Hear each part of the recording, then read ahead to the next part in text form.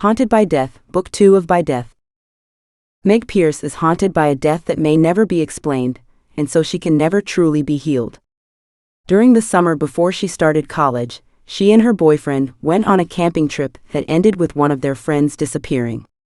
In one fell swoop of destruction, she lost not only a friend but her own innocence, her future, her best friend and lover, her everything. 17 years later, Meg's career as an anthropologist drives her to seek understanding about why things happen and the answers for human behavior. Those questions that torment her have her returning to the same campsite of the tragedy that defined her life. A part of her hopes to solve the mystery that has plagued her for most of her adult years. Ultimately, she longs to find a way to deal with the loss. Instead of gaining closure, though, she stumbles onto a gruesome discovery that has her reeling back to the darkest time in her existence. Detective Chad Ingram has spent the last 17 years attempting to solve a stone-cold mystery, one that also stole his life and his true love. Death seems supernaturally determined to shake up their lives for good or evil, only this time Meg and Chad are both in the crossfire. Chapter 1. The clouds swept across the sky, whipped by a blustery northern wind. The sun was high, shining brightly over the lake and shore. It was a perfect summer's day at the lake. Not far from the water's edge, where multiple brightly colored tents sprawled, Chad Ingram followed his buddies up the beach for a short hike. Bruce and Josh, his best friends, were in charge of today's adventure. The girls had elected to stay behind. This was their last camping trip of the summer, before college started next week. The long-standing group of 3 young males and their 3 girlfriends had made the most of the summer weather to get out and to enjoy their time together. This weekend, Tim and Bruce's cousins, Anto and Puro, who'd moved to the U.S. a couple years ago, had joined them. Chad liked them both, and Puro was easy to get along with. However, his broody brother Anto was, by contrast, hard work. But so long as he was on his best behavior, he fit into the group just fine. Some of the group had worked full-time for the summer, others only part-time, and one of their number was doing summer school. Making time together had been a challenge. And they all knew it was the end of an era. And that making time for each other was important. Next week, each would start on the pathway of whatever future they'd chosen. This weekend was a last chance to let loose before life intruded. Good thing too. Futures were serious business. Josh had organized this day hike, which was intended to be a fun couple of hours, exploring this side of the lake. With only t-shirts, shorts and runners, they weren't equipped to do more. Chad liked to do at least one hiking trip a day when they were out. Not going too far and not putting out too much effort, just a break from the beach and swimming and beer drinking. Well, maybe not that last one, as several of them usually carried an open can of beer with them. This was their second trip to the popular northern area of Washington state. They'd camped at the other side of this same lake earlier in the summer, close to where several members of Bruce's extended family had cabins. That trip had been such a blast that they all wanted to come back and check out the opposite side of the lake, the less popular side. Where they'd first camped out were hundreds of cabins up and down the lakeshore. That area was open and sunny, with lovely sandy beaches. All of which made it a big attraction for kids and families. This time, the group wanted a different experience. They wanted seclusion, isolation, privacy, and a chance to enjoy their last bit of freedom, without having to follow curfews and noise restrictions. And from the looks of the tightly grown forest and steep incline on parts of the hill behind them, they had it. The group took off up the hill in good spirits. Chad walked last in line, smiling at his friends' antics up ahead. Their laughter preceded them, filling the dense woods, even as the sun fought to reach into the old growth and the tightly grouped stick trees on the left. The air was filled with a heavy pine-scented atmosphere.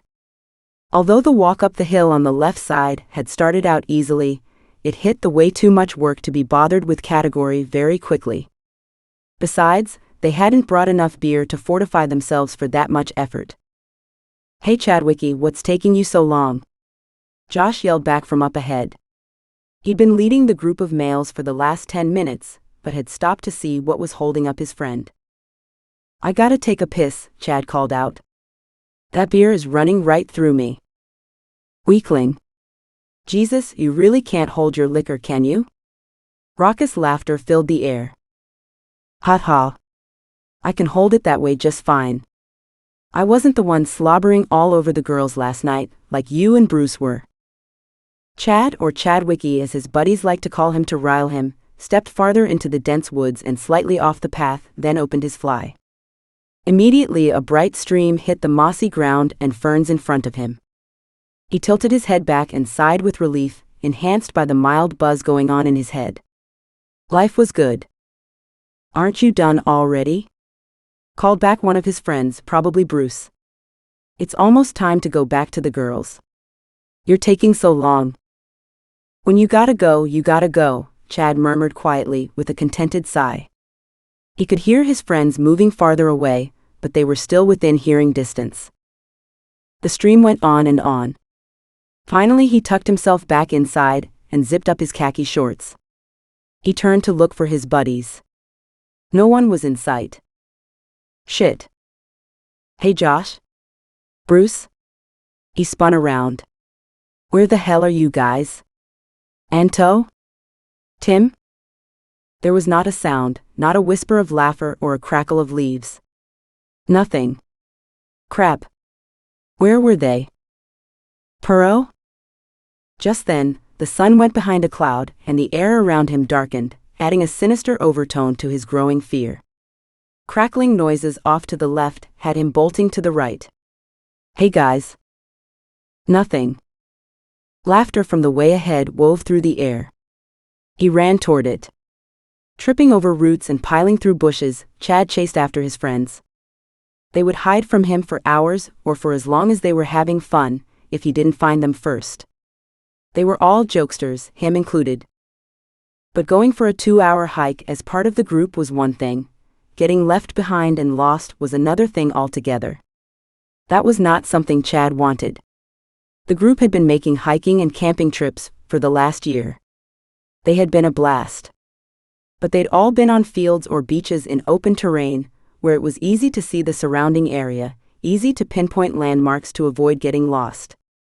Never had they been in woods like this, but of course that had been the attraction this time around.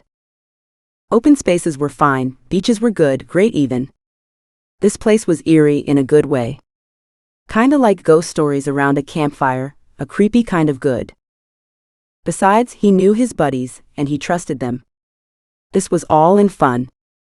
He'd take his hit now, and dish out more to the others later. Just to the guys though. The girls didn't prank like the guys did. And he should know. One was an ex-girlfriend, and the other? She was the love of his life. There had been a little occasional camping with both his ex and his current girlfriend, but he hadn't gone out with CIA since last Halloween. He'd hooked up with Megan, or Megs as they often called her, in February. She was special. He'd had several girlfriends already, but she had been the first one to touch him inside and to make herself right at home with him. She belonged with him. He loved that connection, that specialness of knowing he'd found the right partner. His friends thought he was nuts and were always pointing out other chicks and telling him to test drive a few more models before he made a decision. The thing was, he'd already done that. CIA had been one of the worst ones. And his friends just didn't get it about Megs. There was no decision to be made. It had been done for him. He couldn't explain this to someone who'd never experienced such a feeling, but Megs was his and he was hers. End of discussion. Chest heaving, he stopped his headlong rush and caught his breath while he searched the hillside for his friends. Still no sign of the others. Shit. How far ahead could they be? The incline now looked to be a half-mile deep. He checked his watch. Jesus. They'd been gone 45 minutes already. Given that they were close to the time of returning anyway, the others may have circled back toward the lake already. And that was a damn good idea. They'd always said, if someone got separated from the rest, they were to return to base. Chad should have done that right off. They could be anywhere by now. He didn't want them to send out a search party looking for him. His friends would never let him live that one down. If it weren't for the steep incline, he'd be seriously worried, but the lake had to be down somewhere at the bottom, so how lost could he be? Still, he'd go back to the girls while he could still find his way, and before he'd take the chance of getting really lost out here. A flock of birds flew up in a cacophony of sound right behind him. He dashed around a huge tree trunk and slammed up against it, his heart racing in shock. Shit. Somehow, a fun afternoon's exploration had stopped being fun. He took a deep breath, hating the nerve-induced adrenaline snaking through his system. A lot of country was out here. And he was starting to freak himself out. He'd never been lost or alone in the woods before. Didn't like it much either. Talk about feeling small and unimportant in the vast world of Mother Nature. Hey Josh? Bruce? Very funny guys. Where are you? Pro? Anto? No answer from any of them. Shit. He hated this. He couldn't see anything but more brown trees and moss and green bushes in every direction. That wasn't good. His friends were good people, but they were assholes when they pranked each other. Yet Chad had been as guilty as they were. A branch cracked off to the left. His heart jumped, and he hid behind a tree. He held his breath. What the hell was that? The undergrowth crunched as if something were walking heavily on it. All other sounds had stopped. He swallowed hard and slithered downward to the base of the tree. After a long moment, he peered around the edge of the tree trunk. He couldn't see anyone. Yet he heard a stealthy noise, barely. Branches rustled, leaves slid against each other, and the birds had gone silent as if they saw something which he couldn't. The noise could have been from an animal. A bear? But he wasn't so sure. It hadn't been his friends. He knew that. They didn't have the skill to move so quietly. They were all elephants. But hundreds of cabins were here, and likely thousands of people, counting homes, campgrounds, and the park. He waited, still peering from his hiding spot, but he couldn't hear anything else. Then it hit him. The noise had come from the direction of the lake. From where they'd left the three girls alone. Alone? Oh, Megs. For the first time, he realized how stupid they'd been. His heart went into overdrive, and he could barely breathe. Oh shit. Oh shit. Oh shit. Taking a deep breath, he plowed through the brush the way he'd come, around trees, ducking under branches, jumping over fallen logs, and dodging the bushes that reached out to slow his progress. He had to get back. Something was wrong. He knew it. He just didn't know what. He crossed what seemed like dozens of miles. He wished he knew where his buddies were right now, but it was the thought of the girls that scared him. They should never have been left alone, never. He broke through the tree line, gasping in pain, his body trembling with panic, sweat coursing down his back and soaking his t-shirt. And at last, he came to a dead stop. Megs was there with Stephanie. The two girls were in the lake, floating on air mattresses about 20 feet from shore, talking and paying no attention to anything but their conversation. Relief washed through him at the sight of Megs's long, lean body stretched out under the sun. He bent over, struggling to breathe. She was fine.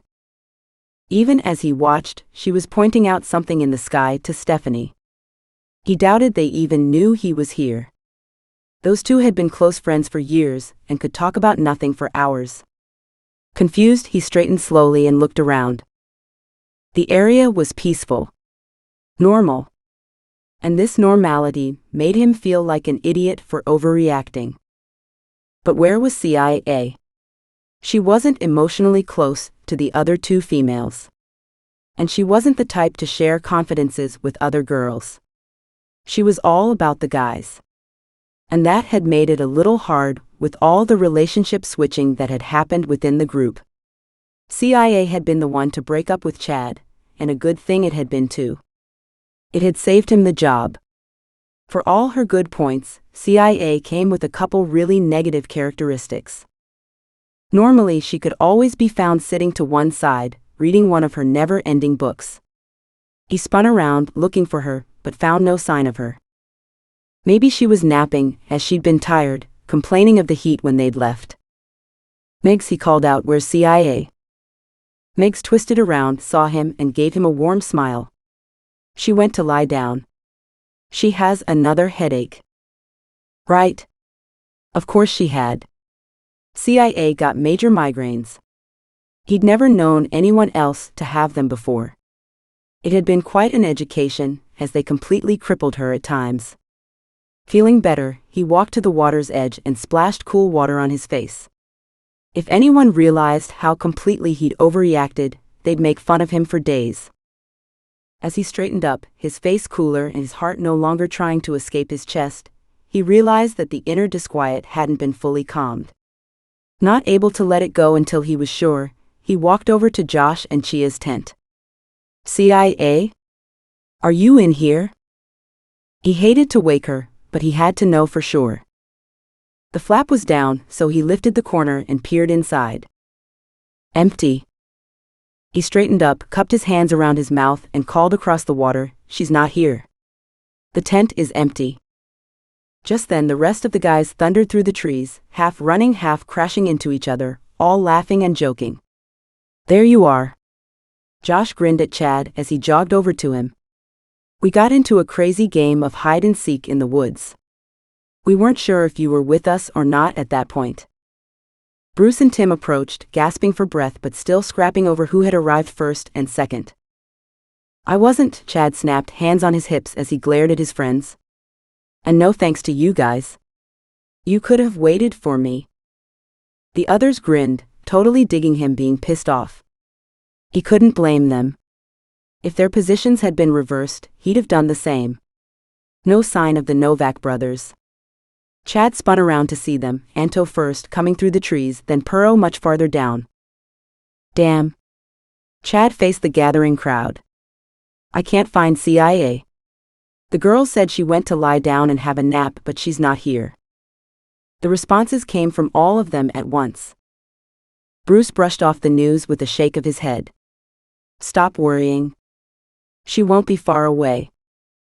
Probably grabbed her book and found a shady spot to read." "Anyone check the outhouse?" Chad was having none of it. A horrible certainty had filled him. This was seriously bad. At his insistence and with the other two girls now back on shore, they spread out to search, everywhere. Grim-faced and sober, they finally regrouped an hour later. There had been no sign of CIA. She was gone. Chapter 2. 17 years later. The sun shone through the windshield, warm and soothing after the tumultuous last few months. Meg Pierce stared at the wilderness through the passenger window as Pete drove down the highway. She didn't remember any of this area. In fact, she'd been lost since leaving the highway. It had been a long time since her last trip here. That one had been so horrible that she'd managed to avoid coming back to the area so far. Only it was Pete's favorite spot. And Pete had been insistent this time.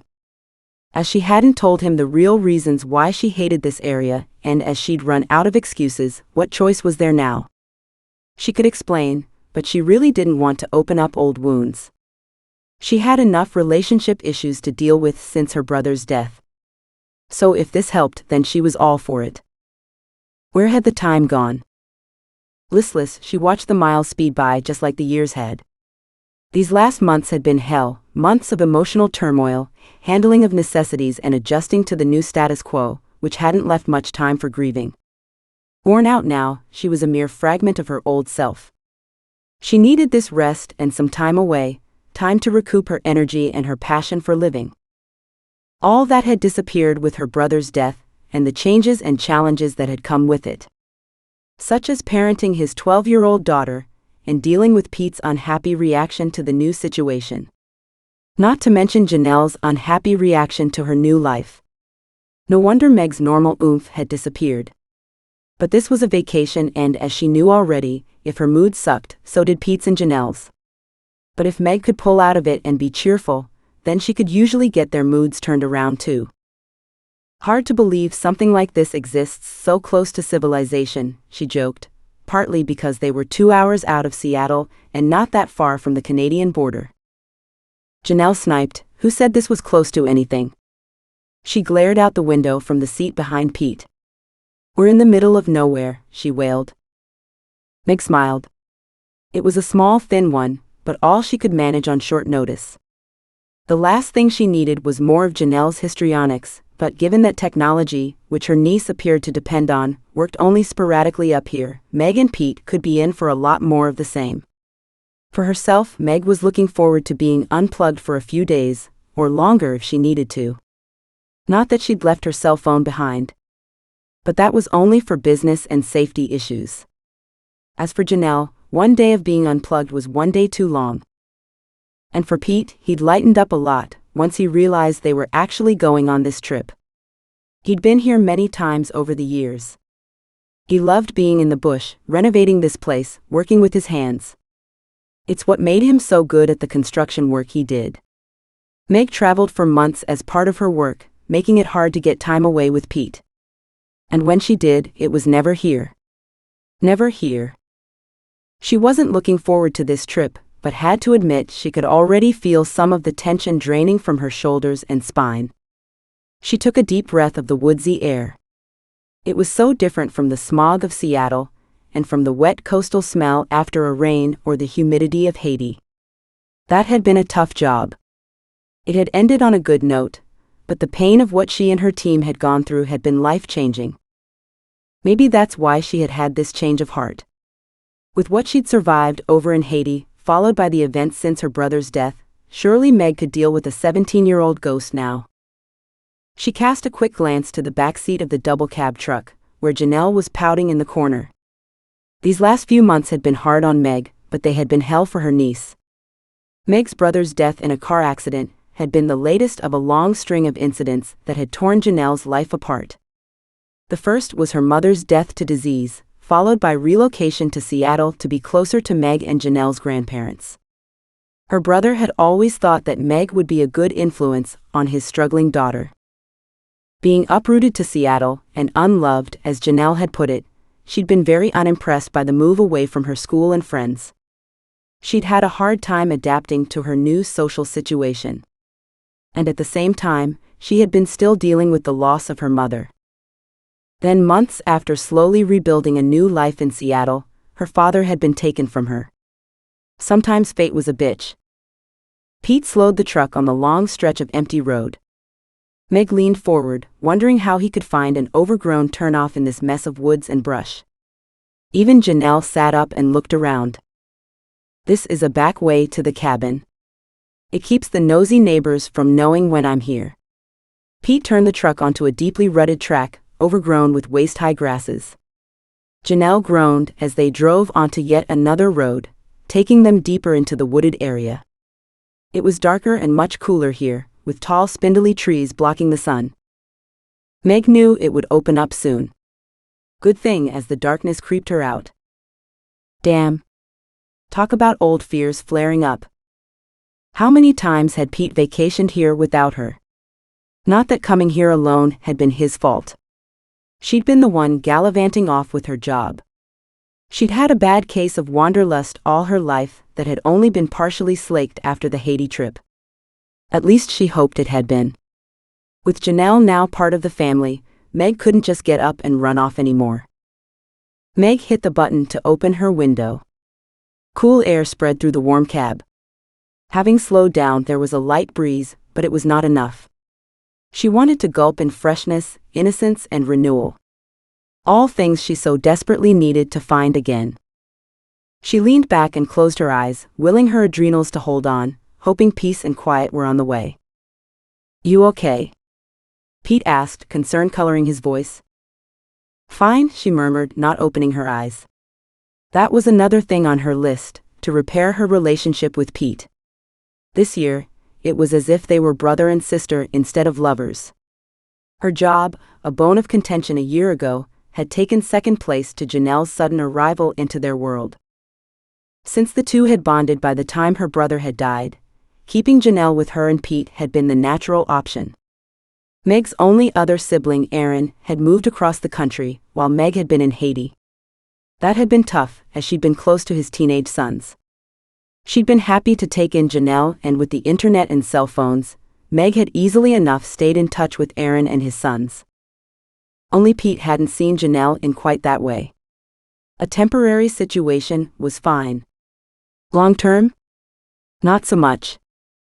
Pete had wanted to start a family a few years back.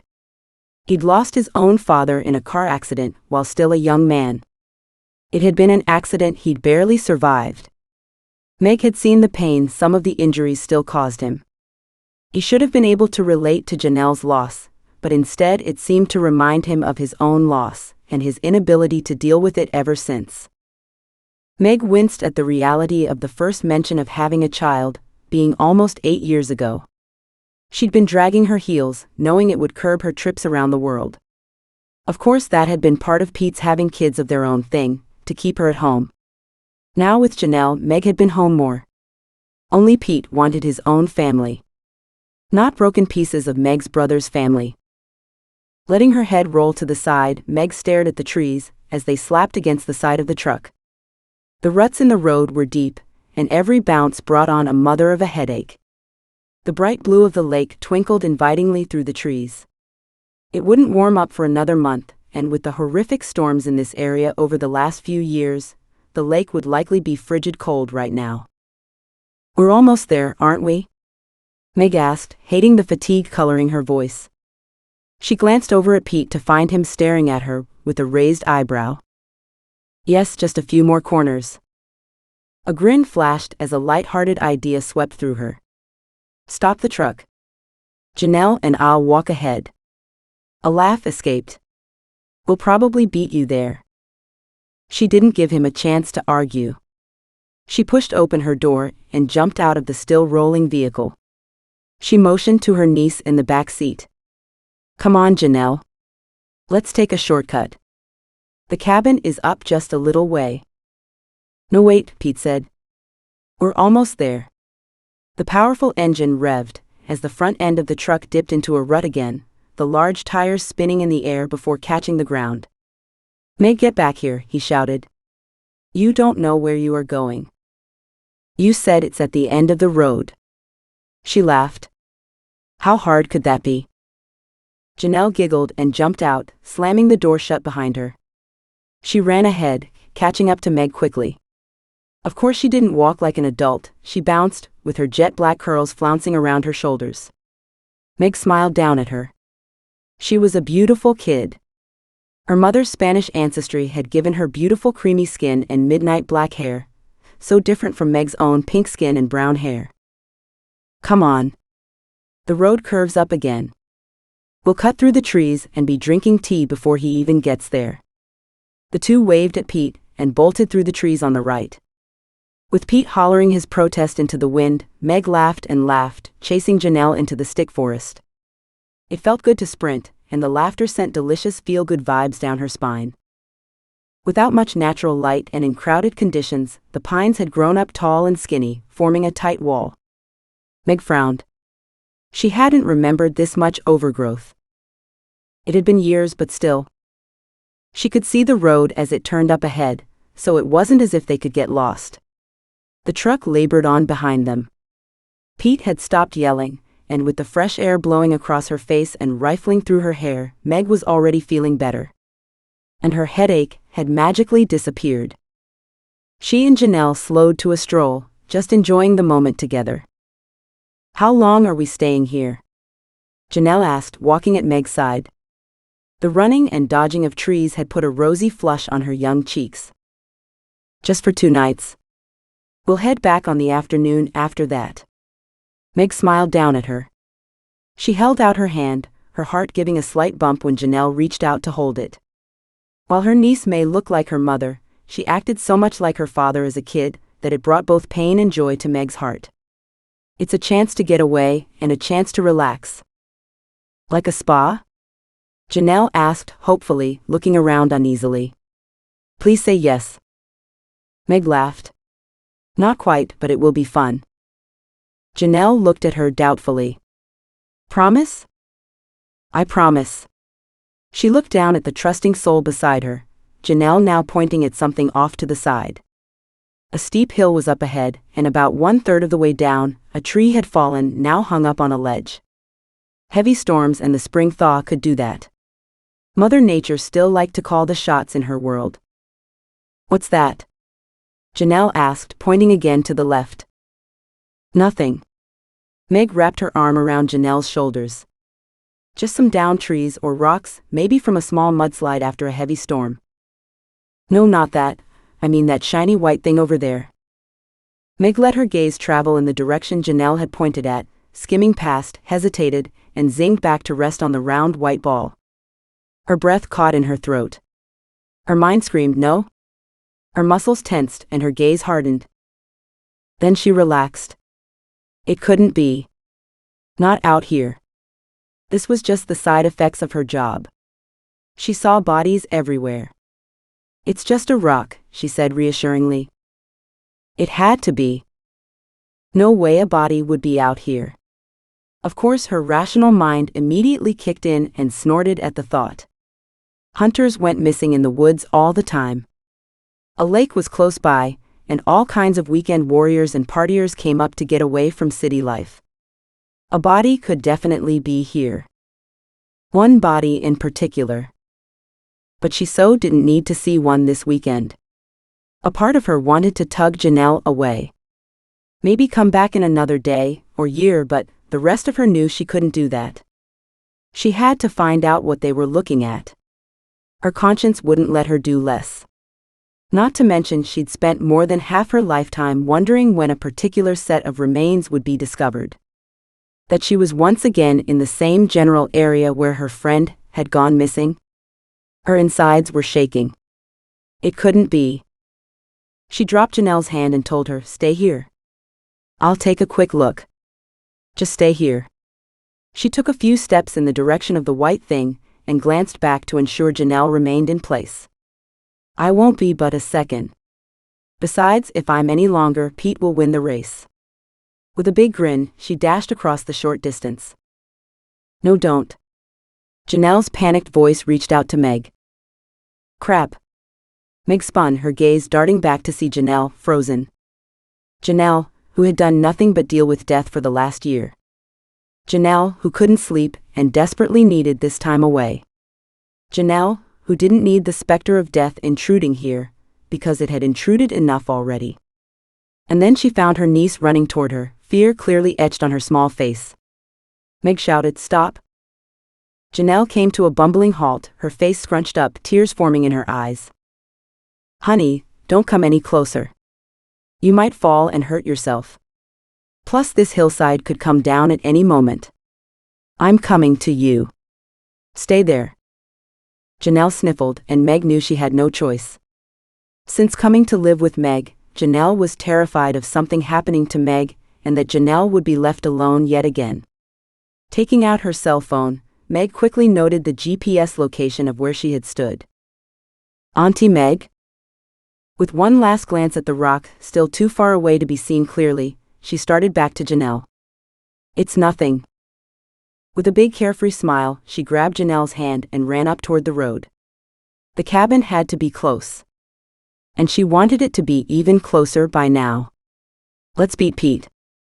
Laughing again and gasping for air, they crashed through the tight brush onto the road just ahead of the truck.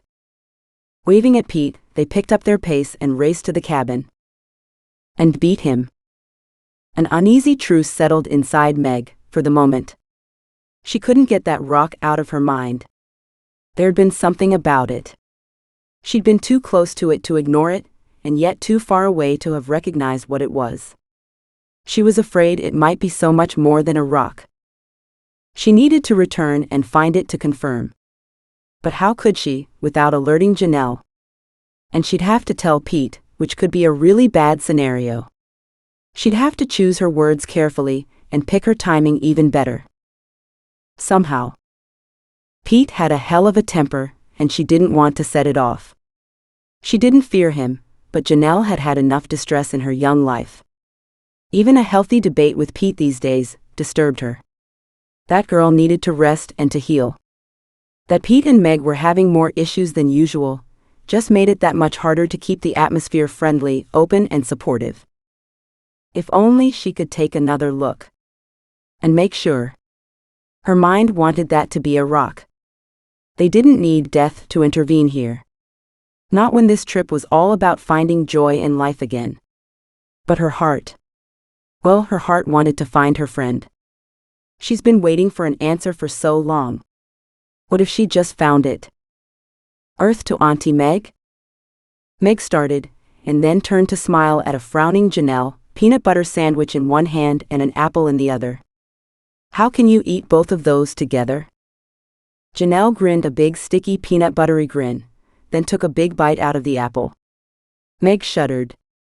She picked up an apple for herself and took a big bite. What were you thinking about? Janelle asked, her mouth full. Automatically Meg said, "Don't talk with food in your mouth." Then she winced as she heard echoes of her mother's voice. Sorry? That was instinct. Yeah. Deliberately it seemed, Janelle took an oversized bite and worked her jaws to munch it down to normal-size pieces so she could swallow them.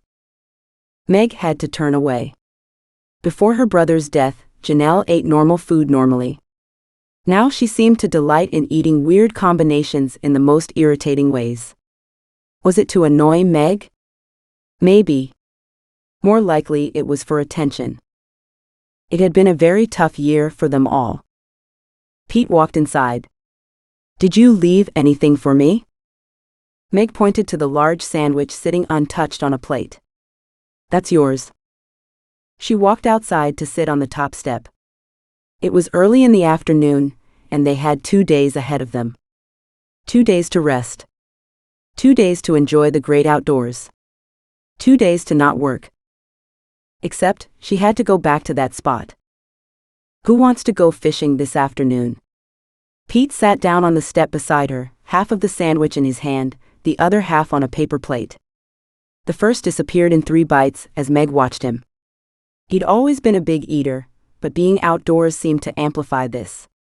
He picked up the second half and demolished that in a couple bites as well. Not me. I'd be playing games on my cell phone, but, oh, you wouldn't let me bring it. Janelle pouted in the doorway behind them.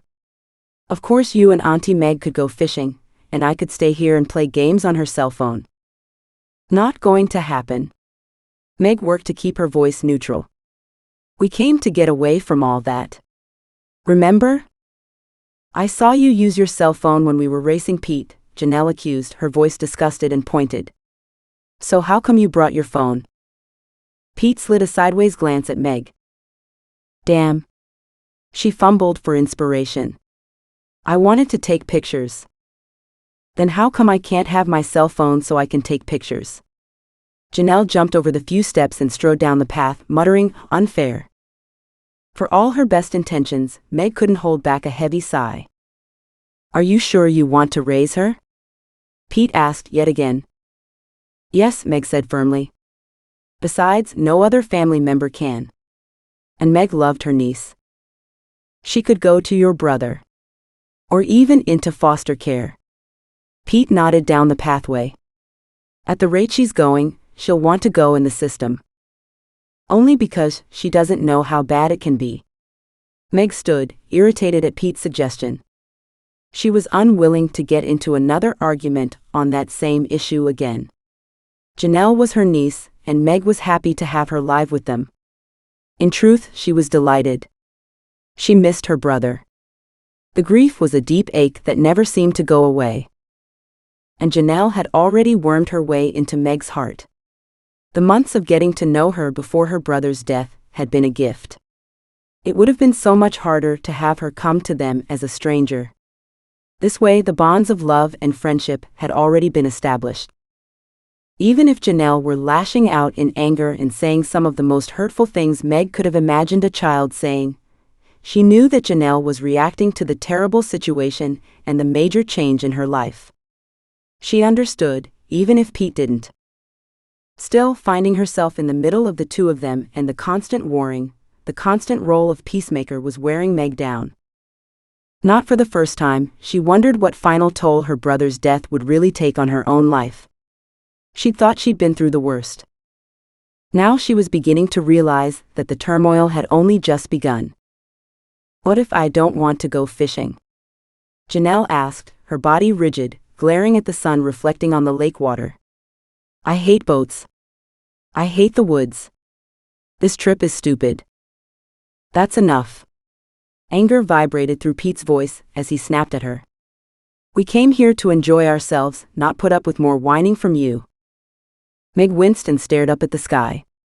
She closed her eyes at the soft sniffles from her niece. Janelle went from anger and disgust to tears and heartbreak in a snap these days. Right now, Meg had to admit she'd like a good cry herself. Then go without me, cried out Janelle. I'll stay here. No. Pete's voice brooked no argument. Get in. We're here. The least you can do is go out for an hour and give it a try. Disgust laced his voice as he gazed down at Janelle. Pete had never been around kids much, and his first foray into them hadn't been easy. Meg was about ready to step in yet again when Pete added, his voice softer, calmer, "You've never even been in a boat. How can you say you hate it? Come on. Just think of all the stories you can tell your friends when you get home." Janelle perked up. Meg closed her eyes on a whispered sigh of relief. Another situation had been averted. Meg, you look tired. Why don't you have a nap while we go out in the boat? Surprised, Meg stared up at Pete. Normally, he would never voice such a suggestion. Inside, hope loomed. An hour alone would be wonderful. She not only needed a break, she needed peace of mind. And that meant returning to the spot she'd marked with her GPS. Pete stepped closer, whispering, "You know that she behaves differently when it's just her and me. Let me try this. Maybe we can get on a better footing. Just think. We might enjoy the weekend after all." He leaned over and kissed her gently. Janelle, now with her life jacket on, climbed into the boat, then Pete pushed off. Janelle didn't look back at Meg. Maybe that was a good thing. Meg was still dealing with Pete's first kiss in over a month. In fact, it might have been much longer than that. Her heart was breaking as she watched her partner and niece paddle out to the middle of the water. Just another sign of all that had gone wrong in her life. Maybe, just maybe, they'd hit a point where they could turn that around. Feeling better than she had all day, she waved at Pete and strode back up the path to the cabin. She retrieved her cell phone and brought up the coordinates of the site she'd entered. Knowing her time was short, she picked up a light jacket and a couple plastic food bags, wishing she had gloves with her. Hoping to avoid problems, she entered the coordinates of the cabin so she could find her way back. With a last look at the lake where she could see Pete's and Janelle's heads close together, with rods in their hands, Meg took off into the woods. The sun was bright and strong when she left the cabin, but once into the deepest part of the treed area, the sun couldn't penetrate and coldness ruled there. She closed her jacket and picked up the pace. If things blew up between Pete and Janelle, they could be back in half their allotted time. Meg had no excuse for not resting up. At least, not one she wanted to share with those two. She checked her cell phone. She had to be damn close. Sure enough, the location should be just off to her left. She glanced around. The area did look familiar, but not so familiar that she could have found this spot without having marked it first, as she approached it now from a different direction.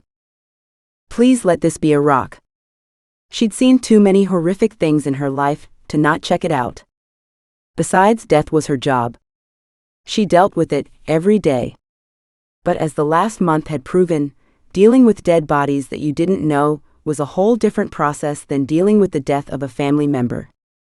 She'd never seen her brother in a morgue, or dealt with the process of identifying his bones, like she'd done with bodies in Haiti and in so many other countries. In those cases, the people had been dead a long time. The hole they'd left in the families was already closed and healed over. In many cases, the families themselves were deceased too. Meg took several more steps to the left, shifted around a tree, and stopped. Yes. This was the right place. Taking her time to observe the area, she clambered over a fallen tree, feeling her fingers slipping deep into the moss growing over it. This was such a rich and different world from what she was used to. Long green vegetation hung from branches high overhead. The leaves underneath her feet were spongy, decomposed. She knew the weather had changed over the last few years. What had once been dry and hazardous 17 years ago had now become moist and musty. Heavy rainfalls and strong tree growth had blocked out the sun, and had resulted in the ground becoming more boggy than dry in the lower-lying parts.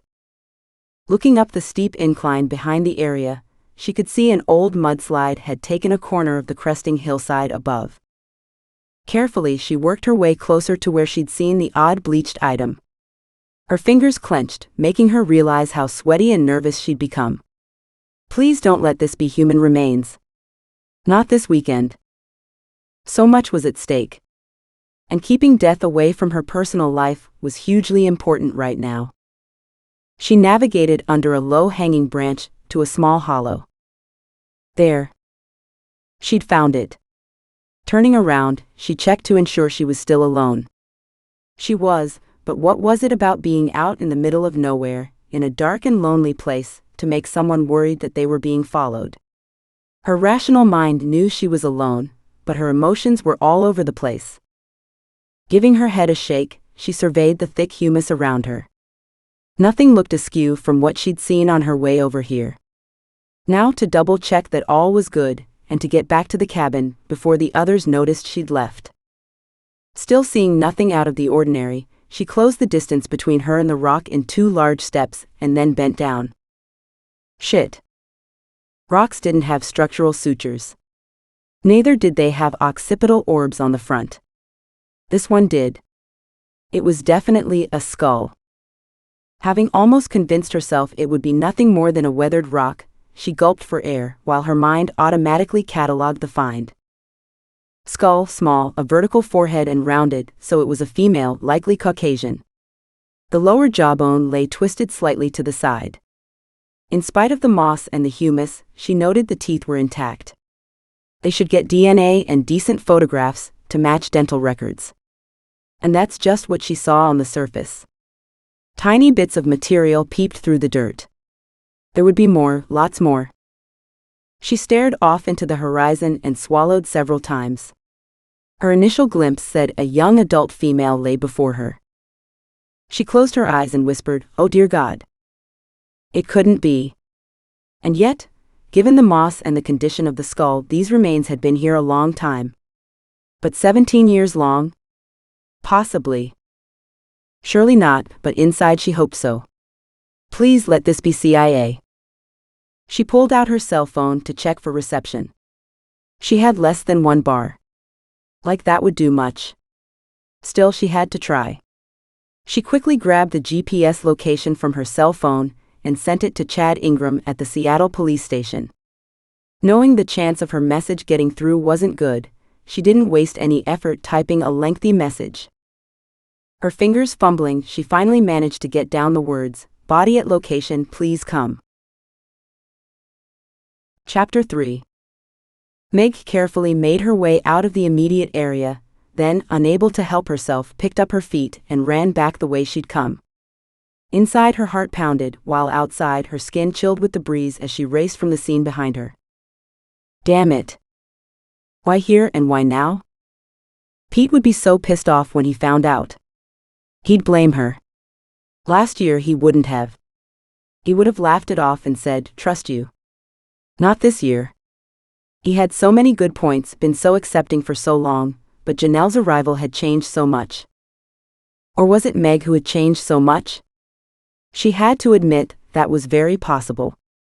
She was not the same person she'd been a year ago either. And maybe she wanted different things herself now. How much difference a year could make. She reached the cabin, hearing Janelle's excited voice in the distance. Thankfully, it was coming from the lake. Meg rushed into the cabin, quickly washed her face, checked her appearance for twigs and moss, and then strolled down to the water's edge. "Well, don't you look happy?" she said to Janelle with a big smile. Janelle's face split into a wide, happy grin that made Meg's heart squeeze. It had been a long time since she'd seen her so carefree. At least Janelle had had this moment. And maybe Meg could keep her out of the worst of what was to come. She had to. Janelle had been through enough. "Did you get a nap?" Pete asked with a relaxed look on his face. Obviously, the fishing trip had been a resounding success. She shook her head and lied just a little. I tried but couldn't, so I went for a walk instead. He nodded, reached into the boat, and pulled out 2 still flapping fish. And we caught dinner. That makes you the cook. Wow. Meg laughed, enjoying the moment. I can do that, but you are so cleaning those things before I take over. You clean them? That's gross. Janelle backed up several steps, her face twisting in revulsion. Laughter rolled across the lake. With Meg's help, Pete pulled the boat alongside the dock and tied up. He handed the tackle box to Janelle, the rods to Meg, and then pulled out his pocket knife. I'll take care of these now down here. You two can go on up. A cup of coffee would go good right about now. Yes, boss? Meg smiled and followed Janelle up to the cabin. The sound of Janelle's excited laughter lifted Meg's sadness. For now, Meg would take what joy she could. By the time Pete had arrived with the fish nicely cleaned, the coffee was percolating on the stove, and Meg had a salad washed and ready to go. Oh, lovely. She turned on the burner, got the pan hot, and added the fish. Dinner will be soon, so let's set the table and get washed up. Janelle made a moue, but Meg shook her head. You smell like the fish you helped catch. So wash with warm water here, or go back down to the lake for a dip. Cringing at the second idea, Janelle came to the sink and scrubbed her hands. I don't really smell like those fish, do I? She whispered to Meg. Holding down the laughter to a minimum, Meg whispered right back, you smell much better now. With a beautiful smile, Janelle turned to set the table. Meg stared out at the late afternoon sun, dappling through the trees. Damn it. Why couldn't this perfect family moment be extended for the weekend? Maybe Chad hadn't gotten her message. She brightened. That would be great. The bones had lain there a long time from what she'd seen. They could remain there another day without harming anyone. With that happy thought, Meg sat down to dinner. An hour after dinner, her cell phone beeped. Oh no. She reached for it, wishing she'd put it on mute. Call me. That was it. She glanced up, both Pete and Janelle staring at her disapprovingly. She offered a small smile. Sorry, I thought I had it turned off. So turn it off now. Janelle frowned, as Meg continued to stare at her. It's not fair that you have your phone and I can't have mine. Meg couldn't resist a small eye roll as she murmured, slightly different scenario, kiddo. This is work, not games. I thought you told them that you were going away, and not to call. Pete's voice was tight, cold. She sighed. I did. And? How could his voice, already chilly, become like polar ice with that one word? So smooth and so silky it sent chills down her back. She groaned lightly. Please, can we talk about this outside? She nodded at Janelle, who sat quietly, watching and taking it all in. He frowned, then relented. Fine. Janelle, clean off the table. We'll heat up some water to wash dishes when we come back in. That invoked an immediate response. Meg went through the door before the last of the screeching could be heard. Janelle hadn't had a problem with helping out and doing chores until she'd lost her father. Now gaining any cooperation from her was a challenge. That girl needs a stronger hand, Pete said brusquely, as he followed Meg out. You let her get away with too much. I know, Meg admitted, but right now she's got a lot to deal with. And rules will help her deal with it effectively. He leaned over the railing at her side. She'll appreciate you for it later. Maybe. Moodily, Meg stared at the darkening sky. For all the beauty here, there is a dark underside to this place. She felt more than saw his sideways look at her. That came out of the blue. I think it's time you changed your profession. You are always so depressed and negative these days. Well, this time I have good reason. It was now or never. She wouldn't get a better time. Calmly she collected her thoughts and then explained what she'd seen and how she'd gone back to check and had confirmed what she'd originally suspected. He just stared at her, the whites of his eyes bright in the dim light. You can't be serious? Oh, very serious. She watched the emotions rush through his gaze. His features were always more closed than open, stern more than light-hearted. He'd been raised by a father who hadn't spared the punishment, and had then died when he was 7. It had molded Pete into a strong but also hard man in his own right. Their decade together hadn't always been easy, but it had been rewarding. "And what did you do about it?" he asked, his voice knowing and yet flat, as if realizing he'd have to make the best of it. She winced. "I texted a cop in the Seattle department that I know." "Texted?" He stared at her. "Yeah." She held out her cell phone. "The reception is lousy. I was hoping the text would get through better than a call would." "Was that the text you received over dinner?" She nodded. He sighed and looked up at the stars. "Was it really too much to hope you could leave work behind for a couple days?" Now that wasn't fair. She hadn't planned on finding a skeleton. She hadn't gone looking for it. Well, she had, but only to confirm what she'd seen the first time. She opened her mouth to protest, but then slowly closed it. It so wasn't worth it. She waited quietly. "So is this person coming here? And if so, when?" "I don't know. He asked me to call, but there is no reception." "Good. Then call when you get back home. Give us a chance to work on there still being an us." With that, he turned and walked back inside, leaving her staring after him. Jesus. Were they that close to there not being an us anymore? Her throat seized up. She knew they were having major trouble, she just hadn't realized they were that close to the line. And if they were, how did she reconcile her own personal ethics with her personal life? And was her work in this case a deal breaker? She should be calling Chad, and if that didn't work, jumping in the truck and going back to town and raising the cavalry to come and help. But it was dark, and she didn't know the road. So it was foolish to leave at this time of night alone, and she didn't want to ruin her family's weekend. Considering that she had limited communication out here, would it matter if she waited overnight? The remains had been there for years. Would another day or two make a difference? "Auntie Meg? Are you coming inside?" Janelle's timid voice squeaked out into the darkness. Hell. Janelle, already dealing with enough right now, had been unsettled by Meg's exchange with Pete. No. Given the circumstances, it wouldn't be wrong to wait until morning.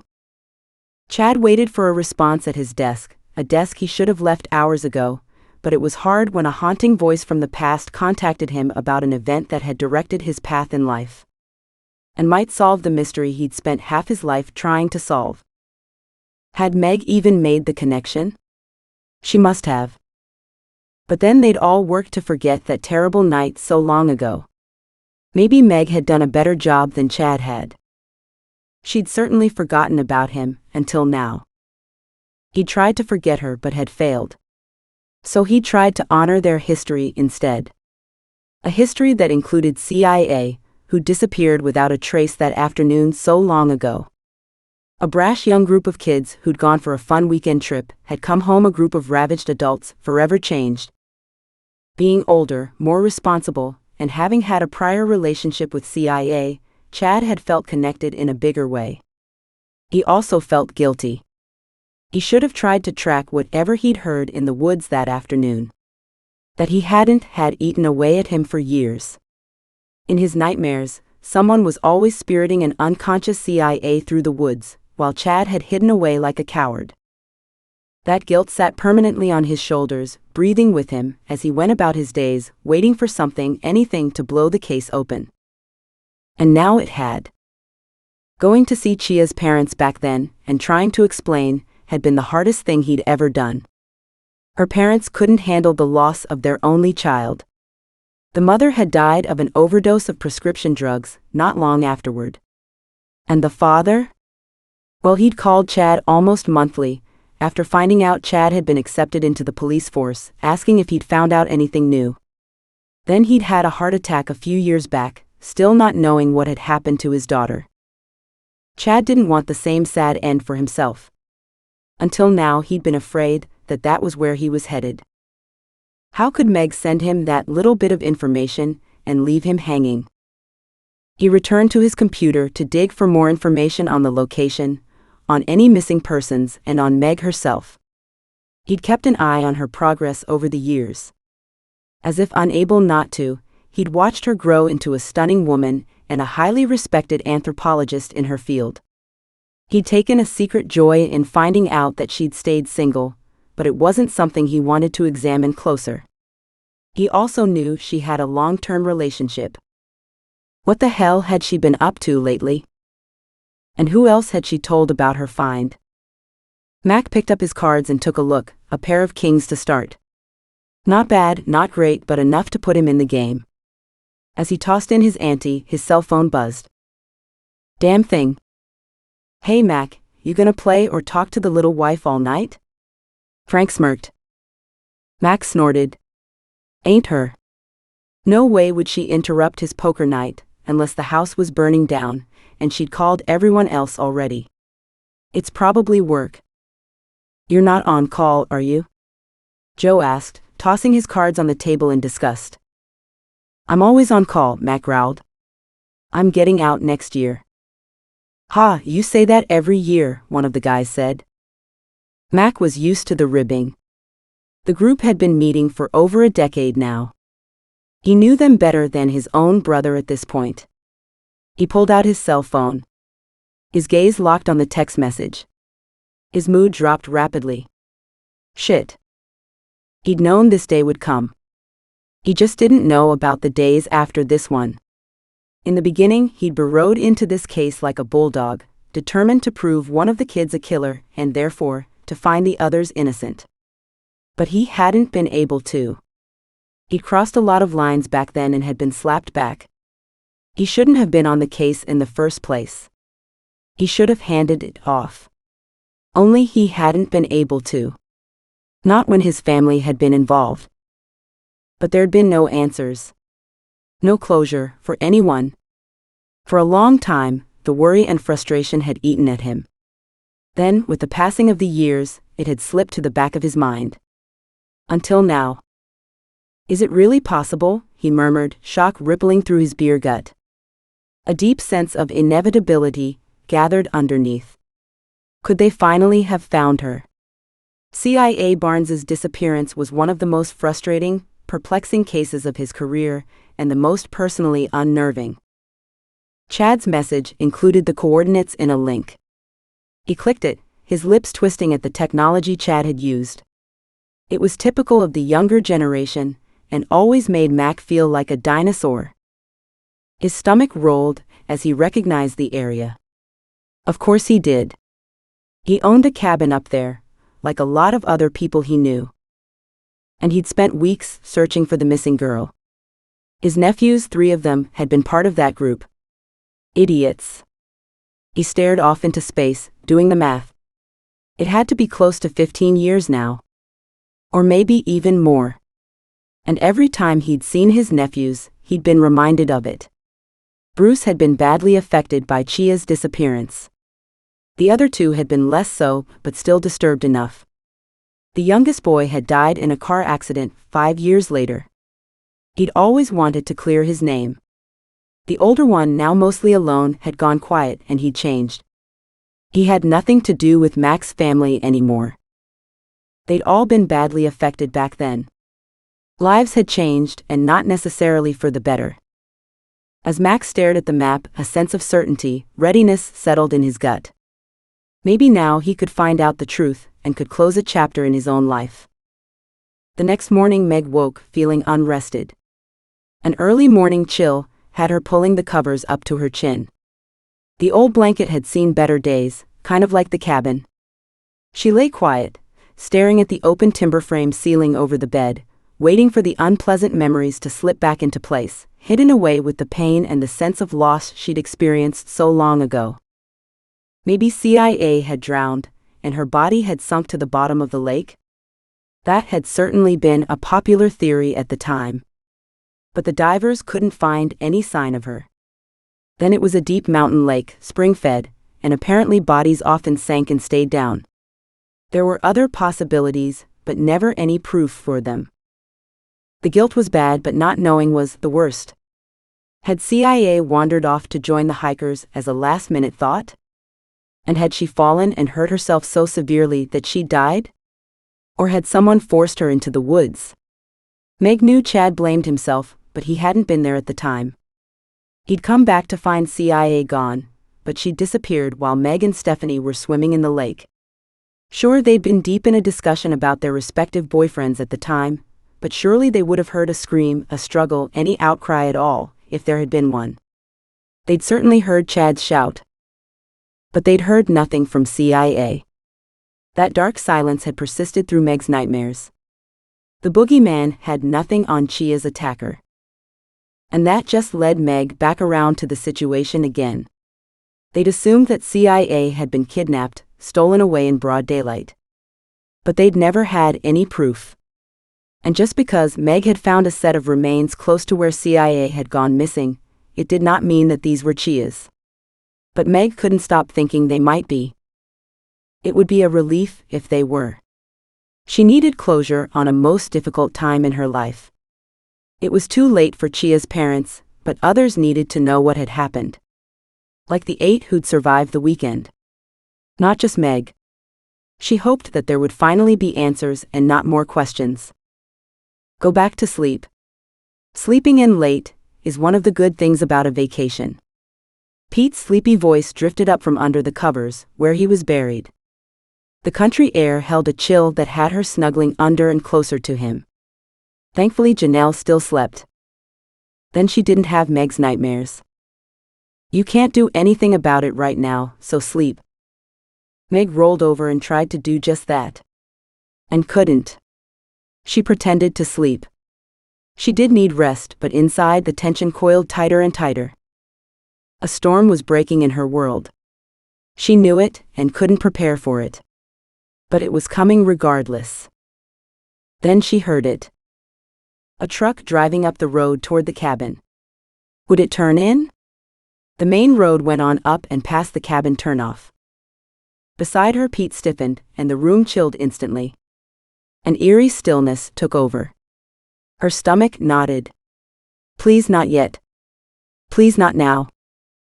She held her breath, listening, and sure enough, the engine shifted, and the growl changed as it slowed down. Even from inside the bedroom, she heard as the truck bounced over the ruts. Her eyes closed. Shit. Chapter 4. Meg slipped out from under the covers, gave a slight shudder at the chill, and dressed quickly. It would take a few minutes for the truck to get to the GPS coordinates. She had no idea how long it would be before the driver would continue the drive to the cabin. If he even knew about this cabin. She hadn't called Chad back last night. She'd tried but couldn't get any reception. Maybe he'd come to check out the location alone. What she knew for sure was that if Chad had gotten the message, he'd come. No way he could ignore a body found in this area, any more than she could. She hoped he didn't ask the one question she didn't have an answer for.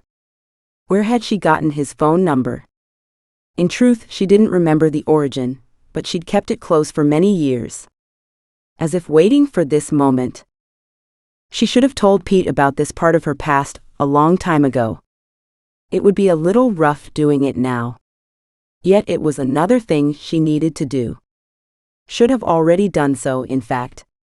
So why hadn't she? She mulled it over as she made coffee. There'd been a lot she hadn't shared with Pete, too much really. Had she just shoved it deep inside, never wanting to touch such a painful topic again?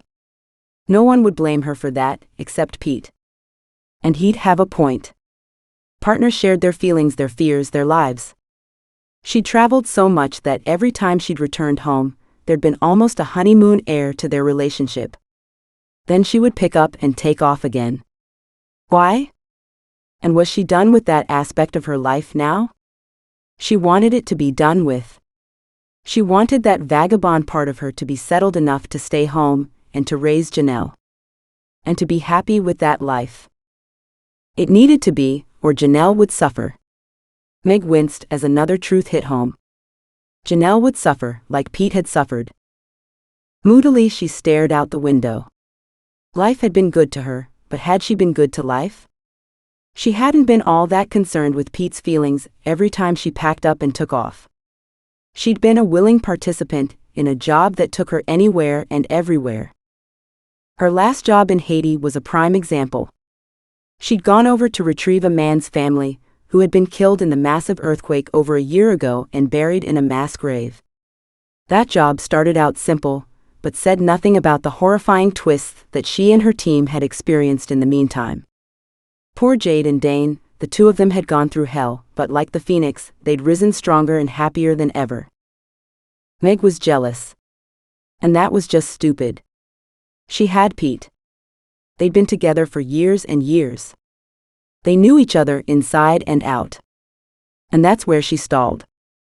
Because the truth was, she hadn't shared with him that defining moment that had sent her on her path around the world and away from him. So just how honest had she really been? How well did he know her? And if she hadn't shared, had he? So how well did she really know him? Her interior foundation, that of knowing she had been on the right path with the right person, cracked a little more. She bowed her head, struggling to breathe. Dear God, this hurt. And it was far from over. This crack was just the top opening up, leading to the crevasse below. Her life was splitting apart. All she could do was grab onto it and try her best to survive. It was now. It was here. It was time. Is the coffee ready? Pete's heavy voice growled from the bedroom. Sounds like that's the end of the sleep we'll get tonight.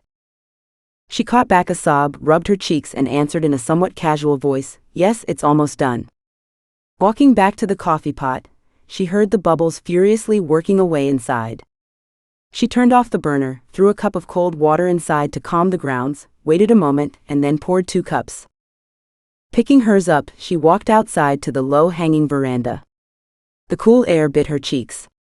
It was the dead of summer, but up here, with so many trees blocking the sunlight adding in the winds before the heat of the sun hit, it might as well be autumn.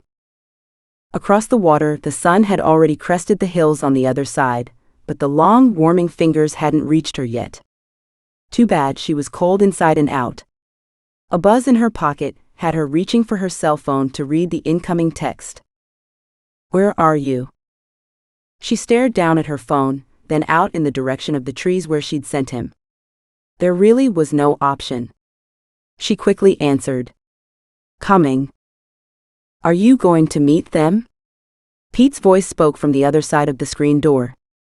A barrier she couldn't miss. With a quick nod she said, It will be easiest this way and the fastest. I'll stay with Janelle. She turned to give him a thankful smile, didn't detect a response, sighed again, put down her empty cup on the railing and walked away. It took 10 minutes for Chad's truck to come into view. At least she hoped it was his truck. She'd only caught sight of him a handful of times in the intervening years. They had a lot of history, and it didn't help that she'd loved him for a long time. She'd gone camping that fateful weekend, knowing he was the man for her, and knowing that their relationship was strong enough to survive the upcoming college year apart. Knowing, no matter what, they could make it through the worst life could throw at them. And as if challenged, CIA had then disappeared, and that disastrous weekend had split them apart almost instantly. And it had kept them apart for years. So much for forever. So much for knowing anything. She had to admit to being excited about seeing who he was now. He'd been tall and rangy as a young adult, not yet fully grown into his height. He'd had promise though, and she hadn't been alone in seeing it. Chad had always been popular with the girls.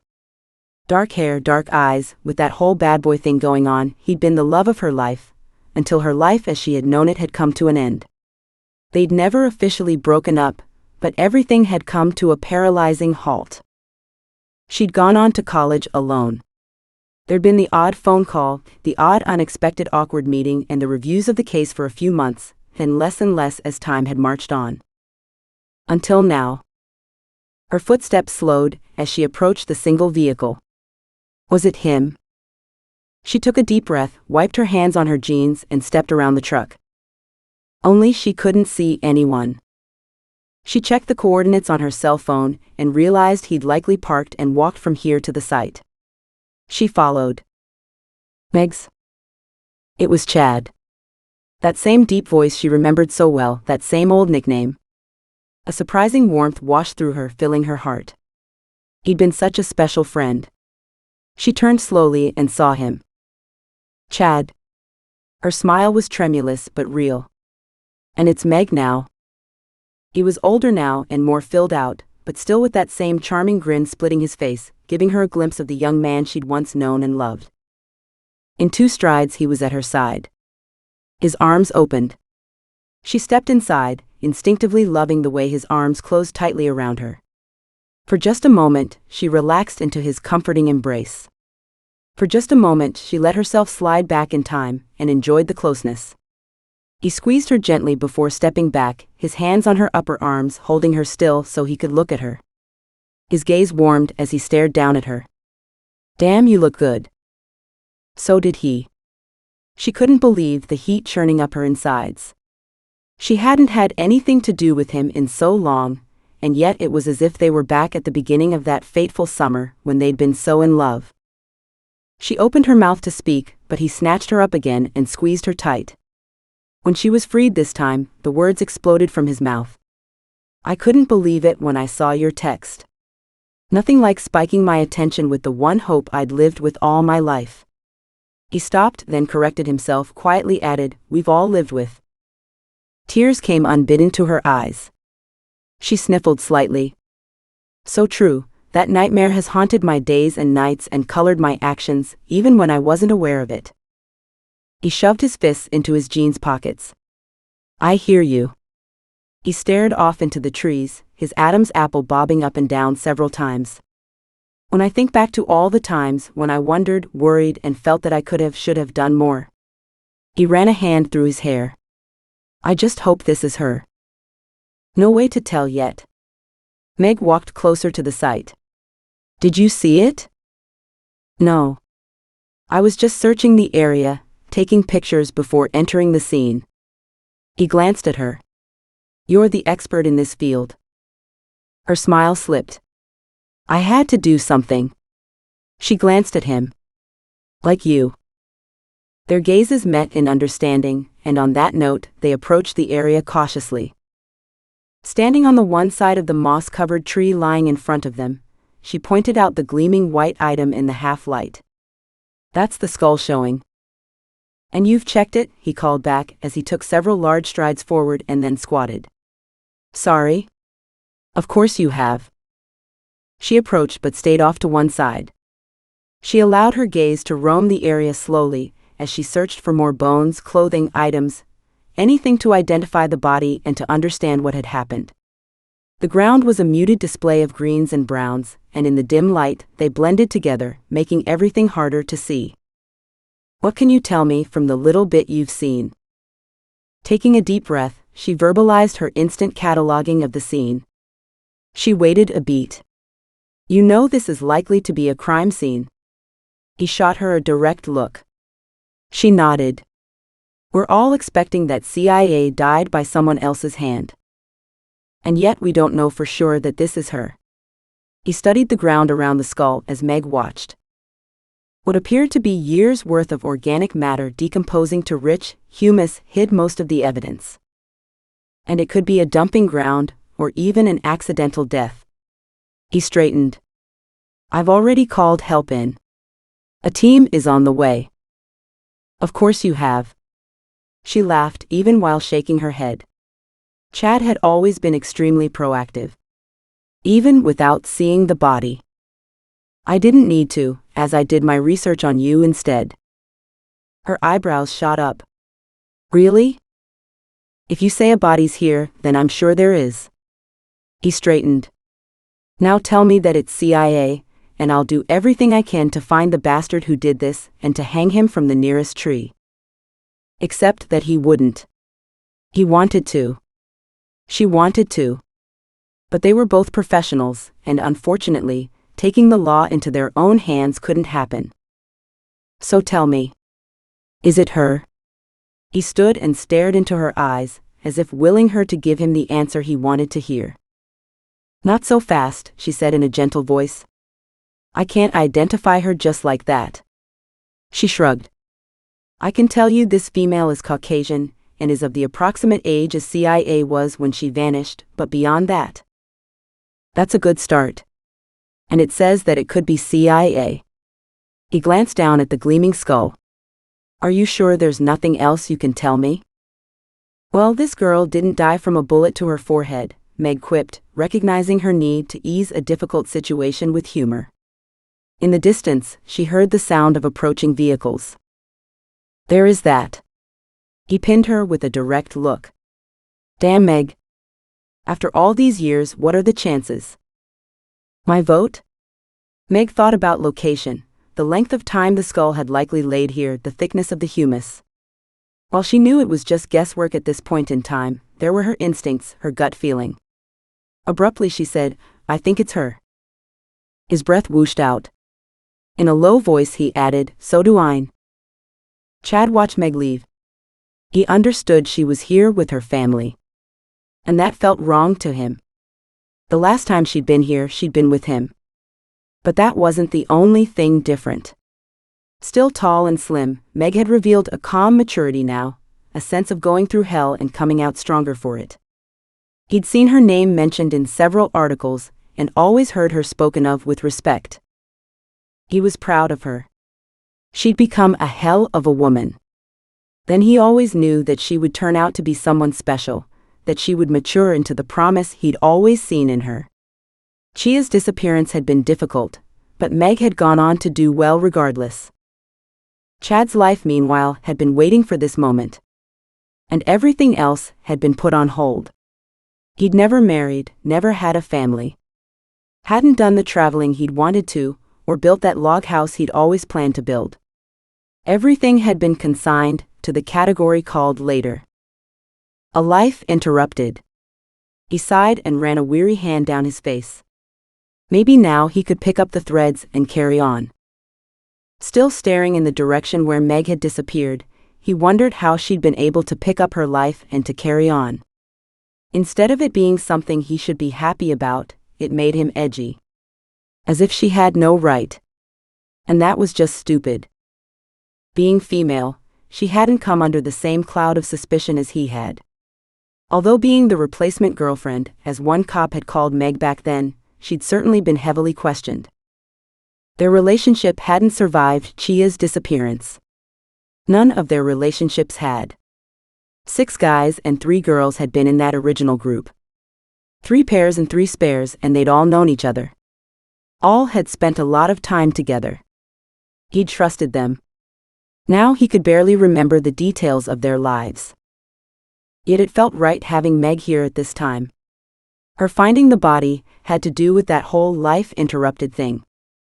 He heard the sound of a truck in the distance. Good. That should be his team. He wanted to get moving on this scene and to find the answers and once and for all, put Chia's case to rest. So he could finally get on with the rest of his life. Meg hated to leave Chad in the sight, but she wanted to check up on Janelle. Make sure that Pete hadn't gone fishing and left her to wake up on her own. Besides, Meg couldn't do more at the site now that the team had arrived. Chad had been fully engrossed with taking care of business. She wanted to be a part of that team, but hadn't been asked. Better she took care of things here first. Her empty coffee cup still sat on the railing where she'd left it. Almost a message. As if it waited for her, just as Pete had done all those years. Another heavy sigh slipped out. Seemed to be all she did these days. There was so much trauma and so many adjustments. But such was her life right now. Pete had put up with a lot from her. She could only hope he'd put up with a little more. She walked inside the cabin and thankfully found both Pete and Janelle sound asleep. She couldn't deny the sense of relief at not being questioned about being gone so long, or about bringing her work once again into their home. And there was coffee. Feeling that she'd been given a reprieve, she filled her cup and snuck back outside to enjoy it. Once settled on the veranda, Chad filled her mind. He looked the same. Older, more mature, harder even, as if he'd seen a lot more of the darker side of life than most people had. Then so had she. They were so much alike, even the paths they'd taken had been along the same lines. What they'd had back then had been so special and so short-lived that she felt like she'd been looking to repeat it ever since, but hadn't found a way of doing it. She frowned and stared down at her swirling coffee. Life with Pete had been good. It was just different. It didn't matter if it hadn't been the same. Pete was here and now. Chad and she had gone their own ways a long time ago. It was not as if they had a relationship to go back to, not anymore. Melancholic and borderline depressed, she couldn't fathom a way forward. Then she heard the sound of more vehicles. She wondered which anthropological specialist they'd brought in, and realized yet another truth. She needed to be part of that team. She had to be involved, to know for sure that no mistakes were being made, and that no shortcut had been taken that would stop them from getting to the truth. And yet she had no right to be involved. She shuddered. Her cell phone rang. "Hello. Are you busy?" Chad's strong voice came through, loud and clear, as if he were standing beside her. She almost looked to see if he was. "Not more than I was a few moments ago when I left you." "Why?" "I need an anthropologist." The team came without an archaeologist or an anthropologist.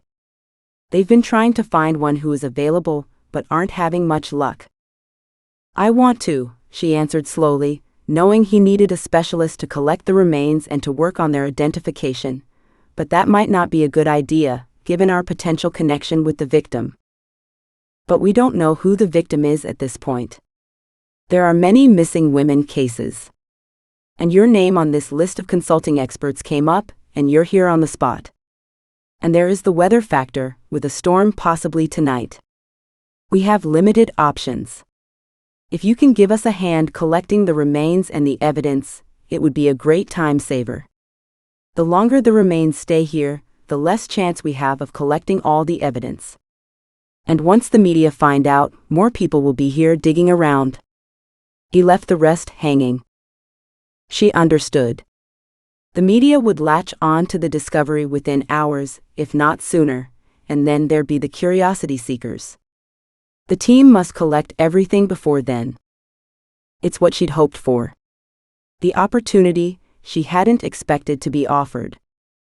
"I'm on my way." She disconnected and stood. "Where are you going?" Janelle's soft voice crept through the screen door. Meg instinctively hunched her shoulders. With yet another sigh, she opened the door, placed her mug on the counter, then hugged her niece. "Some men need my help for a couple hours. It's just down the road. I won't even need to take the truck." She peered into Janelle's eyes, hoping she understood and was okay with it. But a maturity well beyond her 12 years stared back at her. "You found a body down there, didn't you?" Meg wanted to lie, wanted to keep death out of the cabin, only it had already crept in. She whispered ever so softly, "Yes, I did." There was no change in Janelle's gaze, but she hung on Meg's every word. "I will be back as soon as I can. I promise. Take me with you." The plea was so soft and hesitant, it almost broke Meg's heart. She gathered Janelle into her arms. "I can't, honey. That's no place for a child. Or for a niece who had too much death in her life already." Janelle pulled back, her body vibrating in outrage. "I'm not a child anymore, Auntie Meg." "I know." And Janelle had been through so much that she'd grown up more than most other kids her age. "But in the eyes of the law you are." She smiled down, tugging a stray strand of hair off Janelle's face. "I'll be as fast as I can." Janelle's gaze bored into Meg's, as if by will alone she could force Meg to return faster. "Promise?" With a lopsided smile, Meg promised. "And if she isn't, we'll go down there and drag her back up here." Pete's smooth voice spoke from the living room behind them. Still tucking his shirt into his jeans, he nodded at Meg, adding in a slightly colder voice, "So be quick, or we'll be the first two of your curious public." She winced. It was so not the role she wanted Janelle to be in. And she understood Pete's warning. Not liking it, but knowing it was the best she'd get under the circumstances, she dropped a kiss on Janelle's cheeks and headed for the door. Only as the screen slammed behind her did she note that she hadn't kissed Pete goodbye. Again. Outside in the fresh air, racing down the path to the work she loved, she could leave behind the anger, the sense of oppression, the uncomfortable changes that life had forced upon her. She loved both Pete and Janelle more than life itself, but that life had become incredibly wearying lately. She could only hope better times were coming. And maybe this was just what she needed. Inside, a building excitement took over. What if they'd finally found CIA? Meg could leave that part of her life behind. And finally get on with her future. Chapter 5. Chad and his team were waiting for her. She nodded to the others, listened to his brief introductions, then went to the truck. They brought suits and supplies. She geared up, grabbed her gloves and several tools, and moved carefully to the remains. On the way she murmured to Chad in passing, "Thanks? You're welcome. Figured you would like to be in on this one," he said, with a knowing look in his gaze. She paused, gave him a quick glance. "In all ways," she said, then bent down and got to work. The work over the next few hours was painstaking. As she concentrated on the remains, Chad stayed close by but out of her way, while the rest of the team went about mapping the scene, photographing and marking finds. The bones were scattered and, once located, were marked. Trees had fallen over time in a crisscross pattern, keeping the bones relatively contained. Meg worked on the torso. Under and surrounding the rib cage, tiny rotten pieces of material poked through the surface debris. As CIA might have been only in a bathing suit at the time of her disappearance, that would also fit. Some materials had decomposed entirely, others only partially. Some had never deteriorated. The lab would determine more. The original color of the material was no longer identifiable, having been stained some kind of deep woodsy color. All the moss that grew on and around the bones had to be collected and returned to the lab to confirm no evidence was in the foliage. The team had set up commercial lights to assist in the collection process, giving a weird sci-fi glow to the area. In spite of her best efforts to remain neutral, her heart pounded as she lifted each piece of bone and examined it, looking for answers. The bones had been cleaned by Mother Nature, giving further proof of the length of time the body had been exposed to the elements. The remains are scattered. We'll need to search for all the pieces. She glanced around, looking for other markers. Considering the location and the fallen trees, that made sense. There were signs of animal activity, and that was to be expected too. Both femurs are missing. "We have a femur over here," called out one of the other techs from beside her. Straightening, Meg winced as she realized how long she'd been bent over in that position. She stretched slightly, gave a slight moan, and then stepped back to hand over the last of the bones she'd tagged to be moved to the truck. There was more to do, but the work was moving quickly. She glanced at her cell phone. Not bad timing, even Pete shouldn't be too upset at her for this. She made her way over to where the femur lay. Picking it up carefully, she noted the head appeared to have fused. That placed the victim between the ages of 18 and 24. CIA had been 18 at the time of her disappearance. Given the length of time, which she could only estimate. Chad held up a tape measure, their gazes meeting. He quickly measured the length of the femur, while she did the mental calculations. The victim was right around 5 feet tall. A long hard breath shuddered free from Chad. And CIA was 5 feet tall, a hair over as she liked to say. Meg nodded. She closed her eyes. Then straightening her spine she said, "Let's finish this." The excavation was time-consuming to do properly. With the evidence of animal activity around the remains, Meg wanted to ensure she had every bone possible. 2 more of the ribs lay at her feet off to the right, and a couple pieces of the spine were on top of each other to the left. The skull was next. She moved it onto a large sheet and examined it carefully. She kept her feet firmly in place to avoid shifting anything, just in case she lost something important. She found no head wounds, no indication of a blow to the head as the cause of her death, There were small animal marks, but the top of the skull was amazingly undamaged. The lower jawbone, in similar shape, was placed next to the skull. She was happy to see large, healthy teeth, and even happier to see the molars. Not only could they pull DNA from them for identification, but they certainly put the age of the victim within the 17 to 22 range, which was another point in favor of these bones being Chia's remains. As Meg scooped up the debris from around the head, a smaller white bone caught her eye. She lifted it carefully and held it up, her professional eye immediately understanding that she was holding the hyoid bone. The breath gushed out of her chest, and for a moment she couldn't breathe. It was too early to make a formal cause of death, and she, for all she wanted to be in on the examination of these remains, might not be the one to find the official cause of death. Yet this bone gave her a lead in that direction. It had been fractured. And it answered one question, in her mind at least. Chad leaned closer. "What did you find?" She looked over at him, her eyes wide, knowing the sheen of tears in them was unmistakable. An eerie silence filled the air. Several of the team walked closer, as if understanding something important was about to happen. This victim, she swallowed back Chia's name, was strangled. Then she couldn't help herself from whispering, "CIA was murdered." Chad stared at the small bone in Meg's hands. He swallowed hard. They'd known it. There'd really been no other answer. But knowing it wasn't the same as proving it. And he knew it was too early for conclusive identification, but given everything they knew so far, he was sure they'd finally found CIA. And that made his spine freeze. At this moment in time, everything locked down, as he realized what had happened here 17 years ago. His gaze fastened on Meg's, knowing that she was thinking the same thing. The sadness in her eyes, the inside knowledge of what CIA had gone through, that same knowledge was streaming through his mind. Strangulation wasn't easy to do effectively.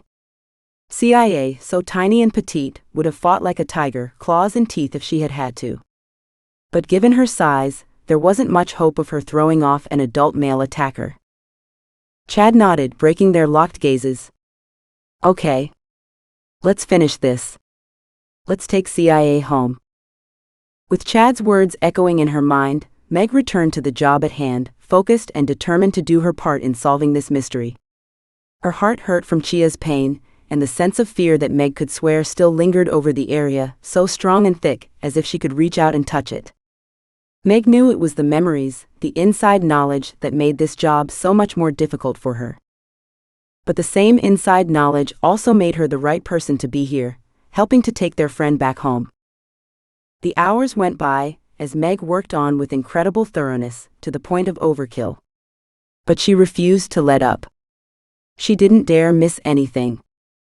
As the last of the bones were collected and packed for transporting, she walked back to where she'd found the skull and bent down for one last look. Something glinting below the skeleton suddenly caught her eye. She crouched lower and carefully scooped up the next layer, including what had caught her eye. It was a necklace. Using her fingers, she gently tried to clean it, but it was as organic looking as the debris around it. It was a small, simple heart-shaped pendant. She remembered all the girls wearing them back then. Turning it over, she found something inscribed on the back of the heart. "What did you find?" Chad dropped down beside her. His breath caught as he saw what she held in her hand. His voice hoarse, urgent, asked, "Can you read it?" Using a flashlight, she tried to read the inscription. She could barely make out the words. "Oh God." Her heart squeezed and her breath locked deep inside. Wordlessly she held it up into the light, so he could read it for himself. He whispered reverently, "For Megs. Love you always." They stared at each other. Pain, fear, and understanding filtered into his gaze. "Meg, is that yours?" She swallowed hard, closed her eyes, then opened them to look directly into his worried dark eyes. Then she nodded and whispered, "I think so." Chad let his gaze wander over Meg's devastated face. Tears were in her eyes. He hadn't thought about the cost to her personally of taking on this job. He'd been thinking of the cost to her not being involved. From what he knew about her, from his research, and the articles written on her, she was very exacting in her work. She was a perfectionist that coaxed the most from the evidence. He needed that, both professionally and personally. And now he'd hit a snag he could never have foreseen. But first things first, he motioned at Larry to take over the chain of evidence and to document everything that had just happened. With one last glance at the necklace, he nudged Meg into putting it carefully in the bag, where it was sealed and written on for the evidence tracking. He tugged her to her feet and walked her back out of the circle. "You did your job. Let them finish this up. You know my being here is a problem now, don't you?" She stared at him, dazed and unfocused. Shit. Who could have prepared for this? The best thing was to follow procedure and to carry on. It's what they all did best. Process the evidence and see where it led them.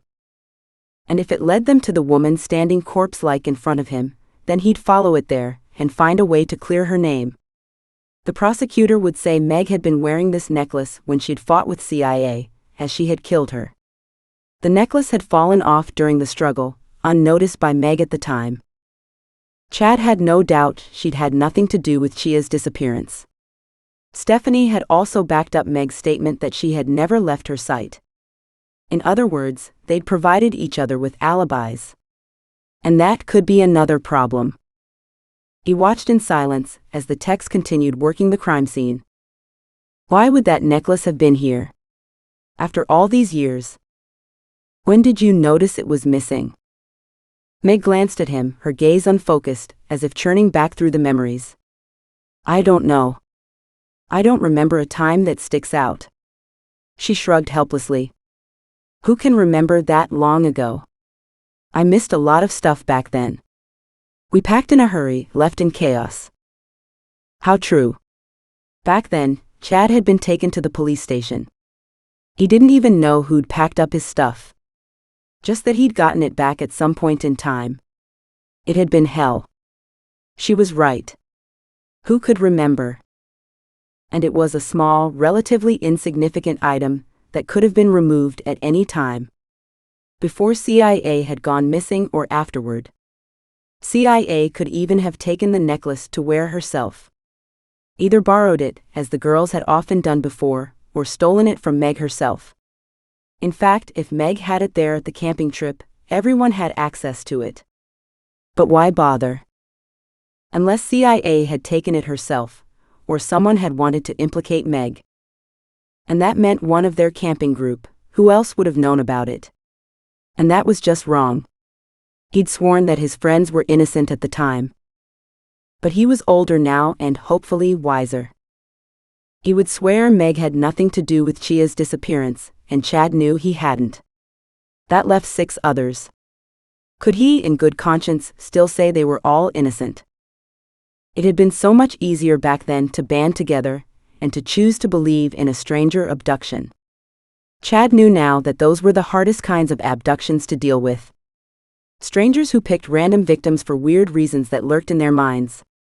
This made it hard to track them, and even harder to find a pattern in their behavior, making them almost impossible to catch. With nothing surfacing in the case over the years, the stranger abduction theory had seemed more and more likely. But was it? Did the necklace even change anything? Or just confirm that someone had it in their possession? Hell, for that matter, Meg could have lost it while they were all out searching for CIA. Could she have borrowed the necklace from you? Meg frowned, her head tilting to the side as she considered the concept. It's possible. We shared clothes and jewelry and makeup all the time. I'm not even sure why I would have had it with me that weekend. Josh gave it to me. Josh? Then CIA wouldn't wear it, would she? She was going out with Josh at that point. I know. But she'd been bugging him for jewelry, so maybe wearing it was to put pressure on him. As if saying, see? I know you bought this for Meg. Prove you love me more by buying me something better. And of course the last line, with the overtones of see? I know you loved her more than me. This just proves it. You didn't give me a necklace. He couldn't quite keep the bitterness out of his voice. CIA had been a lot of things, fun, pretty, smart, but she'd been conniving to boot.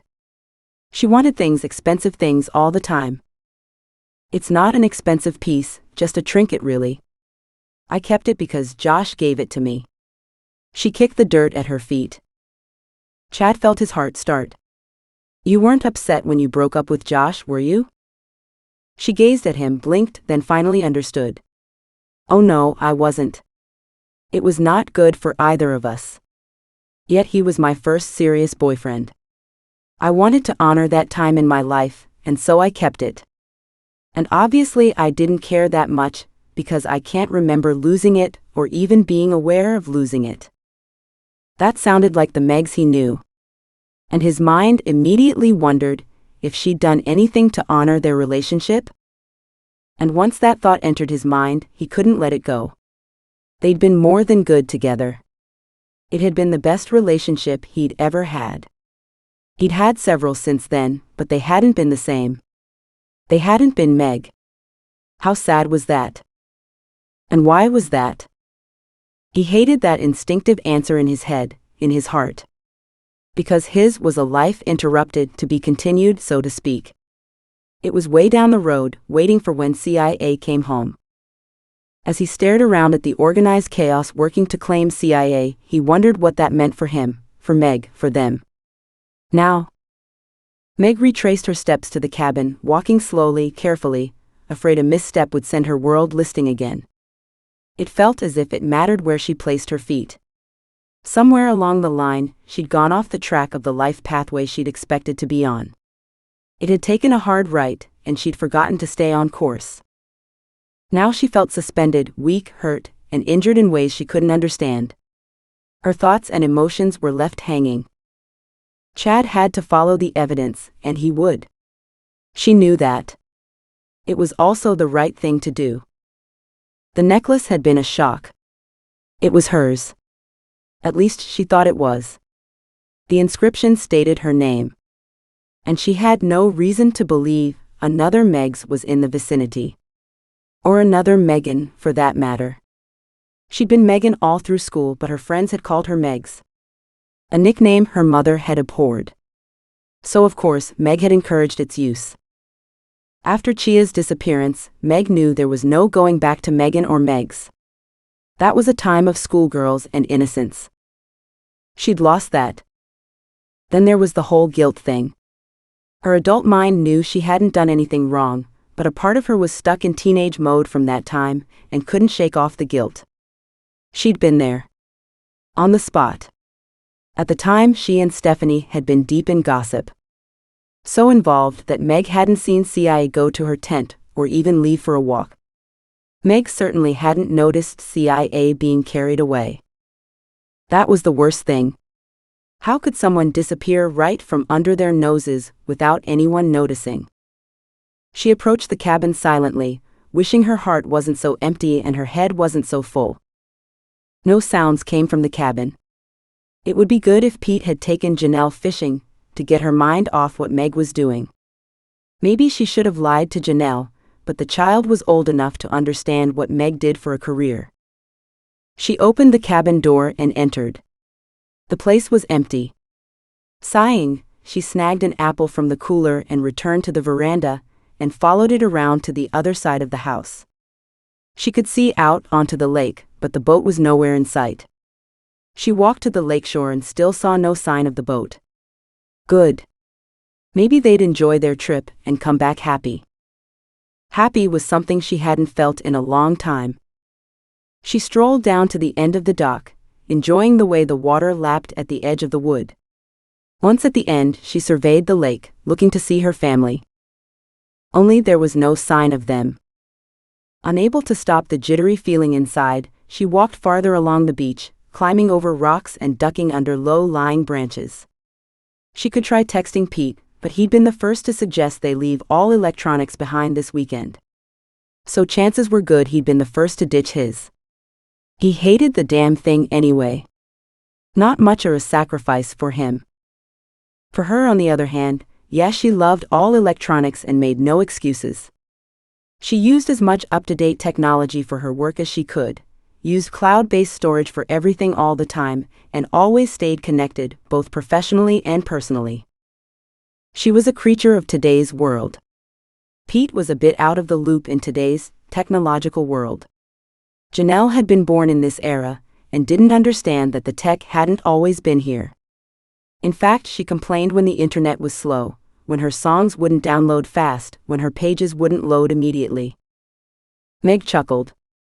Janelle was a child of the instant gratification generation. Meg could only wonder what the next few generations would be like. With perfect timing, her cell phone rang. Glancing around guiltily, Meg answered it. "Hello, Chad. Are you okay?" She had to stop and think before answering slowly.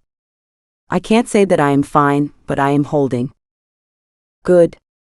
The obvious relief in his voice warmed her. "I was worried about you. Finding that necklace really threw you." "Didn't it throw you?" she asked quietly, only a tiny bit of bitterness leaking through. "Didn't you for one moment wonder if it had come off in a struggle that ended Chia's life, and that I hadn't known about the loss at the time?"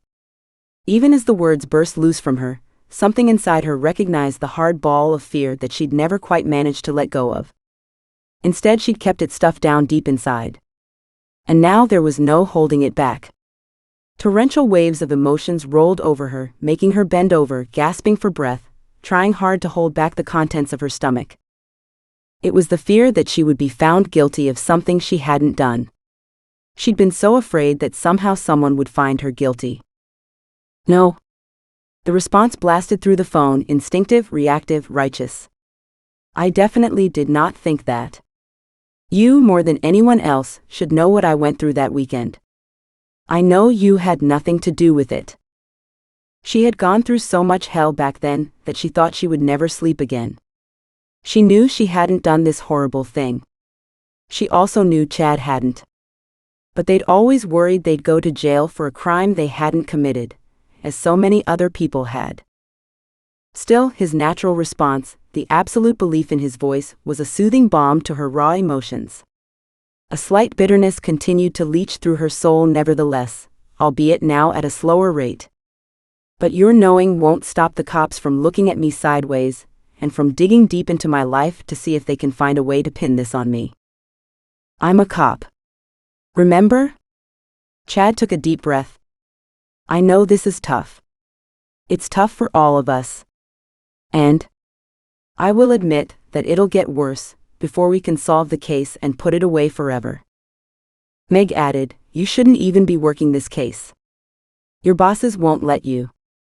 You know that, right?" Meg wiped her dry eyes. There should be tears, they were inside her soul, just not ready to fall yet. "It's stupid. I have wanted to find her for so long. I have needed closure on that part of my life, and now that it's here, now that we might have found some answers, I don't want to go there. I'm afraid this is a Pandora's box, and I'll regret ever having opened it." "Don't say that. We didn't do anything to her, but we've been punished, and have been punishing ourselves as if we had. This is our chance to get at the truth. We owe it to ourselves. And we owe it to CIA. She didn't deserve whatever happened to her."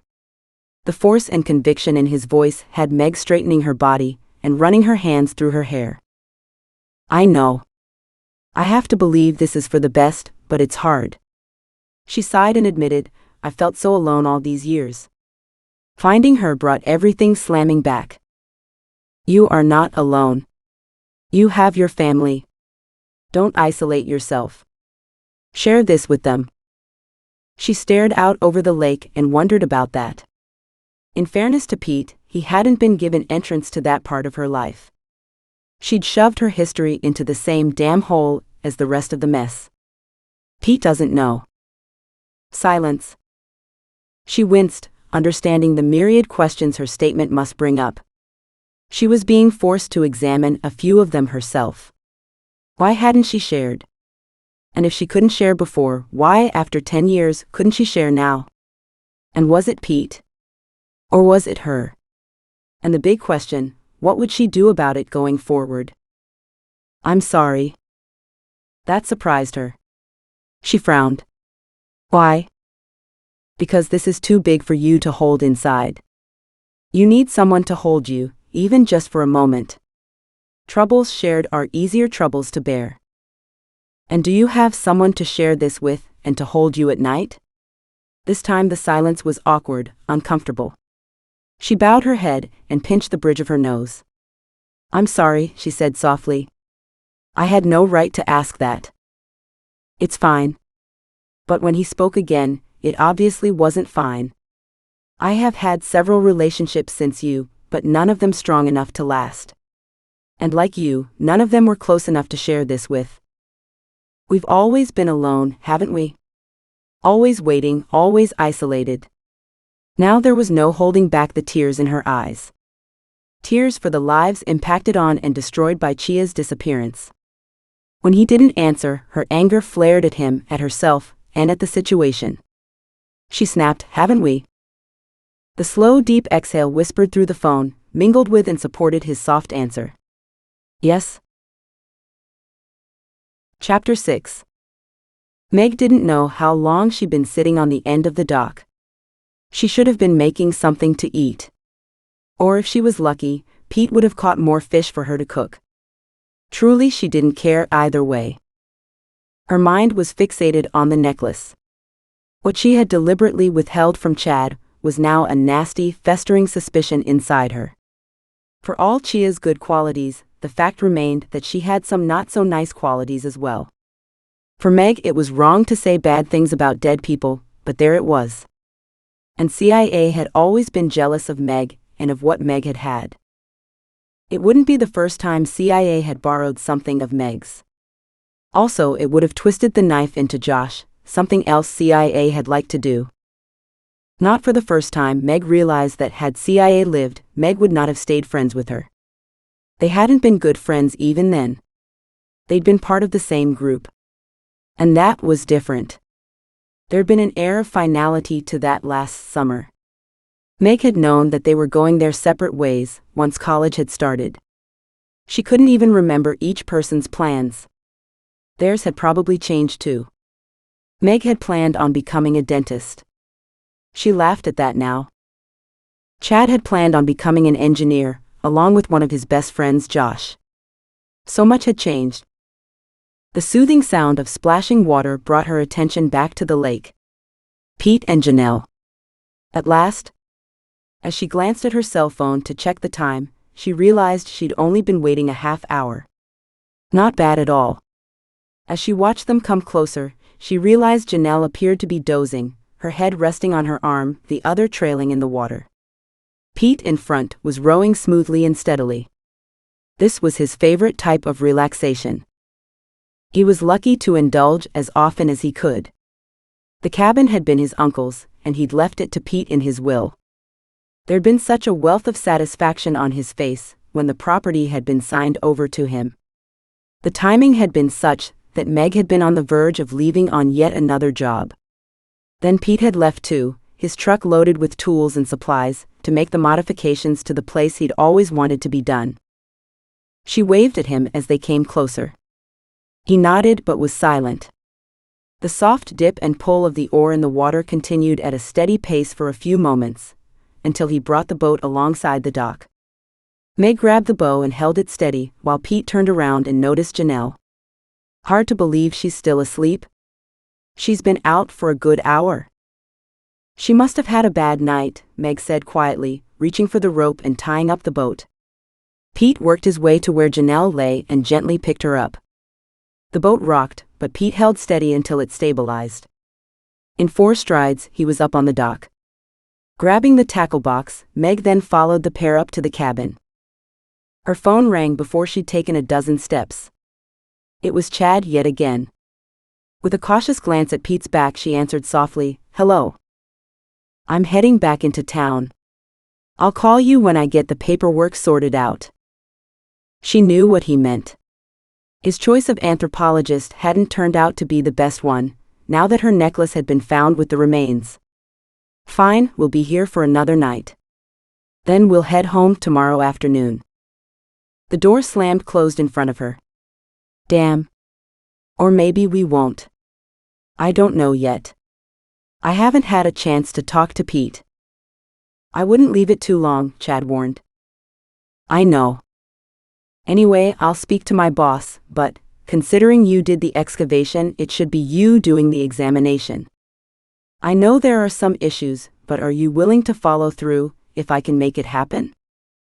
Yes. And that's what she had wanted.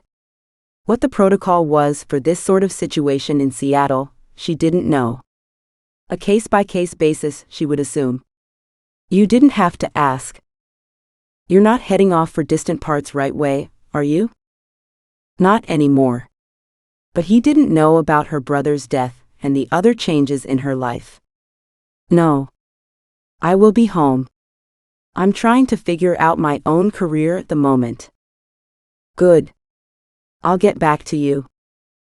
A warm smile bloomed inside her at his reassurance. Thank you.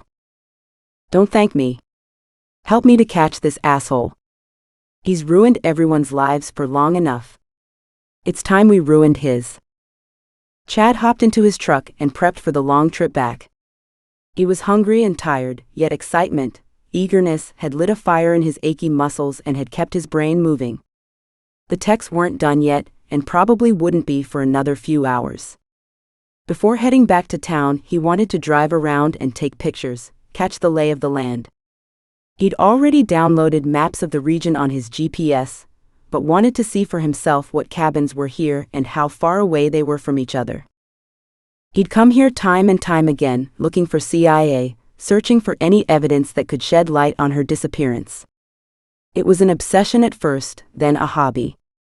Over the years, the trips had gotten farther apart. He hadn't been here for 5 years. But that didn't stop him from downloading the latest images of the area every time Google Earth updated them. He had topographical maps, aerial maps, and satellite photos. His original folder had become a zippered briefcase, heavy with data. He'd done some research on the owners of the cabins 17 years ago, and then, when he'd been able to access the databases once he was in law enforcement, he'd gone deeper. But he had found nothing useful. He knew it was too early to confirm the remains as Chia's, but there were good grounds for assuming they were. He'd spent an hour taking pictures and then marking off a grid, noting where the 3 pairs and 3 spares had their tents set up all those years ago. Definitely they were within walking distance, but not the carrying a person walking distance. Not unless that person was in awesome shape and bloody strong. That was another reason to let Meg off the hook. Back then she'd been called gangly. She'd grown into her height and had filled out some. She could probably have lifted CIA, tiny doll like CIA. But Chad doubted that Meg could have carried CIA that far. No, this had all the markings of a male aggressor. He winced. He knew all too well what often happened to women in those situations. He could only hope that Chia's end had been mercifully swift.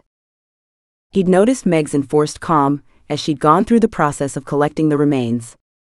It had been that strong silence that had him watching her carefully. This was difficult for her. For him too. But she'd maintained a professional demeanor the whole time. Until she'd found the hyoid bone and then her necklace. Chances were good that CIA had been strangled to death, given the current evidence. And that was a downright personal way to kill someone. Was it someone who'd known her? It was that question that kept bringing him back to the group of friends who'd gone camping so long ago. Sure, she could have wandered off on her own. But she hadn't strangled herself. The cabin was largely silent as Meg entered. Waves of disapproval emanated from Pete. Geesh, what a surprise. Not. Janelle sat up on the old couch, yawning. Auntie Meg? Yes, honey, I'm here. Janelle gave her a tired smile. Good. I wondered how much longer you would be. Meg laughed lightly. And imagine my surprise when I came back to find you both out enjoying the sun, fishing on the lake. Janelle brightened. You were home before us then? I wanted to wait for you, but Pete said no, that we couldn't spend our whole lives waiting on you to walk away from work. Her childlike delivery did nothing to impact the overtone in Pete's words. The message was so typical of Pete. She refused to glance at him. She dropped a kiss on the top of Janelle's head. I'm glad you went fishing. Was it fun? Janelle shook her head. There were no fish, she complained. And it was hot. I got really tired. And you had a nap, all of which is good. Meg straightened up. I guess that means I need to find something for dinner, seeing as how you guys didn't catch anything, huh? Janelle grinned. I want grilled cheese. Really? We're out here camping, and you want a grilled cheese? It had to be Janelle's favorite meal. And it was so not high on the healthy food list. Then sometimes one needed to toss the list in the garbage. And this weekend, the list probably should be burned. Pete, what about you? We brought hamburgers. We can't keep raw meat past today, so it's hamburgers, regardless of what anyone wants. On that categorical note, he walked over to the cooler and pulled out the sealed and dripping bag from the ice. He slapped it on the counter and proceeded to make patties. An awkward silence followed. Meg glanced over at Janelle, who was biting her lip nervously. Meg wanted to run away and hide. When did a person hit overload, and when did it all become too much? She didn't dare hit that point. Janelle needed her. And Meg didn't think she'd ever been needed before. Her parents were almost past child-rearing age when she'd been born, and while they had done their duty by her, their relationship had been an independent one. It still was. Meg called them on special occasions, but they'd moved to a warmer, drier climate a long time ago. And now their cool relationship had chilled even further. She just always assumed it would improve, but it hadn't. With a reassuring smile, she turned to help Pete get out the rest of the fixings for the burgers. Pete walked outside to light the barbecue. She watched him with sadness in her heart. Auntie Meg? Janelle came up beside her to stare out the window at Pete. Why do you stay with him? Her breath caught in her throat. She tried to smile but failed. Still, to her, honesty was the best policy, so she answered Janelle's question. We're just going through a bad patch right now. Really? Janelle picked at a piece of lettuce. I don't remember ever seeing a good patch. Meg looked at her sideways. This last month has been tough for all of us. You weren't happy before Dad died either.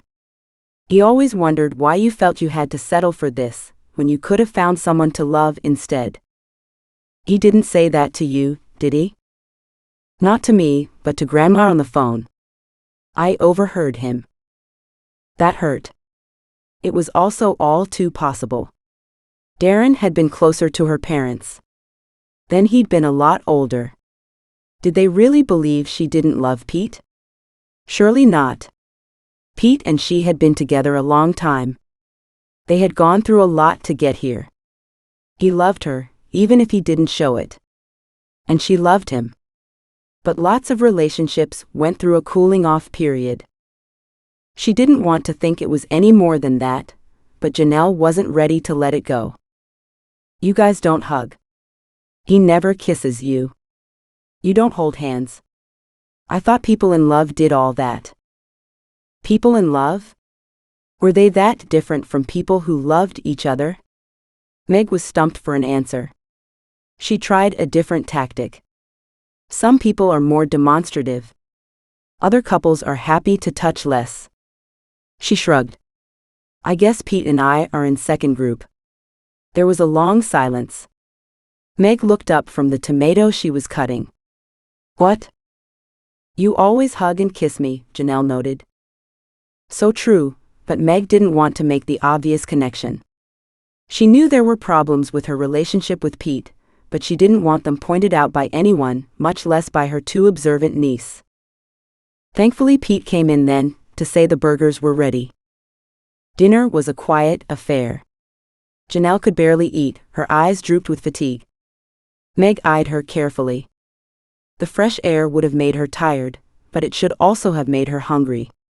She didn't eat enough as it was now. But then Meg was having trouble getting down her own burger. Finally, she managed to finish it. She cleaned up the dishes quickly and suggested a walk, but the others declined. Janelle grabbed a book and went to her bed. Meg suspected few pages would get turned before Janelle crashed for the night. Maybe sleeping the weekend away was a good thing to do at this time. Then again, it was hard to know what was best. Pete headed back outside to clean up and to pack up the barbecue. Meg took a seat on the veranda as she waited for the kettle to boil for some tea. "So, are we leaving in the morning?" He stood, hands on his hips, glaring at her. She glanced over at him in surprise. "Why? I thought the plan was to leave in the afternoon." "We were, until you found another excuse to work. Don't you have to go deal with the remains?" The cool tone of his voice spoke of suppressed curiosity. "Not necessarily." She relaxed back into her chair. "There are other qualified people back in Seattle. They just couldn't get someone to come out here today." "And why did it have to be today? Surely tomorrow would have been soon enough." "You found the body yesterday." She sighed. "True. Having reported it, the media would likely hear, and then any number of strangers could come traipsing through the area. That's the worst thing to have at a crime scene." She pointed at the cloudy sky. "Also, the weather is set to change. No one wants to lose the evidence." "Crime scene? Evidence?" His voice rose sharply. "How do you know a crime has been committed?" "We don't." She tried to reassure him. "It's just that we treat each scene as if it were, and hope the evidence proves it wasn't. This person could have died a natural death." She didn't, of course, but it wasn't Meg's place to say so. "Could you tell the sex?" "Of course. The remains are those of a young woman." The silence was oppressive. He gave a harsh bark. "She hardly died of natural causes then, did she?" He got up and walked to the far end of the veranda. "Odds are she was murdered." "Then you already knew that, didn't you?" She closed her eyes. Her professional and personal lives were once again butting up against each other. Since when had it started doing this? It never used to be an issue. And since Janelle's arrival in their home, Pete knew Meg wouldn't ever be leaving again. So why was there this continual discord? "What, no answer? You, whom the experts call on for answers, have nothing to say now?" Inside, her stomach sank. He was in a rare mood. And she didn't need any more emotional storms right now. But almost as if he realized he could push even harder and take a bigger cut out of her heart, he pushed deeper. "Oh right. It's confidential. You can't tell me." "Yes," she murmured quietly. "It's a police matter now, but that's not the point. I only collected the remains. Tests have to be done in order to determine the cause of death." "Bullshit," he roared. "You'd know. Within minutes of seeing her body, you'd have known if Mother Nature had taken her, or if she died by her own hand or someone else's hands." "Lots of times, yes, I know, but sometimes I truly do not know. There are no one-answer-fits-all scenarios here." He snorted, disgust and old anger filling his dark features. Meg watched him warily. She wasn't comfortable with this man she lived with anymore. Where was the man she fell in love with? Or even a year ago? That man was calm, funny, accepting. This one seemed to do nothing but pick away at small things in bitterness and anger. Without warning, his fist lashed out and slammed into the railing post. She winced as blood flew from his ripped knuckles. She jumped to her feet and started toward him, but he turned and held out his other hand. "Don't come any closer. This is your fault." She gasped. "My fault? That you were an idiot and punched the wood?" "Oh shit." At the word idiot, he locked down and became shadowed, as if icing up. His gaze turned almost black. "I am not an idiot." "I didn't mean it that way," she said, hastily backing down. She took a deep breath. "I'm sorry. I guess we're all touchy right now." He stared at her, with no give in his expression. She didn't know how to cross the impasse dividing them. He was so on edge right now, anything could set him off. And that she didn't need. She'd seen more than her share of what happened to women when they came too close to a man's wrath. She turned and quietly walked back inside. Closing the screen door softly behind her, she left him alone to his righteous anger. She paused at the doorway and looked back at him, searching the growing darkness, hoping to see some softening. When there was none, she realized they'd crossed yet another invisible line. One she wasn't sure could ever be crossed back over again. He stared down at his cell phone. Jacob, the owner of the cafe, had called. Said there were a mess of cops at the lake. And an old set of remains had been found. Interesting. He smiled, a cold smile of anticipation. Wait until Stephanie heard. She might have tried to change herself, but some characteristics were too ingrained for that. Not that the location was a guarantee of finding what they were all hoping for. It might reveal Chia's remains.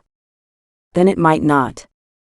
Now that everyone, most likely everyone anyway, knew, what would they do next? Chad and Megs would race around and try and solve the case. Of course. They were two do-gooders with brains and vengeance on their minds. Stephanie would huddle and quake and shake, and hope that CIA had died of natural causes. But she knew inside that this wouldn't be the case. Had she ever voiced the reason for her own breakdown? Did she even know it? Or was that inner fear, that inner knowing, that had destroyed her all these years?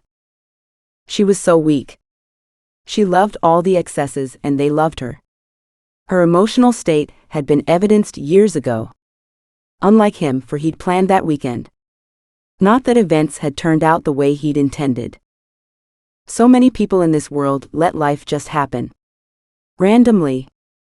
These people were the victims of circumstances, the pawns of the world.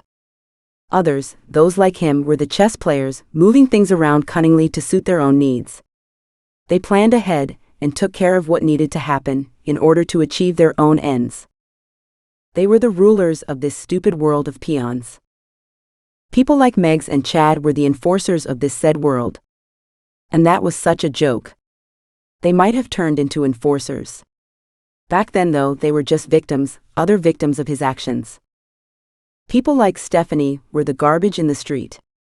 He could have taken care of her a long time ago. But enforcers needed someone to enforce. The Stephanies of the world were perfect. They needed people. And people need to be needed. Just think of Stephanie's life, and how many people had been needed over the years to keep her alive and functioning. There were all the cops who had arrested her for drugs, prostitution, and petty theft, if that's what shoplifting was called in the mugbooks. Then there were the counselors, the ministers. How many different religions had she joined, trying to save herself?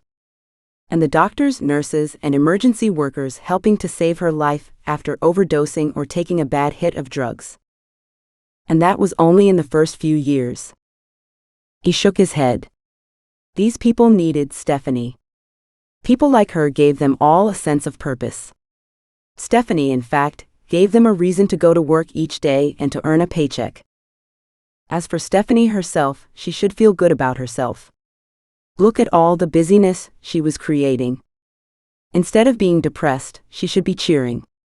Of course, being depressed was good for business too. It meant more rounds of doctors, therapists, and drugs, prescription ones this time. So easy to get hooked on those, wasn't it?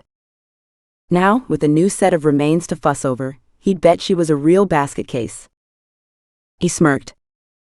He hoped they all were. Chapter 7. Meg walked inside.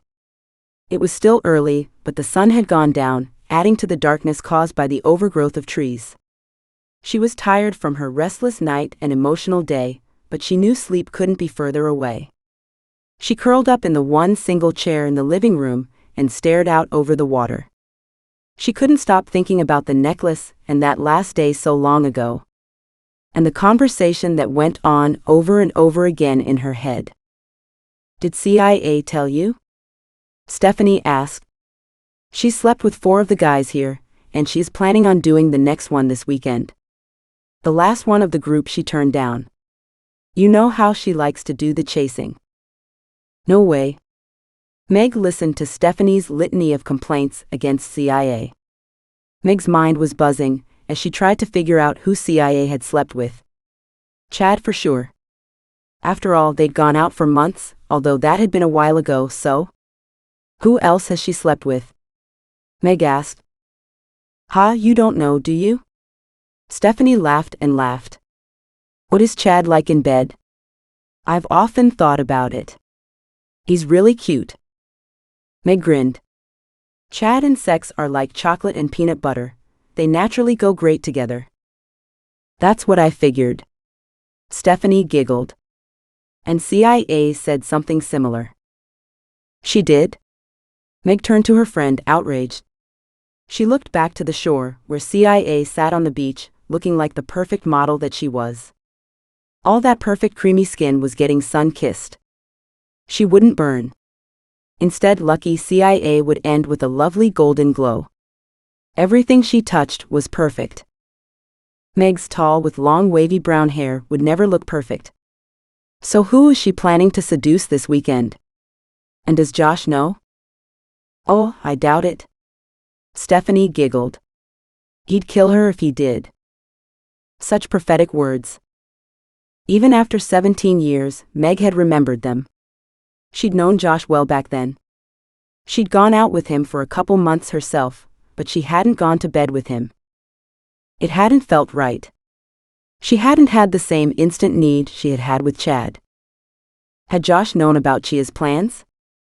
Had the man she'd selected known what she was up to? Maybe she was testing the waters. Meg couldn't even think of who it could be. There was Chad, Josh, and Stephanie's boyfriend, Bruce, who was also one of Chad's best friends. Those two had been together for years. And Bruce's cousins, Anto and Puro Novak. It was the first time they'd come camping with them. Both were dark and intense looking. All the girls had giggled over their good looks.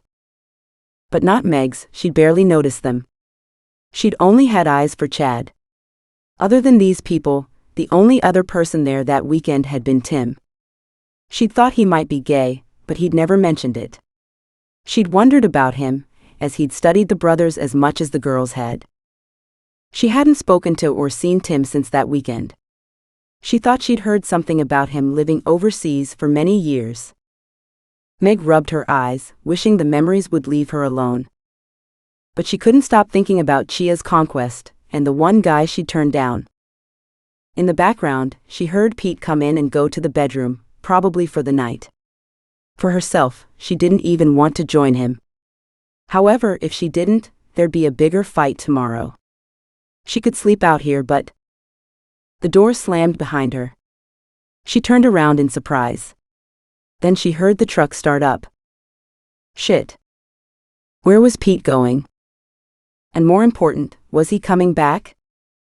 Chad welcomed the city lights. He was hungry and tired and pissed. He'd gotten nowhere with his phone calls to locate another anthropologist. Seemed as if everyone was out of town or didn't want to make a decision. And a decision needed to be made. He'd driven for hours around the area where they'd found CIA, renewing his memory of the layout, noting the cabins, old and new. The popular lake had developed into quite a summer destination.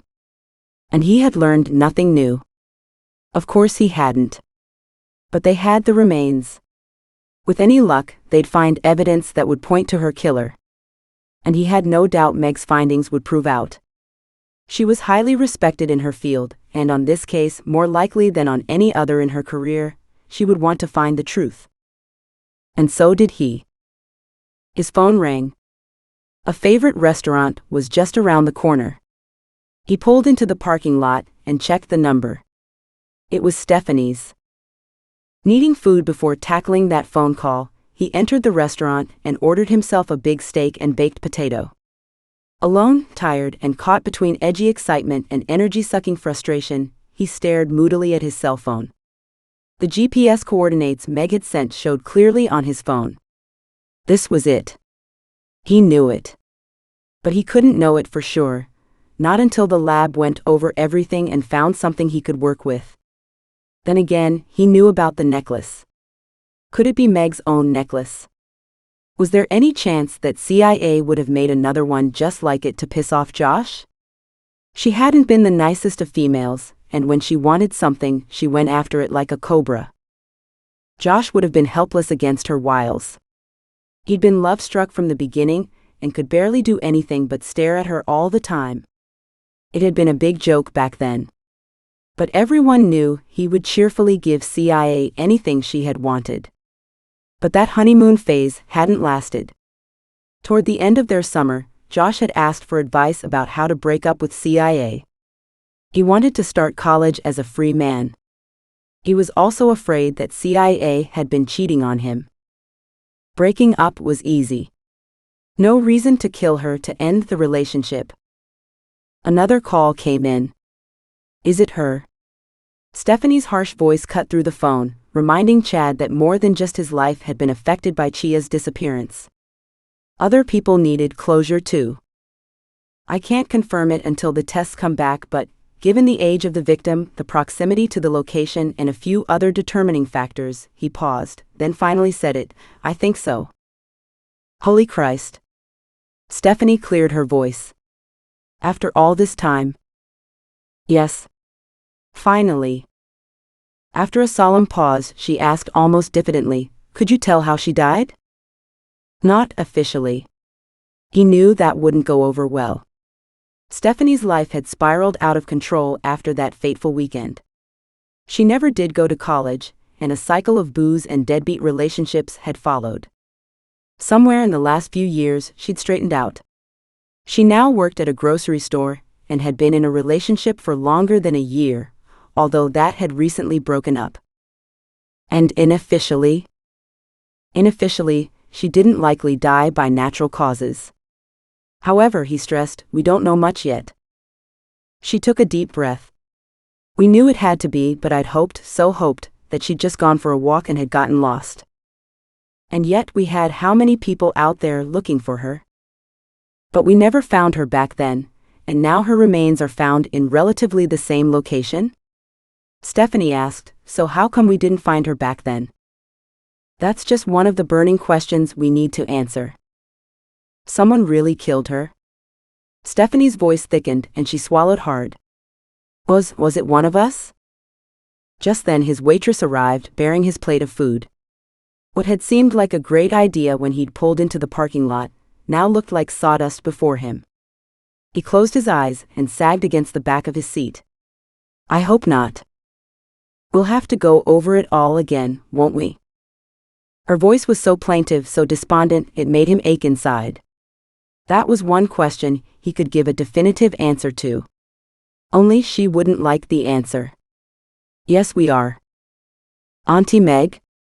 Janelle's voice called through the darkness. Meg startled. She'd been sitting in the same chair for hours, waiting for Pete to come back. And he hadn't. And he might not. That would be fun. She reached Janelle's side and sat down on the edge of her bed. What's the matter, sweetheart? Janelle's tears flowed. I miss Daddy. Oh Lord. Meg's heart hurt. She laid down beside her niece and gathered her into her arms. I'm so sorry. I miss him too. And the floodgates burst. Janelle burrowed deep into Meg's arms, and all she could do was to hold on tight, a pillar in a storm of emotions that asked questions and raged at the unfairness of life, yet offered no answers. The storm seemed to last for hours, and for the first time that evening, Meg was grateful that Pete wasn't here. He didn't have much patience with Janelle's emotional bouts. Meg locked down inside and rarely indulged in tears. Janelle was a whole different case. Meg dropped several kisses on the girl's temple and held her close. Her own tears weren't far off. He'd been her brother, and she missed him too. They hadn't been super close, and she was sorry for that. He'd been a stalwart supporter. He'd been there for her all those years ago, and she needed to be there for his daughter now. Poor Janelle, she'd lost so much. And there was no guarantee that life hadn't finished ruining things for her yet either. As Meg knew only too well, fate had the power to piss their lives right down the drain again and again. Finally, Janelle sobbed her grief and misery out, with only the occasional hiccup coming through. After another long few moments, Meg pulled back slightly to look down on Janelle's tear-stained face. Janelle had fallen asleep. Meg hated to disturb her. In fact, she hated to move, period. A night sharing the bed would be a good answer. She wouldn't have to face Pete when he returned, and Janelle wouldn't have to be alone tonight. She moved to reach for a folded quilt at the end of bed. Janelle cried out, her arms instinctively tightening. Her actions squeezed Meg's heart even further. "It's all right, honey. I'm here." "Don't go," Janelle whispered, her eyes closed, sleep just a breath away. Meg managed to tug the quilt over her shoulders. She settled down deeper into the bed, nudging Janelle back slightly so there was room for the both of them. "I won't. I'll stay here all night. Promise?" The little voice was muffled further by the quilt pulled so high, but Meg heard it, and the pressure on her heart squeezed even tighter. Janelle was precious, scared, and she needed her. Meg could do no less than be there for her. In a soft voice, hugging the little girl close, her own heart overwhelmed with love, she whispered in Janelle's ear, "I promise." Interesting. So they did find Chia's body. That gave him pause. Had he left anything behind?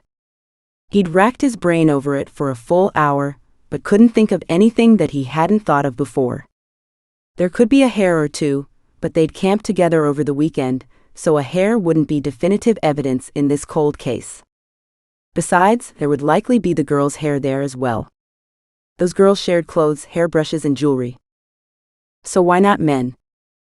He smiled. The police had taken long enough. And if Chia's remains hadn't been found accidentally, she could have lain there for another 20 years. Still, this way was more fun. So long as the cops didn't figure this out too soon. And speaking of cops, it was interesting that Chad had given up engineering to go into law enforcement. What a waste. Chad had some serious brainpower. He'd have made a fine engineer. Megs had become an anthropologist. Who'd have thought she was smart enough for that? And then Stephanie, that she'd turned out to be a drugged-up whore, was no surprise. She'd been man-hungry since way back when. The other guys had changed their plans for their futures too. It made him feel good. Powerful, even. He'd done something that had made everyone reevaluate their lives. That was good, great in fact. Without Chia's disappearance, they'd have continued on in their meaningless ways. He'd made them stop and think and do something better with their lives. His actions had given them purpose. Really, they should be thanking him. Chapter 8. Meg woke with a start. She lay still, almost frozen in place. Her mind raced to orient herself. After years of traveling, it was instinctive. She was in the cabin, but not in her bed. Then she heard a sound, a snuffle. Janelle. The stiffness slid from her shoulders and spine, and she relaxed into the mattress and groaned. Her body ached everywhere. Janelle's body had sprawled from top to bottom and from one side to the other during the night, with Meg trying to take up the least amount of space on the edge. No wonder she hurt. A noise outside had her looking toward the window. Trees swayed on the other side of the glass, a long branch stroking the pane with each brush. The clouds looked gray and crowded. Still, it was light out. And that meant morning. Considering her evening and night, she'd take that as a good sign. And then she remembered. Had Pete returned? Or had he left them stranded in his cabin? She hoped not. But it wasn't the end of the world if he had. She could hitch a ride if any of the techs were still working, and if not, well, she'd call someone for a ride. Unbidden, Chad instantly came to mind. He would never leave two females stranded. Ever. She snuck out of bed, careful to keep the covers over Janelle. For all that it was technically summer, a chill filled the air and a bite of ice hit the floor. She hadn't planned on sleeping fully dressed, but there were definite advantages to it now. Walking quietly out to the kitchen, she put on coffee, her answer to the world's ills. Then she walked out to the veranda and saw the truck. Relief washed through her. He'd come back for them. Thank God for that. Using her cell phone, she checked the time. It was only 6:30 a.m., her normal waking time and hours ahead of Janelle's. She smiled at the reminder of Janelle's horrified protests at being woken before 10. Noon was more her style. She checked on Pete and found his bed empty. Her breath sucked in hard. He was an early riser, but she hadn't heard him, or was that what had woken her this morning? She stepped out onto the veranda and gasped at the cool air. There was no sign of him. Maybe he'd gone fishing. She strolled down to the water's edge. The boat was there, but Pete wasn't. Slightly disconcerted, she walked back to the cabin, not wanting Janelle to wake up alone. The inside of the cabin was quiet and calm. She poured herself a coffee and checked her cell phone. She had a little bit of reception, but not much. It was too early to call Chad, and she hadn't kept in touch with the others from that long-ago weekend. In fact, she'd gone out of her way to distance herself from them. Now she felt the pull to reconnect.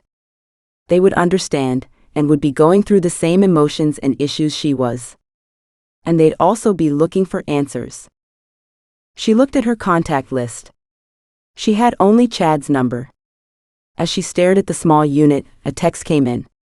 Talk about synchronicity. It was Stephanie. How the hell had she found Meg? Did you hear? They may have found CIA. That was all, but it was enough. Knowing the news would get out soon enough, Meg responded. Yes. I found her. Oh God. Are you okay? And just like that, the years dropped away, and Meg reconnected with her old friend. The texts came back and forth, hard and fast, as they caught up. Meg hated learning about the bald truth of Stephanie's life, as she offered it up in pieces, but Meg so understood. She had buried herself in work and had tried to focus forward, whereas Stephanie had buried herself in illegal stuff and had wallowed in her past. They'd both been haunted by that one weekend. Anger rose, sharp and cutting. Anger at the person who'd so carelessly tossed away beautiful CIA.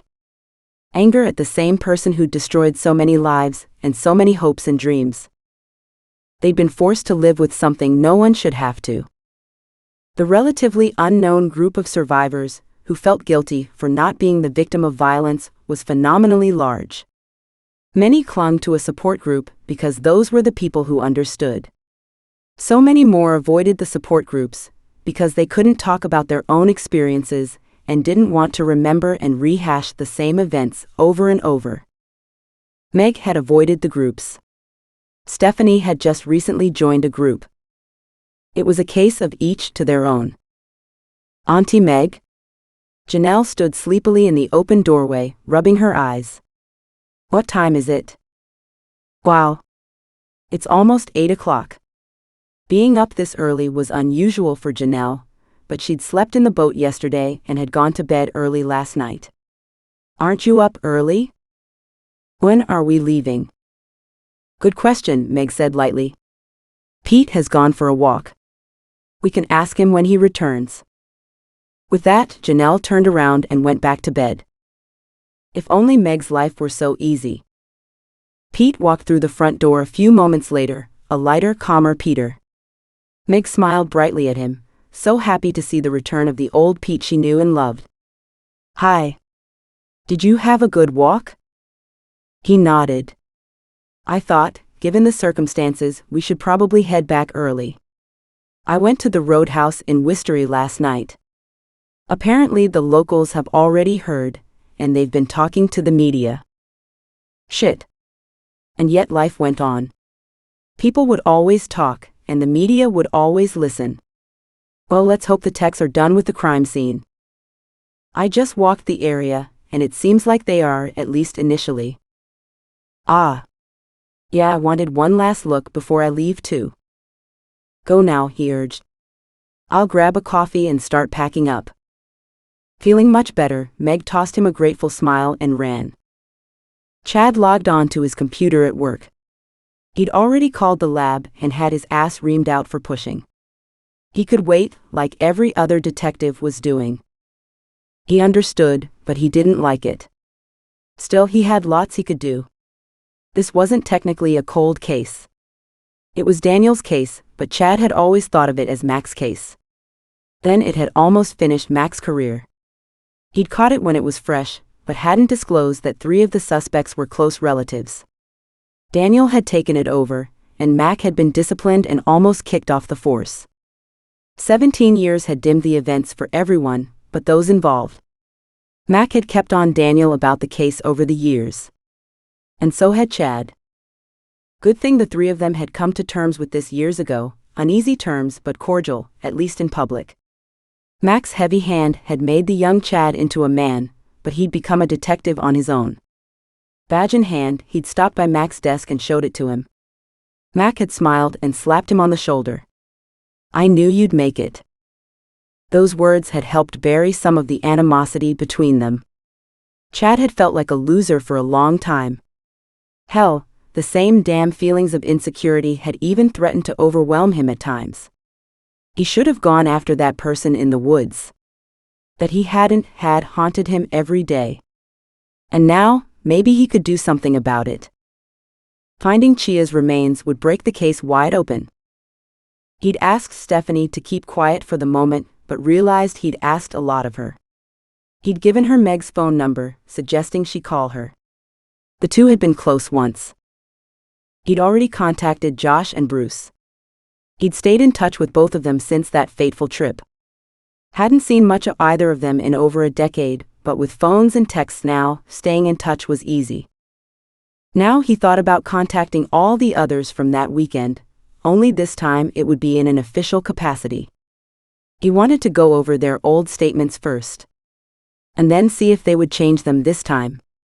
The years could do funny things to the mind. Forgetting was normal, but sometimes the stuff that popped out of people's mouths was the truth that they hadn't wanted to express before, out of concern for both the dead and the living.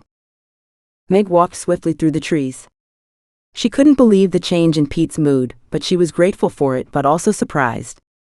A little sprinkling rain had started. The rain made walking under the tree canopy a wet experience, as the rain slid off the trees and soaked her.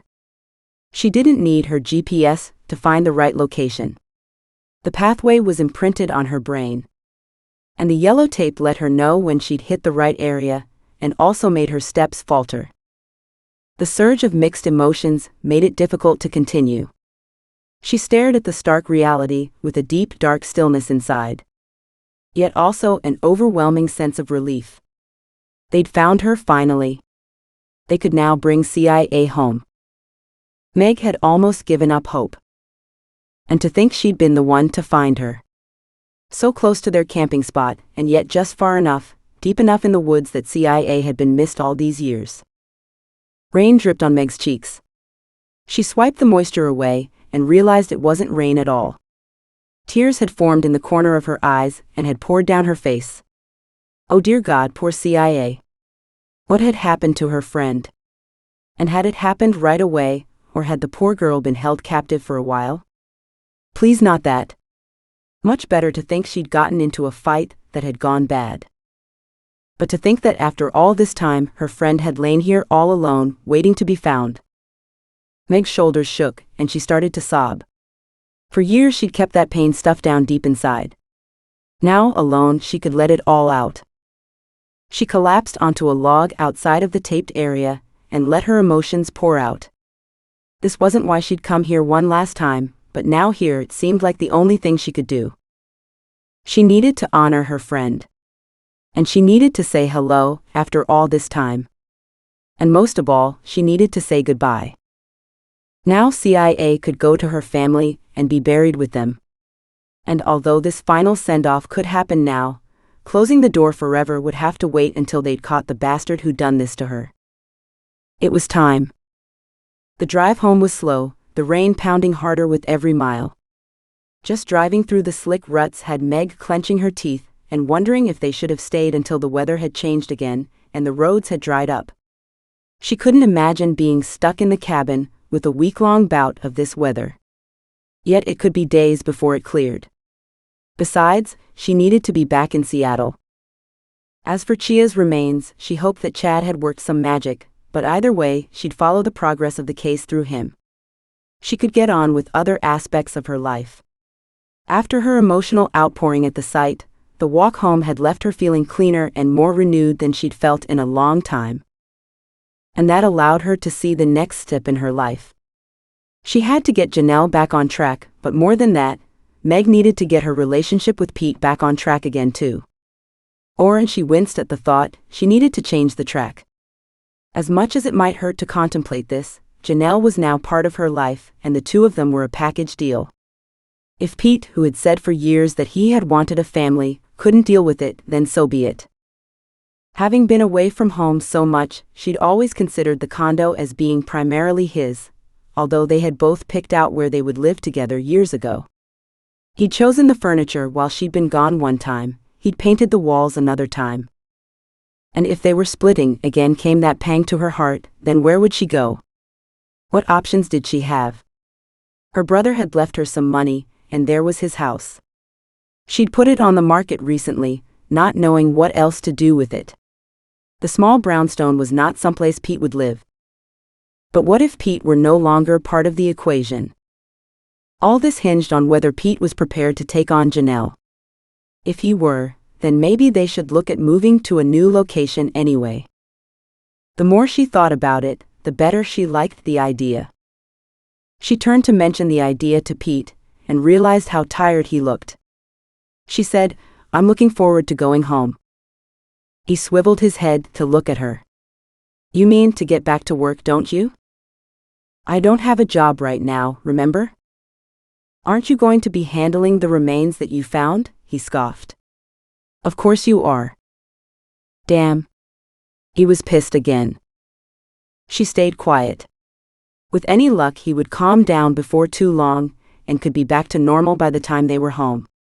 Thank God Janelle was asleep. It seemed like it was all she'd done this weekend. Maybe it had been a good thing, given Pete's disposition. The hot and cold reactions were wearying. They were heading for a major storm, and she wasn't looking forward to it. In all her years with him, he'd been reasonable and easy to talk to. Now he was cold and distant, alternating between angry and angrier. Not quite true. He had had moments like the one this morning when he had reminded her of the man he used to be. It was Janelle's permanent presence that seemed to have finished him off. Or maybe Meg had been the one to hit the wall. Certainly this weekend she had. Her emotions were all over the place, and anger simmered just below the surface. She realized how much she hated these confrontations, and the more regular they were, the more she hated them. Change had to happen, and it was looking more and more like today might be the day it would. He wanted answers. Answers about what they had found, and what test results they were getting done, and how would he get those? He could ask Stephanie, but would she know anything? Not likely. And Meg's? Well, she wouldn't likely give him the time of day. So Chad was the best option, unless old Mac was still alive and kicking. He'd always been good for a beer and some chatter. Not that he'd give anything away, but he'd be a place to start. Not his choice of victims, and such a pain to dispose of afterward. But he needed to stay on top of the news somehow. With Chia's remains now come to light, what were the chances that a few of those loose ends that he'd discounted as not mattering all those years ago might just matter now? After all these years?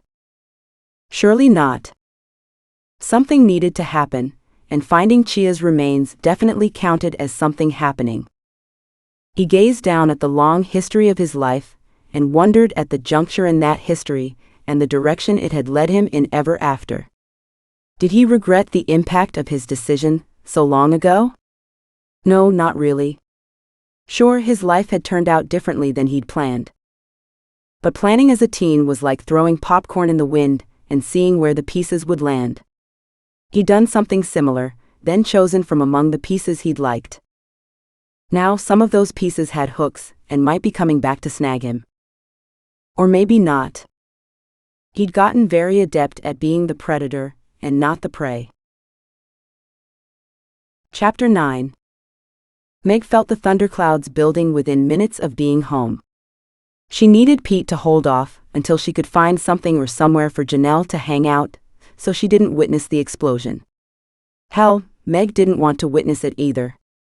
Yet she knew it was the only way to clear the air, one way or the other.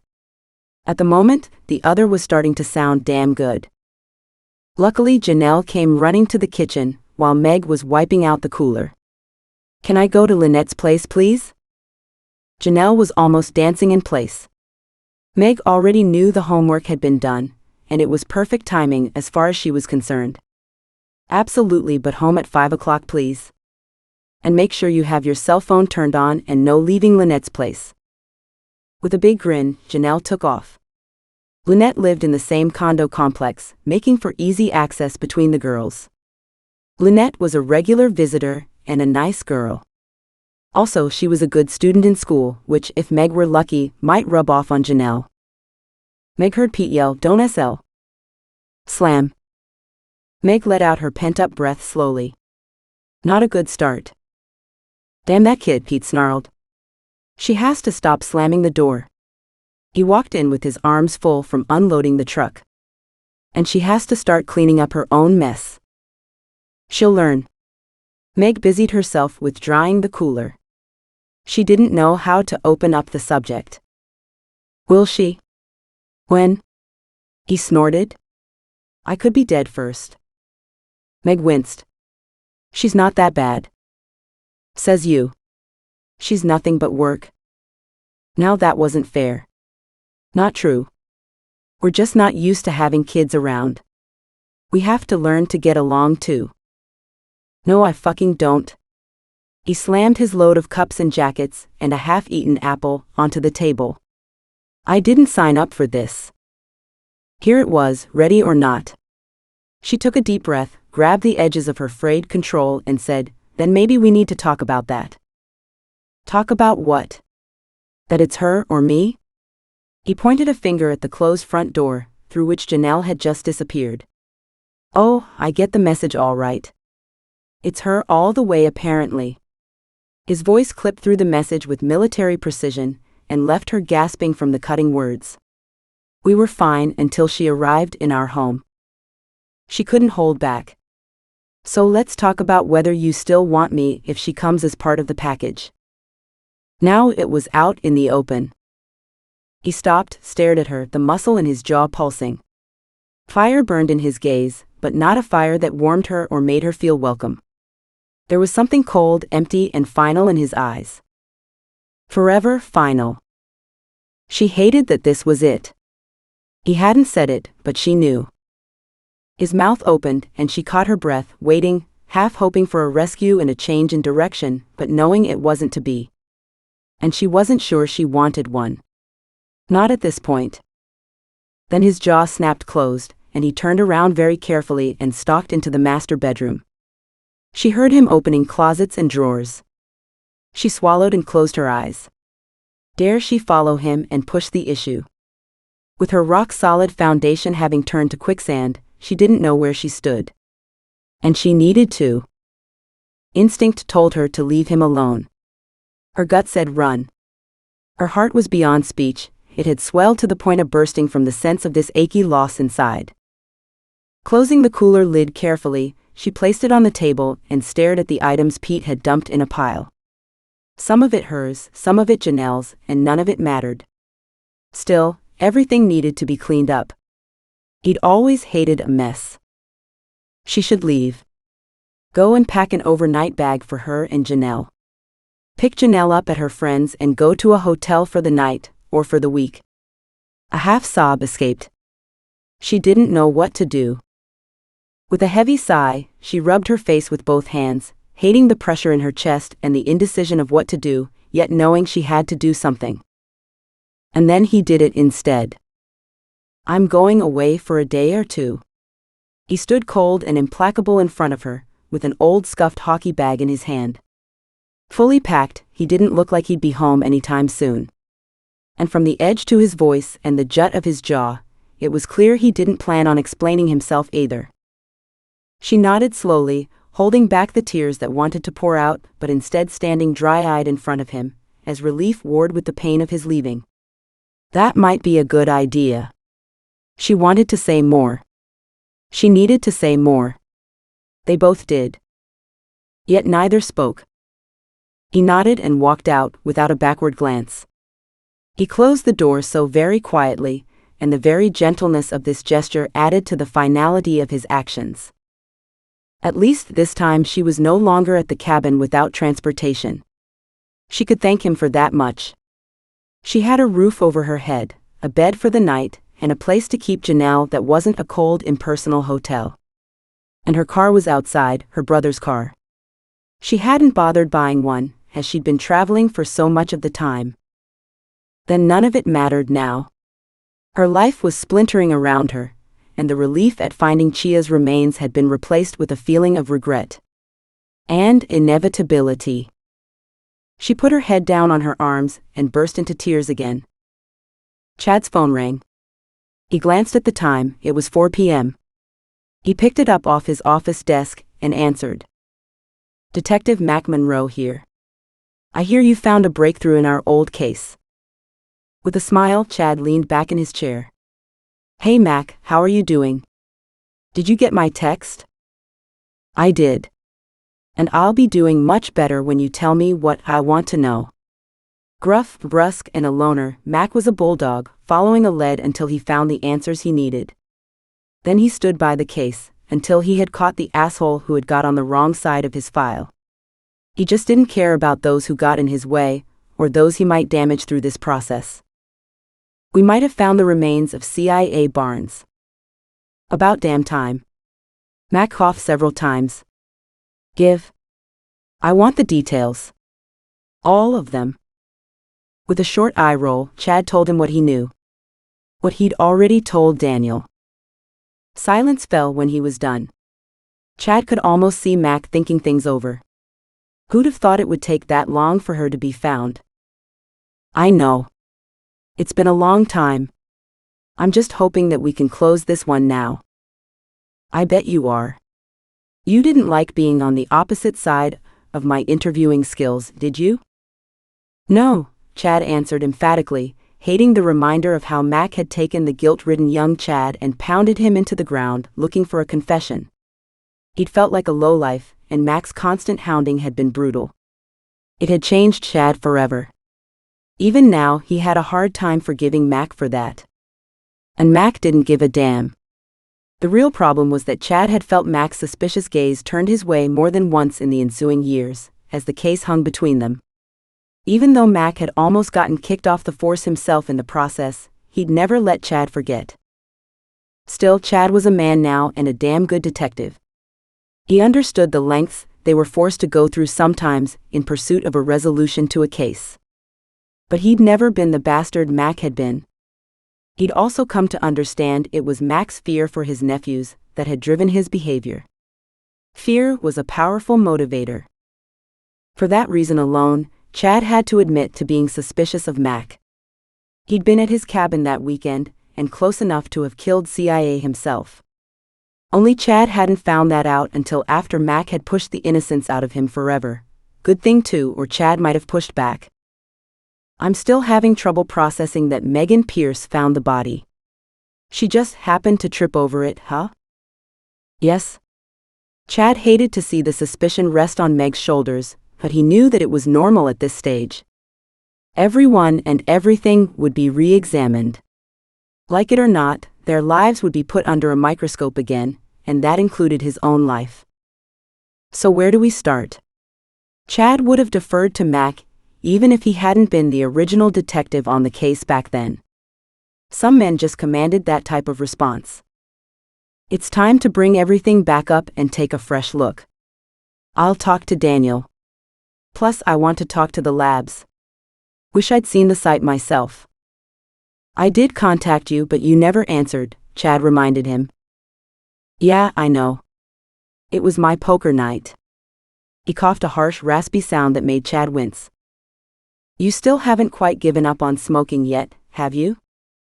Hell no. Mac coughed again. And you still haven't stopped nagging. Just like my wife. Yeah, I can't imagine why she hasn't stopped, Chad joked. Maybe it's because she doesn't want to be alone in her old age. Sure she does. She'll hate having me underfoot all the time. He paused. So what aren't you telling me? Chad sighed. I was waiting for you to stop choking. Under the body, we found a necklace. It's hard to make out the inscription after all this time, but it appears to say to Megs with love. Megs? Yes.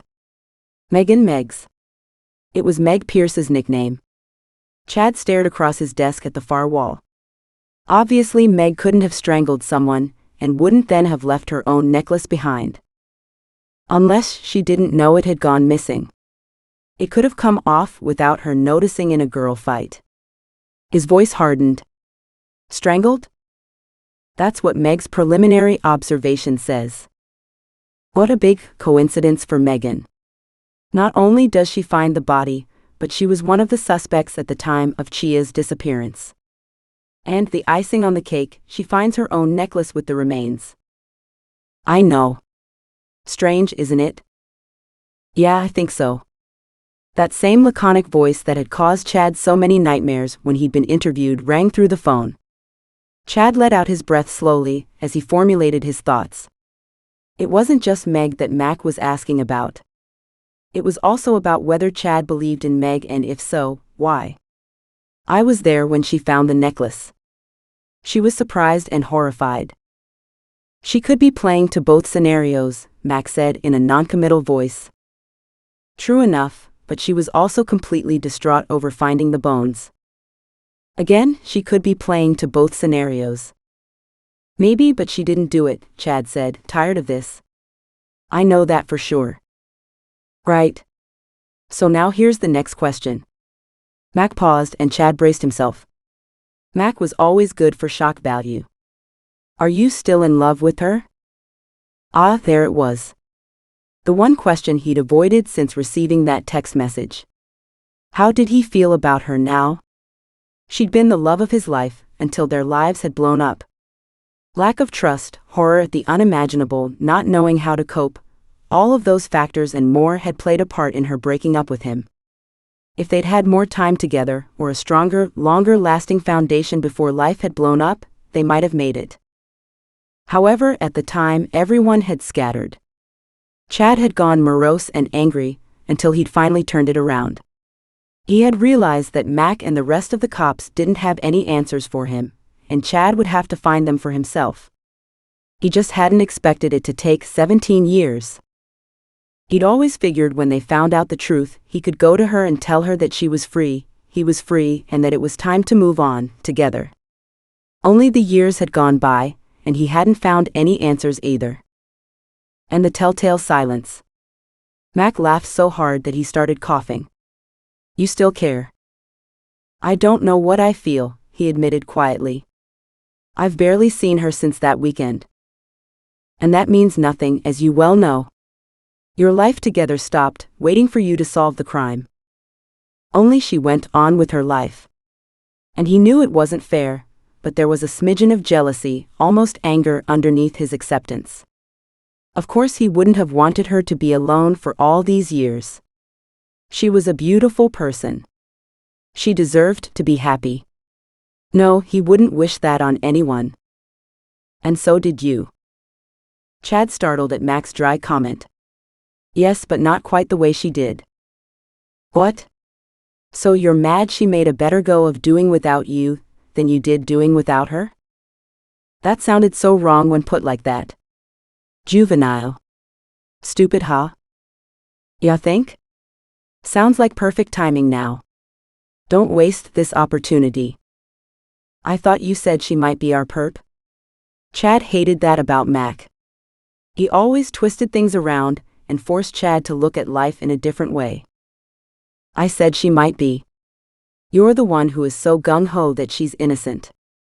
Mac's derisive tone sent Chad's back up. She is innocent. Good. I'm still trying to figure out why the hell you aren't at my desk, so we can haul all the evidence back out and take another look. And he rang off. Chad shook his head and stared at his dead phone.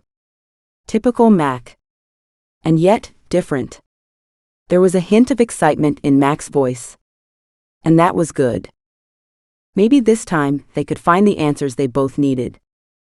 Wow. And double wow. Megs and Chad back together again. Well, not together, but still close together. Who would have thought this could happen? Then he hadn't foreseen this happening at all. Life was like that for him. He looked forward, but only a day or two at a time. Certainly not 17 years down the road. What a waste. Life was for living, not worrying about what might happen too far down the road to see. He shook his head. What a joke. Still, this was an interesting turn of events. Not one that required action on his part. He was happy to observe and to see where it led. To see what Chad did and to see what Megs did. She was the center to all this anyway.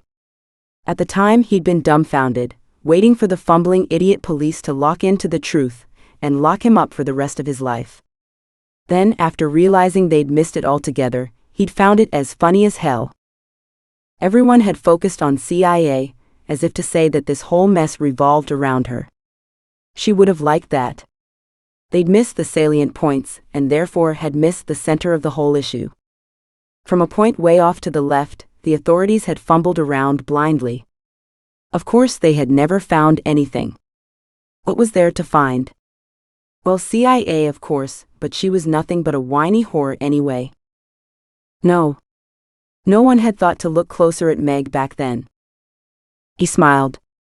Well, they would now, wouldn't they? Chapter 10. Janelle barreled into the kitchen and skidded to a stop. Auntie Meg? What's wrong? Meg frowned, trying to pull her thoughts back to the moment. Why do you think something is wrong? Walking toward her slowly, Janelle appeared to search Meg's face. You're baking. Mom only baked when she was upset. And what did one say to that? When would Meg stop feeling like she was stepping on ghosts? Meg stared down at the batch of brownies, ready to pour into the pan. She instinctively headed to chocolate when she was upset, and baking brownies had seemed like a good answer. Now, not so much. I'm sorry, honey. I was craving chocolate. She watched as Janelle took several slow steps forward, her face a mixture of confusion and hope. So, you are okay? She had to laugh. I'm much better now. Just seeing you puts a smile on my face. A beautiful smile lit up Janelle's face. And Meg realized how little time she'd taken to say something nice. God, she sucked as a mother. Her brother should have chosen better. Auntie Meg? Uncertainty threaded through Janelle's voice. Now something else is wrong. Meg schooled her features, hating that Janelle was so sensitive. No. Honey, I was just realizing how poor a job I've been doing, looking after you. Meg walked closer and enfolded her in a gentle hug. This is such a learning curve for me. I'm sorry, but you need to have patience with me. Janelle's arms crept around Meg's back and then she hung on tight. Tears came to Meg's eyes and she cuddled her. Such love was here. And Pete wanted nothing to do with it. How sad. Where is Pete? Janelle pulled back slightly to look up at Meg. Is he here? No. Meg gave her a bright but shaky smile. He's gone for a day or two. It took a moment, then Janelle's face brightened. Really? She stepped away. That is great. It is? Meg asked curiously. Don't you like Pete? A shadow whispered across Janelle's face as she danced away from Meg. He's okay. But only okay. Meg pressed gently. Did Janelle really not like Pete? And if not, why not? Maybe separating would be a good idea, if only for Janelle's sake. Janelle's dancing slowed, and she stared down at the floor. Meg caught her breath. Janelle, can you tell me what you don't like? She caught a glimpse of Janelle's uncertain look, before she hid her face behind her hair. Meg took a step closer. Janelle, please tell me. It's important. Her knees stilled, her shoulders hunched. Inside, Meg's stomach clenched. Honey. So soft and gently, Meg had to lean closer to hear Janelle say, he scares me. When he's angry? Meg asked gently. Janelle nodded and then added, "And he's always angry." Meg wrapped an arm around the girl's shoulders. How could you explain that the anger was because he didn't want her? She couldn't say that. It would devastate her. He's going through a lot right now. That's why he's left. To rest and relax and to sort some stuff out. There was silence and then Janelle whispered, "Is it wrong to hope he doesn't come back?" The breath gusted out of Meg's chest. Here was another difficult question. No. It's not wrong. Let's just hope that if he does come back, he comes back happy and wanting to be here. She wasn't ready to share her own plans, not until she had arrangements in place. Too many questions and no answers would only increase Janelle's insecurities. Better to wait until tomorrow. In the meantime, I have some decisions to make. Just know that you will be with me no matter what. Okay? Janelle smiled. Okay. Now, how about I get these brownies in the oven so we can have one after dinner? And now Janelle beamed. For the first time in months, Meg enjoyed the evening with Janelle. There were no tantrums, no whining, and no sign of tears. All because Pete had left. Later that evening, after Janelle had gone to bed, Meg knew a corner had been turned. Pete may have chosen a few days away, but that time and distance had also given Meg the clarity to see what she needed to do. She wanted to move out before Pete came back. Even if it was only a temporary move, she could see tonight just how much improved Janelle was, without being in that constant negative atmosphere. But moving out wasn't so simple. She had a house to go to, so that was a gift. But she'd have to contact the real estate agent and pull it off the market, at least for the moment. It was only a few miles away, so Janelle could at least stay at the same school. Only Meg would have to deal with Janelle's emotional state if she moved her back into her old home, the home where she'd lived with her father. Meg probably should never have removed her in the first place. At the time, it seemed that staying with all those memories wouldn't be a good idea. She set about making plans. The more those plans formulated in her mind, the clearer her understanding became. The emotions settled inside. This was the right thing to do. With a notepad, she started on a list: pack up, contact the realtor, grocery shop for the house. The house would be clean in the sense that it was good enough for house buyers to come by and look, but she'd have to change out the bedding. Janelle hadn't brought much with her to the condo, just a couple suitcases. The rest was in the fully furnished house that Meg had pushed off as a problem to solve into some distant future, like when the house was sold. Instead, this was looking like a godsend. She studied her bedroom.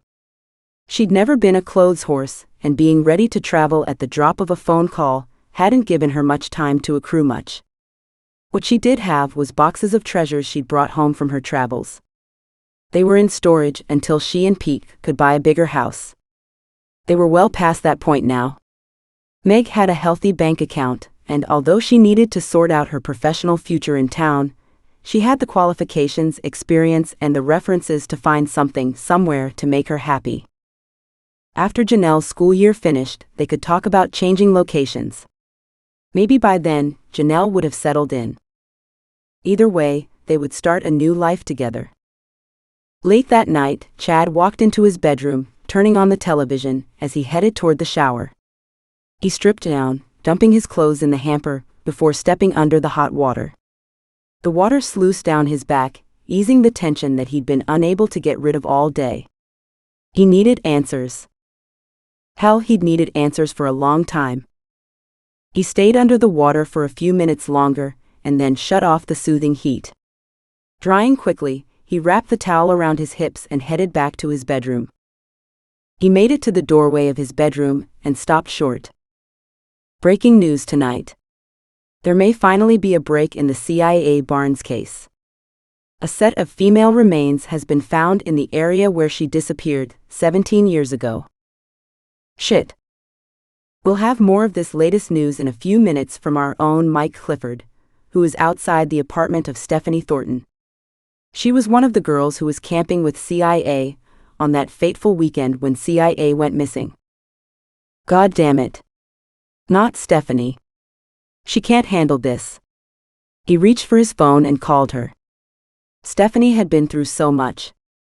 She didn't handle stress well. Or anything else, for that matter. He texted her immediately. Don't go outside. Don't answer the door. Media. The news is out. After sending the message, he tried to call her again. Still no answer. He tried several more times as he stood in front of the television and half-watched the news coverage. The reporter was going on about the mess that had happened, but so far there was no sign of Stephanie showing up. They didn't appear to be saying anything they hadn't said dozens of times already over the years. Thank God. If they found out about that damn necklace, that would be seriously bad for the case, bad for everyone, and really bad for Meg. The public would convict her in a heartbeat. Stephanie whimpered. She tucked deeper into her closet, hating the lights from outside that flashed into her ground-floor bedroom, with the headlights and camera crews outside. Damn it. Bruce should be here with her, and protecting her from them. She wanted to go back to the way things had been before, when Bruce had still been her best friend and lover. She'd tried to resume a normal life after CIA, but their relationship hadn't been strong enough to handle her slide into alcohol. When she'd added the drugs, Bruce had walked. She'd gone on an all-out bender then. She'd woken up years later, hating who she was and what she'd become. She'd hated Bruce for giving up on her. She couldn't do this again, not alone anyway. It had damn near killed her last time, and at least then she'd had Bruce. She should have been the one to die, not CIA. It would have been so much easier than this long, slow torture. Tears burned in the back of her eyes. She'd shed so many over the years that they never fell anymore. She'd used drugs, alcohol, and men to dull the pain, to hide the fear, hoping that one of them would finish her off. Instead, she'd survived. It had been 2 years since she'd made the decision to live, to forget, to move on, and to acknowledge that she'd suffered enough. 2 years of feeling like maybe life was worth living. 2 years of thinking she could do this. 2 years since dumping the bad habits, all of them. And she had finally started talking to Bruce again. It was only texting so far, but that door had been opened. For that she was grateful. And then they had found CIA, and everything had come rushing back, the pain, the terror, the endless nightmares, the what-ifs, the constant looking over her shoulder. She didn't even know what she was looking for. She just had that incessant sense of being watched.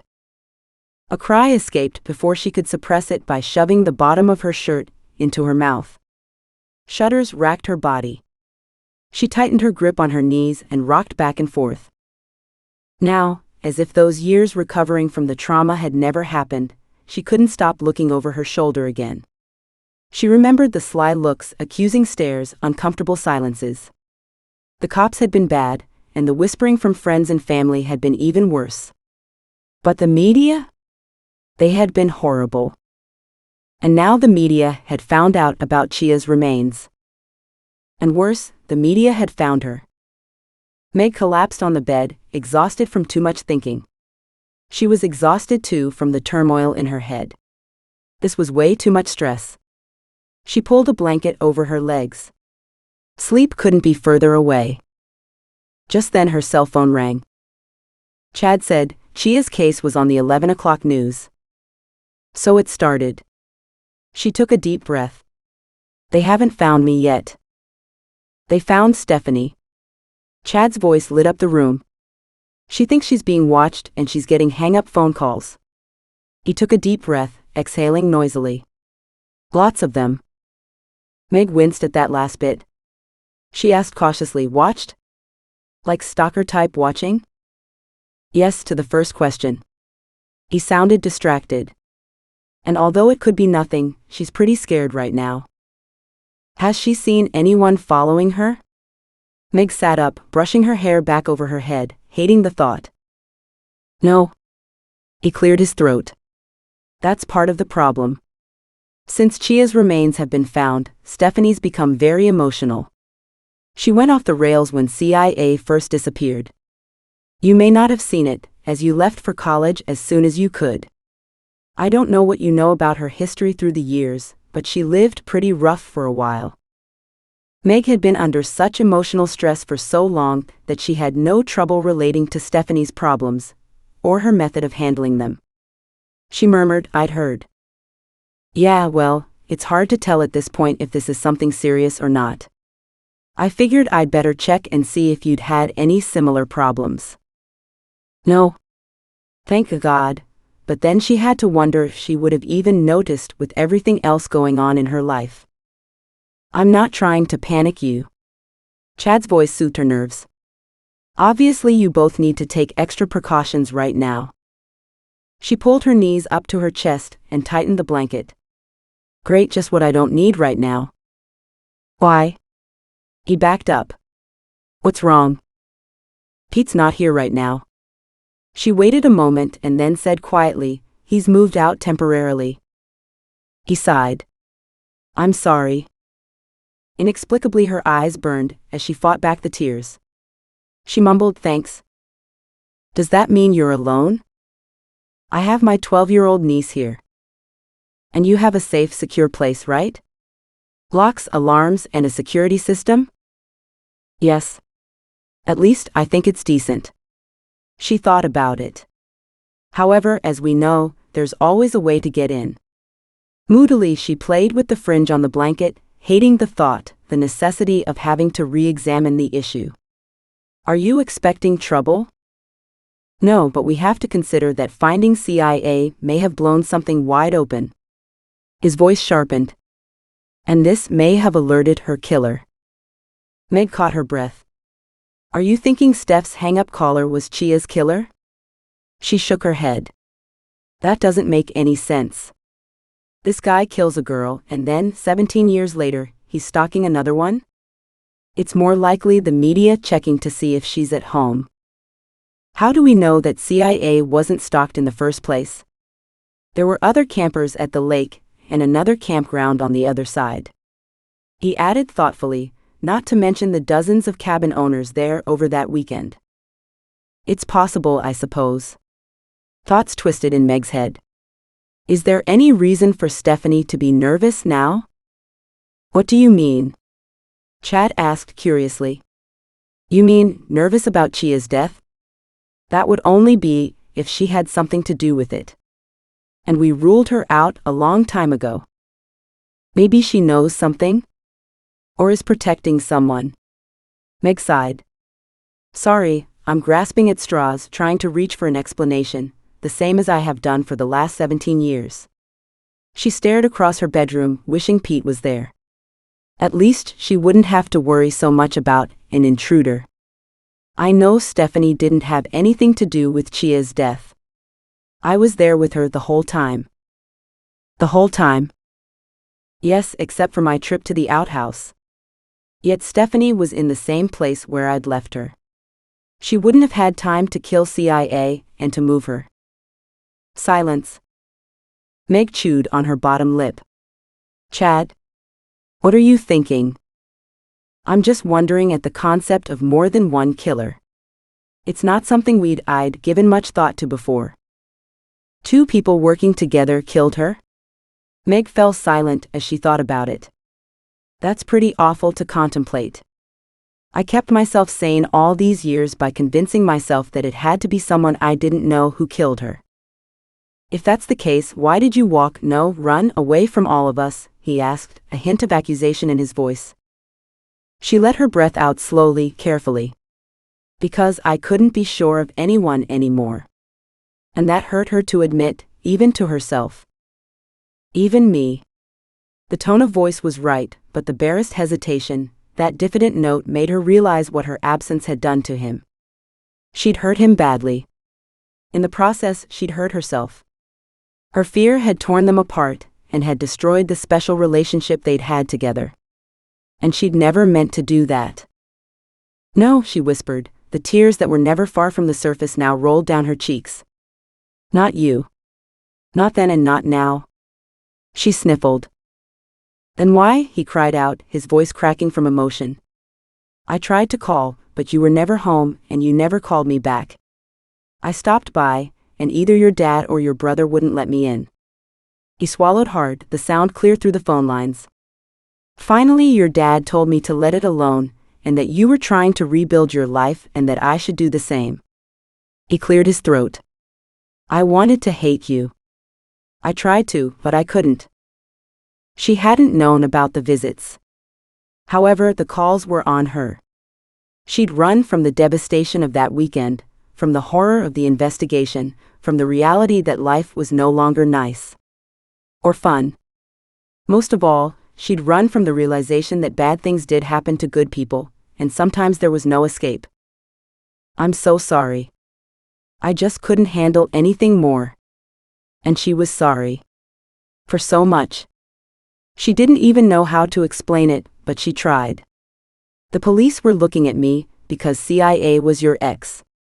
They were looking at you and suggesting to me that you'd killed her, and how well did I know you? I just didn't know what to think. They made me so confused. I had no idea what was going on, and I just ran and went to college and never looked back. Never? She winced. I tried not to.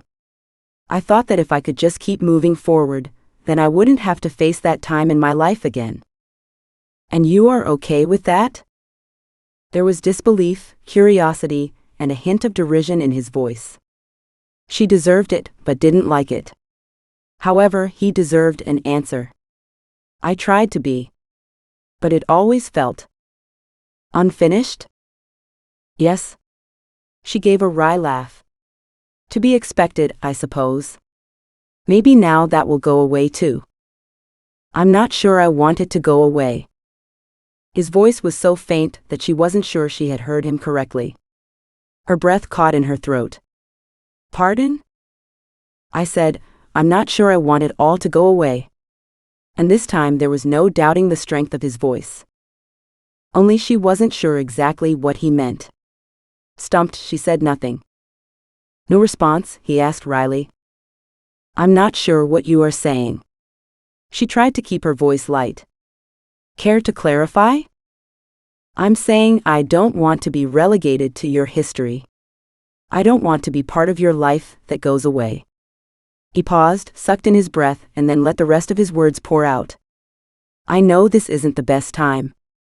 I know you're dealing with a potential breakup. I guess I just want you to know that I'm here. He paused for a long moment, then added thoughtfully, in fact, I always have been. And he hung up. Way to go, Chad. He stared down at his cell phone and groaned. Smooth, really smooth. He hadn't meant to say that. Any of it, but the words had slipped out before he could call them back. And now he didn't know what to do. Hanging up like that was also stupid. Teenage stuff. And in a small way, he almost felt that way. As if finding Chia's remains had sent them all tumbling back in time to that frozen part of their lives, and to the emotions from back then. Insecurity, betrayal, horror, and anger. Meg was the one part of his history that he was hoping to reconnect with. In his head, they hadn't broken up, they were on hold until Chia's disappearance had been resolved. And how arrogant was that? Very. And he didn't care. He had to put it out there. But his timing sucked. Meg was dealing with a difficult breakup of her own. Good timing for him in that she was breaking up, but really bad timing in that she needed time. And although her relationship was on the rocks, that didn't mean it was over, though he could hope. A text came in. Stephanie. He read the single-word message. Help. Shit. Meg walked to the window again and stared out into the black of night. Emotions rolled through her. Could Chad have really been holding a torch for her after all these years? What had he said? Something about not wanting to be kept in the past? She pondered the years gone by. Would she ever contemplate returning to her childhood sweetheart? And so fast? Surely that wasn't smart. She groaned and stretched out on the bed. Why had he said that now? Talk about bad timing. But her traitorous heart said, think of it as a second chance. A chance to correct your course, to get back onto the path you had planned on taking with him. But she knew there was no going back. Not to a time of innocence. But he's not asking you to go back. He's asking you to meet up with him again. The diverged roads were curving back to each other and once again, becoming as one. God, how appealing was that? Visions flashed across her mind of Chad's smiling face, as he had held her tenderly in his arms, the gentle look in his gaze, when she had woken to find him staring down at her as if she were the most precious gift. The joy of holding hands and being together, fitting together like they were meant to be. And they were meant to be. They had spent hours making plans and sharing hopes and dreams. They were going to be together, forever. Forever had lasted one summer. Then she'd left and had never even said goodbye. Sitting here in the lonely darkness, Meg realized that she'd avoided meeting him, seeing him, because then she could avoid having to do just that, saying goodbye. That way the door stayed open, just in case. Now that future was here. And one door in her world was closing. Was she ready to walk through the other? So soon? Yeah, talk about shitty timing. Timing was everything. And before the cops learned anything new, he had to find out what they knew now. Just in case he needed to take care of loose ends. Stephanie was the weakest and easiest link. He would have thought that the years of substance abuse would have taken care of her eons ago, but apparently not. How could her body have survived all these years? It had been interesting watching her suffer, but even that joy had waned. And now it was too dangerous. He'd loved the grateful sound in her voice when he'd called her to talk. To invite her for coffee. She'd been so happy to connect again. She was so pathetic. God, he loved it. He waited outside the coffee shop, nursing his drink. He'd chosen a remote spot with very little traffic. He had gone in as part of a crowd and had walked straight out with his cup. Just in case there were cameras, he'd kept his face down and his hat on. He didn't want to avoid anything. But neither did he want to be memorable. Not that anyone was looking for him. Yet. Stephanie was driving. He'd chosen a place just too far away for her to walk, and not convenient for her to take a bus. He wanted her vehicle. It was much easier to travel that way. He had a pair of stolen plates in his bag. It would be easy to switch them around, and no one would be looking at the car plate combination. Only she was late. Typical female, wants to meet but can't be bothered to show up on time. It was bullshit. He allowed a little of his loathing to leach through. Females were bitches. In heat when they thought it would get them something, and conniving mouthpieces when they didn't get it. A small dark blue compact drove into the parking lot. About time. He put a big smile on his face and waved. Chapter 11. Chad raced to Stephanie's apartment. She hadn't answered her phone since he'd received her last text for help. The older cement building had been around longer than she had, but no graffiti was on the walls and the hallway was clean. Not that Chad spent any time checking. She had a ground-floor apartment, and the glass doors to her small patio were closed. Inside, he knocked on her door. No answer. He pounded again. Stephanie. It's Chad. Open up. He put his head against the door and listened. No sound came from inside. Stephanie. The door on the left opened. A tiny head appeared. Bright eyes under an almost pink scalp with a ghost of white hair peered out. Are you looking for Stephanie? There's nothing wrong, is there? Chad walked over to the frail but hopefully nosy neighbor. He pulled out his badge. Her eyes lit up at the sight of it. I'm looking for her. Have you seen her tonight? The head bobbed. Oh yes, she went out with a friend. Finally a break. Did you get a good look at him? This time the woman shook her head. No, I didn't. She told me about him as she was leaving to meet him. The bird-like woman frowned. I can't remember exactly what she said. She pointed to her watch. I remember the time though, because I was waiting to watch my show. She beamed up at him. It was just before 8 o'clock. And she didn't say anything about where they were going, or what they were doing? The wispy cloud of white hair about her head bounced. Oh no, but she was so excited. She was real bubbly, like a young girl again. Chad nodded. He glanced back at Stephanie's apartment. I'm afraid she might be in trouble.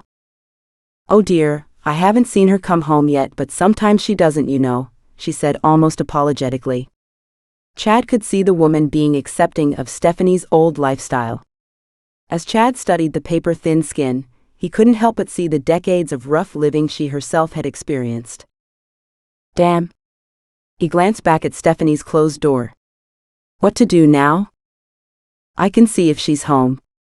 Just in case I missed her. The woman pulled her keys from the pocket of her oversized sweater. Then locking her door, she walked across to Stephanie's. I come over all the time to spend time with Chester. Chester?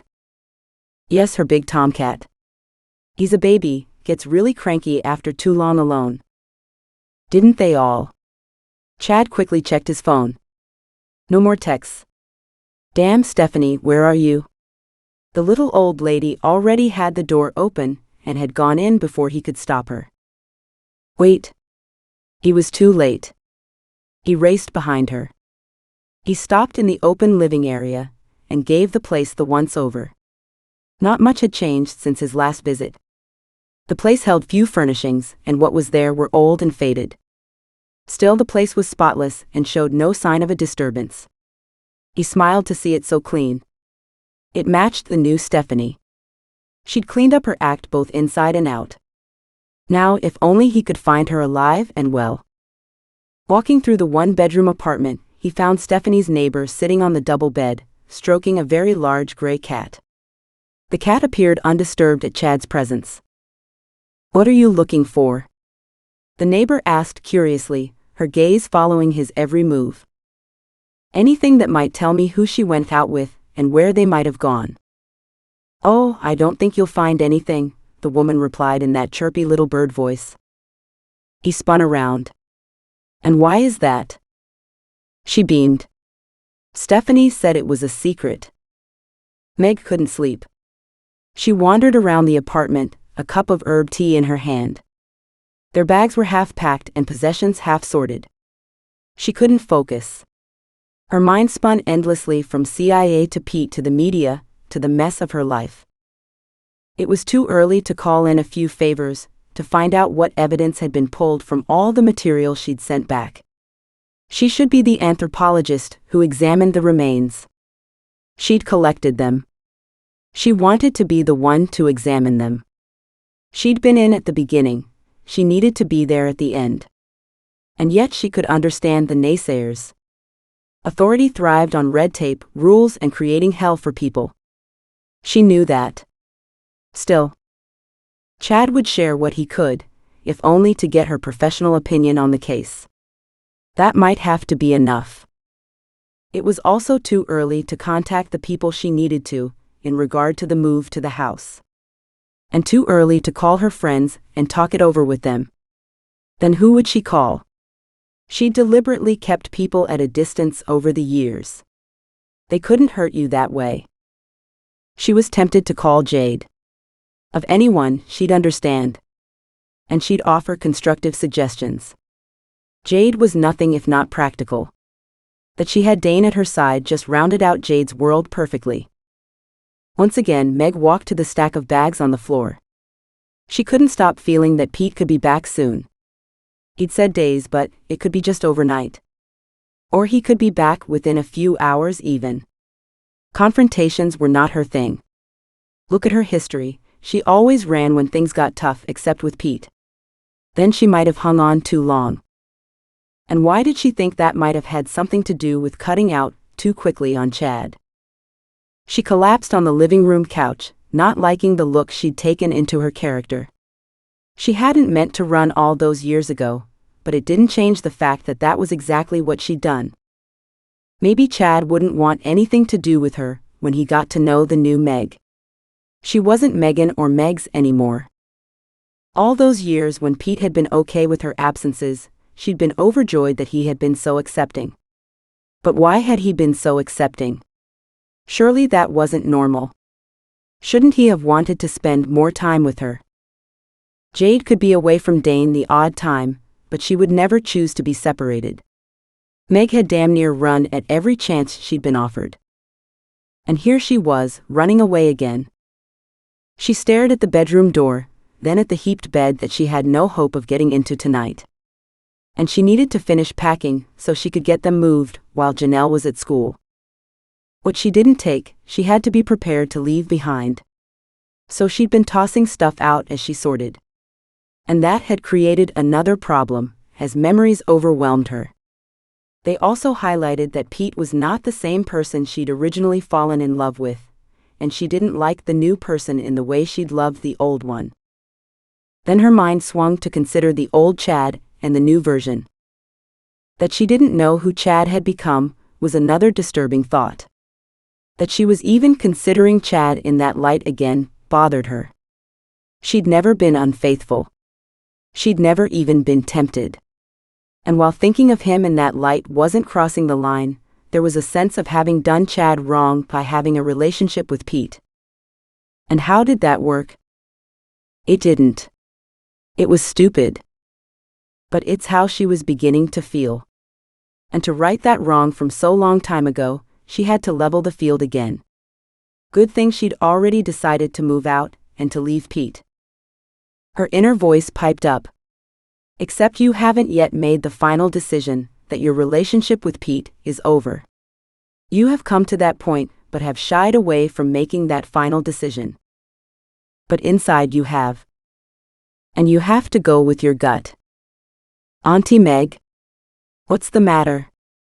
She spun around to find Janelle rubbing her eyes and looking ready to cry. I'm sorry. Did I wake you? She walked over, glancing at the clock in the living room at the same time. It was past 2 a.m. Let's get you back to bed. It's a school night and you need sleep. I was asleep, but something woke me up. Her voice wavered. Meg tried not to wince. Janelle had had such horrible nightmares when she'd first arrived. More nightmares? She nodded. Meg needed to keep Janelle from seeing her overly heaped bed, as this so wasn't the right time for explanations. Meg wrapped an arm around her niece's shoulders and gently tugged her back toward her room. Come on. Let's get you back to bed. I'll stay with you until you fall asleep again. Besides, Meg knew sleep was beyond her tonight. She cuddled up to Janelle, waiting until she fell back asleep. Chad stood once again in Stephanie's apartment. He had posted a bulletin on her vehicle and plates, and her description had been sent out to all divisions. He ran a hand through his hair. His stomach was knotted and his nerves churned. He'd done what he could do, and as was so often the case, it wasn't enough. 3 hours had passed since he'd received her text, 3 hours of frantically searching her old haunts, knocking on doors and sending out alerts. So far nothing. No sign of Stephanie or her vehicle. Gloves on, he started going through her apartment. Closets, drawers, and all surfaces were checked for notes, address books, diaries, something to show who she'd gone out with. And it had come up empty. He walked into her bedroom again and started dissecting her bed. He found a notebook under her bed. He picked it up and flipped through it. It appeared to be meandering thoughts, disjointed in time, with no dates or names. He tried to make sense of it all, and skimmed over several pages of writing, but found the rest of the book empty. As the book was covered with a thick layer of dust, none of it appeared to be recent. He dropped it on the bed and went to the night table. The drawer was stuffed with books, romance novels if the covers were anything to go by. At the bottom at the back was a small jeweler's box. He tugged it out and studied it. The velvet box was old, burgundy in color, some spots worn right through the nap. He opened it up to find 2 small necklaces with a single silver heart pendant. He lifted one and turned on the lamp to see it better. The silver heart looked familiar, so he turned it over to see a simple inscription. To Stephanie with love. The words alone made him sit up and take notice. That had been the same wording on the necklace they'd found with Chia's remains. Only in that case, the necklace had had Meg's name on it. Same style, same look. It would take the text to match it any closer than that. But it somehow followed that the same boyfriend gave the girls this gift? And that might mean Josh. Again. Stephanie had gone out with him before hooking up with Bruce. He closed his eyes. His best friend back then had been everyone's friend. And the girls had loved him, all the girls. All the time there'd been a lot of envious looks directed his way, as he switched his partners on a regular basis back in school, but at the same time he was solid. And even though he had had a lot of girls, he was with only one at a time. He never cheated. And he didn't need to, they all just lined up for their turn. That also meant he had no reason to kill any of them. He'd been smitten with CIA in the beginning, but that had worn off quickly. He'd known they were done, and CIA was eyeing her next boyfriend. Josh hadn't cared. He'd also had other interests, and had planned to break up her with after the camping weekend, and before starting college. Did Josh have it in him to kill? Accidentally, maybe. Premeditatedly? No. Chad would bet his life on it. Instinctively, he wanted to say Josh had had nothing to do with Chia's disappearance. But was that fair? He needed to take a new look at everyone. That's what Mac had said too. They would start fresh. Go over everything with a magnifying glass and tweezers, if necessary. This time they would find the truth. And if Josh had killed CIA, then Josh's ass would get nailed. Chad closed his eyes. He hoped it wasn't his best friend. Meg worked through the night. She collapsed at 2 a.m. and woke up at 5 a.m., and then she carried on.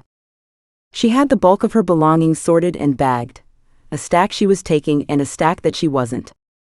Then finally, just before time to wake up Janelle for school, Meg remade the bed, took one last slow look at the bedroom that held so many loving memories. They'd warmed her for so many long cold nights. And now there was nothing but icy sadness. Fatigue had taken over. She swayed, overcome with pain and grief. Then she heard Janelle get up and go to the bathroom. Meg poured steel into her back and pushed back the hot ball in her throat to be dealt with at another time, yet again. One of these days that space inside would explode from the pressure, but not today. Today was big. And the knot in her stomach was a fear that ate away at her insides. She was afraid now that she'd started, that she wouldn't get out in time before Pete came back. With one last glance around, she closed the door on her past and turned to face a sleepy Janelle, her future. And for the next hour, Meg could do what needed to be done. She could get through this. Good morning, sleepyhead. How are you feeling? With Janelle promising to get dressed quickly, Meg headed to the kitchen to make breakfast. Janelle left on time, and the moment the door closed behind her, Meg kicked into high gear. She lugged her bags to her car and stowed them in the trunk. When that couldn't hold any more, she filled the back seat. It took several trips to get these loaded. In the front passenger seat, she loaded the bags she was giving away to charity. Puffing with exertion, she raced back upstairs, feeling as if she were running out of time, her nerves jangling every time she heard a truck or saw a tall man. In Janelle's room, she stopped to take stock. The place was relatively neat, but Janelle still had dirty laundry, school stuff, and some other items that she'd chosen to take to Meg's. And they all needed to be packed up and returned to her old house. For just a moment, Meg wondered if she was doing the right thing. Maybe they should move to a neutral setting. But no, she didn't have time. If Janelle didn't like being back at her old home, then it would only be temporary. But she had to go now. It took another hour and 6 more trips before Meg took a final look at Janelle's room, then at the rest of the apartment. She took the stairs on the last trip and walked to her stuffed car. She'd go to the closest Goodwill store and get rid of those items first.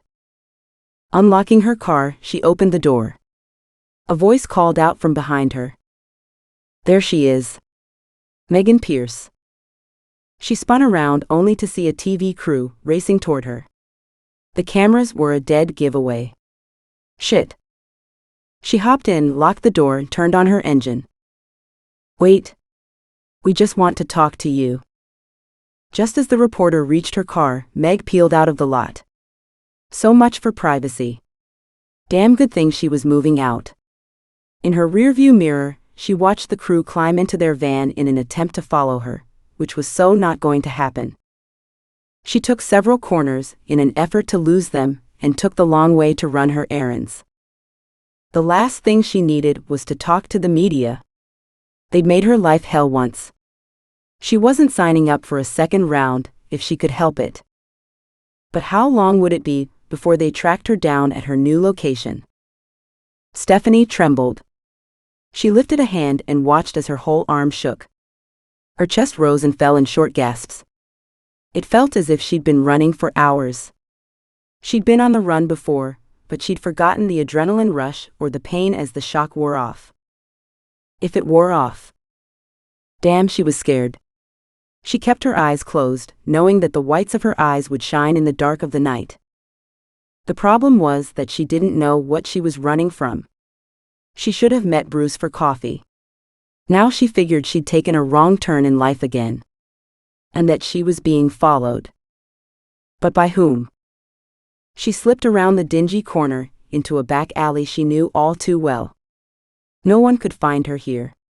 She was in the world that she'd struggled so hard to get out of again.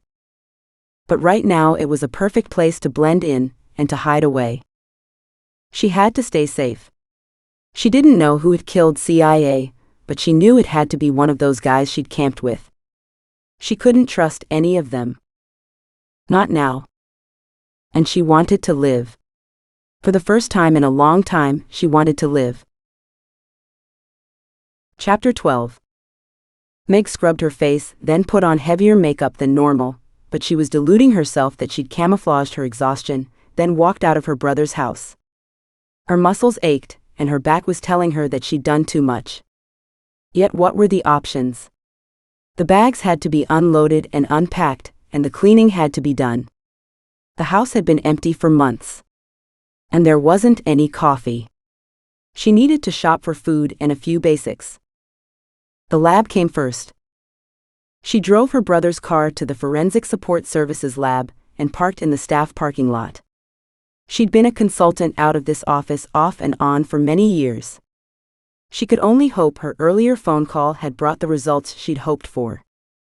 Inside, she identified herself and strode down to Stacy Carter's office, a forensic pathologist. Of the same age, the two had been friends for years.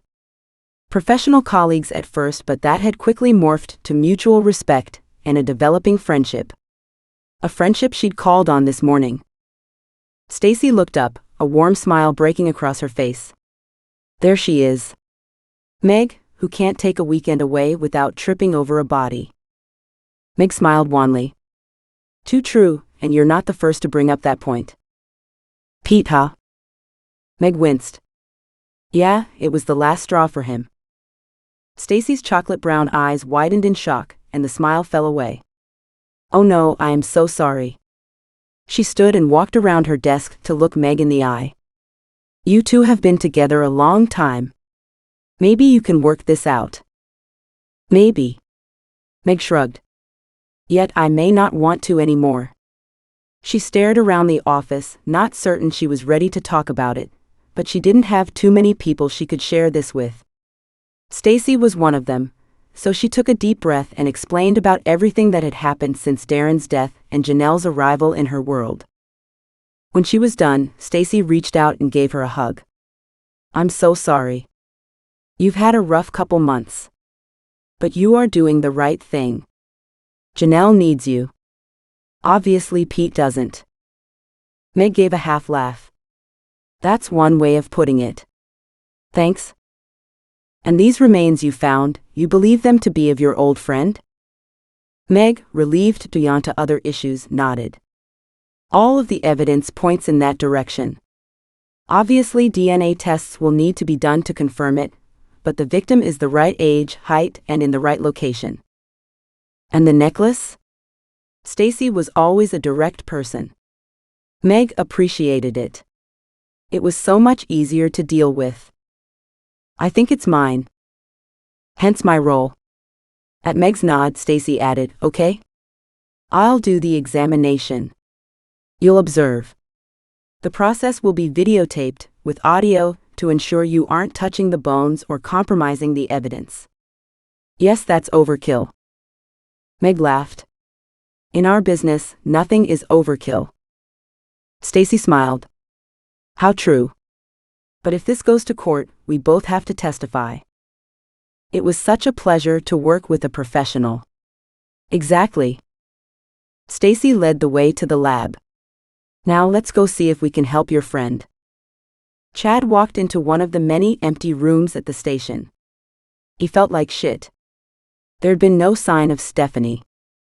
He didn't even know which places she haunted, and neither did her neighbor. Stephanie hadn't contacted Chad and hadn't shown up for work. He'd called her friends, but no one had heard from her. On the off chance, he'd texted Bruce but hadn't heard back from him. For all intents and purposes, she disappeared. If it hadn't been for her last cry for help, he hated to say, he would likely be considering she'd disappeared with her druggy friends for a few days. But maybe that was her cry for help. Maybe she'd been hoping that he'd stop her before she spiraled out of control again and went back to her old ways. But what if this disappearance wasn't her return to bad habits? What if it was connected to Chia's disappearance? The timing was suspicious, coincidental, and convenient. With that thought uppermost in his mind, he headed for the room Daniel had booked for this process. He stood in the doorway. Daniel should be here already, but apparently wasn't yet. The room wasn't empty though. Boxes had been stacked too high at the one end of the table. He couldn't contain his excitement as he strode closer. It had been hard moving from being a suspect in a disappearance to a cop, and now a detective in his own right. Especially with Chia's disappearance always hanging over his head. From Chad's point of view, this find had been a long time coming. Finally, they could catch the asshole who had killed CIA. Figured you would show up early. Mac walked in, hitching up his pants. He carried a chipped coffee mug filled with coffee in one hand and a stack of files in the other. Just not this early. Daniel isn't even here yet. I'm not that early, Chad protested, then grinned sheepishly. And so what if I am? He shoved a hand through his hair. Any news on Stephanie? Mac shook his head and dumped his files on the table at the opposite end of the table to the boxes. No, but her disappearance might have nothing to do with Chia's case. Stephanie's disappeared into the streets many times before. If she's relapsed, then that's on her, not on you. He looked up and studied Chad. Are you sure you're ready for this? Are you? I've been ready for 17 years and there's no way to know about Stephanie, Chad snapped, then reined back his impatience. But, if her disappearance is related? I want to find the bastard in her, fast. Yep, me too. But for me, this is just one of many cases I'd like answers to. Yeah, but it's the only one that happened in your backyard. Silence. Chad looked up, caught Mac's narrowed-eyed gaze and grinned. Do you really think I don't know who owns each and every one of those cabins? He added smoothly, besides, you're Bruce's uncle, not to mention Anto's and Perot's uncle as well. Mac dropped his gaze to his folders, a thick frown forming on his pug face. Chad studied him. I know that you shouldn't have been on the case back then. I know about you almost getting kicked off the force over it all. Does that bug you? No. You just surprised me, that's all. He shuffled through the folders. Now, if you're done, maybe we can get to work. Daniel should be here any minute. Chad filed that reaction in the back of his mind and turned to the top box. He moved it down beside the first and opened the lid. Instantly, all thoughts of Mac's cabin flew out of his head. This was the gold mine of evidence laid out before him. Finally.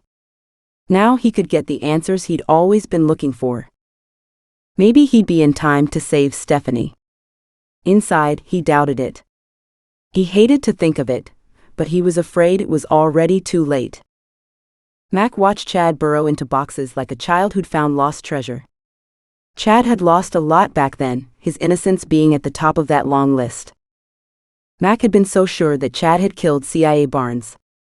And Mac had had no doubt that CIA was dead. Years of experience said the odds were not in that young girl's favor. Those same odds also said it was one of those 6 young men from the camping trip who'd killed her.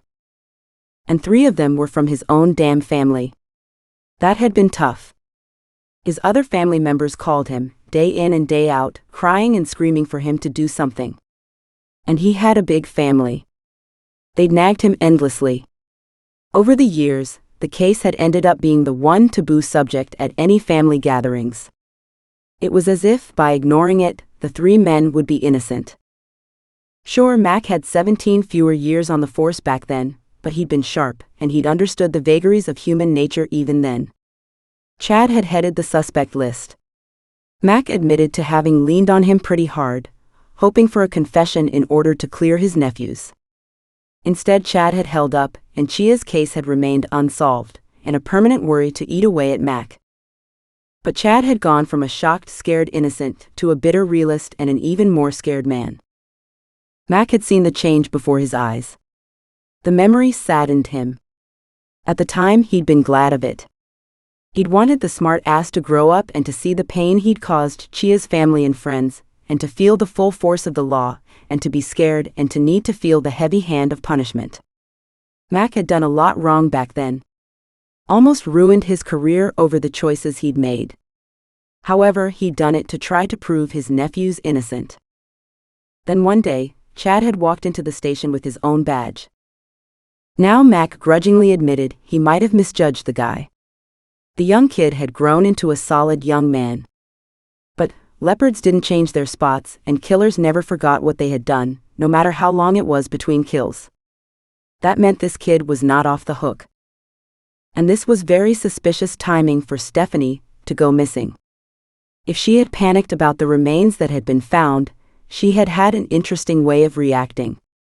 Stephanie was a drug addict who, if she'd ever known anything incriminating, had either forgotten about it or had lost the credibility to prove it a long time ago. Also interesting was that the only person who thought she was missing was Chad, and Mac only had his word on her disappearance. Something he would have to point out to Daniel. But Mac had seen people act in a lot of ways. So far as he was concerned, while Chad was looking through the evidence for suspects, Mac would take another look at him. Meg waited outside the school grounds for Janelle to walk out. She'd texted her already, saying that she'd pick her up. Now, seated in the car with the heat pounding down on her and after the fullness of her day, Meg just wanted to close her eyes. Exhaustion had nothing on her. She wanted nothing more than to go home and sleep. And that so wasn't an option. She had to face Janelle first. "Auntie Meg? Are you sleeping?" She laughed at Janelle. "Get in the car, silly. I admit I'm tired, but I'm not sleeping." "Sure looks like it to me," Janelle muttered. "Can we go home, please?" Uh-oh. Meg cast her niece a quick look, then turned on the engine. She drove to the house, wondering how long it would take. 2 blocks, apparently. "Auntie Meg? I thought we were going home." Meg changed lanes and took the next left. A couple moments later, she pulled into her brother's driveway and drove into the garage. She turned off the engine, twisted in her seat, and turned to look at Janelle. In a calm, quiet voice she said, "We are home." Janelle's eyes widened uncomprehendingly. She frowned. "What do you mean?" With a buoyant smile, Meg unlocked the door and got out. She waited for Janelle to grab her backpack and join her. She closed the garage door with the button at the side of the interior door. Then she unlocked the door to the house. She returned to the car and opened the trunk and started unloading the grocery bags she'd stashed in the back. When she walked into the kitchen, Janelle stood in the center of the kitchen, staring at her. "A little help, please." Meg gasped as one of the bags started to slip. Janelle jumped forward and grabbed it before it fell. "Start putting away stuff, and I'll go get the rest." It took 10 minutes before the groceries were unloaded and put away. Janelle grabbed an apple and a spoonful of peanut butter, and again stood in the middle of the room right in front of Meg. "Now what's going on?" Blowing a strand of hair off her face, Meg smiled. "I would have thought that was obvious by now. We'll live here from now on." She studied Janelle's face, looking for some inkling of a reaction. "If that's okay with you?" Janelle was quiet as she munched on her snack. "It's fine by me." "Why?" Meg wanted to prevaricate, but that wasn't the best way to move forward. "I have thought a lot about my relationship with Pete, and decided that the best thing would be some time apart." Instead of the happy reaction she'd expected, Janelle frowned. "Have you broken up with him?" "Not yet. He went away for a few days to consider our relationship, and I decided that I wanted to be gone before he came back." "And will he be mad at us?" Janelle asked, her eyes narrowed, her voice cautious. "I'm not sure." Meg smiled. "Maybe he'll be relieved." "Did you leave him a note or something so he knows where we are?" Janelle's voice rose in fear. Meg tilted her head. "You are concerned about him?" At that, Janelle dropped her gaze to her apple. Meg caught her breath. "No. You're worried about him being angry?" Janelle lifted her face slowly, uncertainty shining in her beautiful eyes. Then she gave a faint nod. "Right. That fear factor again. Ah, honey, Pete might get angry sometimes, but he's not dangerous." She hoped. Meg walked over and wrapped her arms around her niece in a comforting hug. "Not to worry. I'll speak with him about our future soon. But as the condo is Pete's, I felt this was the best interim home we could have, as long as it doesn't bother you." Janelle glanced around. "No. It won't. Dad and I didn't live here very long anyway." She spun around. "It's bigger than the condo, and I can have my old room back. It still has some of my stuff in it." "Right. I've brought everything, at least I hope I have everything from the condo. Go on up and take a look. Set about organizing your stuff, and I'll start dinner." At that, Janelle took off. Meg sagged against the kitchen counter and dropped her head backward, before slowly rotating it to ease the knots building up all day. Why had she thought this step would be a hugely difficult deal? It had been easy. She'd expected endless questions, and instead there'd been essentially nothing. That didn't mean the questions weren't still coming, but for now, conflict had been averted. She still had a few more loose ends to tie up, like the security system needed a second look, but that could be tomorrow's job. Tonight they'd be fine. Besides, no one knew where they were anyway. Stephanie woke up alone, cold and scared. The sun was up, reaching into the back alley. God, she was still alive. She wasn't sure she deserved to be. And she wasn't sure she wanted to be. The place reeked with vomit and urine, and something else she didn't want to think about. But this is what she had to deal with. She straightened, hating the pain in her back, the agony of an empty belly yet again. She didn't dare go home, but that's where she wanted to be. And damn her for being such a fool as to lose her cell phone. She couldn't even remember where her car was at this point, or even where she was in relation to it for that matter. God, Stephanie, you're such a loser. Then she remembered being followed. And ducking out of sight, and then running for her life. Had she shaken him off? Or was he on the street waiting for her? Shit. Chapter 13. Chad left the office late, frustrated and depressed. With Daniel, they'd opened the boxes, gone through all the evidence and every statement, and then set up a new board with position locators, indicating where everyone had been at the time of Chia's disappearance. Then they set up a timeline of events. It had been a futile exercise. He'd bet the new material they'd worked up would be exactly the same as what he had at home. He was counting on it. Yet he would spend the evening checking it out. He'd taken copies of what he could photocopy, and had taken pictures of the rest. The answers had to be here. Somewhere.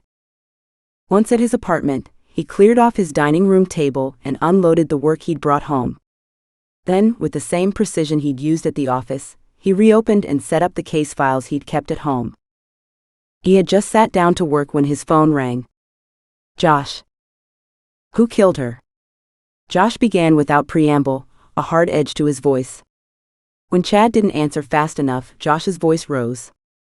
Damn it, Chad, who fucking killed her? Easy, Josh. I don't know who killed her. He cleared his throat, knowing Josh needed answers as badly as he did. It's too early to say yet. We don't know anything at this stage. Damn it. There was a dark silence, then Josh growled. Is it her? At least tell me that. That much Chad could give him. We think so. Right, height, age, location. However, DNA will be weeks before confirming. They are looking for dental records to compare. He waited. How could we not have found her? The pain in Josh's voice made Chad wince. We searched for days. I don't know about you, but I went back several weekends hoping to find her, or something that would explain what had happened to her. So did I, over several weekends as well. I couldn't forget about her. Who could? Damn it. When I heard the news, I knew it had to be her. Me too. Meg found her, you know? Meg who? Megan. Megs. She goes by Meg now. She's an anthropologist. Has a mess of degrees. Like a lot of us, she switched her name to one the media didn't know so well. She went on with her life and became someone. Josh gave a harsh laugh. Glad someone did. I sure as hell didn't. That's not true, Josh.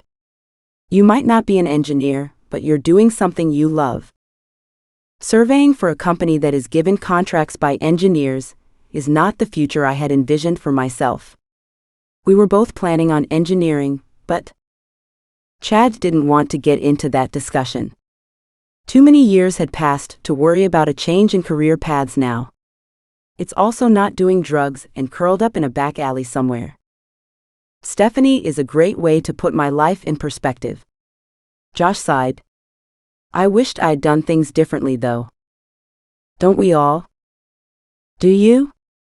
Do you wish you hadn't gone into law enforcement? You've spent every day trying to hunt down the killer. I know, and since we found Chia's remains, I'd like to think we have a chance now to find out what happened. So that we can get on with the rest of our lives? Oh, don't worry. I've thought the same thing. But what future? We've lived with this hanging over our heads for so long.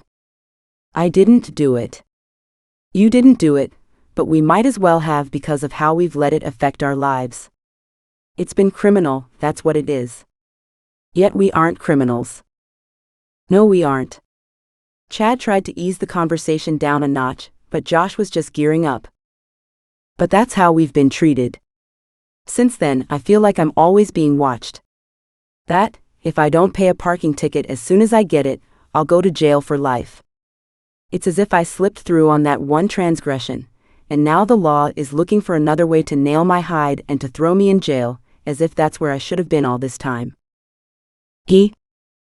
Do you realize that if we'd been convicted of accidentally killing CIA, we'd be out by now? He snorted. Instead, we did nothing, but got a life sentence anyway. Stephanie is missing, Chad finally managed to say. There was no easy way to say it. Silence. Missing how? That's just it. I don't know. She sent me a text asking for help. Just the one word. Help. Nothing else and nothing since. She's not at home and hasn't been home since then. No one has seen her since she left in secret to meet a friend. Shit. You think something has happened to her? I don't know.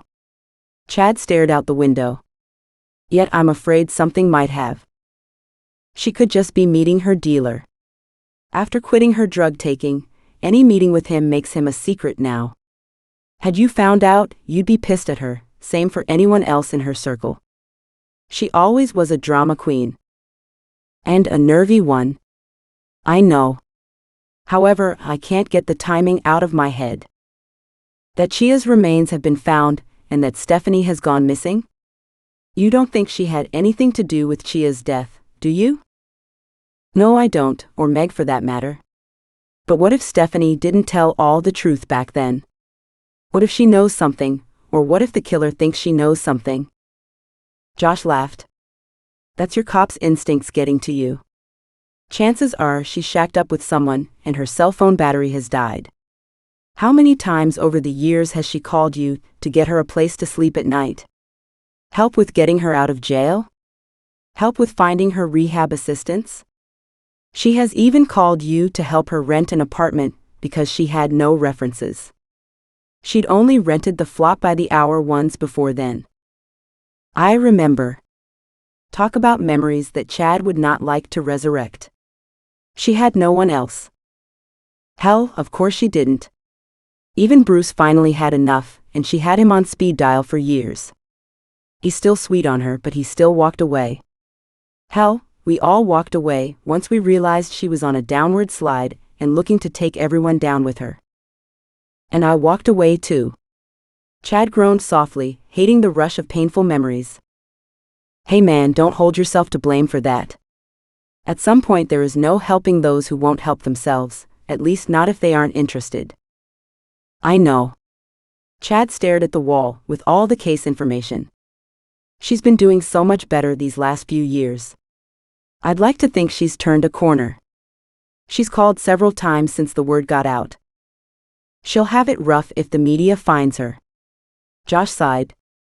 That would send her into hiding. There was silence. Chad had nothing to add.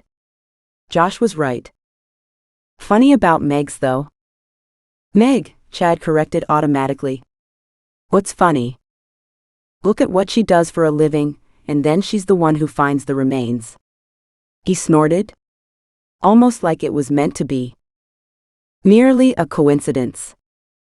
I thought you didn't believe in those. It was Meg's first time back in the area since that weekend. She was staying at one of the cabins, down a way. It was a fluke she even found the remains. While she'd be better prepared than most people at finding them, it still hit her hard when she put the facts together. Yeah, I imagine. How is she doing? Josh's voice changed, deepened, making Chad wonder if he still carried any lingering emotions for Meg. I presume you've talked to her since? Yes, I have, and she's holding. She's good people. I know. She always was. There was that odd twinge in his friend's voice. You aren't still hung up on her, are you? I thought you got over her a long time ago. Like before she started going out with me, but Chad didn't say that last bit. There was no point. I did get over her. I was just wondering what she's like now. Look at how Stephanie turned out. It seems like Meg went in the opposite direction. She chose something so focused and so demanding that it's like she has to be in control, ready in case of a repeat event. That's because she blames herself. If she'd only kept a closer eye on CIA, she would have known what had happened to her, that kind of stuff. No one could keep an eye on that girl. I always wondered if she'd crept off on her own to meet someone. She was my girl, but I knew it was over. She was already looking for her next mark. In a way, I was too. It was more so for my ego than anything else. He gave a self-deprecating laugh. Now I'm used to getting dumped.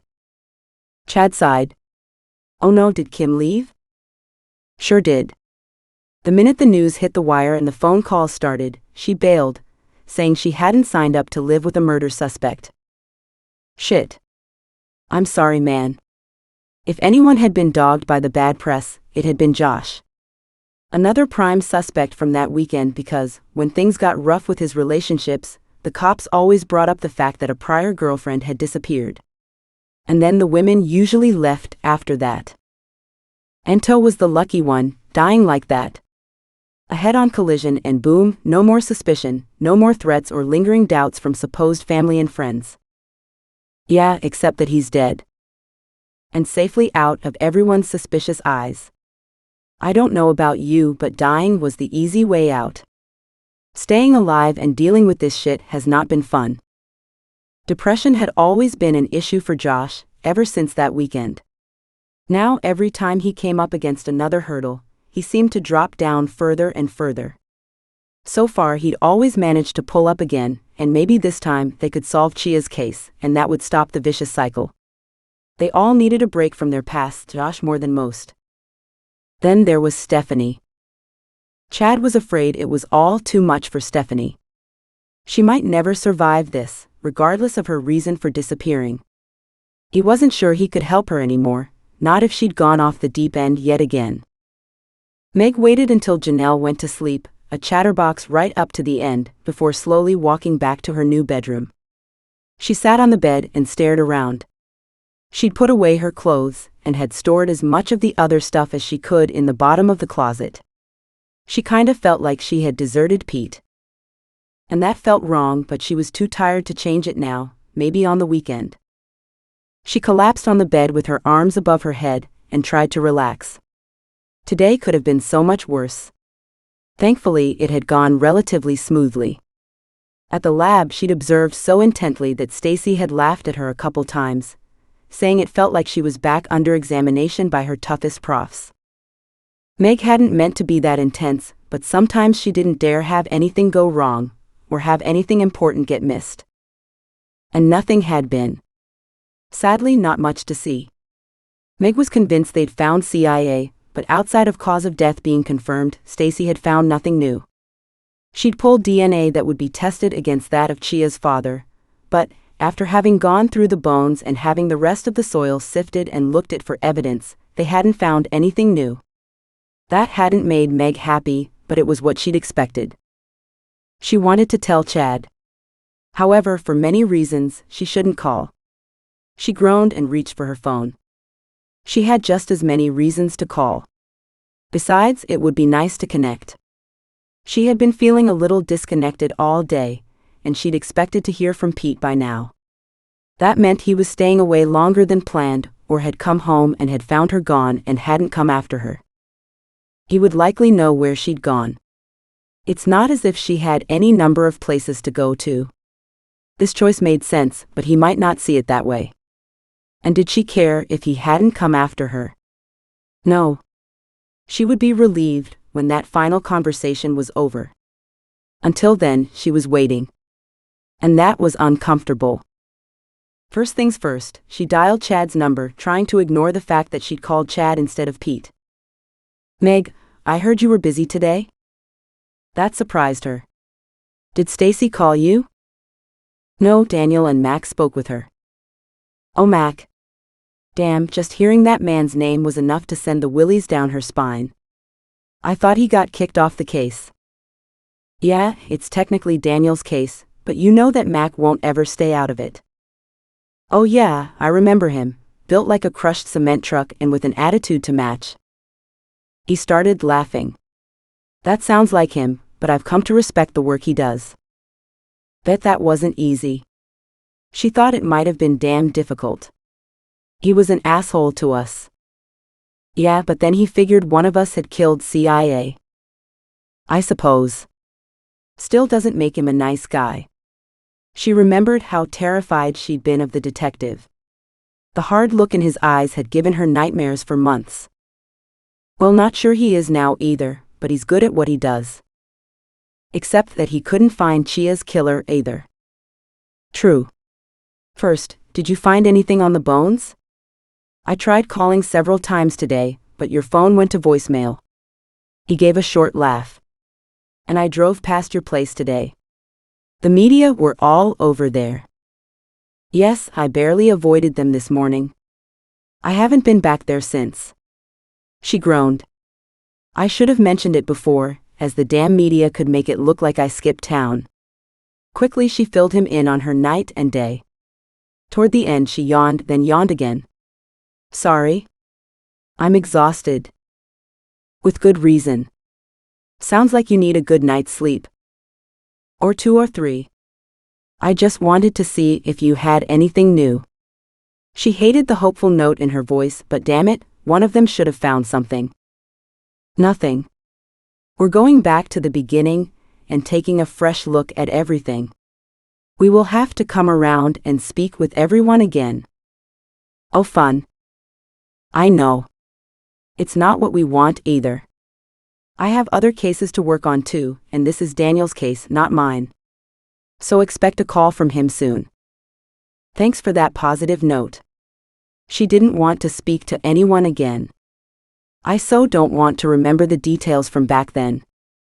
We have your statement, but expect to be questioned to see if you want to change or add anything. There isn't anything, she said tiredly. I gave as clear an accounting as I could back then. Nothing has changed in my head, just that I am 17 years older, wiser and more cynical. Aren't we all? He paused. Have you eaten? She smiled and ran a hand through her hair. Yes, I have Janelle to maintain some semblance of normality for. I really don't want her affected by this. You know she will be. As much as we'd like to avoid it, the families are always affected. I know. Doesn't mean I like it. She knows I found a set of remains, but she doesn't know anything about whose remains they may be or how they are connected to me. You might want to tell her. It's not a good thing for her to find out from someone else. I know. She considered the issue, but didn't like any of the options. Damn. Sorry. I'm going to contact the others. That's a tough job. How is Perot doing? Last I heard, he was recovering from a car accident that killed his brother, Anto. But that was like 11, 12 years ago. Perot was okay, but his brother? Yuck. He was a good friend. I didn't realize you didn't like him. I liked Perot. None of us girls liked Anto. And I never told you because he was your friend. She smiled at the memories. He was important to you, and you were important to me. So I put up with him. I never knew. No, she reminisced. Lots of things you didn't know. He laughed. No way, he scoffed. Then he paused for a long moment before asking curiously, like what? She laughed. Oh, I don't know. Lots of things. We were so young and intense.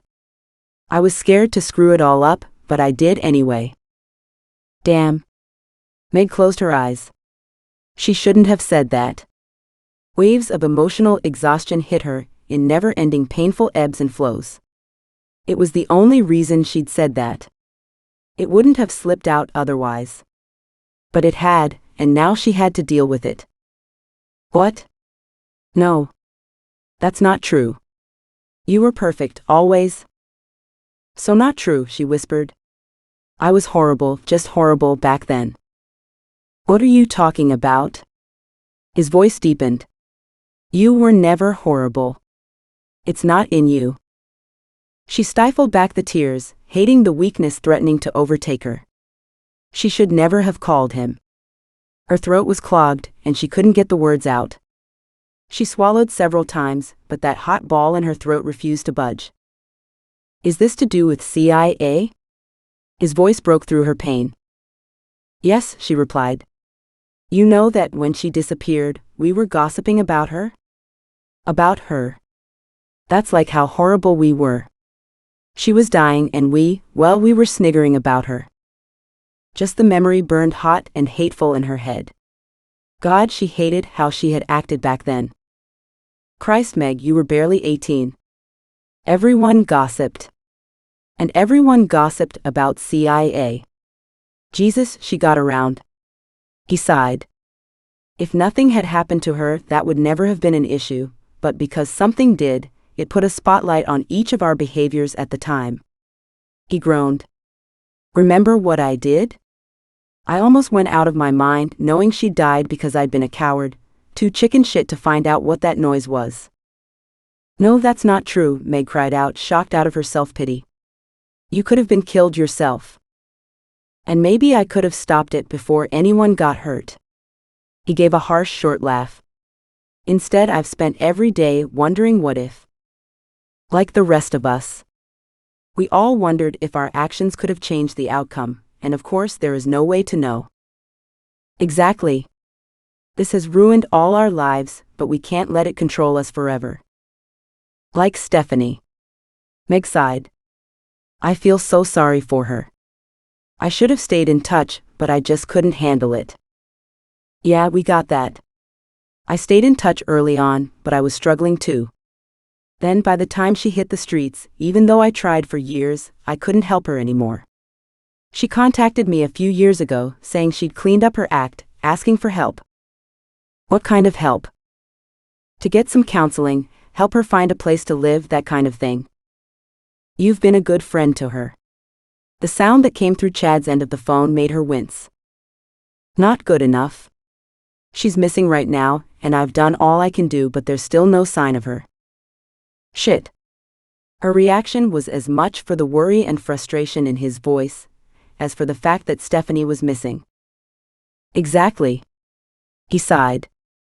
Everyone is assuming she's taken another dive into the drug scene to forget.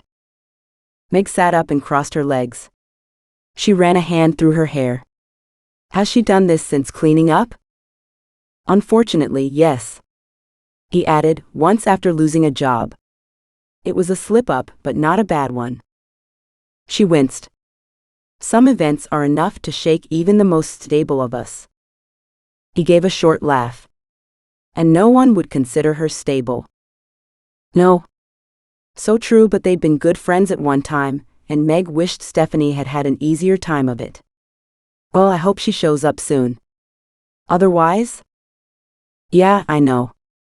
He cleared his throat. Enough of Stephanie for now. With the media out hunting up anyone connected to Chia's disappearance, I suggest you keep a low profile for the next week while we work on the case. Will do. She stood and walked to her window, where she peeked out from the side. The street looks clear. They haven't found me yet. Good. Let's keep it that way. His voice deepened. I wouldn't want anything to happen to you.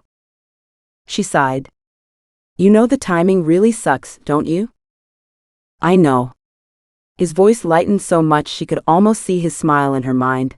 I'm just letting you know your options. Really? She laughed. Is that what you call it? No pressure, he stated firmly. I'm here if you need me, or if and when you are ready to see if we have anything worth rekindling. She both loved and hated the shiver of delight slipping down her spine at his words. He'd always had that effect on her. After saying goodnight, she murmured a few moments later, what a concept. Maybe that's why she'd gone for Pete.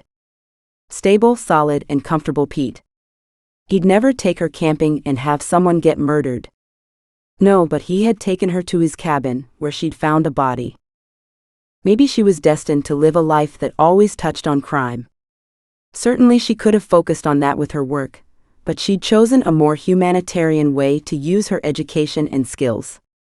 Yes, crime was often involved, but she'd spent so much time working on old, oftentimes large cases that the crimes, for all their horror, were distant and therefore easier to deal with. Opening a mass grave to identify bodies from an earthquake was much less personal than identifying Chia's body found in a lonely, faraway place in the woods. The mass grave in Haiti had had an additional creepy criminal aspect to it, but that had been a 1-in-a-million lifetimes chance of occurrence. She'd gone through enough horror back then. And she'd never told anyone at the time about her own history with CIA. It wasn't something she wanted to share. It was something she couldn't share. Tuesday morning. Chad was still trying to gulp coffee before shooting out the door on the way to work, when Daniel called. I'm calling them all in, including you. Shit. A little warning and a little time for them to arrange their lives would have been nice. He threw back the rest of his coffee, then called Meg. Good morning? Her voice, warm and welcoming, brought a smile instantly to his face. Then he realized she'd lose both when she realized what he needed. What's up? Her voice had cooled.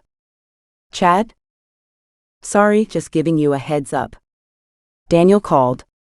He wants everyone in the office today for questioning. Really? She gave a choked laugh. Well, I can make it, but I wouldn't be so sure about the others. Let's see. Anto and CIA are dead, and Stephanie is missing. Besides you and me, that doesn't leave many. Josh, Perot, Tim, and who? Bruce, right? Right, only Josh, Bruce, and you live in town. Tim is in Europe, and I have no idea about Perot. I haven't heard from him or about him for over a decade. I'll go straight there. Let's get this over with. And she hung up. Damn. Chad knew it was asking a bit much without warning, but he'd hoped for a better reaction than that. He grabbed his keys and drove to work. At the station, he was surprised to find Mac waiting with Daniel. Chad asked, "Did you reach everyone?" "I will," Daniel said. "No worries there." At his tone of voice, Chad spun and looked at him. "What's going on? What have you found out?" "Stephanie is now officially a missing person. I went to her place. Found this." Mac tossed a small evidence bag on the table. Chad walked over and checked it out. "Right, it's similar to the one found with Chia's remains." "Right. And according to Stephanie's statement, she was Bruce's girlfriend at the time. But she has the same type of necklace as the one we found with Chia's remains." "True enough. But she also went out with Josh earlier. In fact, the guys all bought them, as they were all the rage. What one girl had, the next one must have, or something better. As they were all friends, it was easier to just buy the same. So either Bruce or Josh could have bought it for her." Daniel, shoving his long sleeves up his arms, asked, "Are you sure?" "Look. A lot of friends were in our group. Some came on one weekend but couldn't go on the next. But within that group, a lot of the couples changed and paired up with others.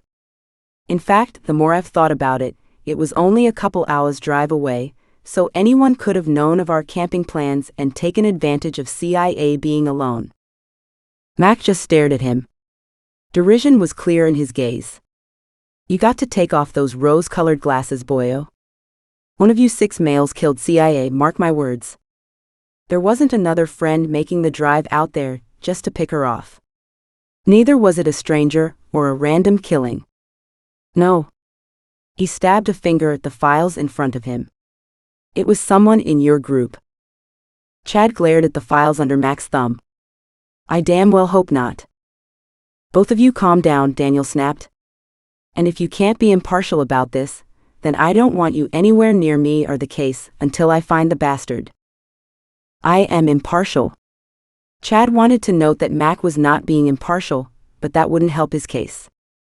In fact, Daniel could shut out Chad. But that wouldn't help anyone. Mac only wanted to clear his nephews. Chad wanted to clear all of them. "Just because I don't want it to be a friend, doesn't mean I'm not going to follow the evidence." He picked up the bag with Stephanie's necklace in it. "This is hardly evidence. It just proves that CIA and Stephanie may have had the same boyfriend." "Not CIA. Meg. That necklace had her name on it. And that could mean nothing." Chad explained, "CIA wasn't the nicest or easiest girl to be friends with. She might have borrowed the damn thing, or she might have stolen it. I can almost guarantee that she wore it to bug Josh. He'd bought it for Meg, but hadn't bought CIA one. She'd wear it just to push him into buying her one. And then he killed her in a fit of temper?" "Josh? Hell no. He doesn't have much of a temper. Although, given the years this mess has put us through, I'd have to say he's likely to have developed one. I called him this morning, and he was already trying to dodge the media." "Good. Let's hope he's pissed enough to say something incriminating." "Whatever. I don't want you in on the interviews." Chad knew that was coming. "Fine, but I'd like to listen in." Daniel stood and towered over the portly Mac. He seemed to consider that, and then nodded. "Fine. Just let me know if you catch anything. Megan is waiting, so Mac will start. Maybe seeing him again after all this time will jog something loose." "Oh shit. That was so not likely." Chad followed Daniel and Mac out the door. It would be a hell of a day. And it had only just begun. Stephanie startled at the noise. There you are, Stephanie. What's the matter? The man laughed, his voice coldly amused. Remember me? Christ. Stephanie bolted for the far end of the street, dashed into another alleyway and came up against a blocked exit. Her heart pounded as her instinct screamed at her to run. She didn't recognize the man or his voice. But God, she knew the fear. There's nowhere to run. The man came closer. She spun around, searching for a way out, when she felt something prick her arm. How had he gotten so close so fast? That wasn't so bad, was it? His voice stretched and receded, as the walls in front of Stephanie twisted and warped into a weird shape. She fell against one wall, her body sliding to the ground. Have a nice trip. And this time please die. Chapter 14. Meg sat in the small room and waited. She didn't flinch or fidget. She'd been here before. She wasn't a scared young girl anymore, and she hadn't done anything wrong. She worked on the side of the law now herself. Mac might try his scare tactics, but Meg was no fool. She'd already contacted her lawyer and had a brief conversation with him. He'd offered to come in, but Meg didn't want to take that step yet. She wanted to help the police. She wanted Chia's killer to be caught, and Meg damn well wanted her life back. She checked her cell phone for what had to be the 10th time in the last half hour. Still no contact from Pete. As much as she wanted a peaceful end to their relationship, she couldn't help but worry. She hoped he was all right. The door opened to let Mac in. Are you late for something, Miss Pierce? Meg looked up. No, I'm not. His gaze drilled into hers. She stared back quietly, calmly. Good. I'd like to have you tell me again what happened on that day CIA went missing.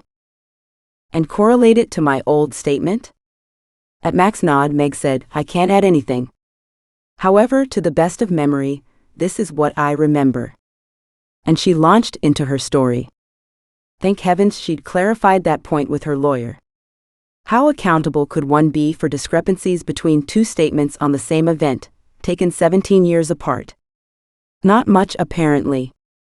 Given gaps in memories and time passing, she could remember only so much. When she was done, Mac handed her a copy of her old statement.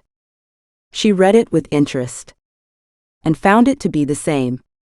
Well, nice to know age hasn't affected my memory that badly. Yet, she added with a small smile. And now we come to this necklace. Mac tossed a small bag at her. She picked it up, expecting to see the same necklace she'd excavated at the site. Instead, inside was a shiny newish-looking one in the same style. She turned it over and read the inscription and laughed. Typical of Josh.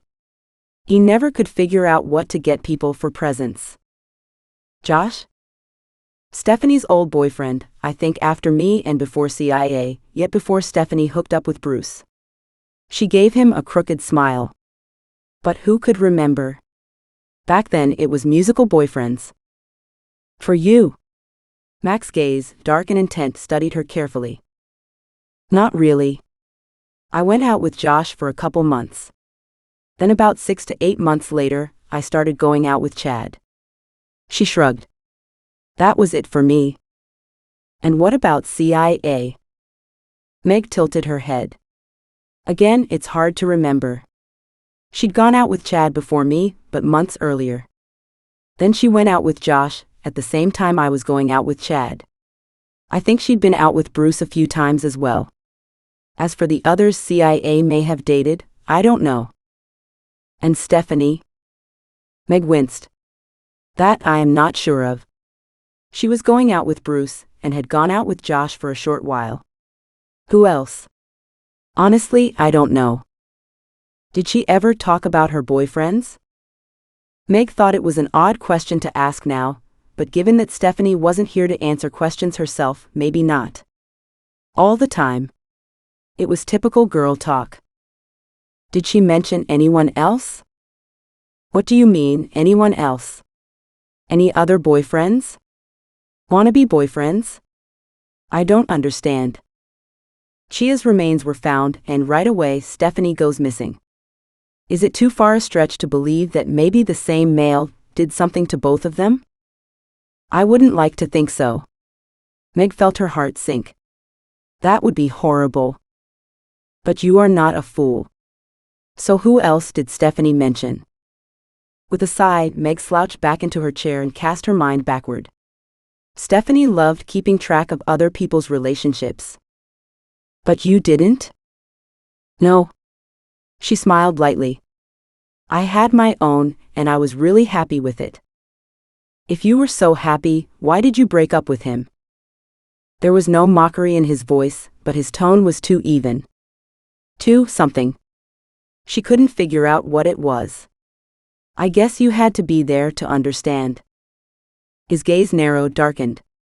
Try me. She stared back calmly. No. His eyebrows shot up. Really? It has nothing to do with the case. She added carefully, her tone even and controlled. Our breakup happened after the crime and in no way impacted what happened beforehand. For all I know, you two were in on Chia's murder together. After your unholy pact, you couldn't love each other, knowing what you'd done together, and split. You've hardly spoken since. He smiled. Have you? No, we haven't. She'd be damned if she'd give him more than was required. Just then the door opened and Chad walked in. Meg stared at him. She didn't smile. This scenario was awkward enough without any sign of friendship or the signs of anything more showing through. With a hard look, Mac nodded to him. Did you have something to add? Meg, you said that Stephanie and you had been gossiping while out in the water. Was anything in that conversation indicative of who CIA might have moved on to next? Or who she wouldn't move on to? Meg frowned, trying to remember. I remember some of it. Although I'm sure I brought this up back then. Stephanie had been talking about who CIA had slept with and who she hadn't. Stephanie never did tell me the names though. She did say CIA had slept with 4 of the guys who were on the camping trip, and was planning on sleeping with a 5th that weekend. Mac leaned forward. That weekend? Chad shook his head. Couldn't be, he was sleeping with Josh on that trip. She was sleeping in his tent. I know. That's what I'd been trying to figure out when you called out to us. She shrugged. I never did get the name from Stephanie. I also don't know if Stephanie was telling the truth. She loved to stretch the truth and loved to gossip. She stopped and forced herself to correct her words. We all did, but Stephanie thrived on it. Max stepped in. You're sure you have no idea who CIA had planned to sleep with? Meg shook her head. No, none at all. She shrugged. Considering who was there, there weren't that many choices. Already sleeping with Josh, had been sleeping with Chad here. Shuffling papers, Mac asked, don't know about Bruce, so that leaves Puro, Anto and Tim. Was there time for CIA to disappear to meet up with this mystery date? Chad stared at Meg. She stared back. Chad shook his head, saying, I don't know. I wouldn't have thought so. I don't know for sure. Meg lifted her shoulders. And we never saw CIA after she went into the tent. If she went to the tent. Right? She switched her gaze back from Mac to Chad. And if she didn't, she could have walked off. We'd always considered that she might have run after you guys to join the hike. I hadn't considered she might have been having a tryst. Even that old-fashioned word seemed wrong. She tried to look at it from a different perspective, and then shook her head. No, I can't see it happening. And of course she didn't, Max said, because someone killed her. Most likely she was meeting a man or someone pissed at her, who'd found out about the meeting. Josh? Chad snorted. It wouldn't have been him. He didn't care. He was breaking up with her anyway. Even Stephanie and I knew that. You could see it was over. Over is one thing. Mac tossed down his pencil and sprawled back, stretching his legs out in front of him. Having someone stepping out behind your back with a buddy is another thing. True, but it does happen. I can't see Josh being so angry that he'd kill her over it. And if he had, where is the other male in the picture? Had he come upon them afterward? And then killed her? Because, if he'd come up on them earlier, he would have seen them and said something. Not if both were involved. Both Chad and Meg frowned at Mac. What? Meg asked cautiously. What if Josh came upon the two of them, got angry, and CIA was killed in the fight? And then both of the men made a pact of silence? Chad asked, studying Mac. It could shake out that way. We've certainly seen similar cases, but not with Josh. Mac turned on him. Oh, and why not? Because he's a good guy? Because he's your friend? Because of what? Because he's too honest. Meg couldn't stay quiet.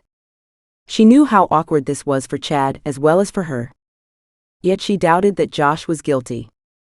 Besides, the second man is hardly going to cover for the murderer, certainly not in the long term. He'd done nothing wrong, so why should he? Bullshit. Chia's death might have been accidental, a crime of passion so to speak, happening while hot tempers raged. But what about afterward? Panic would have ensued. Then cold reason would have taken over. If Chia's current boyfriend and her new love interest were both there, they would have both assumed they'd be held responsible. Or one could convince the other they wouldn't go down for this alone. Chad frowned, and Meg could almost see him considering the issue. We wondered if there were two of them, Chad admitted, but I hadn't considered Stephanie and someone else. Stephanie? Why her? How? I don't understand. And Meg didn't. How had they gone from Josh to Stephanie? Nothing made sense. She hadn't once seriously considered that CIA had gone to meet someone. It had been one of the many suggestions tossed around at the time, but it had so lacked in reasoning that it had been dropped. Over the years the idea had popped up from time to time but was then dropped again. Watching the men pull out the idea and turn it over and over yet again made her nervous. It was one thing to consider one of her friends as a murderer, but two of them? That was hard to believe. On the other hand, Max suggested, Stephanie might have known something or might have been helping someone. She was easily manipulated and easily coerced. And if she had known something, she would have been too scared to tell. Or too scared of getting someone else into trouble, Meg noted, easily seeing that aspect. I suppose that would also help explain her decline into drugs and all. How is that? Max stared at her.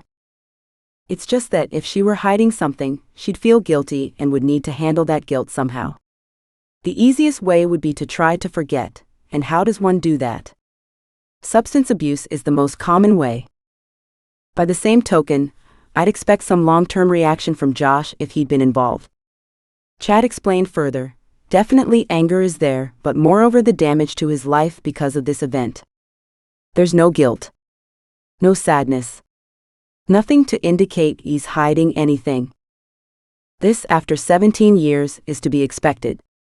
Meg sighed. Think about it. After all these years of keeping this information hidden, it would feel normal. It would feel natural. There might be an underlying tension that permeates everything, and that tension may snap at some point, but not unless something jars it. But having found Chia's remains, that is a pretty big jarring. Mac added, our killer has to be worried. Josh isn't showing any sign of that. Mac snorted. Why would he? He doesn't know we are close. Are you close? Do you have anything to pin this on Josh? Meg shook her head. If you couldn't pin it on him 17 years ago, nothing was on the body that could do that now either. Not true. Now we know the cause of death and the location of the body in relation to the rest of you at the time. And what about the necklace? A necklace I suspect CIA borrowed, Meg said, but who could say after all this time? When did you notice it missing? Mac asked. I never noticed. At least, I don't remember ever noticing it had gone missing. It wasn't an important piece for me. And after that weekend, we all packed in a rush, and our emotions were everywhere. If I'd noticed it missing then, I would have just assumed it had been lost in the chaos of the investigation. That's no help. She stood. No. I wasn't much help then, and I can't add anything now. Except for the gossip on Chia's lovers. True, if the gossip was the truth. Meg nodded. Now, if we could find Stephanie, maybe we could ask her. What about the other males? Do you know much about them? I was less with them than anyone else. Chad, she looked over at him, you would know more about the guys than I would. She walked to the door. I knew Bruce and Josh, but I had only met Perot and Anto a couple times before that weekend, outside of passing them in the school hallways. As for Tim, I can't even remember his face. She shrugged. I know some were related, but I can't remember now who was related to whom. Bruce was a cousin to the brothers. Their family had come over from Croatia when they were little. I think Bruce's mother was their aunt, Chad said and nodded sideways to Mac. And Bruce's family had a cabin on the other side of the lake, right? Meg asked, not quite understanding Chad's head motion. Where we camped that first time? Chad nodded. I want to go back. The words ripped out of her throat so fast that she didn't realize what she had said. Chad snapped no. I need to. She stared at him calmly. As she thought about it, she realized she really did want to go back. She wanted a chance to explore and to look for anything that might give them some answers. She knew it was too late, but she couldn't get it out of her mind that maybe, just maybe, she'd find something else. If we now know where she was found, and I know where I was and where Stephanie was, we can walk the route and time the distance from one spot to the next. It will help sort out who could have been where. And maybe catch someone in a lie. No. We were all in the woods together, and lost most of the time. We can't pinpoint their location like that. Mac looked over at him. Except you gave us a pretty clear map of where you heard the other person. If we take your statement as fact, that rules the three of you out, therefore we need to plot out where everyone else was at the time. And we could do it on a map, but it would be easier if we went there and measured it out, Meg repeated. We did that last time and it didn't help, Chad added slowly as if thinking this through, but there are better tools available to us now. Meg checked her cell phone. I've got to go. If you drive out there, let me know. I want to come. I can help. She nodded to Mac and Chad. The sooner we figure this out, the sooner we can find out who did this. At the moment, I'm seriously thinking it must have been Anto. Why? She groaned. Because he gave me the creeps back then. She stared at Chad. And I'm going back up there. You're not going alone. Chad's voice brooked no argument. She smiled gently. Good. I don't really want to go alone. Janelle has a sleepover at her friend's house tonight. So my window to travel is now. And she walked out. She had almost made it to the front door when Chad came running up behind her. Wait up. She stepped through the door to the top step before turning. What's up? I'll go home to grab some equipment, copies of everyone's statements, and a map. Then I'll swing by and pick you up. He headed back inside, without giving her a chance to respond. Meg made it home in record time. She packed a light bag, made a quick call to Deirdre, Lynette's mother, and explained that Meg wouldn't be at home but available by cell phone. We'll try to get back tonight, but just in case. Making sure she had everything she thought she would need, she packed extra gloves and a large flashlight. She wanted to hike to the top of the mudslide, as she had been able to last time. Remembering the heavy rain, she grabbed a warm jacket and put on hiking boots. She realized Pete might have gone to his cabin. It was his place to hole up. She didn't want to intrude or to get involved in an argument. It was bad timing, or as the old saying went, worse timing. A sound outside had her grabbing her keys and cell phone, lifting her bag and letting herself out of the house. Chad waited for her in the same truck she'd seen at the excavation site. Good. At least it would make the trip. He hadn't mentioned staying anywhere overnight. Hopefully it wouldn't be required, but she'd packed just in case. And didn't that thought make her heart race? Knowing how Chad felt about her made her both uneasy and excited about the coming night. She'd spent a lot of nights with him, but sleep was the one thing they'd never managed to do. But then young love and the heated nights had been all about exploring their passion and expressing their love. It was something she'd never experienced since. "Ready?" he asked. She looked at him, wondering if a hidden meaning was in that question, then realized it didn't matter even if there was. The answer would still be the same. Clipping the seatbelt firmly in place, she settled back and said with a smile, "Yes, I'm ready." Chad took the highway on-ramp and pulled smoothly into traffic. They had a long drive ahead of them, but he enjoyed driving. He hadn't mentioned staying overnight anywhere, because Meg had enough to deal with. "I've been thinking about Stephanie," she said. "What about her?" He took his eyes off the road long enough to search her features. There'd been a note of, he didn't know what, something hesitant, maybe even fearful. "Are you worried about her?" "Of course.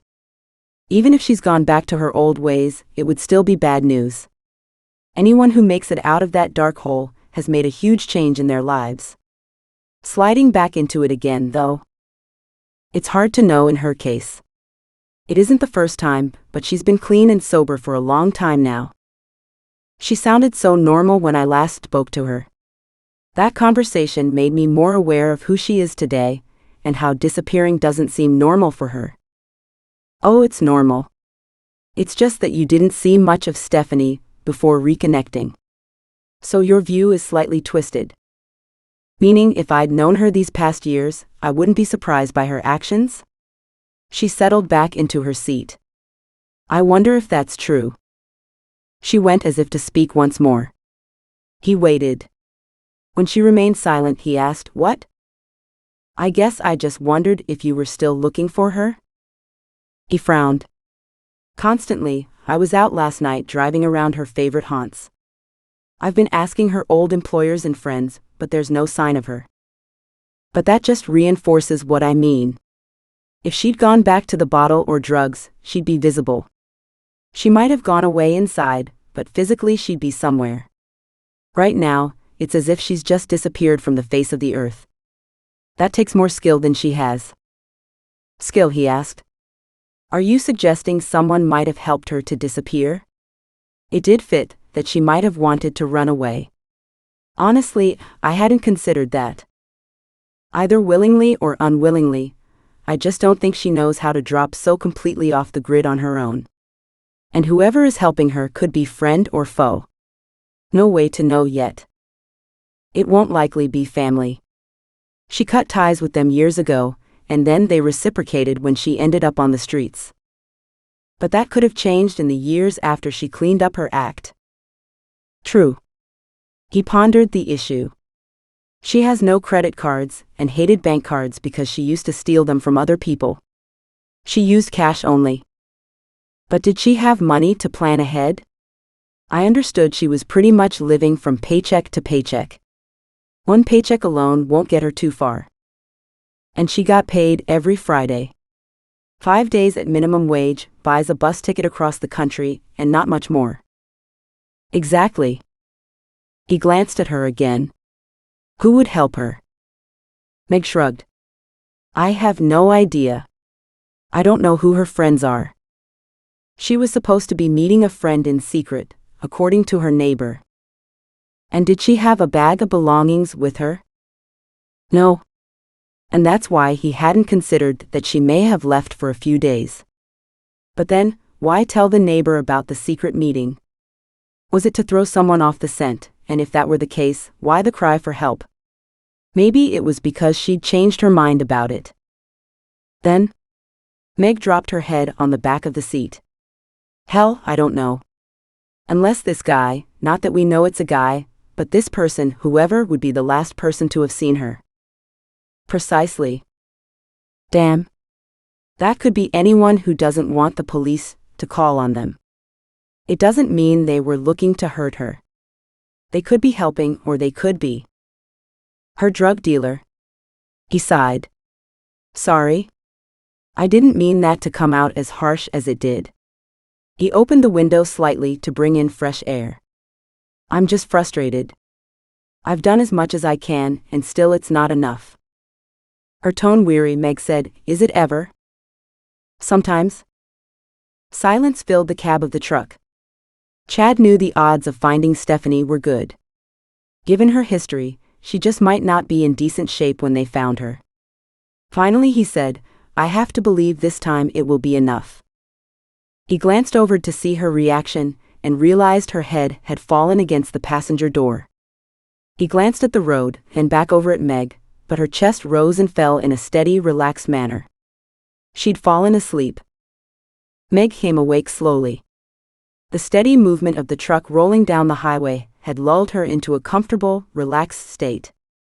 The truck engine soothed her soul. She'd needed her nap. It seemed like her nerves were just waiting for the rest of her body to follow through. She yawned and rolled her head toward Chad. How are you feeling now?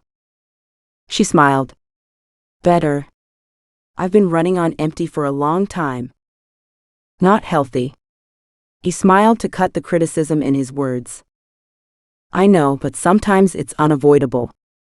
She straightened to look around. Where are we? We're coming into Wistery.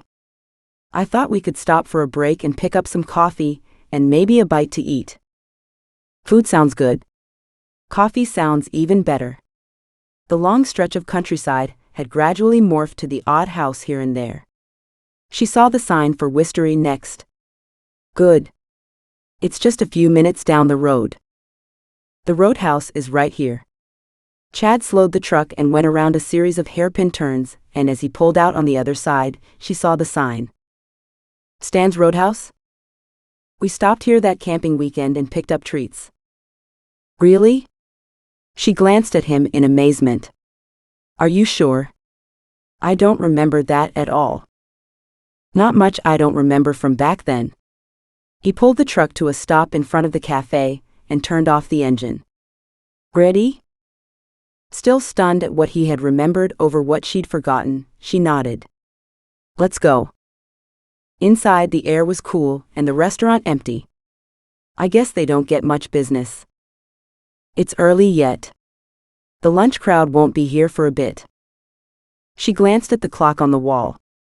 It was just after 11 a.m. We made good time. Good. We have lots of work to do. We probably should have held off and left early tomorrow.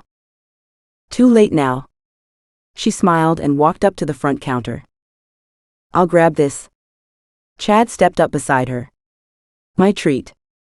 He studied the menu for a moment, then ordered a couple large sandwiches to go and an extra large coffee. Then he turned to her. What do you want? Not that much, she murmured. I eat like a normal person, but the sandwiches sound good. With a smirk, Chad doubled his order and then snagged a couple wrapped muffins and coffee cake slices at the counter. He walked over to the cooler and pulled out 4 bottles of water to add to the order. We didn't come well prepared, did we? She eyed the stack at the counter. Then I wouldn't have packed for 4 days anyway. This is just for today. We will be working. That means keeping up our strength. With a big grin, he unpacked a muffin and took a large bite. I miss breakfast. She shook her head and made a trip to the ladies' room. On her way back, she noticed a couple people walking inside. She didn't know them, but knew the town enjoyed both the benefits and the detriments of summer residences. She wondered if the business struggled to stay afloat in the winter. Summer would be fine, but as for the rest of the year? She wasn't so sure. Glancing around, she saw Chad paying for the lunch. She watched while he finished, picked up their bags and joined her at the door. Ready? She laughed as she pushed the door open to step outside. Seems like you've been asking me that a lot lately. He grinned. And I'll continue to ask. At the truck, she took the bags from him and waited while he unlocked the doors. Hearing something, she turned around, gave the parking lot a wide, sweeping glance. The place appeared empty.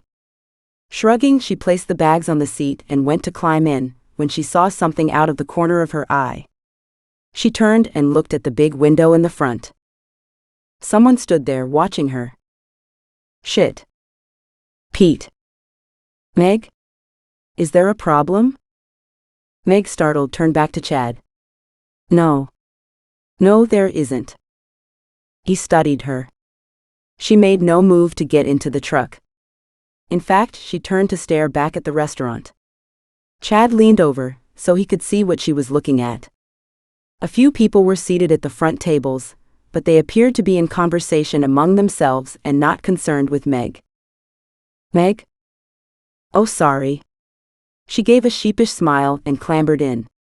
Slamming the door closed, she took one last look at the window and sighed. Did you see someone? I thought so, she admitted, but he wasn't there when I looked the second time. He? Her breath gusted free in a heavy whoosh. I thought I saw Pete. Your boyfriend? Ex-boyfriend, she corrected. I have moved out. Does he know that? I don't know, she admitted. He hadn't returned home by the time I left, and I have yet to hear from him. Would he have come out here? Definitely. He loves his cabin, comes every opportunity he can. Then it could be him. Chad thought about that as he drove the truck back onto the highway.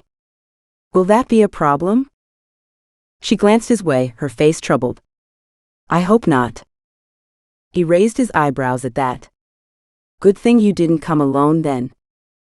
I don't think he'd be a problem. Pete has never been violent. Good. Chad picked up speed, so they were going at just over the limit, and thought about what she'd said. And what she hadn't said. With any luck, Stephanie would take a bad trip into hell and stay there. It might take a while. He should have stayed and finished the job. But this way it was all on Stephanie's head. She'd be yet another overdose and yet another dead junkie, no big deal. Stephanie's friends would sigh and would whisper about how hard it had been to kick the habit, and after a respectful few moments they'd take a trip themselves. After all, it was hard to go straight in life. And he needed to move on. Get more loose threads tied up. Getting caught after all these years was so not on the agenda. Chapter 15. Meg took a large bite of the half sandwich in her hand. She'd avoided talking about Pete, but that didn't in any way stop her mind from twisting about him. Would he understand she'd come here for work? Even if she wasn't getting paid, she was helping to solve Chia's case. But then he didn't know about CIA, because she hadn't told him about her. He did know about the grave, though. She stared down at the sandwich. Ham and cheese heaped with vegetables. And it tasted like cardboard. She dropped her hands and leaned her head back, wishing she hadn't seen him.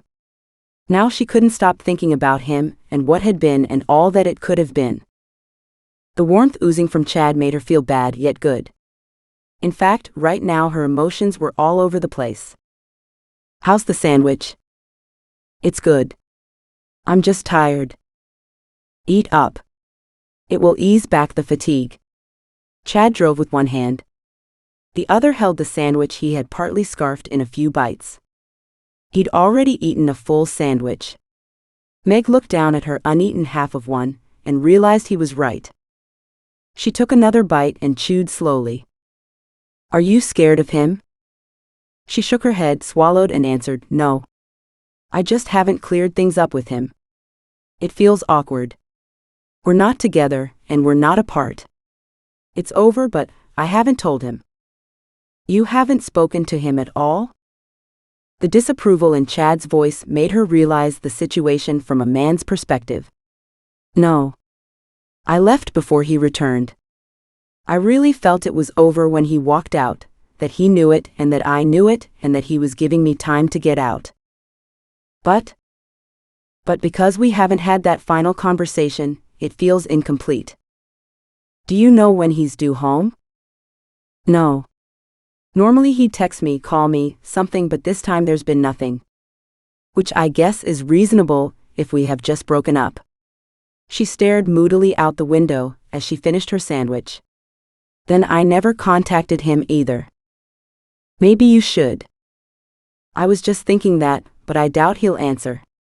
She brushed her hands off, scrunched up the sandwich wrapper, and stuffed it back into the to-go bag. She grabbed her phone and texted Pete. Where are you? She waited. Nothing. No answer. He comes out here to get away.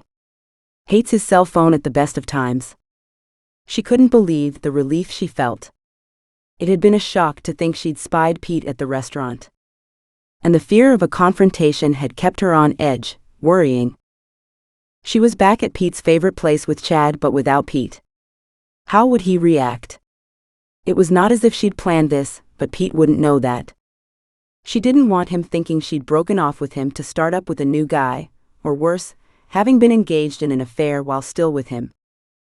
She was still mulling things over when Chad slowed the truck. She sat up and surveyed her surroundings. This isn't the same place. No. I wanted to go into the park from the side of the lake and take a look around first. She barely remembered where they'd first camped, except it had been pretty. Another 10 minutes of driving through the trees, then the tree line opened up to show the lake sparkling in front of them. In spite of her worries, a happy sigh escaped. Regardless of the circumstances, it's a pretty spot for CIA to have lain all these many years. He glanced over at her in surprise. That's a nice way to look at it. Chad parked the truck and they both hopped out. The campground road went farther around the lake. From where she stood, Meg could see dozens of camping spots had already been taken. A large grassy area was up ahead with picnic tables and the occasional barbecue stand. She shook her head and laughed. I barely recognized the campground. It looks so different. They've done a lot of work over the years. The trees have grown. Another dozen or two cabins have been built over there. He pointed to the left. Most of those cabins weren't there back then. He turned around and nudged her to pivot too. Most of the ones behind us are new too. Wow. This place sure is popular. I was afraid the roadhouse couldn't make a living all the way out here, but loads of people are here. Rows upon rows of summer homes and houses stood tall in front of her. Let's go to the water's edge. He took her arm. I want to show you something. They walked down the path side by side. Meg couldn't believe how developed the area had become on this side. She would never have recognized it. And from Pete's side of the lake, this couldn't be seen from either the deck or the cabin. She had no idea any of this existed. Janelle would love it here. I also brought maps of the area, from 17 years ago and now. That's smart. She walked to where the water lapped the rocks. What did you want to show me? He pointed to the left. The road continues on around that end of the lake and goes up the hill on the far side. If you follow the line all the way over there. He moved his arm in the direction they were talking about. Now she was looking straight across the lake. There's the campsite we stayed at last time. And you found the remains over to the right, by that darker clump of trees. She shook her head at the short distance. It was so close to the camping spot. It had seemed much farther at the crime scene. Close enough for it to have been one of us, but if you see the cabins along the road there, he pointed, it's also well within the distance of anyone who'd been at the cabins at the time. But how many of those cabins were there back then? About 3/4 of them, and the ones that were there were empty that weekend, supposedly. He stared at her. As far as we could tell at the time, we were alone over there. But that spot is within easy reach by anyone on this side too. In fact, we were clearly visible to anyone on this side of the lake. Correct. It's not even what? 1/4 mile across. A good swimmer could swim it, but a powerboat could cross in no time at all. We would have heard powerboats. And we did. We heard several of them. Remember, some people were out water skiing that day? Besides, anyone could have driven around the lake, parked and traveled the last bit on foot. True. And we saw canoes and kayaks as well. There were a lot of people at the lake then. It was the end of summer. Exactly, so what are the chances that all those cabins on the far side and at the end were not occupied? If many on this side were, then odds are that many over there should have been too. Well, at least some of them. Instead, according to the police report, all the cabins were unoccupied. She stared at him back at the long stretch of cabins and then said slowly, "That doesn't seem right." "It doesn't, does it? Only I haven't found anyone who'd seen residents at the cabins." She tried to think back. "I can't remember myself. Were there lights on? I have pictures from back then. I should dig them back out and see what shots we took at the time. Maybe there were night shots." "There were." She turned to him. "Remember? We were taking pictures of the campfire and our tents?" He nodded. "I'll have a look when I get home." He glanced sideways at her. "What about you? Do you have pictures?" "Maybe. I gave the film to the detectives at the time." She stared at him. "I have no idea what happened to it." He narrowed his eyes. "They developed mine to get a look at the pictures." "And did you get all the pictures back?" She studied the cabins, now brimming with life on the left. Too bad it was before the digital age. We'd have so much more information available to us today. Hearing the sounds of trucks pulling into the lot, she glanced back and asked, "What now?" "I have some help. We'll measure everything we can and time it.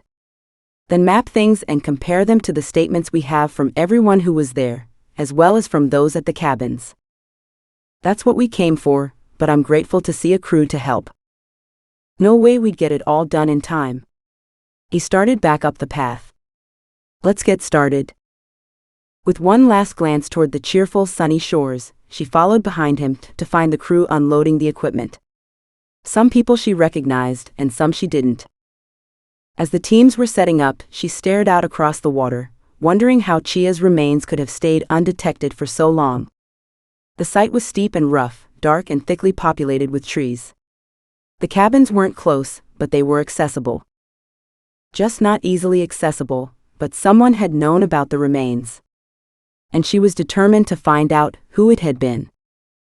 Chad split the techs into teams. He left one group at the campsite to start surveying, and took the other over toward the old campsite with Meg. He parked roughly in the same spot as he had years ago. Then he explained the plan to the team. He handed the maps and pins over to Meg. He followed behind her, with the laptop and the rest of the supplies, to the nearest picnic table. Meg already had the map spread out and pinned in place, and was leaning over it, studying it carefully. He gingerly unloaded his armful and leaned over beside her. "Find anything interesting?" She murmured without raising her head. "The whole thing is interesting considering we have inside knowledge. How long does it take the killer to meet CIA, kill her and stash her so she'd never be found? Or perhaps stash her temporarily, then come back and move her?" She screwed up her face at the thought. Kill her, hide her body, then come back later and move it? That wouldn't be fun. She stabbed a finger on the map at the point where the closest cabins were located. Unless, desperate to hide the body, he may have taken a chance on an empty cabin. Chad took a deep breath. That's all too possible. Meg studied the closest cabins. Weren't they all checked out thoroughly back then? They checked out what they could. According to the records, a thorough search of all the premises was made. And they didn't find her. Either because she wasn't there, or she was so well hidden, or someone was protecting our killer, or the cabin owner was the killer. She straightened up to walk around the picnic table. So we have to go back to the owners. Chad murmured, "I wasn't sure whether you remembered or not." Remembered what? She continued to study the map. That Mac is Bruce's, Perot's, and Anto's uncle. And he owns a cabin here. Shock hit her first, then disbelief, then a slow burning anger. She raised her head slowly to study Chad's closed face. Really? Now I know why he was such a hard ass to us back then. He was trying to prove his family innocent by making us guilty. She stared out at the water, hating the bitter memories and the fear that his name could still bring up in her. That bastard. She shook her head. And although he seemed nicer this time, I can't say I trust him. She frowned. I don't know that I trust many people anymore. Except for me, you mean? He grinned as she gave him her narrow-eyed look. Just keeping it out there. Are you ready to go back to the site? Needing to get away from the subject of Mac, she raised her eyebrows, looked at her boots, and added, if so, let's go. With that, he left one of the crew at the campground and led the way to the crime scene. It took them a good 20 minutes to reach it. Meg noticed Chad seemed to be timing their walk and making notes as they went along. It made sense. She just couldn't imagine any of the kids they'd camped with having the brains to make and carry out an elaborate murder scheme. More likely Chia's death had been an accident. And it was just dumb luck that her body had stayed hidden for so long. They continued to walk on in silence. Then Chad stopped abruptly. She stepped up beside him. What do you see? Nothing. No signs are left that we were here at all. She studied the layout and frowned. Any of the locals could have ripped down the tape, and tourists could have taken it as a souvenir. You know it happens all the time. She approached the area surrounded by fallen trees and stopped to take a closer look. She knew the techs had searched for hours and she trusted that they'd done their jobs, but that didn't make it easier to believe nothing more was to be found. They needed evidence that would point them in the right direction. Are you okay? Yeah, I just wish we had found more. Always. But we could tear up this whole side of the lake and still find nothing. With a grim look he pointed. I want to go up there. I want to see for myself. Chad studied the hillside as he climbed up the steep bank. A huge fallen tree hung on a small ledge, almost at the top of the precipitous hill. It would have been a challenge to have carried a body up here. Chad didn't remember the ridge from before. But if CIA had planned to meet her killer here, that would have made it easier. However, it would have been difficult to imagine anyone carrying her up here. And CIA hated hiking. So she must have had a hell of a reason to make this trek. With a final scramble, he reached the crest and climbed to the solid top. He offered a hand to help Meg up the last bit. She'd barely broken a sweat.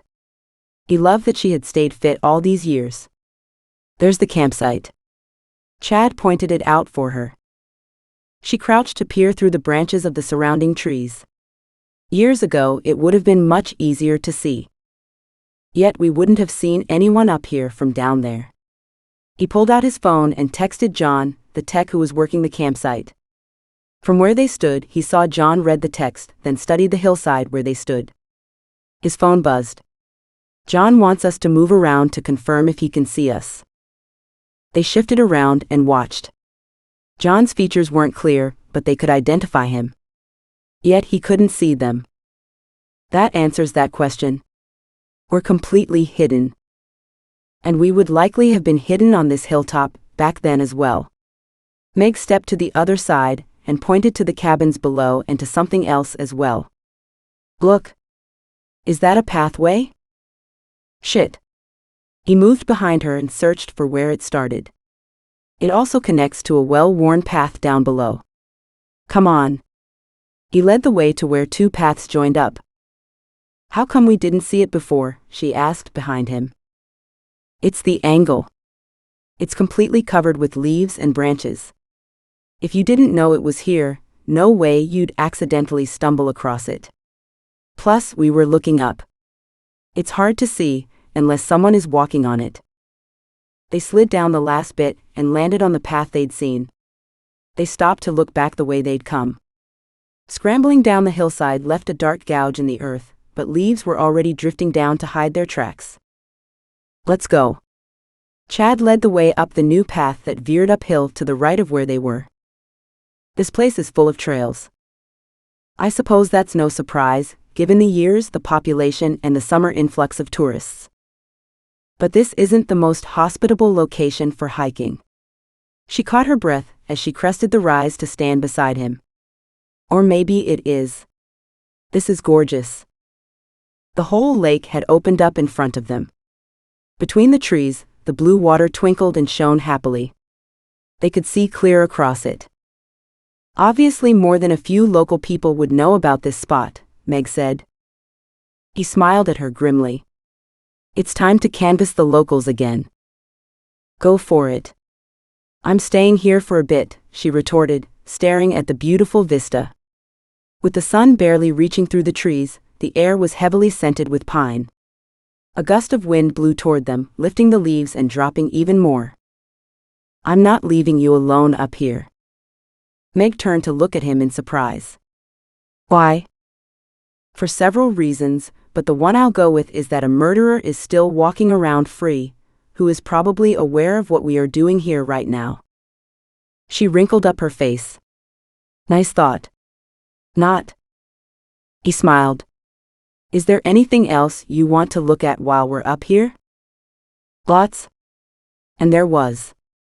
I think this whole place needs to be explored. A dozen bodies could be here. How do we know CIA was the only victim? She turned to look at him and raised an eyebrow. Or had you already considered that? Considered and dismissed. He shrugged. At least until any evidence comes up that points us in that direction. Including CIA, until now. She studied his face. They had some bad storms a while back, didn't they? He snorted. Are you kidding? The weather patterns today versus the weather patterns of 17 years ago? No comparison. I don't know whether it's because of global warming or what, but this area has been hit with a lot of storms. As you said, a few bad ones came through a couple months ago. Meg now ignored him. Chia's remains must have slid down from where they'd first climbed. That small ledge up ahead wasn't a large space, but it was big enough. And that fallen tree could hide many things. She pointed to the one area in question. I want to go back over there. He never questioned her reasoning, just returned where they had started. It was a rougher climb getting back up. For every step she took, she slid back, as her feet tried to dig into the hillside to grab hold. The slippery leaves made her boots slide more than climb. Finally they made it the top, and with her chest heaving, Meg gasped for air. That wasn't much fun. No. The ground is still wet from the rain. She walked a few steps back from the edge, afraid it might all go. It would take someone in good shape to climb up here. Maybe and maybe not. Chad pulled a folded map from his pocket. He studied it for a moment, then pointed to a spot. Look. This road goes farther up. It should pass somewhere nearby. He turned to look up the slope, then pointed. Somewhere up there. And it's much easier to come down a slope like this than go up one. Why hadn't she considered that? It was much easier to see their position on a map than from within the heavy tree growth. So they could dump the body easily enough. She kicked the heavy leaves at her feet. And in this ground, it would be easy to bury the body. If they cared to. True enough. Some killers never buried their victims, either wanting nothing to do with them once dumped or enjoying the sight of their handiwork again and again. Turning a professional eye on the scene, she studied the ledge and the hill above it. You can see where some of the dirt and soil have eroded. That tree falling would have caused a mess of damage too.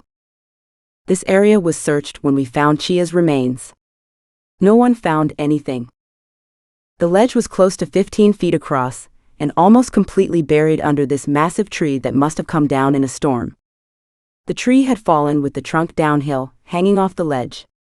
Large roots had dug into the soft dirt, keeping the tree in a weird hanging balance.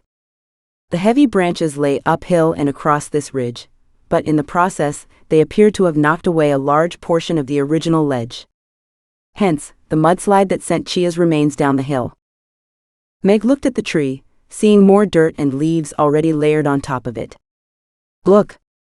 She pointed down to where one of Chad's team stood at the site of Chia's remains. The tech was planting a large pole in the ground to use for measuring distances. After a couple years in that lower position, this mudslide has become almost natural looking. It's completely covered in leaves and deadfall now.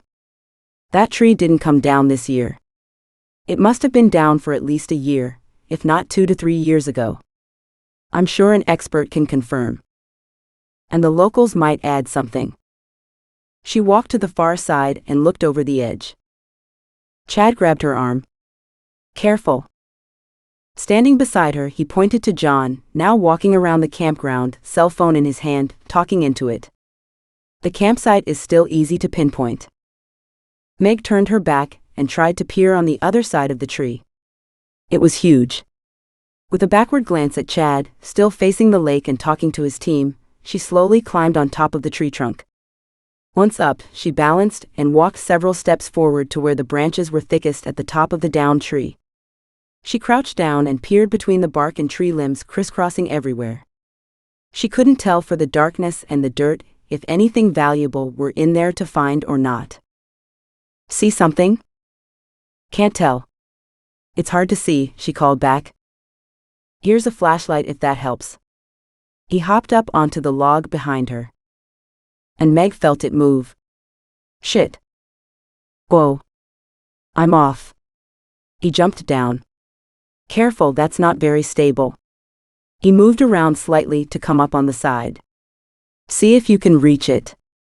He held out the flashlight for her. She shook her head. Just toss it. He gently lofted it into the air, and she snatched it safely. Got it. Good, take a quick look, then get off in a hurry. We don't want the whole thing going down.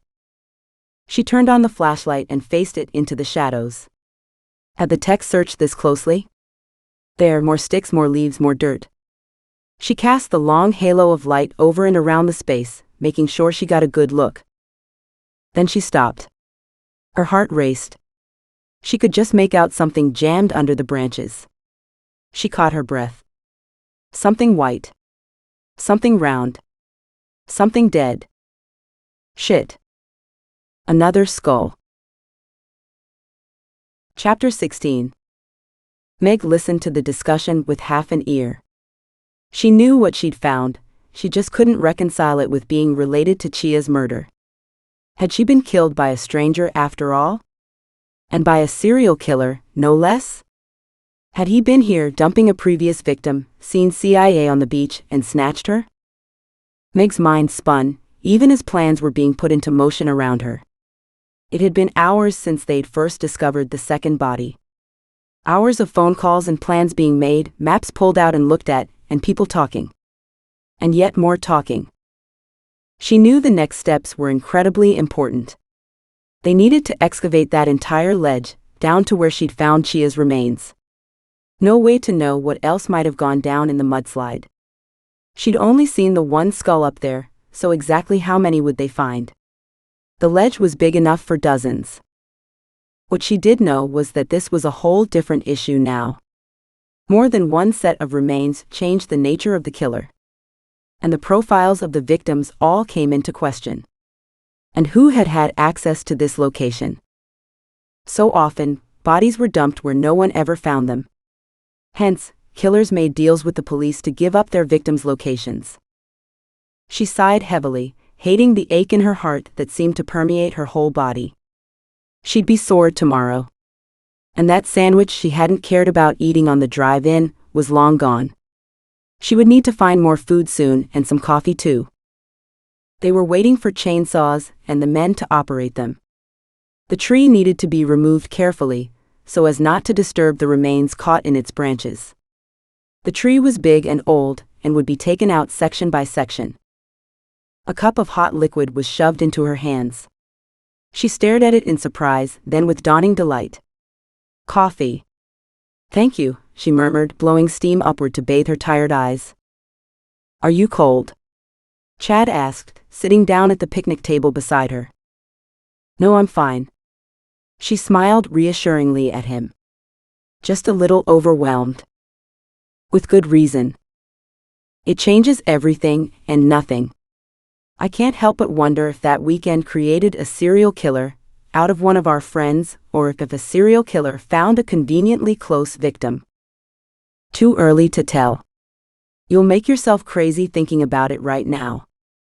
He took a sip from the hot cup in his hand. The men should be here soon. I'll take them up to the scene and have them start sectioning off the tree from the bottom. I'm coming. She stood. Why not stay here and rest? She shook her head. No, I need to be there. It'll take hours, so let's get started. Determined to do her part, she walked in line behind the techs, leading the 3 men with 3 saws. Or maybe it won't take that long. But it did. Not only was there little room for anyone to stand on that ledge, but no one could work at the area Meg had marked off to search for bone remnants and other evidence, not until the tree was dismantled and carried out of the way. She and Chad stood at the second ledge and watched the work in progress. Chad had already photographed the area several times and appeared to be intent on cataloging every step of the process. She couldn't blame him. These pictures would be valuable. Could this place be visible from the aerial photographs? No, I've gone over the old aerial photographs many times. Once Google Earth is updated, I will get those updates and compare them to the older versions. The tree growth is just too thick in here for the satellite to be of much help. One of the men had finished cutting the lower half of the tree into long slices, and the other 2 men were cutting each into removable pieces.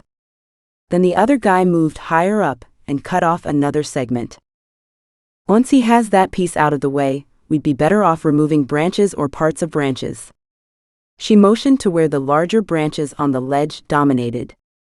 He'll be an hour doing that, easily? I doubt it. Chad smiled. Maybe 20 minutes tops. And Chad was right.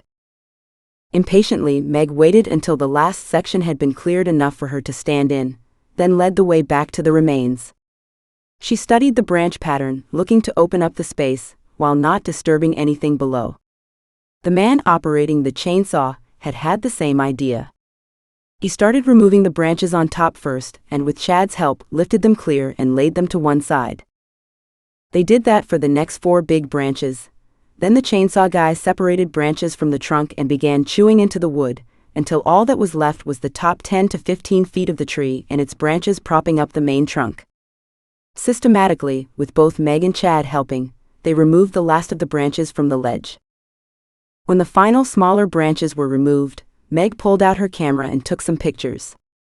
Not a lot to see at this point, just the leaves from the fallen tree and the dirt the branches had snagged to pull down on top of them. She stepped back and studied the area. Are you good to go? Chad asked. I need my tools and gloves. And so much more, she thought, but didn't say it. He knew what she needed. They'd been here before. She turned to smile at him, but he'd taken off down the hill. She watched until he made it to the truck and grabbed her bag. He started back up. Hearing a sound, she turned around with a smile. Her gaze landed on the main man who'd operated the chainsaw. She nodded to him. Thanks for the help and for being so careful. He wore a hard hat and earmuffs, with a full shield protecting his face. Even so, she recognized something about him. He grimaced, pulled off his hard hat and nodded to her. You're welcome, Meg. She gasped in astonishment. Pete. Chad was almost to the path where he'd stood with Meg earlier, when he heard her cry out. He searched the cliff edge in panic, but she still stood where he'd left her. And she appeared fine, but maybe not so fine after all. She was stiff, and although she was talking to the man in front of her, she wasn't smiling. Chad couldn't hear the conversation, but just something about her demeanor worried him. And had she said Pete? Was he her boyfriend? That wouldn't be good. But his appearance wasn't totally unexpected. Chad wished he'd been there to see Pete's reaction. And to meet him. Who was this man who had held Meg's love for over a decade? It would be interesting to know him. With his arms full, Chad hoofed his way back up the hill on the path. At the path junction, he scrambled up to the ledge and almost lost his load. Easy. Let me help. Meg reached out and half unloaded her gear. I should have come and helped you. Not needed. I managed just fine. He straightened and caught his breath. Pete wasn't here. Where did our chainsaw operator go? Meg winced. Home.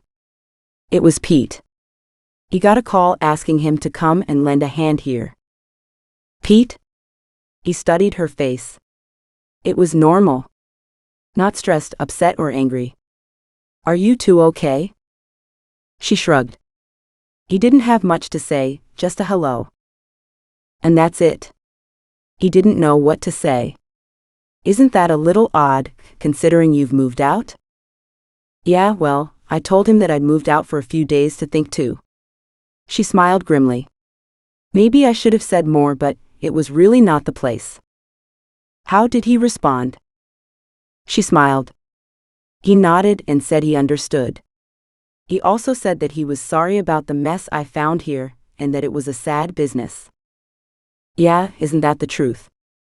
He watched as Meg turned her attention to the scene in front of them, effectively killing off the conversation. Meg didn't want to discuss the totally awkward meeting with Pete. He looked good. Happy and at peace. She couldn't ask for more. The one thing seeing him again had done for her was that it had helped her realize the truth, that it was over. She had had a few pangs of sadness, a twinge of grief, regrets for what had been, but at the same time she no longer felt that pull. What they'd had before had died a slow death this last year. Although they were both to blame, her maybe more than him, there was no sense of guilt. An era had passed. As for her, she was just grateful this meeting had been in private. He'd seemed to understand. He'd been friendly, and she couldn't ask for more at this point. Now she had something else to focus on, and she could park Pete where he belonged, in her past. She walked carefully to the area which had been marked off. She stood and studied the ground, looking for a place to start. Then she got down to work, clearing away the bits of branches and searching the layers underneath. A skull was up on the left against the hillside, and a femur tip sat on the right. It had yet to be determined if they were from the same body. She suspected that, as she dug into this mess, likely to be more than one body here. A tap on her shoulder had her turning to face Chad. What? He pointed to the left, several feet in front of the skull. Covered by leaves and small sticks, easy to miss because of the full eye sockets, was yet another skull. Sadness crept through her tired frame. Damn. It's what you expected though, isn't it? She nodded, her gaze moving slowly across the surface and back to the hillside. Her gaze zipped past and then back again. There was a jawbone, still partially attached to another skull. There's number 3. I wonder how many we'll find before we're done. Too many. Let's get at it. Stephanie smiled at the gruesome clown face in front of her. Weird? Then a lot of things in her life were weird. Tonight was the most bizarre. One minute she'd been rushing into a coffee shop, and the next thing her head hurt, and she was here. In Clownsville. She peered through the darkness, trying to sort out the strange images from the truth. If she hadn't known better, she might have thought she'd taken a bad acid trip. Unfortunately, she'd experienced more of those than she cared to remember. Was this another one? It had to be, nothing else made sense. Her head lolled to one side. She tried to straighten it. Only she had no strength to keep it up. Breathing was about all she could do. And sleep. She was good at that part. And forgetting. She'd spent a lifetime trying to forget her life. For the most part she'd done well, maybe too well. Her eyes fell shut. She tried to open them again, but couldn't. Her stomach heaved, and wild crazy colors zinged through her mind. Her surroundings spun and twisted. As for her stomach? God, her stomach. She curled into a tight ball and buried her face in her hands. Please let this be over soon. Chapter 17. Meg straightened slowly, almost crying out as the twinge in her back struck again. Damn, it had been a long night. And it was still ongoing. She stopped to look around. Eerie shadows from the big lights filled the small space, as teams in white worked quietly away in the darkness. It was a scene out of a horror movie, or her life. How many times had she been in a similar scenario before? There'd been almost too many times to count them. This excavation had been going on for hours. So far, 5 skulls and multiple sets of bones had been collected. What bothered her was that these bones, all skeletonized, were old. As in, no fresh body had been placed here for at least 10 years. Had the space filled up and the killer moved on? But if so, where to? Or had he stopped killing? If so, why? Anto came to mind. Death was a hell of an excuse. So far she'd found only young female skeletons. That didn't mean there weren't children or males in here, though. Putting the bones together would be a fun puzzle. And that also meant that the jumble of bones that they had assembled earlier, from what they had thought of as Chia's remains, could in fact be from some of these skeletons. That might explain the missing bones. Of course, animal activity would too.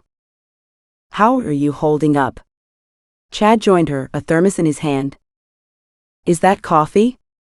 And if it is, how come you have some and I don't? I'm sharing it with you. He smiled at her, but his gaze was searching as he studied her face. I'm fine, she said brusquely. Or I will be when you catch this bastard. He poured coffee into the thermos cup and held it out for her. Working on it. Can you tell whether these victims died before or after CIA? She shook her head. Given the level of decomposition, I can't tell here.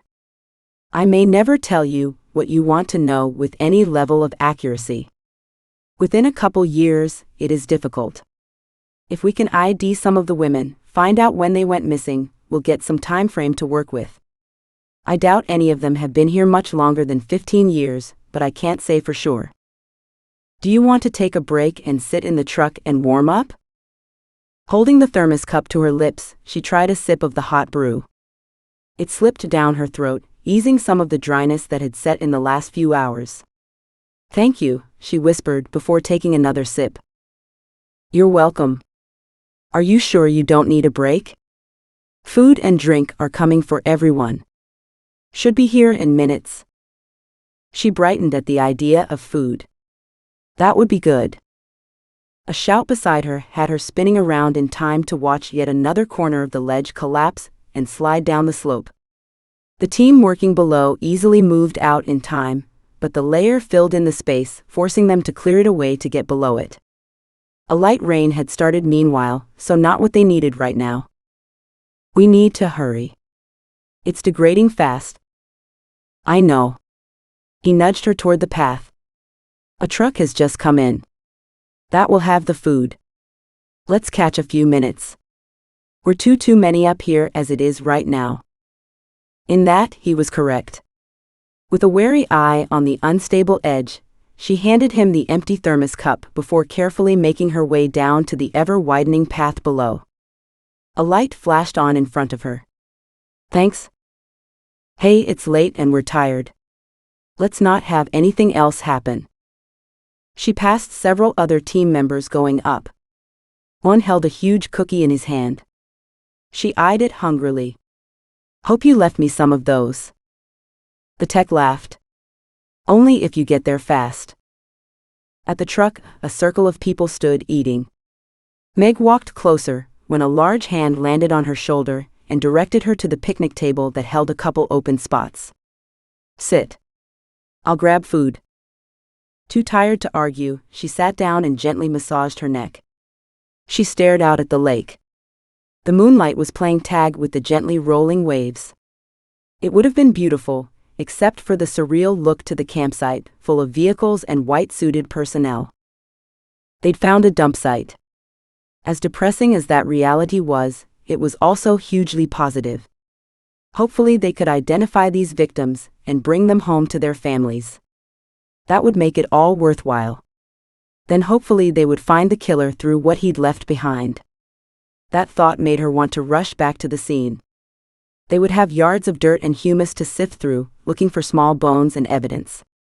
Some they would never recover. It just wasn't possible. However, some of the evidence that they would find should surprise even the killer. And that was the good part. She already knew a lot about him. He despised women, tossed them away like garbage after using them as he wanted to. He picked young Caucasian women, between the ages of 16 and 26, and she might even narrow that down in the lab. He was physically fit and likely middle-aged at this point, but she wouldn't count on it. It seemed that the killers were getting younger and younger, and this one had been killing for 15 years already. It wasn't out of the range of possibility for their killer to be her age, give or take a few years. Most likely he was too smart, and for him, people as a whole were a big joke. Yet he was stupid. Look where and how he'd left the bodies. Right above a popular camping spot. He hadn't even bothered doing a decent job of burying them. So far they'd found blankets and plastic at the site. From the dirt on top, he might even have collapsed part of the hill above on top of the bodies. He must have figured the bodies would never be found, or if they were, who cared? It's not as if the cops would ever find him. Well, she sent a silent message out to the killer. You're wrong there. We will get you. And it'll be soon. Chad, after making sure Meg was safely ensconced with food and drink, headed back to his truck. Mac hadn't shown up, and Chad was pretty damn sure this wasn't his poker night. That he wasn't here said a lot. And Chad didn't like it at all. Daniel was on his way though. Chad dialed Mac again. The phone went straight to voicemail. Mac, where are you? And he hung up the phone. Sure, Mac could be anywhere, but anything to do with this case and missing people sent up alarms. No one was likely to suspect a cop, but that didn't mean a cop wasn't part of the bad team. Chad paused. Was he thinking Mac had had something to do with this, either personally or by association? No, surely not. But then what would exclude him? He had a cabin on the lake. He had access to the files and could have doctored anything he wanted to at any time. What about motivation? There was none. That was the problem. Many males were the right age group, healthy enough or strong enough to commit this type of crime, but they must have a reason to do what they did. Mac had no reason to be involved unless he was protecting someone like his nephews. Shit.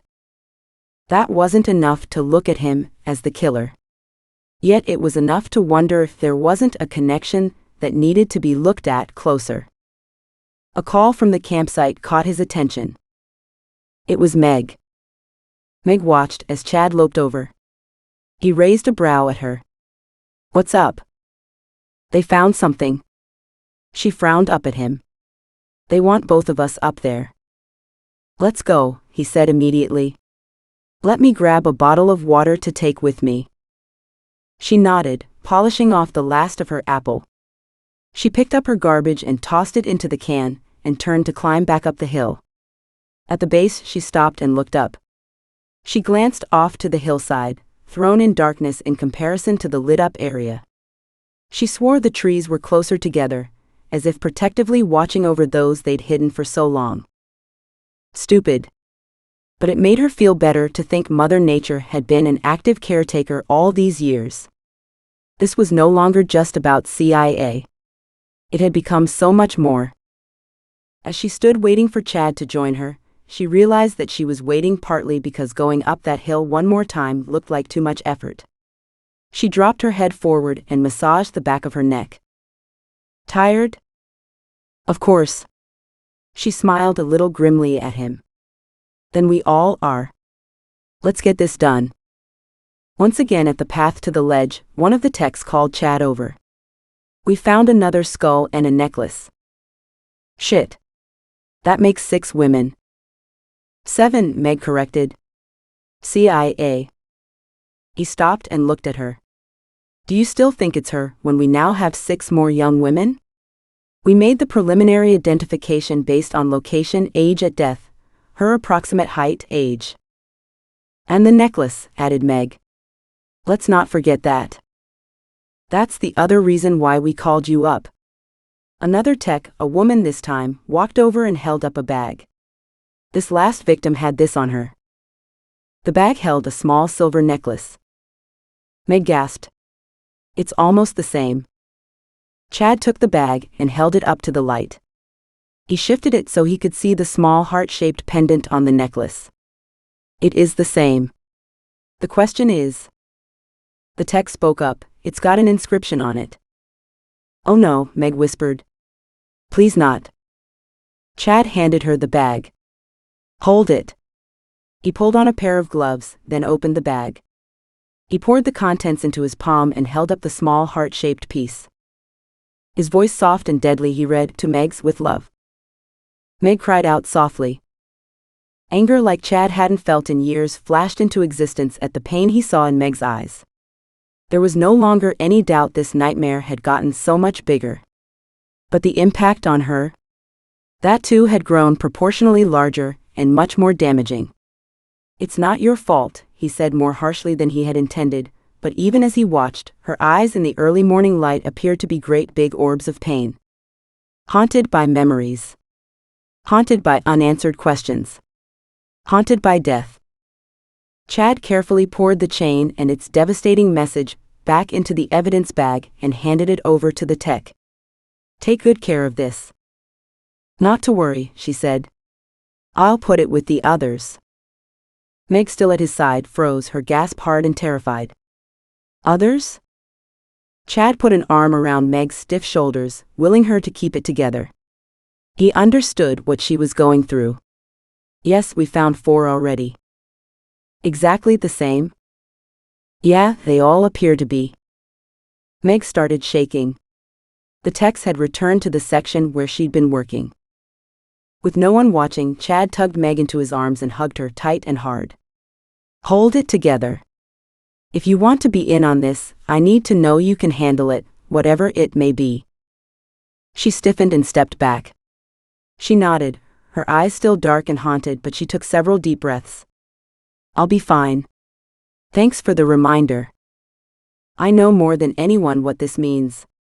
We need to understand everything, so we can nail the bastard. Grim-faced, she nodded. I'm with you there. Let's fry his ass. Interesting stuff. They'd found the dump site. He pondered what difference that would make. Not even 2 hours' drive from Seattle meant millions of people were close enough to be considered suspects. None of the locals would be stupid enough to have a dump site in their backyard, so to speak. He checked his cell phone yet again. Still no official news. That was good. The longer they took, the better for him. Besides, they wouldn't find everything. He sat back in his truck and smiled at the thought of all those busy bees at work, cleaning up his mess, trying to analyze his motives and to sort out his victims. Again, all these people should be happy. He had given them jobs and had kept them employed. Kept their paychecks rolling in so they could get drunk on the weekends. He turned his attention to other factors. Stephanie. What should he do about her, if anything? CIA had told him that Stephanie knew. But if she did, why hadn't she said something years ago? Or had CIA lied to him all these years? And he hadn't stayed free all these years by being stupid. No, Stephanie would have to go, but not in the same way as his girls. He laughed, the sound reverberating inside the truck. She just needed to die, the same way as she'd lived. Pathetically. Chapter 18. Finishing her part of the job wasn't fast or easy, but by the time the early morning sun's rays came through the trees, Meg knew it was time to go home. She didn't need to stay as long as she had, but knowing that more victims could be here had kept her searching just in case. They'd found 6 new female victims, 6 women to bring home, potentially giving 6 families some closure. And CIA, if it was CIA. In her heart, Meg still believed it, but here were other victims to consider now.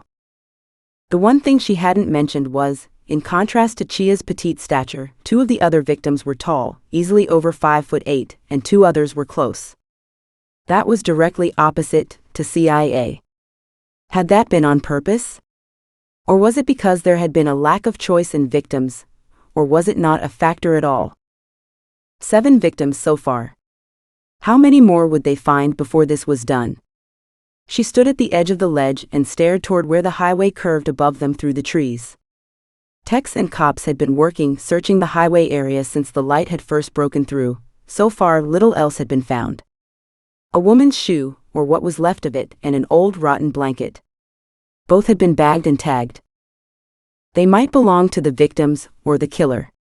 Or to no one related to these deaths. They really were in a guessing game. Chad stepped up beside her again. He'd been the Saint Bernard of watchdogs tonight, always seeming to be there just in case he was needed. She didn't remember him being so solicitous, but then again, look at the situation. The sense of being looked after was new and different. She'd been with Pete for years, but she couldn't remember such concern. Maybe it was because she'd always been so independent before, boldly tearing around corners of the world that most people wouldn't dare tread and doing a job most people wouldn't want anything to do with. She'd come and gone, and had known Pete would be there when she got back. He was always happy to see her on her return, but she never saw that same concern that Chad had shown her these last few days. Then she'd been knocked off her emotional feet a while ago. Maybe she looked like she needed looking after now. Also, she kind of liked it. "Home time," he said, a weary smile on his face. "We'll get you back so you can sleep. The remains will be waiting for you in the morning." He gave a short laugh. "Make that tomorrow morning." "Good." She nodded and, too tired to speak, helped collect the gear she'd used, now to take down the hill for the last time. Still, she didn't want Chad leaving if it was just to take her home. She could grab a nap in the truck, if that were the case. Better they do what needed to be done, than leave. "Are you done here?" she asked. "Because if not, I can grab a couple hours in the truck and save you the long drive back again." "Not happening. I'll be back tomorrow, and likely the next day. We have doors to knock on for starters." He motioned around her. "However, we have men on it." "Right. Surely the neighbors must have seen or heard something." She stumbled over a tree root and would have sprawled face first but for Chad's restraining arm. "Thanks. Easy on this next bit," he explained. "We've done so much climbing, we've packed the area down, but that's brought the roots up. I'd like to do a trip through here later, when I can see better." She gave him a wan smile. "And when I'm not so tired." "That's possible. First some rest." "Amen to that." With him supporting her, he led her to the truck, then unloaded her armful into the back. "I have to go speak with the others." "Get in. I'll be just a minute." She nodded and struggled into the cab. It was just as cold inside, but being even this much closer to going home helped. Leaning her head back, she closed her eyes and let some of the stress roll off her shoulders. Even though she'd seen similar scenes before, they never failed to hit her hard. Those poor women and poor CIA. She'd never had a chance. At the same time, the likelihood of the killer being one of her old friends was minimal, until you factored in the necklaces. Necklaces she'd been trying hard to forget. The implications were too horrific, too nasty to let sit quietly in her psyche.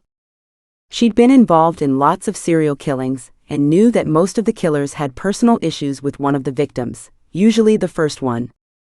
Whether the victim was a stand-in for someone they couldn't kill, or was the real target of the killer's rage, it was personal and usually about an emotionally charged relationship. Her eyes drifted closed. Maybe after a nap, she could convince Chad to take her right to the labs. By the time they reached Seattle, Stacy was likely to be starting her day. Meg would help. This was no longer a simple job. She sighed heavily and let the drowsiness take her deeper. Her last thought as she went under was that not many people had used her nickname Megs. She'd been Megan in school and only Megs to her close friends back then. Only a few came in that category. It was someone from way back then. Someone who had hated her. Someone who had killed her by proxy, over and over again. 7 times over. Chad walked back to the truck with John, one of the other team members, at his side talking. We need to take another load back. Maybe you should drive one of the vans and let the doc drive the truck. I'll ask. I know she's pretty tired though. Yeah, it's been a long night for all of us. And we're not done. John snorted. We could be at this for days. He spun around to look back at the site. Just look at that place. Chad pivoted to stare at the stripped hillside, crawling with workers. I know, depressing. And in a way smart. Why's that? It's dangerous enough to keep people away. Animals have been at the bones, but not in a big way. He's used something to cover up the smell somewhat, but nothing hides the smell of decomposing bodies. It's high up so the smell didn't stay down low. Up there, the breeze is more likely to take the odors upwind. Accessible from the highway above, and yet still walkable from below if he wanted access. John's tone was normal, but the admiration made Chad's stomach heave. He searched John's face carefully. In this game, the killer could be anyone. And given that killers often return to the scene of the crime and could be found in all sectors of life, law enforcement had had their share of bad eggs too. John turned, caught Chad's gaze and laughed. Hey, it's okay. I'm doing a research paper on serial killers. That's why there's the interest. Chad chuckled. Good thing. I was about to check your history. I'm not old enough for these killings. Not unless I started in elementary school. John grinned. Yet this guy has stayed hidden for a long time, so he's got some balls. And that's an assumption you can't make ever. Mac, grizzled and growling, walked toward the two of them. This guy could be behind bars right now for another dump site of bones we've already found and prosecuted him for. Chad stared at the rumpled detective. When the hell had he shown up?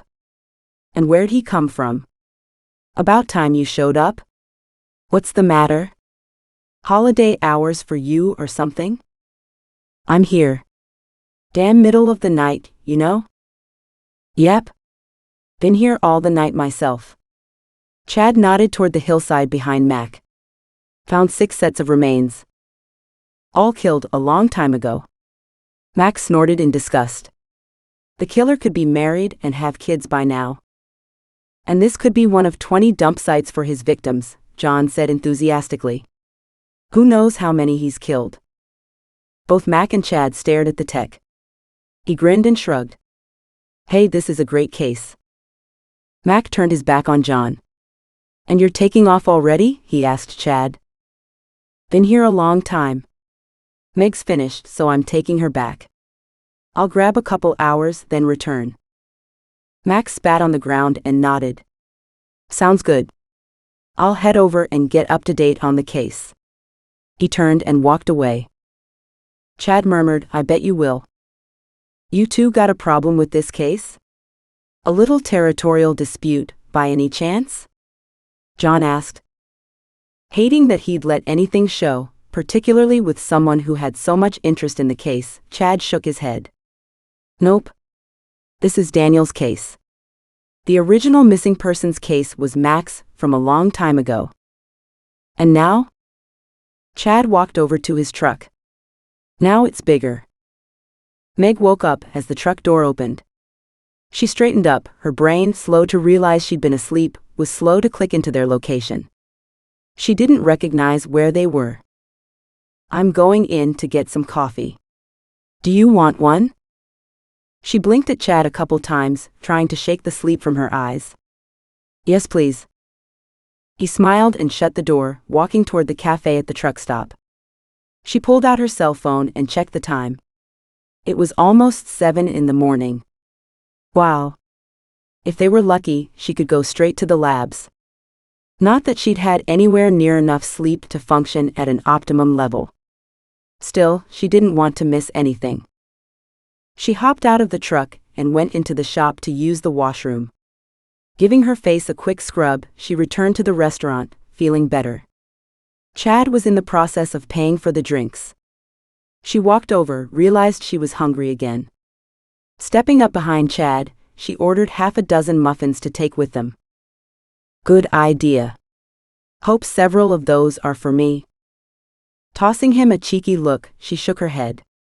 Maybe, after I'm done. He scoffed. You won't even eat one. She chuckled. We'll see. Back in the truck, he drove back onto the highway. She opened the bag and handed him a muffin. She took a bite of hers. It's still warm. Good. Nights like this, we'll take our comforts where we can. And the sustenance as well. The nap helped a lot. I was thinking you could drop me off at the lab. I could get started with Stacy. Nope. You are going home. Maybe after a few hours of sleep and a hot shower, you can reevaluate where your energy level is at. Then decide. Not what's in your best interests, but what's in the best interests of the case. Damn. He was right. She polished off her muffin, took a sip of her hot coffee, and said, I'll text Stacy. Update her on what's happening. She brought out her cell phone. Stacy, need help and need to help. We found 6 more victims and 4 more necklaces. Same inscription. She waited a long minute and then sent a second text. Please help me. Chad watched her in concern. He took a sip of his coffee and glanced her way. She was starting to show the wear and tear around the edges. He felt like a damn mother hen. The necklaces had changed everything. Finding the old dump site had opened up the field again to other serial killers, including those already incarcerated. It was one thing to consider a friend who had killed by accident or in a passionate rage. It was quite another to consider that he'd carried on killing. And if he had, why had he stopped? Anto again, he whispered under his breath. Could it be?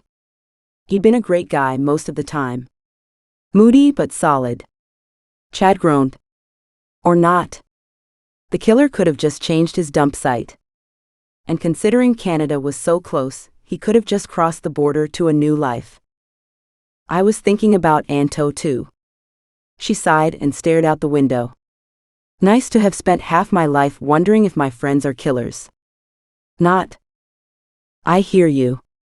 Anto could have been the killer, and that would explain the victims in relatively the same time period. And why the killing stopped. If we can ID the bodies, all female, and find one who went missing after Anto's deadly accident, then it would rule him out. Yeah, none of us girls liked Anto. And here I thought all of you were swooning over the brothers' accents. Meg smiled at the silly memories his words brought to mind. There were some. But of the two, Anto was the scary one. Something was just off about him. Even CIA didn't like him. Meg shrugged. Not that we ever knew much about either of them. I had several classes with Anto. He was not quite 2 years older than his brother, but behind a year. So he played catch-up, taking some extra courses in my year, even though he had enough credits to graduate. She frowned.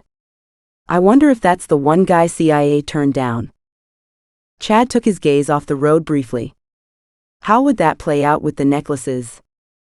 Meg stared at him, seeing through the tunnel of time so long ago. Answering slowly, she said, I never really knew him. I only met him through the group, and I was always with you. What she didn't add was that she'd had eyes for no one but Chad. She'd been so lost in love that she'd not even noticed other men. When did he die? 5 years roughly after CIA went missing, I believe. I'll have to check my notes. 5 years and 7 victims in that time? That's possible, Meg said. Chad nodded. But remember, the killer might not have stopped killing. He could have just moved. True enough. We should check the surrounding areas, Meg added thoughtfully. Who knows what we might find? A couple cadaver dog teams are coming out. They'll do a sweep of the area. The next dump site could be a state over. And then there could be no more. Let's hope so. He glanced over at her. Her head was back, her eyes closed. Reaching to his dashboard, he put on the country radio station and kept the volume low. With any luck, she'd sleep the rest of the way home. It has to be one of us. She turned her head toward him, her eyes bare slits. You know that. And he hates me. Not much Chad could do but acknowledge the truth. I know. Every time he killed one of the girls, he was killing you. So. It'll most likely be one of our friends. He pounded the steering wheel in frustration. But those girls didn't die because of you. Really? She narrowed her gaze at him. It's me who this asshole is killing in his head. It's not just CIA on my shoulders now. All 7 young women have lost their lives because of me. No, he snapped. This is on him, not on you. You are not responsible for the horrible things people do because of their emotional issues. Maybe Chia's death could have been a crime of passion, the one that started all this, but the others? No way. He gently clasped her fingers and gave them a squeeze. You have to keep this in perspective. Otherwise this, more than anything you've gone through so far, will destroy you. He took his eyes off the road for a long moment. And that we can't have. There are people who need you. Janelle needs you. I need you. Her fingers tightened on his, making him smile. There, he'd said it again. Just in case she hadn't gotten the message so far. That she hadn't responded didn't matter. She had to be mixed up and confused. It could be a long time before she was ready to try another relationship. Chad had to be patient. After all, he'd already waited 17 years. What were a few more months? Thank you, she whispered, the utter weariness in her voice making him wince. At his questioning look she added as her eyes drifted closed, for being there. Just like old times. Chad and Megs are together. That pissed him right off. Then everything pissed him off these days. That dump site for one. Who'd have thought that spot would get found? On the one hand, he was ready for those remains to be found and dealt with. As long as they were dealing with the part that didn't involve him. On the other hand, he wanted to keep his secret. And maybe go back to his little hobby. With a difference. He'd spent a lot of time building his little hideaway. Just in case. He'd be really pissed if they found that. Chapter 19. Meg dragged her sore, aching body into her house as Chad unloaded her bags. Shower, then to bed. A couple hours sleep, and you'll be as good as new. Chad took the bags to the bottom of the stairs and looked around the kitchen. This is nice. It was my brother's house. It seemed like a good idea when I needed a place to move into. He nodded. Sorry about your brother. I don't remember him well, but I recall that he was always a happy guy. That made her smile. So true. Darren always saw the sunshine in life. You have a lot of that too. She shook her head vehemently and then put a hand to her temple at the pounding from the movement. No. I might have when I was younger, but it's been a long time. I would have said I was balanced now, but I realize a lot of that is a front. I was waiting for closure to move on with my life. It's happening. He turned to leave. I'm heading out. She trailed behind him, all too aware that he had to be as tired as she was, if not more so. She'd managed to sleep on the way home. You're not going back to the site right away, are you? I'll go home and sleep for a couple hours, then drive back. He stepped out onto the front porch. Will you be okay? She smiled. I'll be fine. I admit I want to rush to the lab, and I'm jealous you are going back out there. I need to take another look around, but I'm also needed in the lab. She glanced at her watch. Janelle will be home this afternoon too. So shower, sleep, then lab and family. Good. I'll check in on you in a few hours. With a final wave, he walked out the front door. She watched until his truck drove down the block and turned the corner. Then with a wide yawn, she headed upstairs for a hot shower, wanting nothing more than to collapse in bed. Hours later, Chad stopped by his office to check his email and phone messages. There was a message from Josh. He dialed the number on his office's landline and waited for Josh to answer. While waiting, he checked his cell. Unfortunately, nothing new on Stephanie. And neither was Josh answering. Then he tried Bruce. He might or might not be in town, but Chad wanted to connect in some way. They usually talked every couple weeks. When he'd left the office yesterday, Daniel was supposed to contact the remaining 4 males from the original camping trip. Had he? And if he had, did he learn anything new? Josh should have come in for the interview yesterday. And that was probably what the calls were about. Chad called Stacy, but she wasn't answering her phone. Then why would she? She'd be in the lab, working on the evidence that had been shipped in. His phone rang. Mac? Are you coming back? Yes, just catching up with things at the office. What's going on there? Lots of legwork still to be done. The techs have finished and are packing up. The weather is getting ready to start pissing down again. Not good. We've been hampered by bad weather since we found the first set of remains. True enough. Did you talk to Josh yesterday? Chad asked abruptly. Yep, I did. He volunteered nothing further. And the other 3? Couldn't get a hold of Bruce, and Tim is in Switzerland. He'll call me tomorrow. Okay. Max said abruptly, you know that it's one of you. There was the dig Chad had been half expecting. It's not me and not Meg, nor Stephanie. Anto is dead, so that leaves 4 males. I can count. Max's voice was cool, hard. And there are still 5 males. Shit. Are you back on that track again? Chad snapped, his anger flaring to life. I've spent my life trying to solve this case. For the last time, I did not kill CIA. Silence came first. Yeah, I hear you. This time Max's tone had lightened. Chad closed his eyes and tried to pull back the hot rage.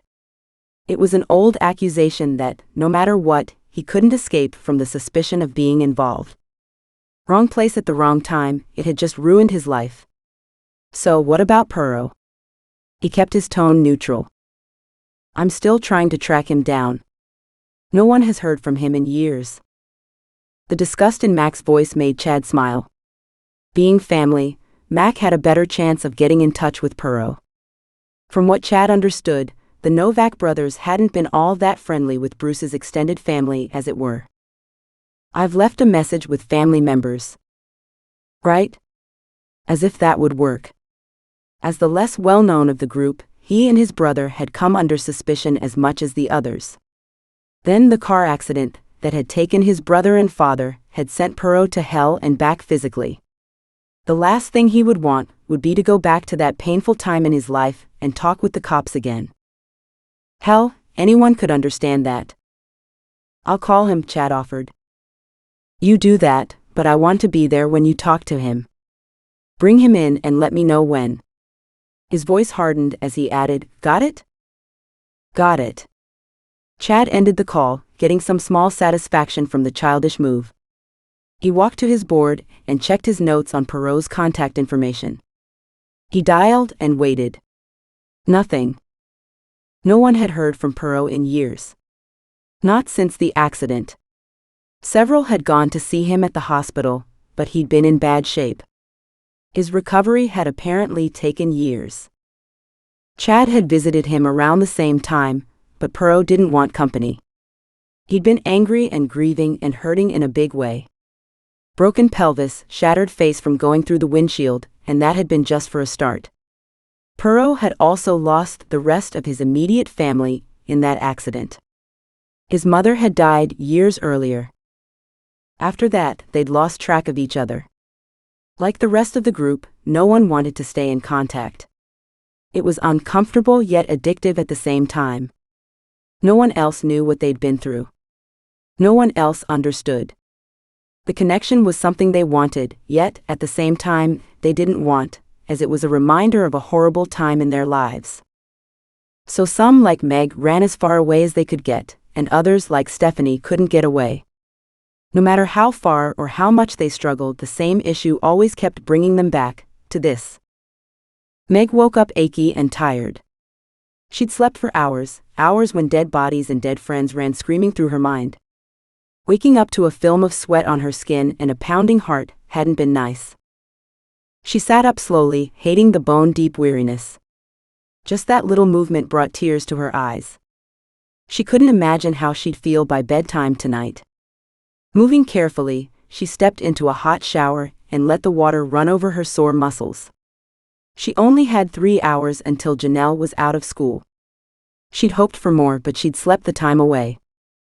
Feeling more refreshed, she dressed quickly and decided to forego coffee.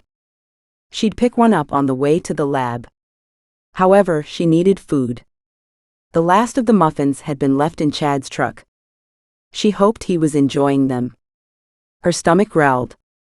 She opened the fridge, removed the cheese. She cut herself a decent slice and then chose an apple to go with it. Within minutes, she was driving to the lab to meet Stacy. Her visitor's pass got her through to Stacy's office, which of course was empty. Under the same circumstances, Meg would be in the lab too. And Stacy was just like her. A spare lab coat hung on the back door of the lab. She put it on and stepped into Stacy's domain. "About time you showed up." Stacy's cheerful voice called out from the far side of the room. "What is this, summer holiday hours?" Meg laughed. "I could use a holiday, so if you're offering." "Ha, I'm planning a trip to Belize in the fall if you want to come along." Stacy was involved in a 6-way puzzle of bones as she laid out the skeletons. "Come. Give me a hand. I'll be all day putting these pieces together." "It's quite a mess, isn't it?" "Yeah, to say the least. It's so much easier if you find one skeleton at a time." Stacy walked over to the 4th table in the row of 6 and laid down a femur below a broken pelvis. "You've done well so far." Meg joined Stacy to study the various partial sets of skeletons laid out on the tables and felt overwhelmed with sadness. "This is really terrible." "They always are. Don't just stand there." Stacy nodded toward the bags and boxes on the table. "Get busy." Max studied the map that Chad had left behind at the site. It was an aerial shot, showing the lots of each place on the lake. Chad had marked out the exact location of both evidence sites, in relation to the highway and the lake. Then, with careful penmanship, he had drawn in the name of each owner with the letters T or O beside them. He frowned. What kind of code was that? The techs were busy packing up.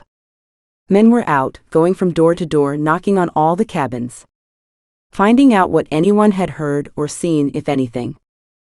He doubted anyone had. It was a long time ago. Glancing around, he noted a line of cabins on the right that he wanted to check out himself. Walking around the chaos, he headed in the direction of the first cabin. He remembered that sucker going up years ago. He'd been young, just in grade school. But his grandpappy and his pappy knew the family doing the building.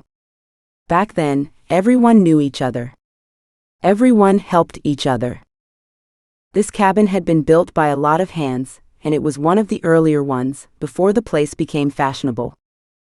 Mac walked up the long pathway to the first cabin and knocked on the old wooden door. As he looked back at the long line of years behind him, he realized that last thing still hadn't changed. Everyone still helped each other out. Sometimes they had to. Chapter 20. Chad arrived at the campsite to find it virtually empty. The techs had gone, and although he could see Mac's truck, he saw no sign of the man. He opened his phone and called him, and heard a phone go off a few feet away. "I'm right behind you," Mac growled. "You should try looking first." Chad rolled his eyes and, disconnecting his phone, turned to face the grizzled detective a couple feet behind him. Mac appeared to be in a royal mood. "Where are we at?" "Nowhere, as usual. No one saw anything. No one heard anything. No one knows anything." Chad shook his head. Why wasn't he surprised? It was so typical of people. Everyone kept to themselves. Have you contacted everyone? Everyone who's here. At least a good couple dozen cabins are empty. Give me the address of those not here, and I'll track down the owners and call them. Nah, I'll do it. I know most of them anyway. Maybe it's better that I do it. More official. They aren't murderers here, he snarled. It's the dumb kids who like to visit that raise hell around here. Chad glared at him. We didn't raise any hell. We were quiet. Just out to have a nice weekend trip before the end of summer. Mac didn't say anything, but his lip curled down. Chad tried to be reasonable. Look, I know you consider this your backyard and blame us for bringing this mess to your doorstep, but we came here because of Bruce. Remember? Your nephew? I know who Bruce is. And that was the first trip you guys made here. But the curfew was too early for you, the place too crowded, so you headed to the far side of the lake next time, where you could cause some trouble. For the last time, we didn't cause any trouble. There was booze and you were all underage, a girl went missing, now turns up murdered. What do you call that? Chad had heard it over and over again from so many people, and it always pissed him off. There was no presumption of innocence for those living under the shadow of having gotten away with murder. That was a joke. He'd lived with that shadow for 17 years. He wanted out from under it. And he wanted Mac to get the hell off his back. And let's not forget that you were at your cabin that weekend, and for all I know, you decided to walk on over and take out a young girl for yourself, he snapped, his voice harsh, cold. Pretty easy to make the evidence disappear when it's your case, isn't it? As Mac's face darkened, Chad added, how did it become your case anyway? Because I was here when you idiots lost her. He scowled. Someone had to take control after you punk-ass kids trampled the place. Chad snorted. Right. And how come your search parties never found her body when it was here the whole time? And can you confirm that? For all you know, she was held captive somewhere for a week or two, then killed. Unless your professional can prove otherwise, and I wouldn't trust her word anyway. Hey, knock it off. Daniel joined them. They can probably hear you two fighting on the other side of the lake, for Christ's sake. Chad glared at the two of them. Daniel was Mac's age and had been around just as long, if not longer. Daniel was good people, but the older set tended to stick together. Whatever. Just make sure that those addresses of the ones you checked go down in the file, or you can bet your ass I'll be walking around and disturbing each and every one here to find out who you missed and why. Chad strode past them, his irritation and anger vibrating through him. Christ, would this never end? Hey, wait up. Daniel ran behind him. Take it easy, will you? Why, so you can rag on me too? Chad unlocked his truck door and opened it. The frame was jerked out of his hand. Calm the fuck down. You are not driving in a temper, and although Mac usually has that effect on people he works with, you should be used to it. Chad glared at him, hating to hear the sense in the words. He struggled for control, when he just wanted to drive away and to tear up the pavement. But that was suicide. Fine, I'll calm down. But Mac is done accusing me with his sly digs.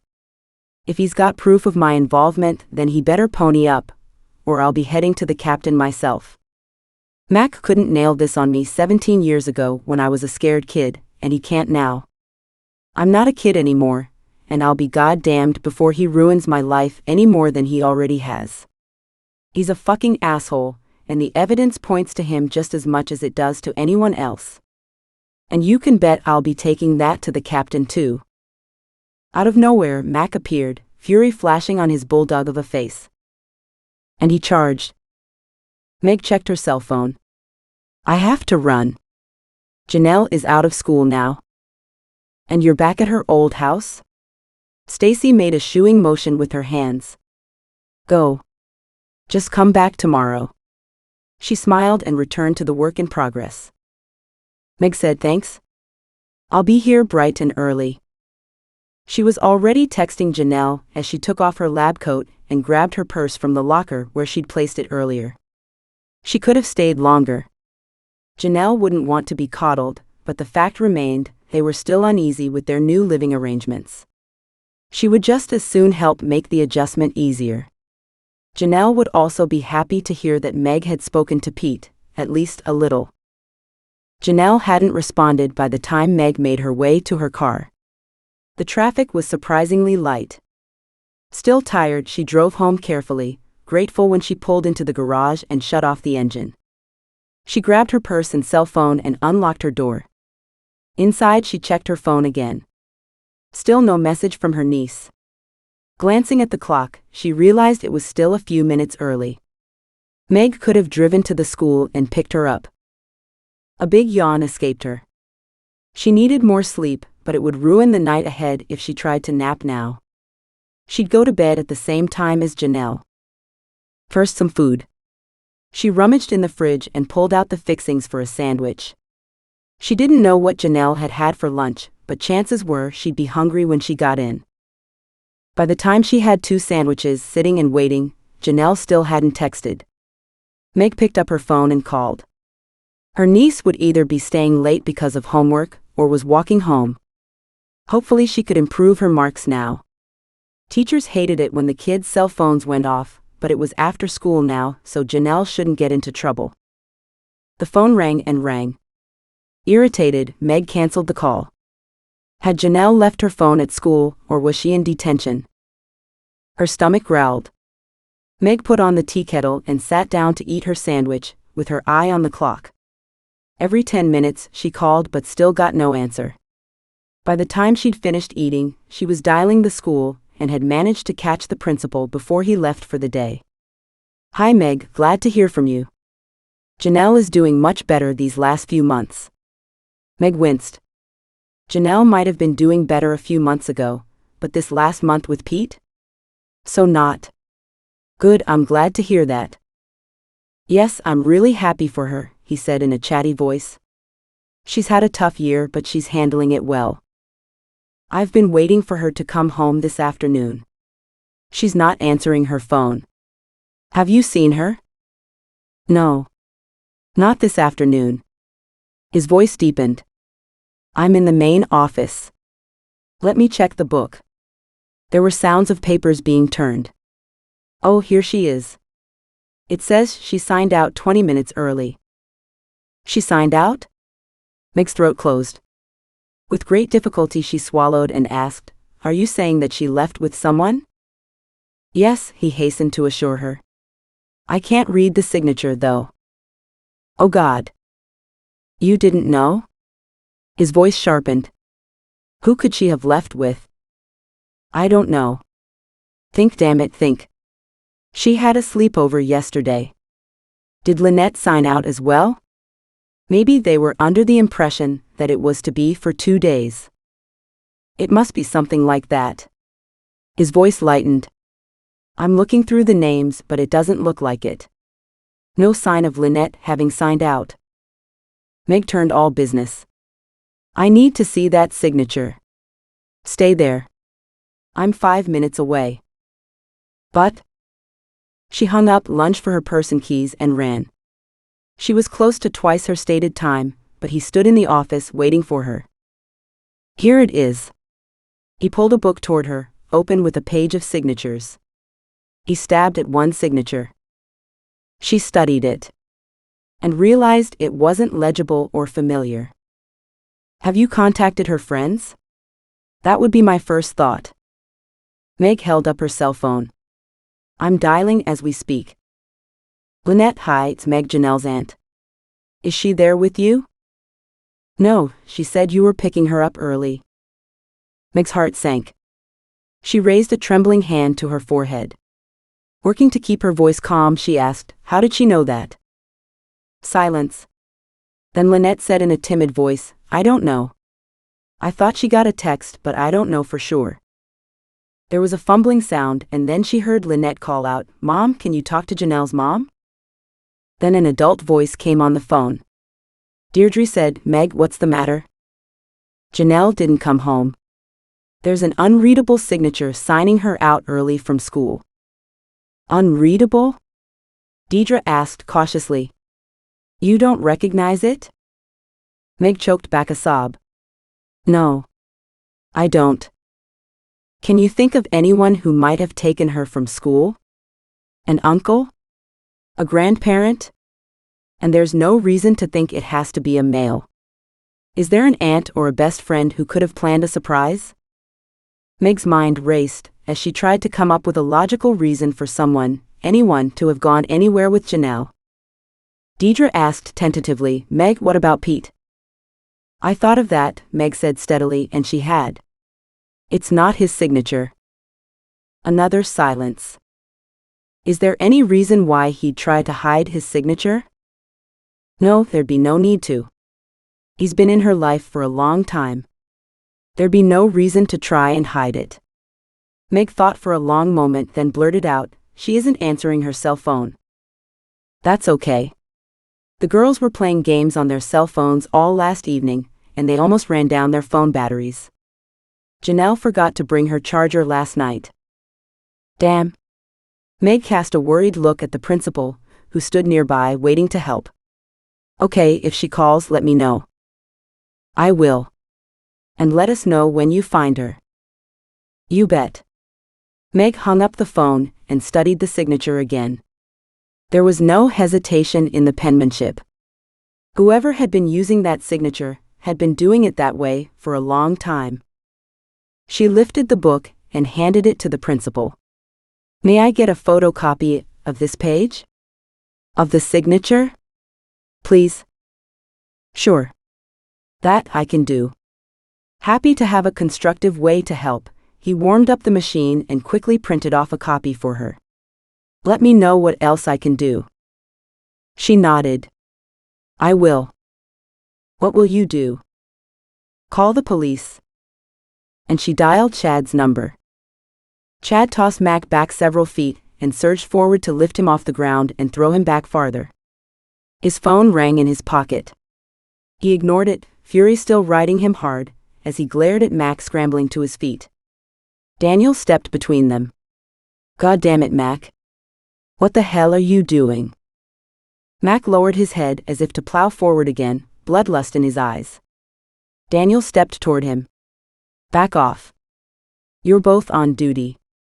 So knock it off.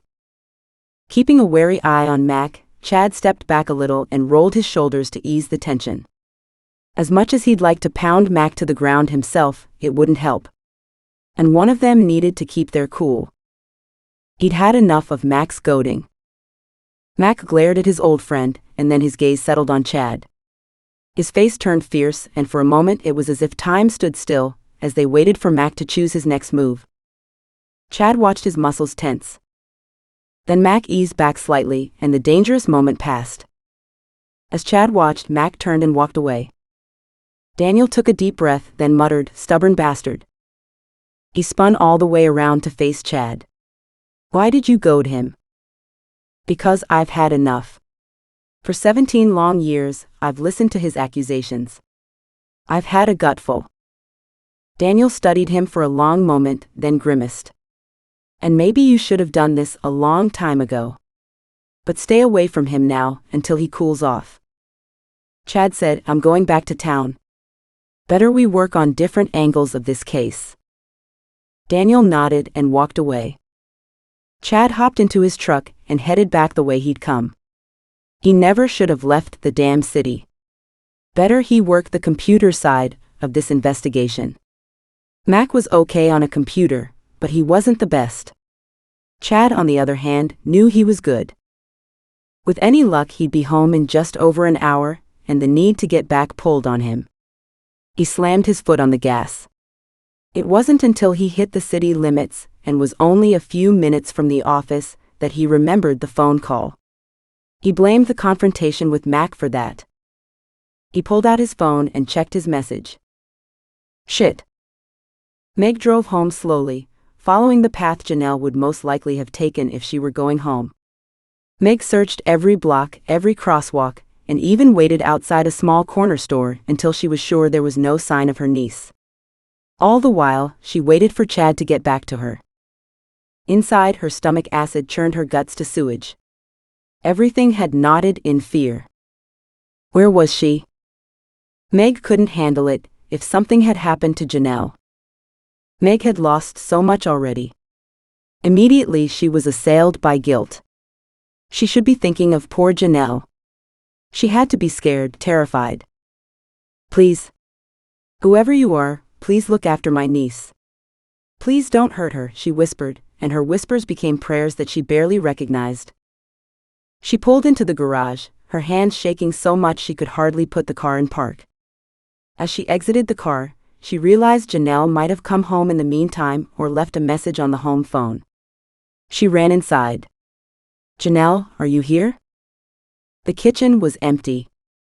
Meg ran through the main floor, then upstairs. Janelle? Janelle. No answer. The house was empty. She ran down the stairs to the landline and hit the button. There were no messages. Not one. Damn it, Janelle, where are you? She wailed. Back in the kitchen, she stared down at the sandwich she'd made earlier for Janelle. Meg's phone rang and she snatched it from her pocket, hoping for a call from Janelle. Oh, thank God. Chad, Janelle's not here. She was signed out from school 20 minutes early. She got a text, at least according to one of her friends, who said I was picking her up early. She gasped out the words so fast she couldn't catch her breath. Finally, she took several deep breaths to calm down. Take it easy. We'll find her. I'm sorry I didn't get this earlier. I'm almost back in the office now and just walking down the hallway. Did anyone see her leave the building? I don't believe so, without canvassing a school full of kids to find out. The school secretary had to leave early, so the principal was doing double duty and wouldn't have been watching.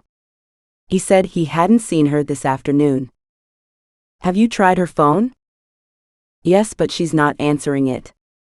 More than that, she was at her friend's house for a sleepover, and she forgot her charger. So she can't call.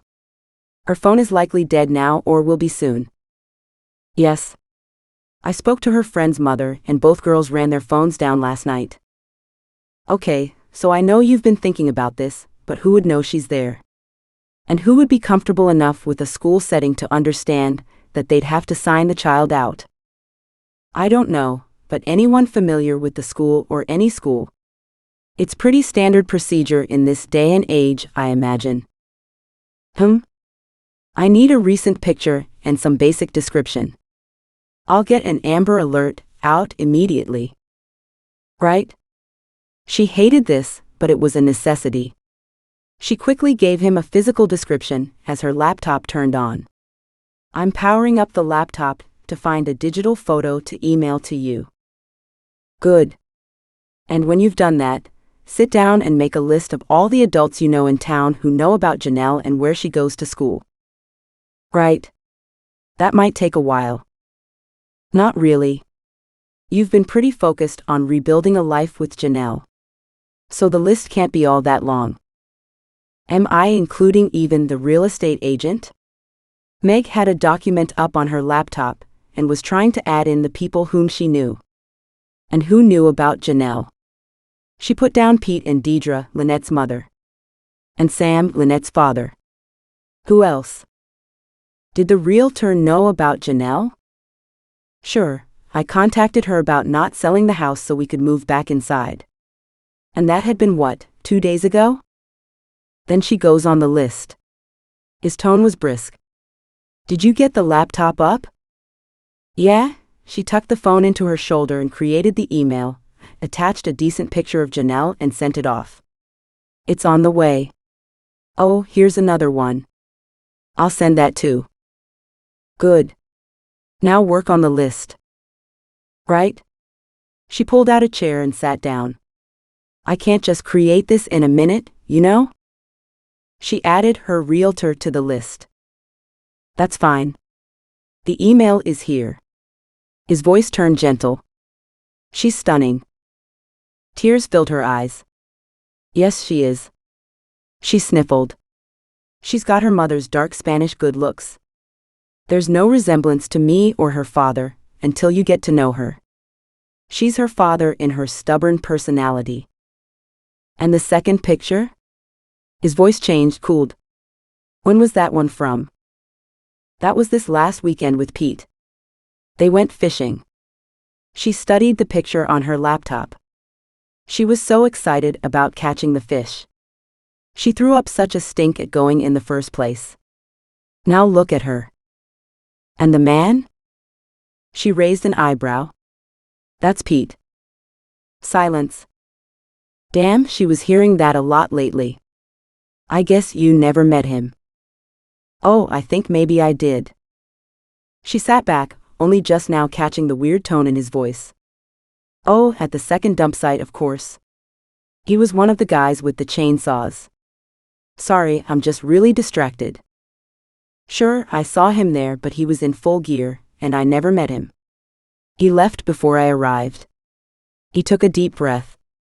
I believe, and I could be wrong because it's been so long ago and he was in bad shape then, but Jesus, no, I have to be wrong. What are you talking about? Pete has lived with me for close to over 10 years. Of course, it's possible for you to have met him before. I'm sorry I didn't introduce you. No. You don't understand. Hell, I don't either, but I swear he looks like Puro. Stephanie stumbled through the weird door in her world. She knew she was dying. She wasn't happy about it, but had gotten past the point of caring. Except about Bruce, he would be her regret. She loved the big idiot and always had. And they'd been star-crossed lovers since CIA. Damn that woman anyway. Her getting herself killed had messed up Stephanie's life. She should have been married to Bruce and have 2 perfect kids. Now that wouldn't happen. There was no one to save Stephanie. There never was. A noise outside her mind caught her attention. With great difficulty, she rolled her head sideways, letting it hit the cement on the other side. She had to try. Help, she said, but the words came out in a barest of croaks. She tried again. Help. Hello? Then came sounds of running feet and a strangled yell as someone dropped to her side. Stephanie, hang on, Bruce said. His face had never looked so good. She didn't know what he was doing here, especially in this ghetto of an alley. I was following you, hoping you wouldn't go to your dealer. Then I lost you. His gentle hand cupped her cheek. Now I've found you again. Please don't do this anymore. Tears trickled from her burning eyes. Bruce, Shush, don't try to talk. I'm getting help. He was busy punching numbers on his cell phone. She smiled. Look at that. This time, there was someone to help. Bruce, I didn't do this. What? He exclaimed. Then who did? But the cloud of consciousness moved over her, and she passed out. Chapter 21. Meg reared back. What? She asked cautiously, studying the picture she sent him. Puro, as in Anto's brother? He cleared his throat. This is the only picture I have seen of Pete. Do you have some older ones? Meg's gaze zeroed in on the wall, where she'd hung a picture of her and Pete from their first year together, from back in happier times. She kept it there more to remember CIA now than as a reminder of Pete. I have lots, but I have to find them. Most are on the computer. Hold on. I didn't mean to shock you. Well, you did, she snapped. And so what if he is? It's not as if I'd seen him for years, and I hadn't known him back then, as it were. But it did matter. She knew it did, and inside her heart raced. She so didn't need more shocks right now. Her fingers were busy clicking through her laptop folders, selecting and attaching pictures to send. I'm sending more pictures. And it might have something to do with Janelle's disappearance. You say it wasn't Pete's signature. Was it a man's handwriting? How would I know, she snapped, hating the suspicion. I saw him yesterday. Remember? He was helping us clear away that downed tree, one of the guys with chainsaws. I remember.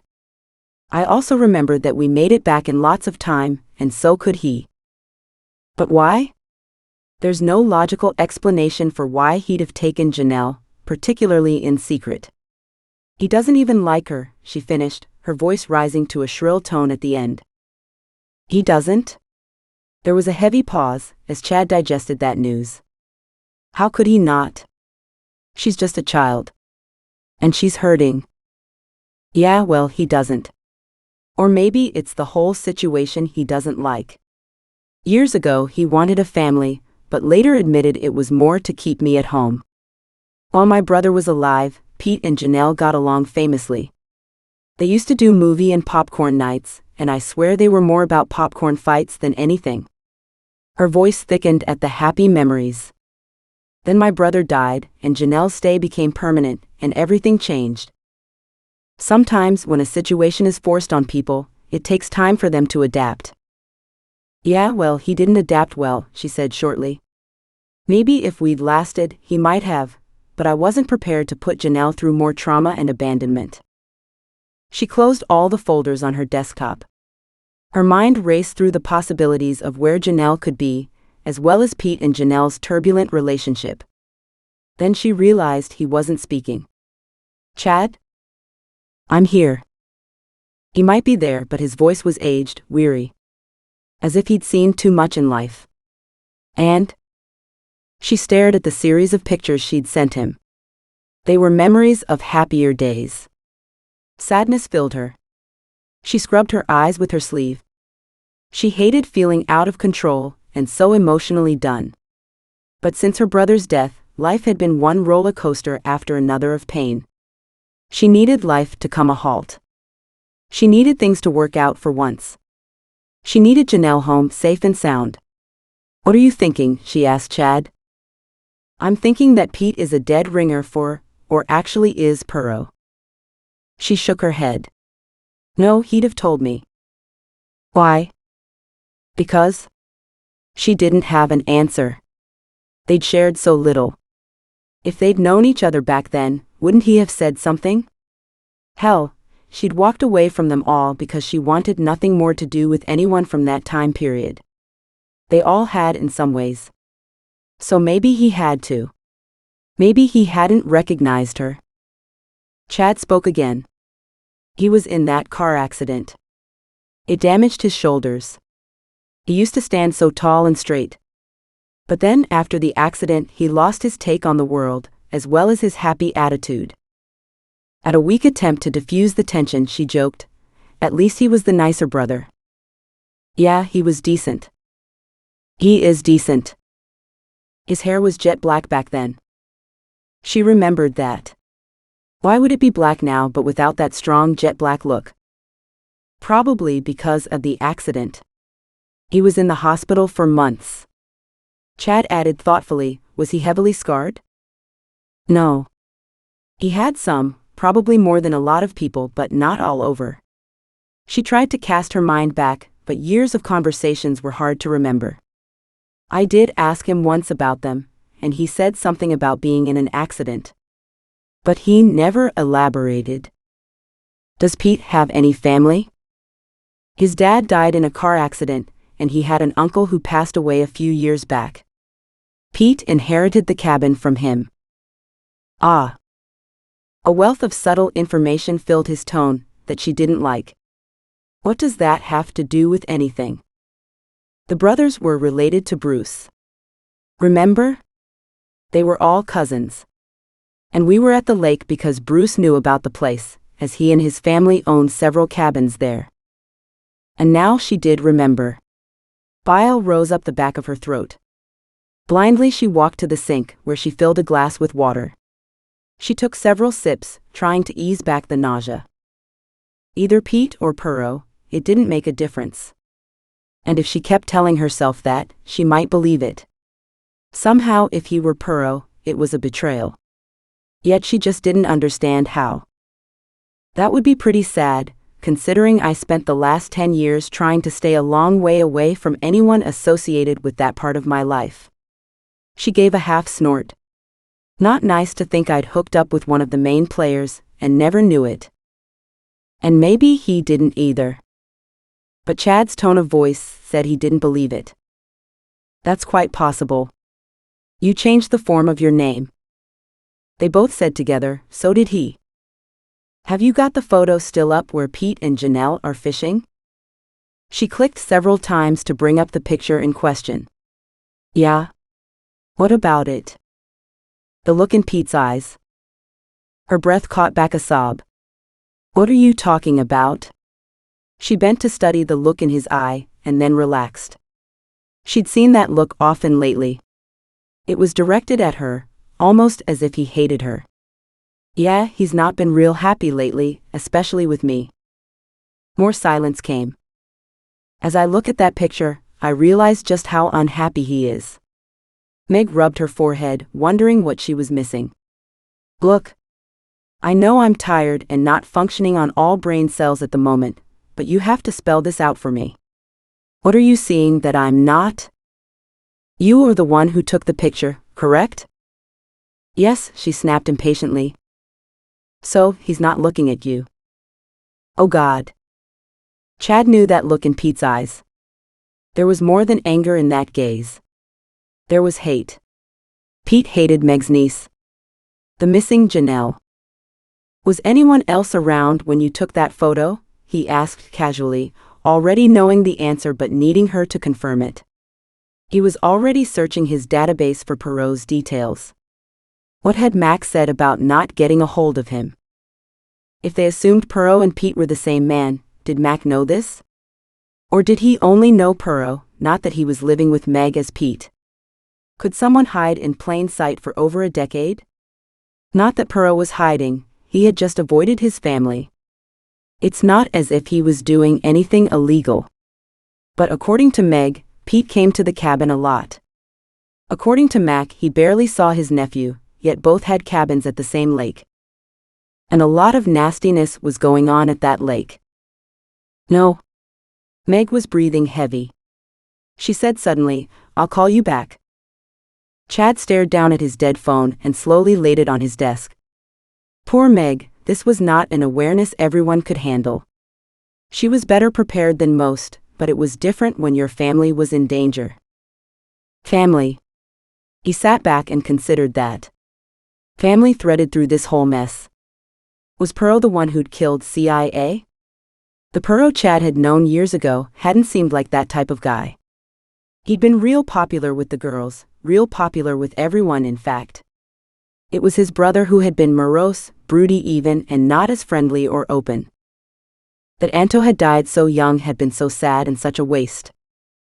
After his accident, Perot had been bitter and angry and seriously depressed.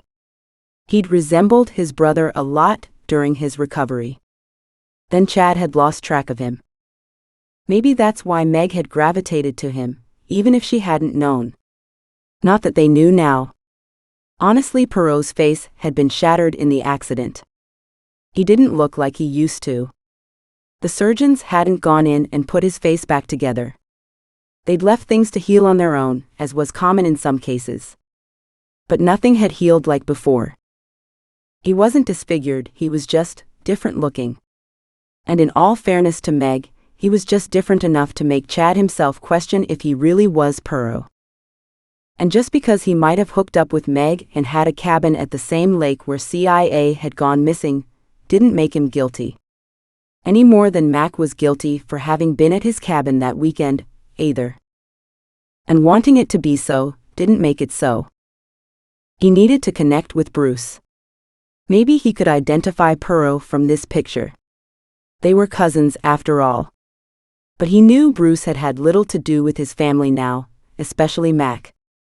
Chad walked over to his wall, where he had the case photos up and notes to look at the timeline. He'd only had a chance to put down yesterday that they'd found the other bodies. But according to Meg, they would all have been deceased close to the same time as CIA, within a few years.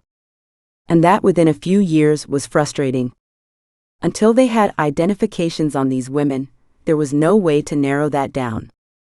This left both Anto and Perot Pete as viable suspects. So in theory, Perot could have killed those women and then been incapacitated, and that would have stopped the killing spree. He would have hooked up with Meg soon after his recovery, and could have turned over a new leaf as Pete. A happy relationship might have been enough to keep him from returning to his murderous ways. Maybe. He ran a search on Pete and got the make and model of his truck, then sent out a regional bolo alert. Better to be safe. He added Janelle's picture and a basic description of both Pete and Janelle. Next, he ran a search for missing women in the age that Meg had stated, from 2 years before Chia's death to 5 years afterward. He ran it for the whole state. That would give him a place from which to start. Within minutes, he'd found 13 hits. He bent to read the details. Meg very carefully set her phone on the kitchen table. Then, taking a deep, controlled breath, she screamed. And screamed, then screamed again, as fear and anger burned hot like a poker into her heart. The sound went on, and she couldn't stop it. Shuddering in the aftermath, her mind still frozen and lost, her rage still bubbling, she finally calmed enough to catch her breath and to swallow the sobs, until they only rippled down her spine instead of quaking through her. She couldn't stand the thought of Pete hating Janelle with the level of viciousness that Meg had seen in his eyes in that photo. What kind of man hated a child? With her arms wrapped around her belly, she rocked in place, trying to get through the horror to where she could deal with the reality on the other side. Janelle had been living with them for 6 months. Had Pete felt like that before then? Or was it recent? She cast her mind back carefully, going from weekend to weekend, month to month, wondering and worrying if she'd left them alone. Was that why Janelle was so afraid of him? Did she know how Pete felt? She must have known, subconsciously at least. Had he said anything to her? Threatened her? Hurt her? Even if Pete had let his guard down in this photo, that didn't mean he'd kidnapped Janelle from school. But he was the one person who Janelle would have left with. She wouldn't know not to. She would have assumed that Pete and Meg were friendly, maybe even back together again. Who knew what story Pete might have told her? He could have even said he was taking her to meet Meg. And he might be innocent. God, this was making her nuts. There was one thing though. If he'd taken Janelle, and that was a big if, then Meg had one advantage. She knew Pete like no one else did.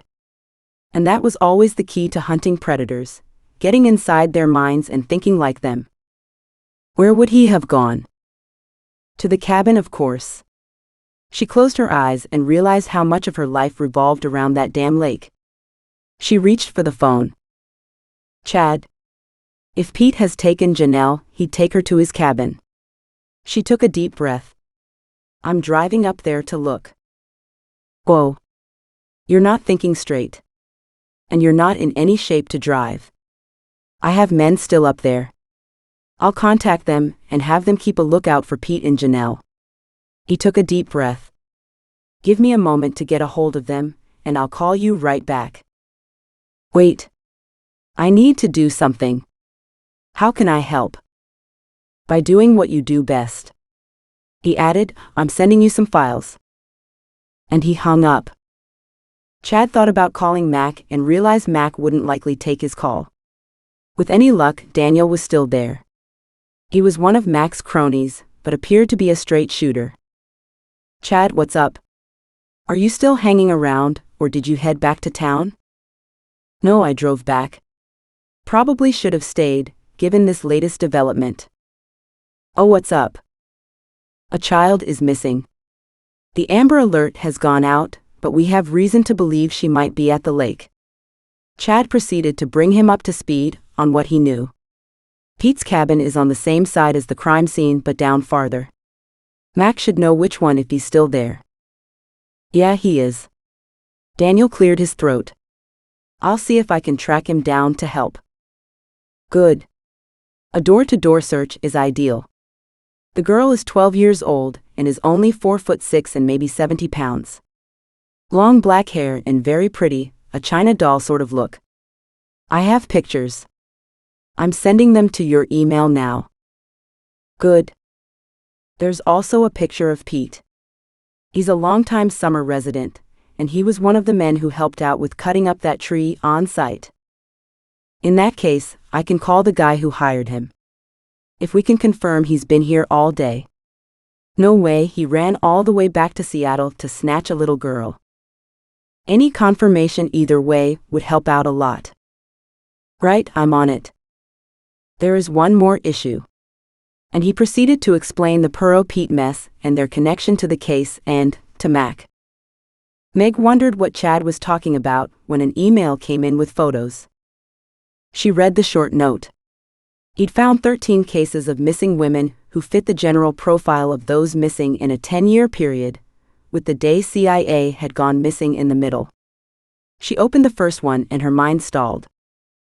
She studied the photo, the shakes starting all over again. This so couldn't be. But as she read the case number, she noted the name. Brenda Durnett.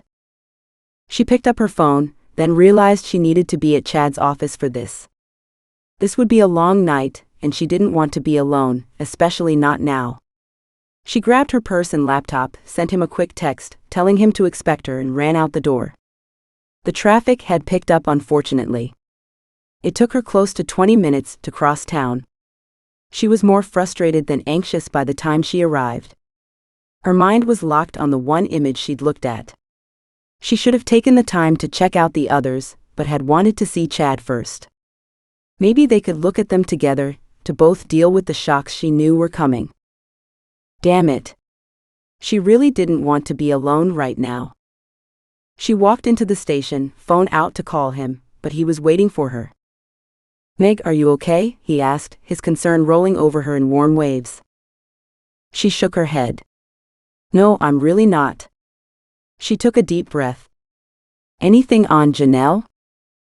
No, not yet. Come on back to my office, he said, wrapping an arm around her shoulders. Do you want a hot drink? A coffee? A hot chocolate? Maybe later, she murmured, hating her weakness. Now that she was here, that weakness just wanted to invade her body. She hated relying on anyone. For years she'd stood on her own 2 feet, and now she felt like she had none to stand on. Come. Sit down. He led her to the spare chair in his office, at least she presumed that it was his space. He disappeared. I'm just getting you a hot drink, he called back. Fine. She opened her laptop and turned it on. By the time he returned with 2 cups of steaming liquid, she had the laptop up and running.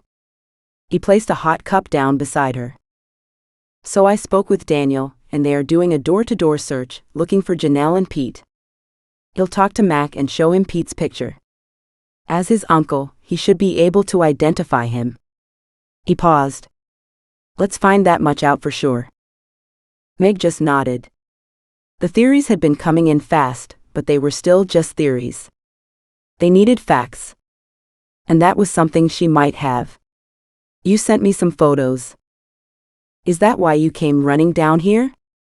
You could have stayed home. I'd have stopped off at the end of the shift and brought you up to date anyway. Yeah, well, I can't just stand around waiting for news, so I went to work. She turned the laptop around, the first picture loaded up for him to see. Remember this photo? He pulled his chair around the corner of his desk beside her and sat down.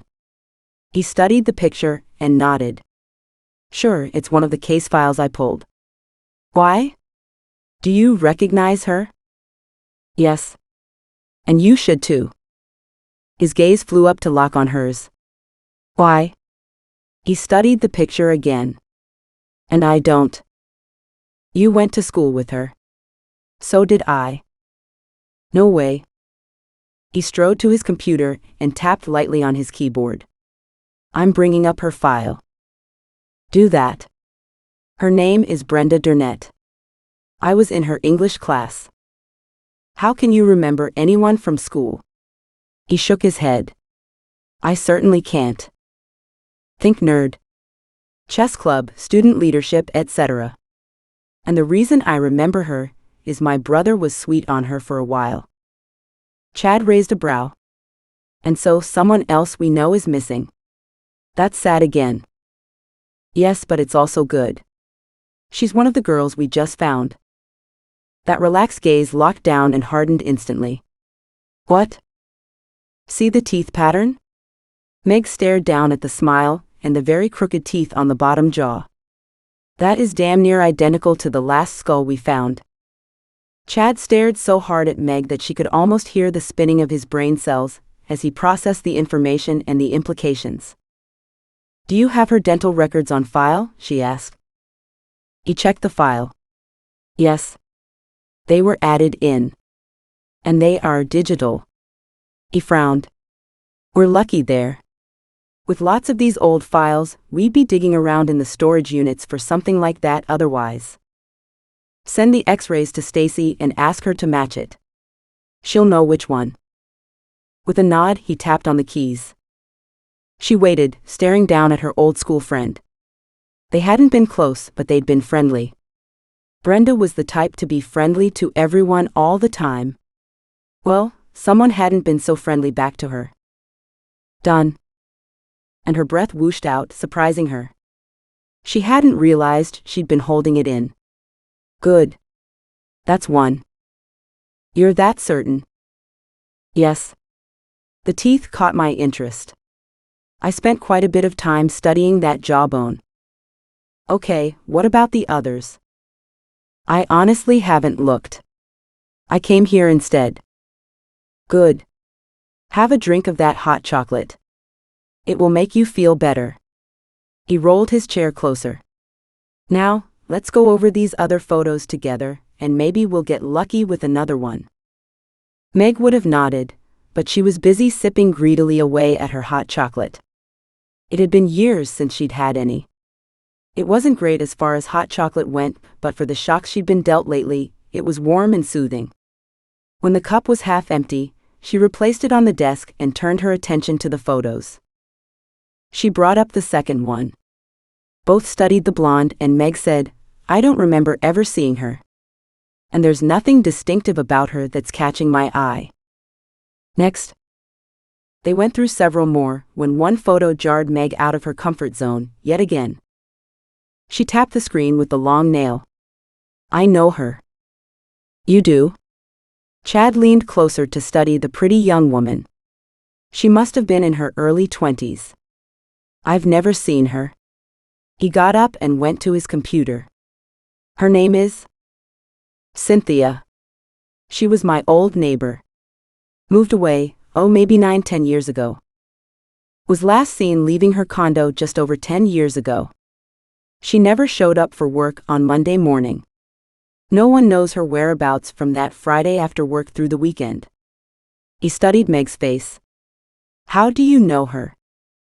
She lived in the condo beside us. Well, I hadn't moved in yet, as I was still dating Pete, but I'd met her a couple times, coming and going. She seemed really nice. She moved out a couple months after I moved in. When he didn't say anything, she looked up. At the look in his eyes, she was filled with dread. What are you thinking? He pursed his lips. I'm thinking it all comes back to the same person, you, and therefore maybe? Pete. Mac saw Daniel before he saw him. There you are. Daniel called to Mac. I've been looking all over for you. We've got a problem and I need your help. What's up? Mac might not be at his best, in fact he was still pissed, but Daniel was good people, and if he said there was a problem, then there was a problem. Missing child, and the guy who might have taken her was helping us at the crime scene and has a cabin on the lake. Shit. Mac's stomach nodded. Explain. Daniel launched into the explanation he'd been given. That's all Chad had. He's hoping we can go door to door and find either or both. Or at least confirm that Pete was here all day and couldn't have made it to Seattle and back again. Sounds as if Meg just had a tiff with him. It's probably nothing. Oh, I don't think so. According to Chad, the two of them split this last weekend, and Meg and her niece moved out. You know how that goes. I say we find this Pete and find out for sure. Daniel hesitated, and then launched into the rest of Chad's message. Chad says there's some confusion about whether this Pete could be your nephew Puro. Mac's face froze and his gaze turned glacial. Damn. Daniel tried to bring up Pete's picture. It's not showing up very well. He held it out for Mac to see. His gut twisted. Mac stared at the piss-poor image. Who can say anything about that picture? It's so damn small. Besides, I haven't seen my nephew in years, a lot of years at that.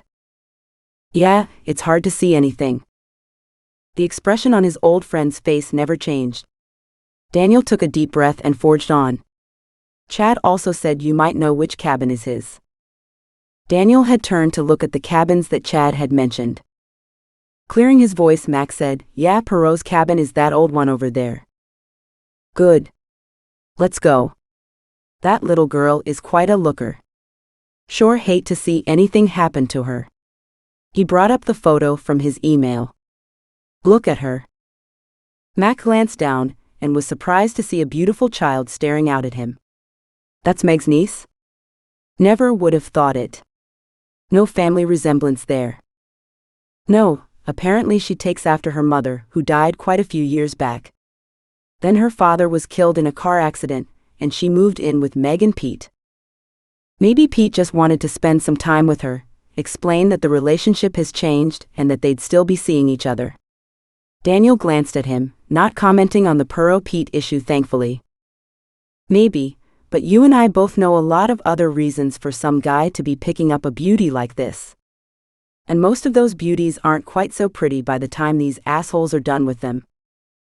Let's hope this is all a false alarm." But inside his gut, Mac had a pretty good idea that things were not quite as innocent as he'd like them to be. "I've already called a Jim Sutton," Daniel added. "He's the guy who hired Pete for the chainsaw work. Said Pete's well known in the area for lending a hand. He hasn't seen him all day, thought he'd headed into town this morning." Mac nodded, feeling a push of inevitability. Damn. Some things fate just insisted on controlling. Let's go see if he's home. Chapter 22. Meg was tired by the time they got through all the files that Chad had found. And underneath all the activity was an insidious fear, as she waited for news about Janelle. Every time the phone rang, her heart jumped, and her stomach wanted to heave. She wanted to go to the cabin and find Pete. She texted him several times and had tried calling, but he never answered. She wanted to ask him herself. To pass the time constructively, she had Brenda's file open in front of her. And Cynthia Woods sat beside her. Both women had gone missing abruptly, just as if they dropped off the face of the earth. Neither had had a steady boyfriend. One friend thought Brenda had one, but if she did, Brenda hadn't shared any details about him. As for Pete's old neighbor, Cynthia, she'd dumped her boyfriend months before. The police had looked at him closely, but ended up taking him off the suspect list. Meg had little to go on with Cynthia's case. With Brenda, X-rays showed she had broken her left femur as a child, and had 2 cracked ribs from a fall off a horse as a teenager. Those breaks would be fundamental to her identification, and all the information was immediately dispatched to Stacy, as she would find out if one of the skeletons had similar injuries. Meg hoped so. 7 women were in the morgue, one most likely CIA, and Meg had 13 missing persons case files, counting CIA. So many families would be watching and waiting by the phone, hoping for news of their loved ones. 6 families would be disappointed, unless the police could find another dump site. But how many women would one man kill? She flipped through the 13 cases. The 2 women she had recognized were brunettes like CIA and Meg herself. They were both young, like CIA, although Pete's neighbor was a couple years older. Of the other women, only 4 were similar. 2 of the women she discarded from the group were overweight and didn't fit the pattern. One was quite a bit older, and another was into a lifestyle that was rough and also didn't fit the pattern.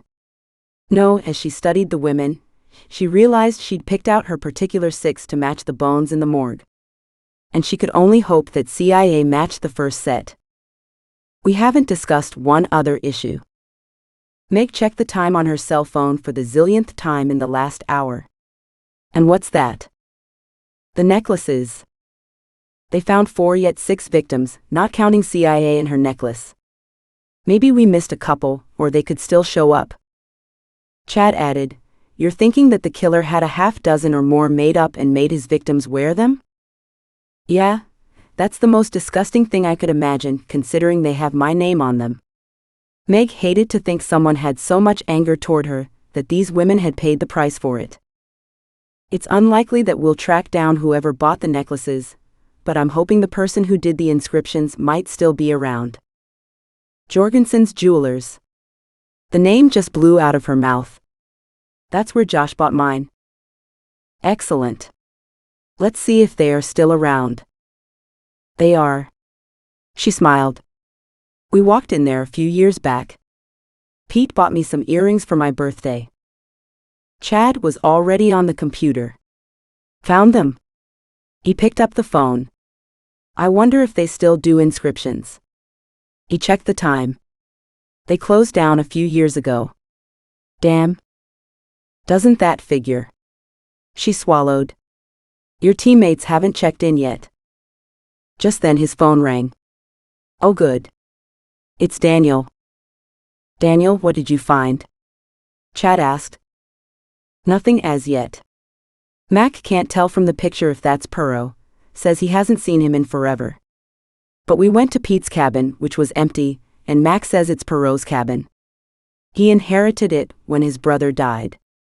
Mac searched inside but no sign of Pete or the girl. He added, a door-to-door search is underway, and we've got a couple people looking to track down Pete. Everyone we've spoken to says that he's been here all day. But you haven't been able to confirm it? No. No one can say when they saw him or where. I'll give you a call in a bit. Thanks. Chad hung up and turned to face Meg. The crestfallen look on her face tugged at him as he watched her clench her fists. They haven't found her, have they? He watched her lower lip tremble, then firm as he answered, no. Daniel has spoken to a couple people who believe they've seen Pete today at the lake, but can't say when or where for sure. He took a deep breath. Pete's cabin is the same cabin as Mac's brother left to his nephew Perot. She stood still, a frown wrinkling her forehead. Really? At his nod she shrugged. So maybe he is Perot. And that was it. Chad stood. It's a waiting game now. Yet we also need to keep up our strength. Do you want to go out and grab some food, or shall I order pizza in? Pizza, she said so quickly that he raised a brow. I don't want to leave, she said. Just in case. He nodded. I'll go put in an order. Back in a moment. She nodded. I want to see where these women were living at their last known residences. She walked over to the map of the state of Washington on the wall, and found a map of Seattle nearby on the table. Grabbing a few pins, she posted the second map up on the wall beside the first. Then, using the files, she placed a blue pin where Brenda had lived, then a second one for where Cynthia had lived. Approximately 30 condos were at that address. That alone offered many potential suspects. Walking back to the files, Meg picked up her next 4 choices for the remains she'd found, and took a different colored pin and placed one at each last known residence. She also took a red pin and placed it at Chia's address. Then she stepped back. The cluster was close together, except for one. Chia's. What did that mean? Shaking her head, she retrieved the pages on the other 7 girls from the missing persons case files Chad had found, and choosing white pins for them marked their residences as well. She just finished when Chad walked back in. From the look on his face, he didn't have any good news. No pizza? She asked lightly. It took you long enough. He managed a smile. Sorry, it will take 20 minutes. Ah. She placed the last pin and stepped back several feet to study the change. What have you found? He stood beside her. Is there a meaning to the colors? White, are those missing women I have no idea about. And true enough, if there was a pattern to the white pin's locations, she couldn't see it. The red pin is for CIA. Blue is for the 2 women I'm fairly sure of. The yellow pins are for the 4 women that I picked out from the files you gave me, as potential matches for the other 4 sets of remains. She turned to glance at him, noting the surprise on his face. What? You told me to do what I do best. And apparently you did. He pointed out the blue and yellow pins with one white pin. These are very close together. Yes, but this map isn't the best. One of just this neighborhood would help us take a closer look. She motioned to the white pins that were sprawled across the city. These can't be ruled out, but they aren't so likely. Interesting that you picked 4 yellows, and 3 are in close proximity to the right area, and this one isn't. You're almost eerily accurate. How the hell do you do it? Chad's phone rang. Hi, Stacy. I thought you were long gone for the day.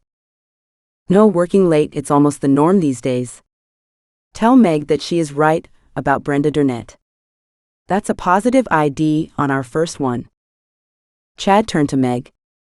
Stacy says that's a yes on Brenda. Oh, Stacy is still working? She held out her hand for Chad's phone. Hey Stacy, that's great. I have another one for you. Cynthia Wood. Meg looked at Chad. We sent the information a while ago, and...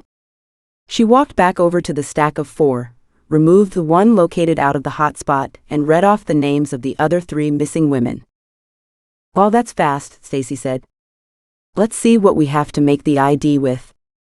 We may need a family member's DNA. Hopefully it won't be necessary if we can grab dental records.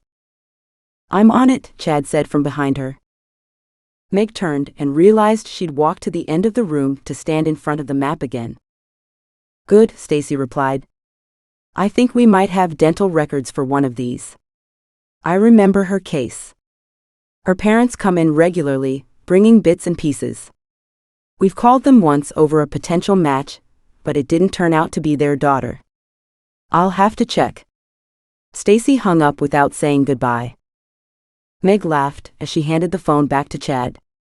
She's as bad as I am. Yes, she is. And that's a good thing. He was busy clicking away on his keyboard. Meg assumed he was helping Stacy on the case material. Interesting. What? Just a second. He wrote something down on a scratch pad, then clicked again, then wrote something else. She waited, staring at the pins. So many victims, and these were just the brunettes. So sad. Okay. Here we go.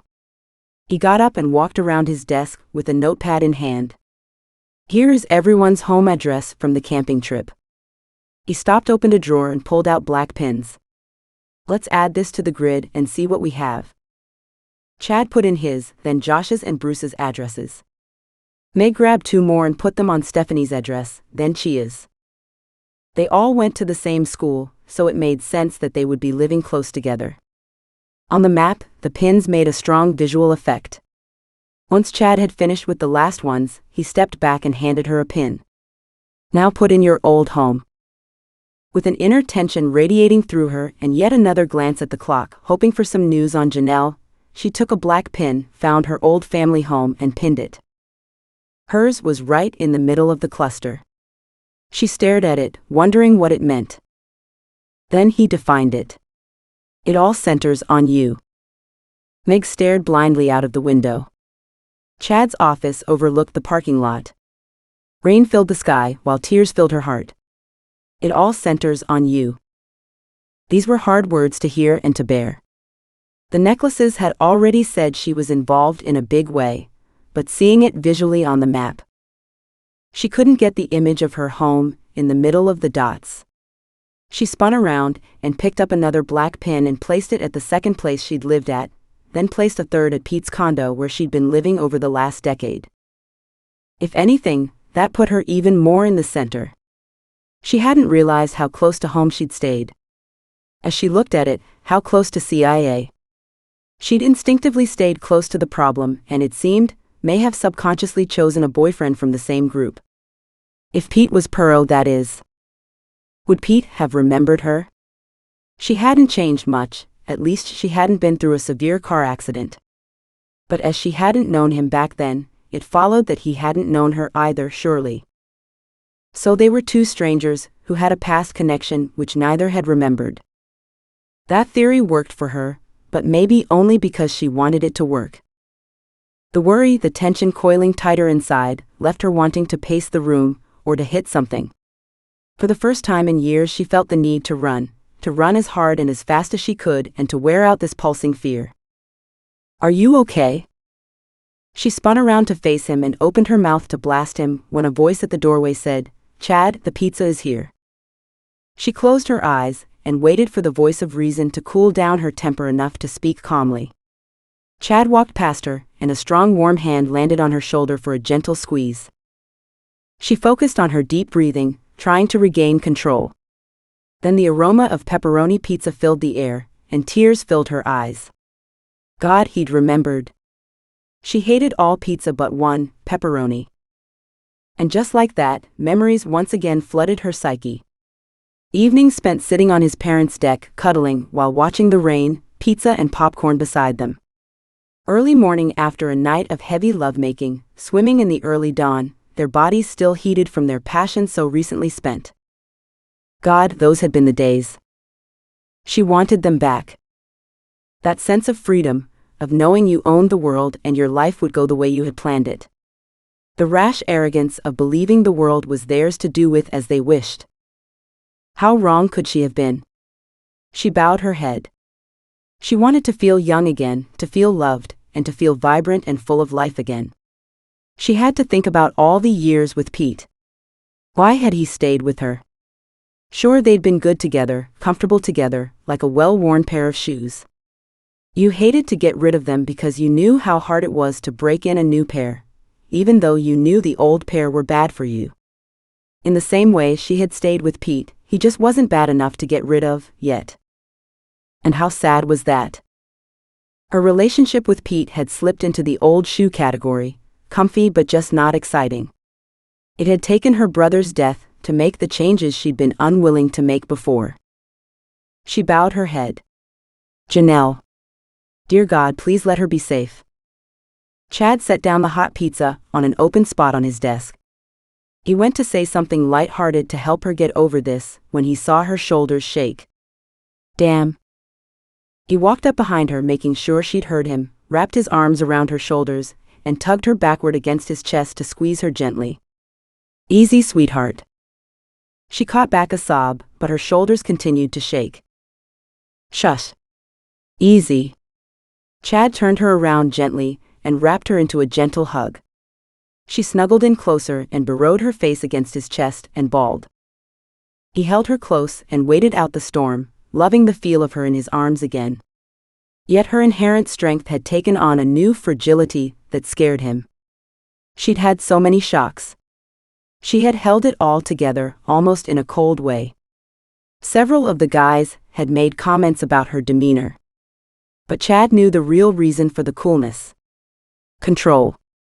Meg was all about control, because so much of her life had gone out of control and had stayed that way.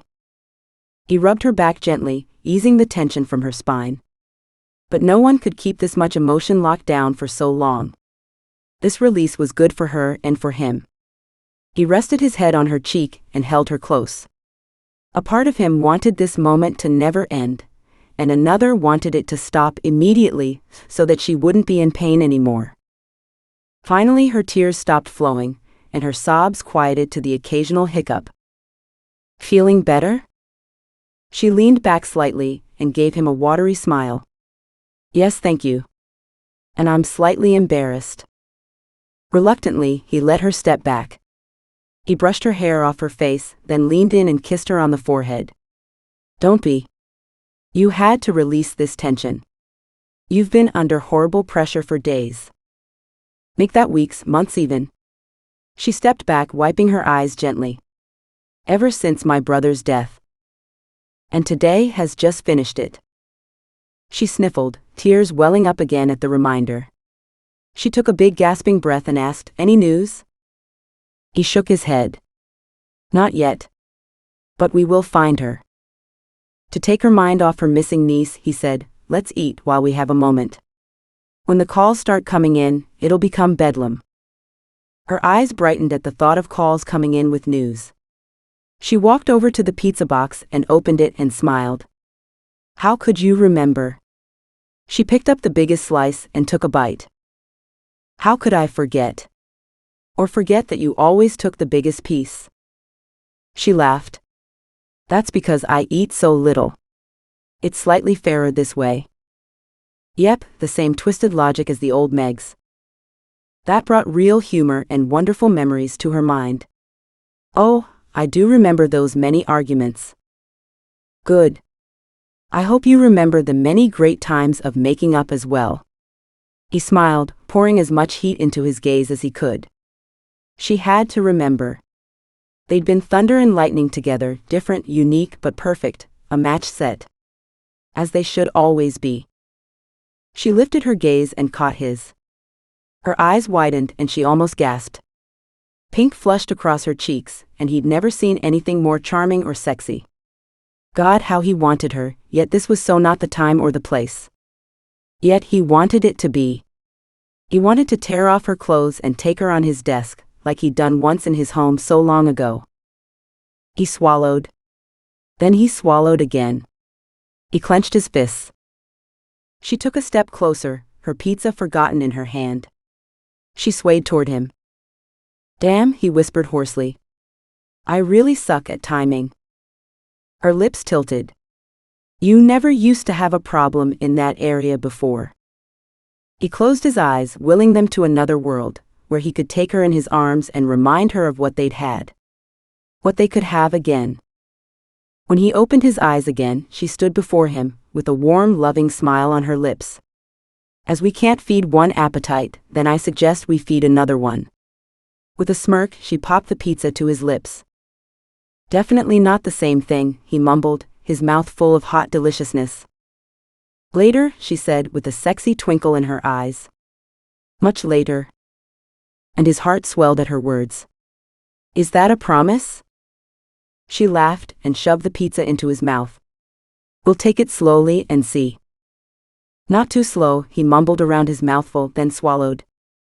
You've got until the weekend. Chapter 23. Meg gasped in shocked laughter.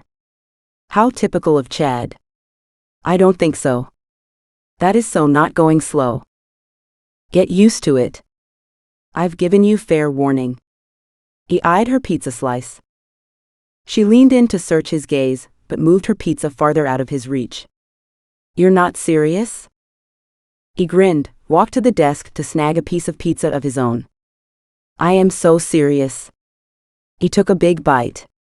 We have a lot of time to make up for. She gazed at him, her heart racing in shock and excitement. Chad had always been like this. Taking charge, been commanding, and then so very caring. That gives us this week to wrap up our history and get started on our future. And then his phone rang. She raced over, excitement and fear rippling through her. Please let it be good news. Chad answered, his gaze zeroing in on Meg's face, all the fun dropping from his expression. What? Really? Yes. Thank you. We'll be there in, he checked his cell phone for the time, 20 minutes. He disconnected, but held up a hand to stop her. What? What is it? Inside her stomach was jumping in panic. Please. It's not Janelle. Her stomach bottomed out like a cement pillar in the ocean. Then what is it? It's Stephanie. She's in emergency. Oh God. They're working on her right now. They said we could see her in 20 minutes or so. Good. Let's eat first and then go. The hospital screamed chaos as they entered. Meg stood at the front entranceway, hating having to even enter. Dozens of people had to be in there. Chad tugged her close, wrapping an arm around her shoulders. There's been a major pileup on the highway. He motioned through the crowd. Let's go this way. She followed blindly, hating the smell of fear and sorrow, panic and pain. God, one never forgot it. Her brother's accident had paralyzed her, and in a small way, she'd blamed the hospital. It had been so difficult to deal with the shock of his death, the harried nurses, the forms to fill out. Where was the person to hold her, and to tell her it would be all okay? Oh wait, that had been her job for Janelle, who had been at school. Meg had tried to get her to the hospital, in time for her to say goodbye to her father. They hadn't made it. If only they'd been called just that little bit earlier, if only the traffic had been just a little bit lighter. Only God hadn't been so generous that night. Chad reached a hand back and grabbed hers, tugging her up behind him. She's up here. He led her to a long hallway that was almost graveyard quiet in comparison to the waiting room they'd just passed through. Meg could walk beside him now. Has she woken up? Meg asked. She hadn't when I called before leaving. She has been stabilized though. Good. I'd hate to see her finally succeed in killing herself, now that we're close to solving this hell. He stopped at a large room with double doors. He peered into the window. She's in here. Meg looked in and saw rows of beds on either side of the room, green curtains partially concealing the occupants. Yeah, it was a typical hospital ward. He pushed open the door and walked to the right bed. Stephanie lay quiet, asleep. Her breathing was calm and stable. A man sat beside the bedside. A man she didn't recognize. She's so pale, Chad said. Meg's attention was drawn to Stephanie. She walked closer. But she's alive, said the other man. That voice. Meg lifted her head to study Stephanie's visitor. Then she recognized him. Bruce? He stared at her blankly, and then a smile broke across his worried features. Megan. Megs? She smiled. It's Meg these days. She studied his features. He'd been such a fun-loving guy back then. He and Stephanie had had big plans. Then they all had. Chad smacked Bruce on the shoulder. Everyone's been trying to reach you. Where the hell have you been? Bruce snorted. Trying to save Stephanie. Meg turned her attention back to her old friend, prone on the bed. In fact, she looked as white as the sheets around her. And her neck looked uncomfortably swollen. Tubes ran in and out of her arms, and that stillness to her had Meg wondering if she wasn't still standing with one foot in her grave. She won't wake up tonight, Bruce said. What happened? God only knows. She was supposed to meet me for coffee, but she called it off. Said she was going to meet someone else. I was pissed. Then I got a text from her, all garbled and making no sense. Something about being scared. He sighed. I'd followed her to see who she was meeting. Only she drove into a parking lot and sat there and waited for a long time, then took off. She drove downtown, parked, and started walking. I followed. Then she went really freaky and ran away. Jesus, Chad said. Any idea who she'd planned to meet? Bruce shook his head. After she ran away, I spent hours trying to find her. When I did, this is the shape she was in. She found her dealer then, I guess, Chad said, staring down at Stephanie. I don't know that she did. I asked her to stop doing this to herself, and she said she didn't do it. He frowned down at the silent woman. Then she passed out. She hasn't been awake since. What? Chad exclaimed. She didn't do this to herself? Bruce stared at him. No. She didn't. Then who the hell did? A short while later, back out in the parking lot, Chad wrapped an arm around Meg's shoulders, wanting to tuck her in his damn pocket and keep her safe, but that was so not possible. No news on Janelle? Meg asked in a subdued tone. He winced, pulled out his phone to check, even though he'd just checked a few moments ago. No. Not yet. The barest of shivers rippled down her back. Are you cold? He asked. No. Scared. Bordering on panicked. I want her back safe and sound. If Pete has taken her, do you think he'd hurt her? She lowered her head, her hair hiding her expression. Speaking slowly, thoughtfully, she said, I wouldn't think so. But the Pete I know is not the killer we are hunting. If they are the same person, then obviously the answer is, she took a deep breath, yes? On cue, Chad's phone rang. Meg stiffened. She turned to face him, hope and fear warring across her face. Meg didn't dare breathe. Please. Please. Please let this be good news. Chad said, really? Where? He glanced at his watch. We can be there in just under an hour and a half. His gaze locked on Meg's, a question in his eyes. Yes, she said. Have they found Janelle? He shook his head. Just Pete's truck. And it's been hidden away. Wait. Her heart plummeted. What if he doesn't have her? We can't leave here and find out someone else has taken her. Chad hung up. Do you want to stay here then? No. She closed her eyes and took a deep breath. I just wish it wasn't so far away. Everyone is out looking for her, but if there is any chance that Pete has taken her, we need to find him. His truck was found in the bush, a few miles from the campsite. She gasped, her skin flushed with an iciness she knew wouldn't leave, not until she had Janelle back in her arms. What? He grabbed her shoulders. Do you know of another place he'd have stashed her? Not really, she whispered, her mind racing. He hunts and has spoken of having blinds at various places. She shook her head.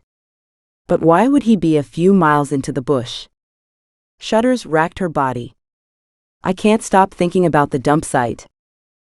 Think about this logically. He stared at the sky for a long moment and then glanced back at her.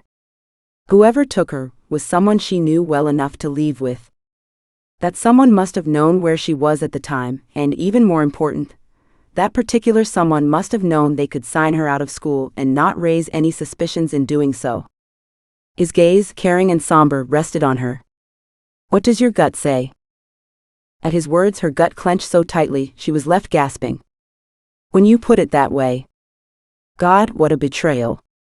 Still, she had to get the word out. Pete? Exactly. Chapter 24. They made it faster than they had expected, with Chad stretching the speed limit to get there quickly. But for Meg, sitting in the passenger seat, her knuckles gripped white, it wasn't fast enough.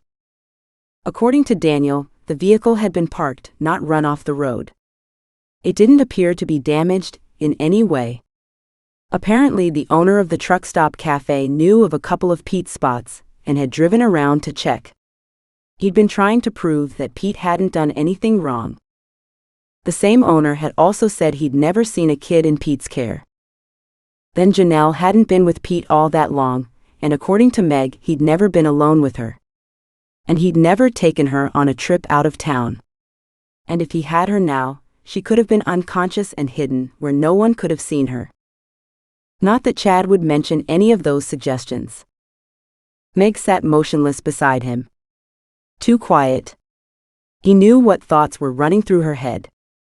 He couldn't imagine the feelings, but he'd been with victims' families enough to know this would be one of the most horrible scenarios he could imagine. He wanted to say something comforting, but couldn't think of anything to say. So he said nothing. His phone rang again. He had it in his holder on the dash. He pushed the talk button. Hello. Chad, Daniel again. Daniel took a deep breath. We're not sure from when, but there is a child's sweater in the back of the truck. Meg gasped. She stared at Chad, her eyes huge. What color? He asked. It's a deep purple, with a turquoise trim on the sleeves. Meg nodded, her eyes closed. That's Janelle's. Chad hated this, but he needed to ask. Meg, Janelle was at the cabin on the weekend. Did you drive up in Pete's truck? Yes. Did Janelle have that sweater with her at that time? Her eyes widened in understanding. Oh, I'm not sure. We need you to be sure. He cast another glance in her direction. Think. She must have had some kind of warm clothing with her. Sure. We all did. The mornings are brutal, and there is no central heat in his place. It's on his to-do list. And was that sweater one of those items she'd have taken? Meg sat back and took a deep breath. Give me a moment. I'll go through it in my mind. Chad said, Daniel, I'll call you back. Good enough. The silence was long and thick, as Chad waited for Meg to go through the events in her mind. I can't place it that weekend, she whispered. I can't focus. I'm so scared. I know you are, honey. Stay focused. Did she have that sweater on this morning? She turned to look at him. I don't know. She was at the sleepover. Then call the mother and ask. He waited patiently as Meg dialed her niece's friend's house and asked. Right. I know Lynette loved the color of that sweater. Purple is always a hit, isn't it? Thanks, I'll pass this on to the police. She hung up the phone. According to Deirdre, Janelle had the sweater in her backpack. She wasn't wearing it this morning, but it was in her bag when she walked out the door. She leaned back and closed her eyes. And therefore, if it had been left in the truck from last weekend at the cabin, she couldn't have had it with her this morning. He added, his voice grim, now we have something concrete to go by. And Pete has just moved up the suspect list. Meg never said another word as they raced toward Pete's truck. Her mind flit from shock to shock, and she couldn't bring the churning washing machine of emotions back under control. She could barely breathe. But passing out in Chad's truck was not an option. She sensed his glances coming her way, and she knew he was worried. But if Janelle were hurt, or worse, dead, nothing he could do about it for her or for Janelle. And Meg was likely to get up and run, a long, long way away. She didn't dare think about Janelle being hurt. She'd been picked up at 2:30 p.m. Pete had had her for over 4 hours. Her mind refused to think about all the things a man could do to a child in that time period. Meg had to try and stay focused. She had to be strong for Janelle's sake. That little girl needed her. Now more than ever. They turned one last corner, barely noticing the GPS on Chad's truck flashing the final destination. Dozens of vehicles had pulled up behind Pete's vehicle, and sure enough, it was his truck. She would have recognized it anywhere. Will you be okay? Chad asked, as he pulled up behind the cop car on the shoulder and turned off the engine. Find her. Kill him. Then I'll be okay, she snarled and bolted from the truck. Hey, wait up. With Chad racing behind, Meg dashed toward the truck and the group of men standing there. Snagging her arm, Chad snapped, Meg, easy. She froze in place and realized she'd almost blundered ahead and compromised the scene. That scared her more than anything. She had to be smart. As smart as, even smarter than Pete. Chad gripped her shoulder and whispered, if you are not in control, you will have to leave. This isn't me saying this. It's the men here handling the case, who will order you to be taken back to the station. She took a deep breath, froze all her emotions like she'd learned to do a long time ago, and nodded. Got it. She walked forward carefully, aware they'd attracted the group's attention. And thanks? She should have brought gloves. As if reading her mind, Chad handed her a pair from a box sitting on the ground. Blue gloves. She smiled at the color. She'd used similar ones on her last job. Just the reminder of her own professional history helped steady her. She could do this. She could do this. Anything useful inside? She asked casually. The first man motioned to the sweater displayed on a rock. That? Chad spoke from behind her. What do you have so far? The suspect has been hunting in those woods for a lot of years. Apparently, he has favorite spots. We're assuming he has the little girl with him. To that end, we have 2 dog teams coming in. Dogs are good, Chad said. I presume his cabin has been thoroughly checked. Yes, it has. That voice sounded familiar. She turned to face it. Mac? She nodded. Good. And search parties? She opened the truck door, stood up on the running board, and peered inside. We know what we're doing. Too bad you're forced back here. It's not exactly your favorite place. She froze. Then, very slowly, she turned to look back at the man who'd terrified her so long ago. Her voice biting, she said, No, it's not. But it is yours, I believe. His face turned a ruddy red. A second man at his side tugged Mac out of the way. Easy, Tiger, murmured Chad, stationing himself beside her protectively. The second man spoke up. Hey, Chad. Daniel. Meg assessed the man who'd called Chad on the phone about the sweater. She gave him a 5-second assessment and realized he was a different type of fish than Mac. His gaze was steady and clear, with intelligence gleaming through its depths. "Is it hers?" he asked her. Meg nodded. "Yes, it is." "You didn't even examine it, so how could you know?" he asked gently. "I sewed the turquoise trim on it," she said quietly, staring directly at Daniel. She needed someone besides Chad on her team. She had no idea how far Mac's influence had spread. As proof went, it was hard to beat. Daniel studied her, his eyes narrowed, his gaze intent. Then he nodded, and Meg knew she'd passed some kind of test. She turned back to peruse the inside of Pete's truck. It looked the same as last time, except for a takeout bag from the cafe. She handed them off to Chad. "Did anyone see Janelle in the truck when he bought this?" "I'll ask." Chad took the bag from her. "The techs will be here in a few minutes." She nodded. "I know, but we have no time to waste. I just can't see him forcing Janelle out in the woods here." The men were silent, no one wanting to voice the other options. She sighed. Most likely he has convinced her another cabin was through here, or either she was unconscious or... She set her lips together, refusing to say the last option. "Do we know what's on the other side of these trees?" Chad asked. "The lake, duh." It was Mac again. As Meg was about to blister him, she caught sight of Chad's face. "Right. Let him deal with the asshole." She turned and ignored the harsh words. Daniel's voice rose in the melee, but she was more concerned about the small notebook on the footwall of the passenger side. Leaning forward, she plucked it up and pulled it open. It was Janelle's. She used it to keep track of her homework, a necessary step for the less-than-stellar student. She made it to the last page and read Janelle's note. "Leaving early. Yay. Pete is picking me up. Boo. We're meeting Meg. Yay. We're going to the cabin again. Boo.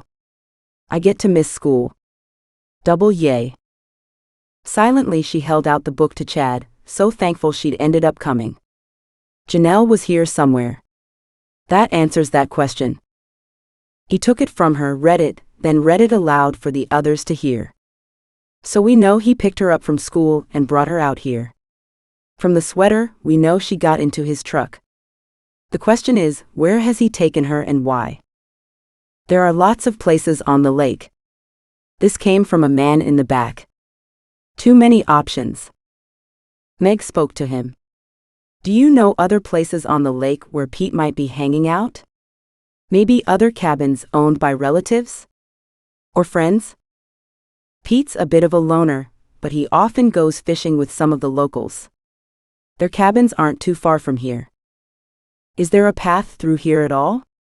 Chad asked. "Any reason for him to have parked here?" "Pete likes to hunt wild mushrooms.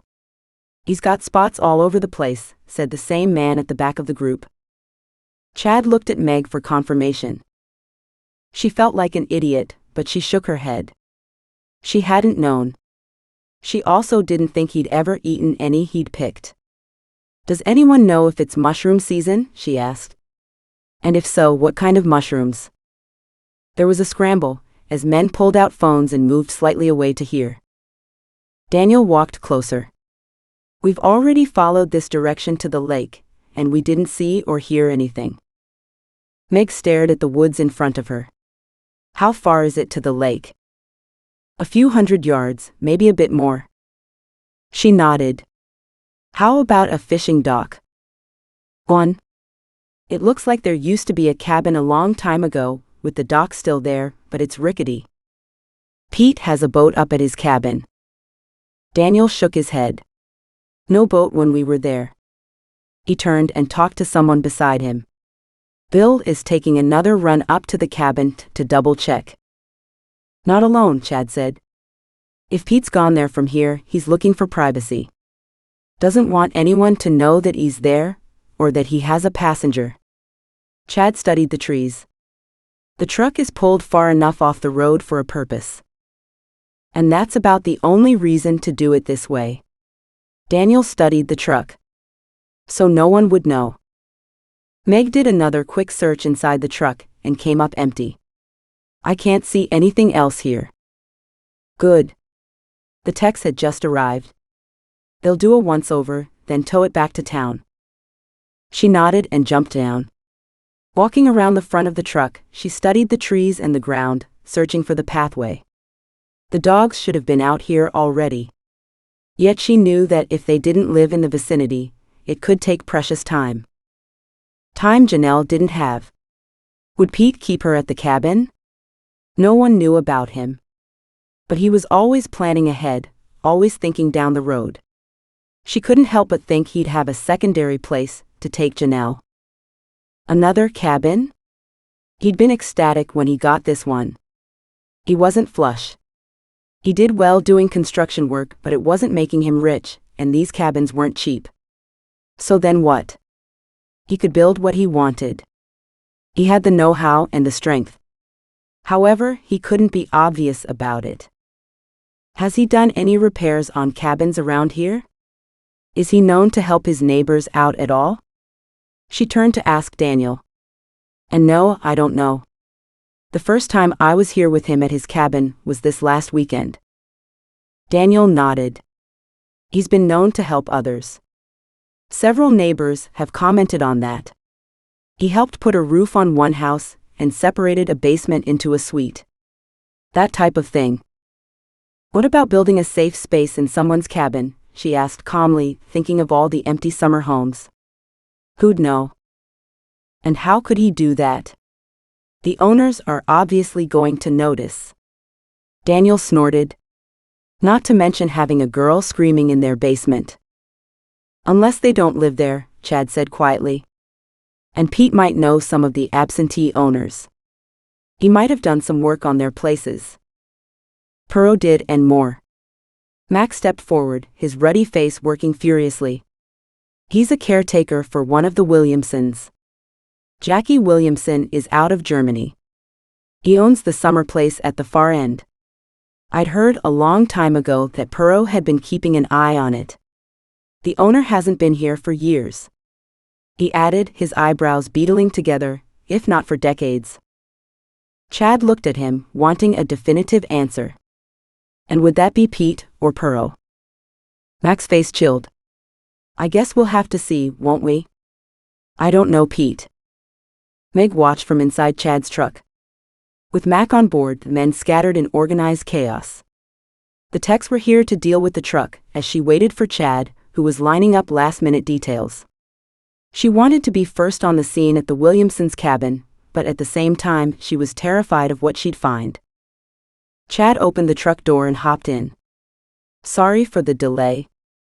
We have to do this right. Meg was glad she wasn't in law enforcement. She'd bust down every door in her way, if it meant finding Janelle. And to hell with the law. Are the other men going to continue to search here? And at Pete's cabin? Don't worry. Daniel is coordinating all the efforts. He's good at it. If she's here, we'll find her. Meg leaned back against the bench seat, hating the constant tension that lived under her skin. That sense of being coiled so tight that she'd break if she heard the wrong thing. Fear was under that tension, and also a rage like she'd never felt before, that lifted the fear higher and higher to the surface. A rage that would demand answers if someone had hurt Janelle. She'd been angry before, but she'd never felt this emotion before. That it sat just under her skin was scary because she knew the casing keeping it contained was fragile, and so incapable of holding it back if it decided to blow. And she didn't know what she'd do if it did. She knew now, after feeling that rage, that if she had to, she could kill. That she was no better than any of the other animals Chad had spent his life trying to lock away. The only difference between her and them was that thin protective shell. And what would happen if she could no longer control it? Chad cast a concerned look at Meg. She had a look on her face that he'd never seen before. Not on her face. But he understood it. He'd seen it before on parents who'd found out about atrocities committed on their children. Under the horror was a rage so horrific it had to be experienced to be understood. And it had always scared the parents. The emotions were so rare and so shocking when they flushed through the system that few people knew how to handle them. Hence, crimes of passion were committed. And Meg looked to be dealing with her own right now. "Are you okay?" he asked gently. She shook her head. "Not really." He sighed. He knew exactly what was going on. "You can't do it, you know?" She made no attempt to misunderstand. "Yes, I can." He stayed quiet for a long moment, wondering how to reach her and how to diffuse that rage. "And what about Janelle? She's lost everyone already. Does she have to lose you too? Just so you get your revenge?" "It's not about revenge." Her voice, so cold and clipped, made him wince. "I've seen parents say the same thing over and over again. The problem is that killing Pete won't change anything he's done. It will only make you feel better, for that one moment in time, only for that. Then, there is the rest of your life." "How could he?" she cried out, her voice breaking. She rounded on Chad. "She's so little. So fragile. How could anyone want to hurt her? She's done nothing to him." "It's not about what she's done. It's about this person being ill." "That's an excuse. We coddle these people and smack their hands, telling them they did a bad thing. These assholes say they are sorry, do a year or 2 in jail, and then get out on good behavior. Where is the justice in that? For some it's not much, but it's the system we have. It's what we can do. And you know he won't get just a year or 2. We'll build this case so he's not going anywhere for a long time." She laughed. A broken sound that shattered his heart. God, she'd been through so much already. And the night wasn't over yet. "You don't know that. Look at how broken our justice system is. Killers walk all the time. Rapists rarely get caught, and so many others aren't even given a decent sentence. And many killers never see freedom again. Thousands of rapists are taken off the street every day, and so many more are paying the price for their actions." He reached over and grabbed her hand. "You have to believe in the good. In the right. You can't focus on all the wrong in the world. We've been hit with the shitty side of life, but it could have been so much worse. CIA paid the ultimate price from that trip so long ago, but we've been paying too every single day, and it's tainted everything in our world. We have to let it go. We have to move on." "Can you?" she whispered. He pulled the truck over and parked it beside several other trucks. "We're here." He squeezed her hand. "To answer your question, yes, I can. And so can you." "No, Chad. I don't think I can." She looked him in the eye, her voice cool. "Not until I have Janelle back safe and sound." She turned to scramble out of the truck. "Only then will I move forward and leave this all behind." Chapter 25. Mac was speaking with 4 other men when they arrived. Meg opened the truck door and hopped out. They'd parked at the neighbor's house and now stood at the edge of the Williamsons' property, just out of sight. She studied the location carefully. This lot was larger and more secluded than the ones they had passed on the way in. Large mature trees offered shade, and a huge cedar hedge ran down either side of the property. In other words, there was total privacy. Then she turned to face the cabin. Maybe Summer Palace was a better description. It was huge. And anyone looking at it would assume it held expensive items worth stealing. No sounds came from inside. No banging, talking, no music or sounds of activity. It looked empty. And she so hoped it wasn't. If Janelle were in there, she'd be kicking up a ruckus, if she were able to. Meg walked over to Chad, who was deep in conversation with the others. He reached out and pulled her closer, letting her into the discussion. "We're going to split up and go in from the 2 entrances. I want you to stay here." She stiffened. "No." "Yes," he said firmly. "I want you to stay here to see if anyone flees from the house while we go in." He shot her a warning look. Do not go after him or her. Do you understand? Damn. Still she nodded quickly. And he was right. If they all went inside, someone could flee the place, and they wouldn't know. He continued to search her face, as if remembering their earlier conversation. Thankfully, that rage had dissipated between then and now. As much as she wanted this asshole dead, she wanted Janelle home safe and sound first. I'm fine. He gave one short nod, then went back to making plans. Within minutes, the group had broken up and headed toward the house. After a strong hug and a gentle kiss to her forehead, Chad followed them. Meg took a deep breath, whispered a silent prayer to the God she'd hoped was there but had lost faith in a long time ago, and slipped to the hedge so she could do her part. The 5 men scattered, trying to cover all the doors on the main floor in the house. The cry came from the far side. Police, open up. One cop on this side tested the door. Finding it locked, he backed up, then rammed forward. The door popped open and he fell inside. An eerie silence surrounded the house. She could no longer see anyone. And that disturbed her more than anything else. It was as if she was alone in a bizarre science fiction film, only the plot made it a horror movie instead. She bit her bottom lip, worrying and hoping she'd see them soon. More shouts came from inside, but they sounded like the men speaking to each other. Shit. Her nerves were knotting her inside. She rubbed her sweaty palms on her jeans. Where was Janelle? She had to be here. Her heart raced, then slowed. She didn't know where else to look. Meg. She looked up. Chad was in an upstairs bedroom, his hands cupped around his mouth, getting ready to call her again. She ran. What? You can come in. We're searching the house, but it appears empty. Shit. Chad looked out the window and watched as Meg raced forward, then went back to his room-by-room search. Anything? He called out to the team in general. No, except someone has been here recently. And food's in the fridge. Interesting. The owners hadn't been here in years, so who was using it?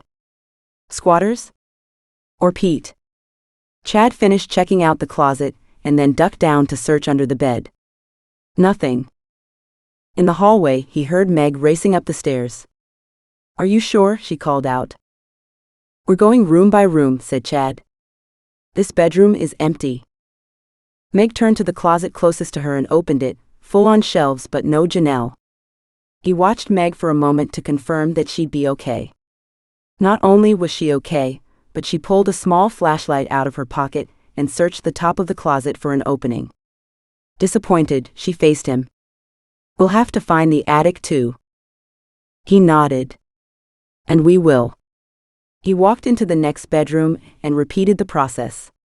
By the time he'd completed a thorough search, he found Meg standing anxiously at the doorway.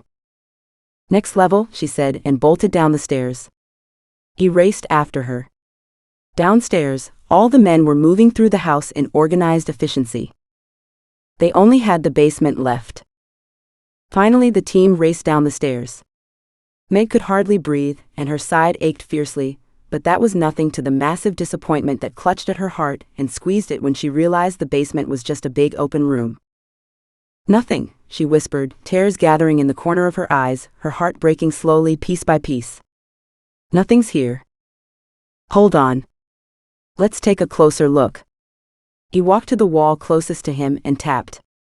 The others spread out and did the same, but all the walls appeared to be made of solid concrete. And that's what she had expected. She walked behind the stairs and searched. Nothing was here. She wanted to crawl away and hide, be someplace alone, and let her tears pour out. Instead, this horrible tension gripped her tight and made her want to scream. The shakes started at her shoulders, and by the time they'd hit her hips, she couldn't stop them. She stood in place and waited for the men to finish. Hey, over here. Meg spun around. 2 men, Daniel and someone she thought was called John, were at the far side, heads together. Everyone ran toward them. Meg, walking very carefully, too scared to hope, and yet desperate for good news, was on their heels. A crack is in the wall here. It's wood. Painted with cement like paint to blend in. Looks like he painted the whole foundation here in the same paint. Let's get it open. Can't see a handle. Meg closed her eyes, willing them to hurry. Why not just bust the thing down, she whispered, praying for patience. Because they don't want to hurt anyone inside, Chad murmured at her side. They've got it now. Hold on. She gasped for another breath and held it as the door popped open, almost spilling the men inside. A shout went up. She's here. And pandemonium ensued. Meg gasped in joy. The relief was so great she could hardly draw another breath. Oh, thank God. She reached the open door and bolted through it. And came to a dead stop. A single bed was in the corner of a long, narrow room, and a rough plumbed bathroom at the other. The men crowded around the still form in the center of the bed. Meg walked closer as if in running she'd lose control. She struggled to keep her composure. They'd found Janelle, but had they been in time? Janelle lay fully dressed in her purple jeans and t-shirt, her runners still on. Meg choked back a gasp, her hand jumping up to cover her mouth, and the scream wanting to escape it. Chad stepped toward Meg. Easy. She's just unconscious. Just. Meg took a long gasping breath, dropped her clenched hands, and slowly stepped up to the side of the bed. Daniel was checking Janelle's vitals. That doesn't look like a normal unconsciousness. She's been drugged. Chad wrapped an arm around Meg's shoulders. There are needle marks on her arms. Oh God. She covered her mouth with both hands and stared at him with wide eyes. Poor Janelle. Yes, and lucky Janelle. He squeezed Meg's shoulders and tugged her in closer for a long moment. We found her. And she's safe. She doesn't appear to have been physically hurt. We got to her in time. He let out a huge breath. Take a deep breath. She's safe. We made it. And an ambulance is on the way. Thank God. She let out a shaky breath and nodded. Right. Thank you. Don't thank me. It was a group effort. Meg sat down on the edge of the bed as the men made room for her. Gently she picked up Janelle's limp hand and held it tenderly in her own. Even in that position, she saw the round reddened mark on the inside of Janelle's elbow. Her eyes wandered to Janelle's pale face. Her normal porcelain skin looked waxy, her hair was tousled and knotted. The ambulance has been called. Daniel straightened up. She doesn't have any other visible trauma, so I'm presuming at this point she's been drugged and is still under. If we're lucky, she'll stay that way until we get her to the hospital, where she can be more thoroughly checked over. Meg closed her eyes at that. They were talking rape. The doctors would need to be sure she hadn't been, and if she had a rape kit, it would be done. God. That was hard enough to explain to a traumatized adult, but to a child? Meg could only hope the drugs were ones that weren't going to hurt her, beyond keeping her subdued. Impossible to think of Pete knowing about such things. As if he'd read her mind, Chad asked, Meg, does Pete have any experience with drugs? Would he know how to give them to someone? She hated to not know. She forced her mind to think back. I can't imagine how. Then something twigged. He's done some work on large animals and helped with horses. Maybe he would have had some experience through that. Who with? Daniel had a notepad opened. She shrugged. I'm not sure of the names. He spent a spring helping someone around here do some work. About 40-50 miles away maybe. Good enough, that can't be too hard to confirm. Daniel snapped shut his notebook and walked away. How are you holding up? Chad asked. Fine. She gave him a watery smile. More than fine. She lifted Janelle's hands. We'll both be great. Now? We have to find Pete before he leaves the state, Chad said, his tone dark. If he escapes this area, he could restart somewhere else. And who knows what else he's done here, she said, her gaze on Janelle.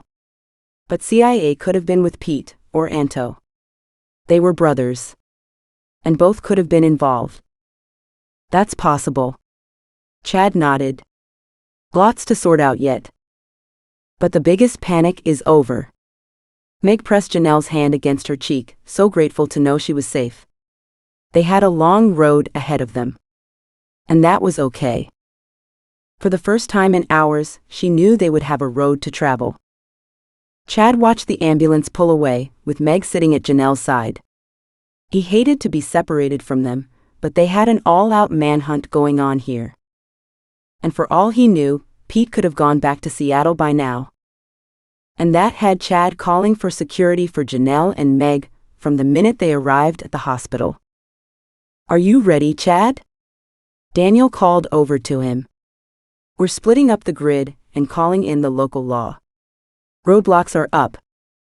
Pete could be driving anything at this point, or, Chad turned to study the terrain around them, he could have crossed over to Canada from here already. "Yep, if he's smart, he's long gone, but if he's still here, then we'll find him." "I'm wondering if Janelle is safe in the ambulance," Chad said, staring down the empty road. "At this point, I doubt he'd go after her again. More likely he's cut and run." Chad agreed, but if Pete was also their serial killer, he had a lot of history here, and he might not be so ready to let it go. Daniel was speaking again. "We have a team coming to go over this room. Lock down the case tight so this asshole can't wiggle loose. Right?" Chad turned back to Daniel. "We can get prints from here and match them to Chia's case. We all voluntarily offered our prints way back when. His should be on file." "Good. That would be one step crossed off. Let's get to it. It'll be a long night." Again. Meg had to sit opposite Janelle in the ambulance. She stared down at the little girl, alternating between wishing she'd wake up and wishing she'd sleep through the next couple hours. The red spot on her arm, where they'd assumed she'd been injected, looked angry. Her breathing was raspy, having gone from deep comatose to uneven and ragged. The paramedic was keeping a close eye on Janelle, and on the machines monitoring her vital signs. She was doing poorly, and Meg didn't need to be a medical professional to know that. She sat back and closed her eyes, finding herself wishing she had religious beliefs to help her through this time. She'd only ever had herself. She'd been close to her brother Darren. He'd been a huge help to her years ago, knowing many of the people she'd gone camping with. He'd been a couple years older than her, close to Perot's age. In fact, he and Perot had been friends, until Perot's accident. Meg hadn't kept track, she just remembered the odd bits and pieces of conversation she'd heard. And she sat back. Her brother had met Pete. He'd never mentioned anything about thinking Pete reminded him of anyone. And her brother definitely would have done so. Even Mac was Perot's family, and although he was still waffling, considering where and how they'd found Janelle, he'd finally been forced to admit they might be one and the same man. She noticed a road sign as they went by. They'd be at the hospital within minutes. She was surprised when, all of a sudden, the sirens went on and the vehicle sped through the lights ahead. She turned to look at Janelle, but the paramedic was leaning over her right in front of Meg, blocking her view. Shit. Was something wrong? The ambulance peeled to a stop. The doors were flung open, and Janelle's stretcher was wheeled out, disappearing into the depths of the hospital. Meg got out slowly. They were at the same hospital as Stephanie. God, how many hours ago had that been? She glanced down at her cell phone to check the time. It was past midnight. She stared up at the starry sky, with a full moon enhancing their brightness.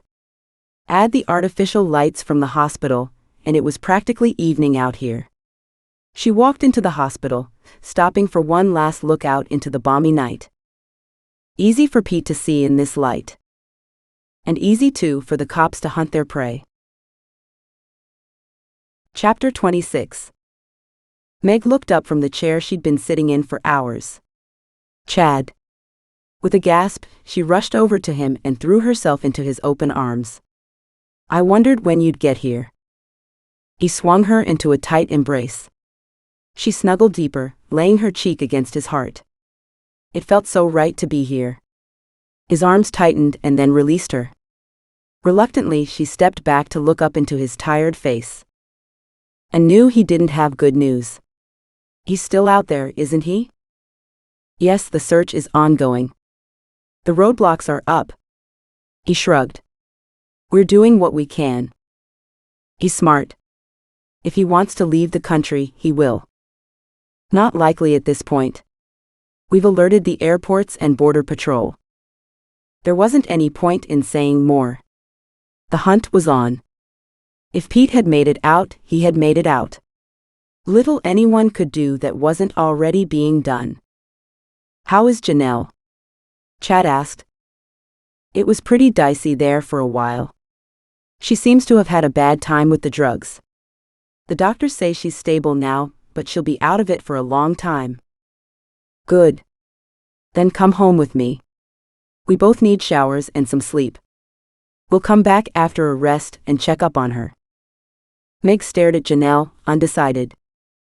You can't take care of her if you aren't in any reasonable shape. That was hard to argue with.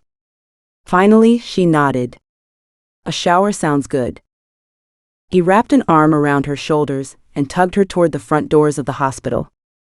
I've already set it up for the hospital to call us if there's any change in her condition.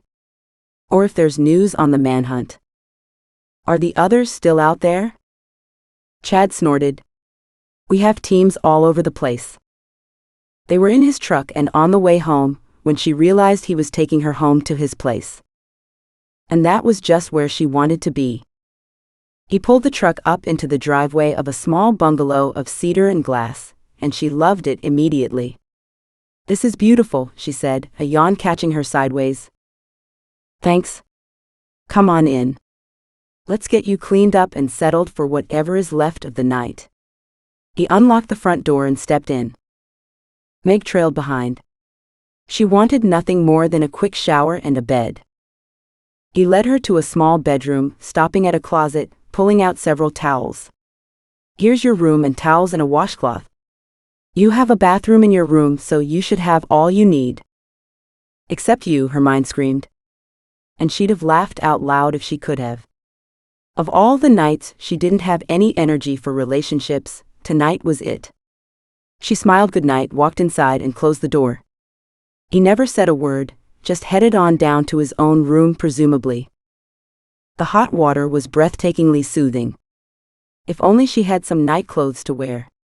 She searched the room and found some t-shirts in the dresser. She pulled one on, letting it drop past her hips.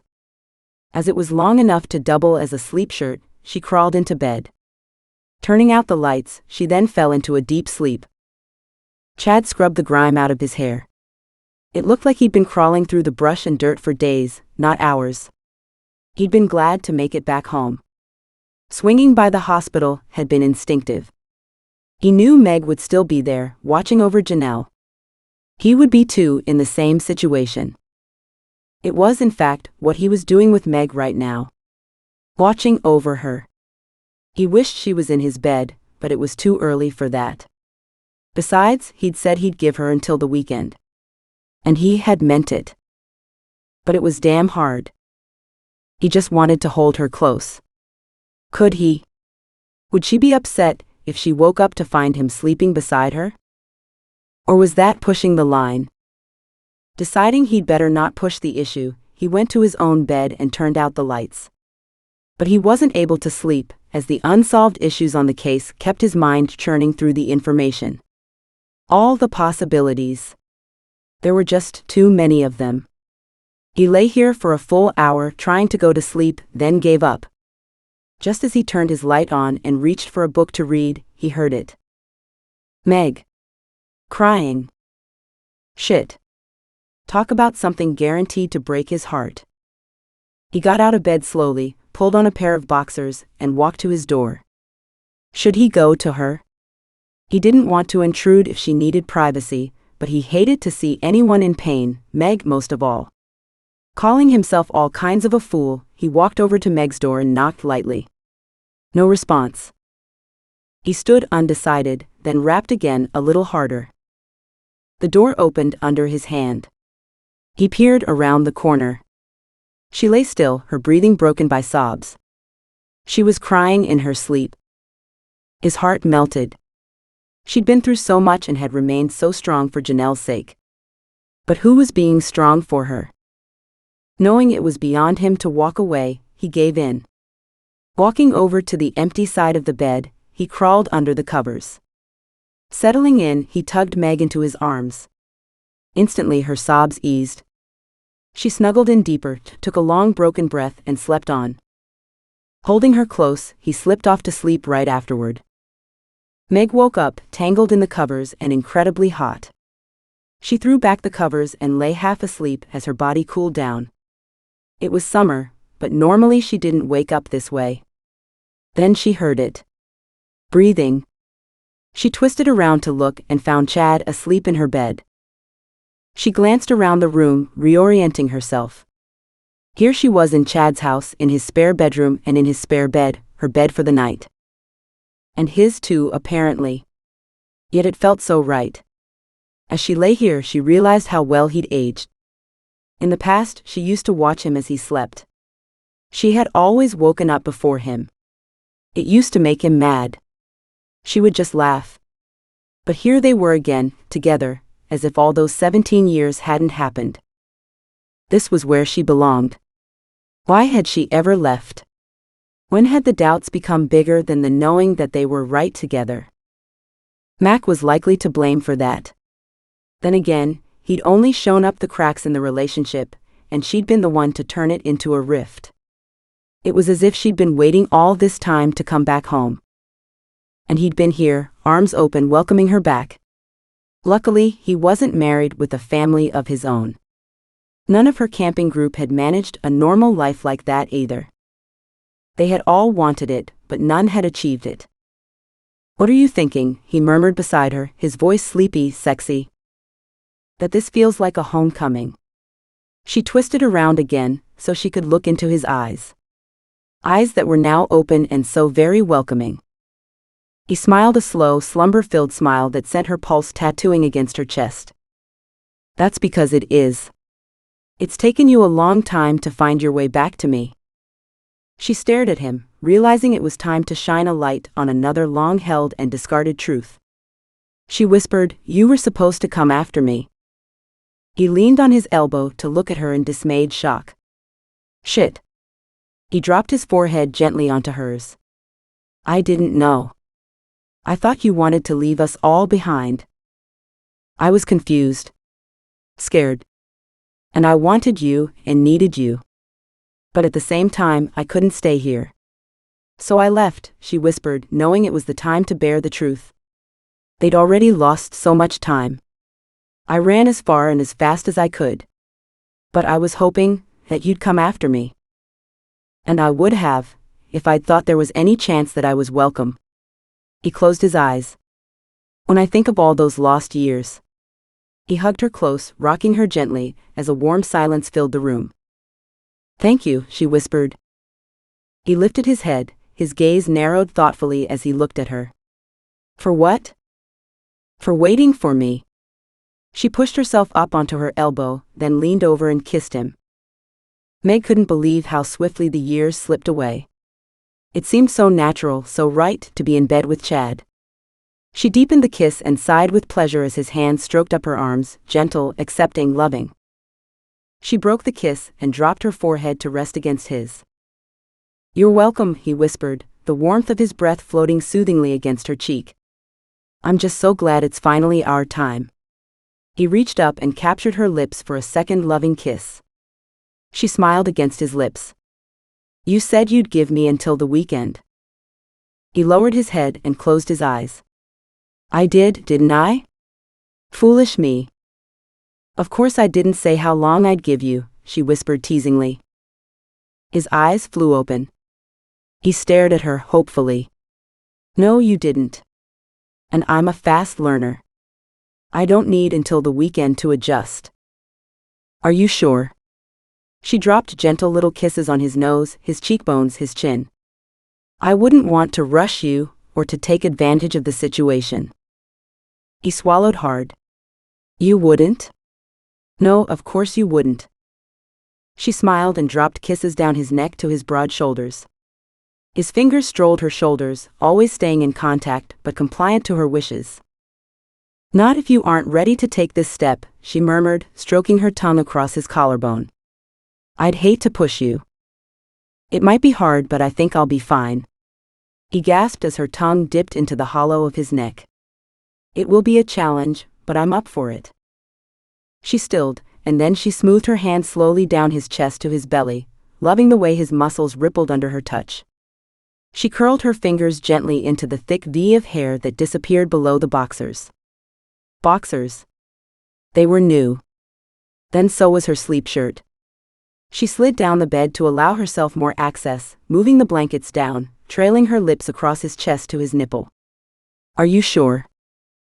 Her finger danced along the edge of the boxers, then slipping under the soft material and feeling Chad's breath catch in his throat, he released it in a gust as she removed her fingers.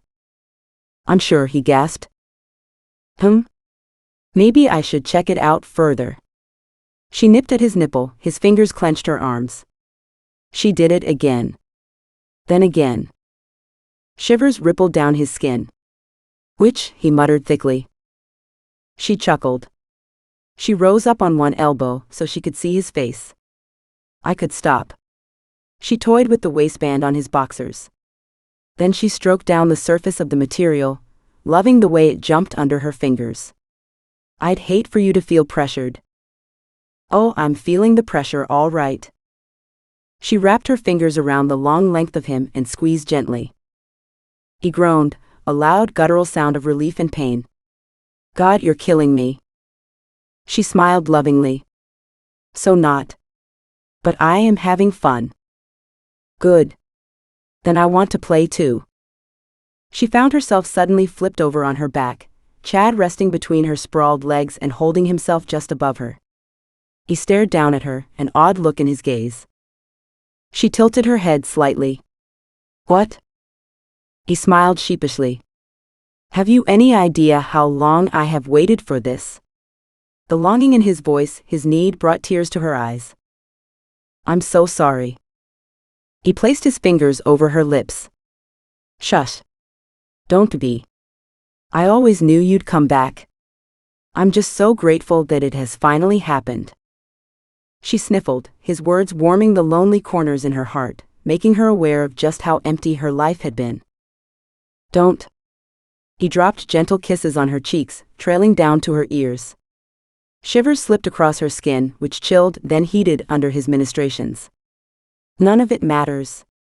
I loved you back then, and I've loved you every day since." Now the tears ran in a gentle, slow stream. God, those words, the love in his voice. And she'd walked away from him, and had suffered every day since. And here he was, forgiving her, wanting her, and so precious, loving her.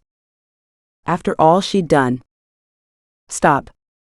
Please stop crying, Megs." And the use of his old nickname made her smile through the tears.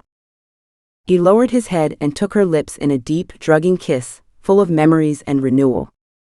It was so familiar and yet so different that her senses swelled in response.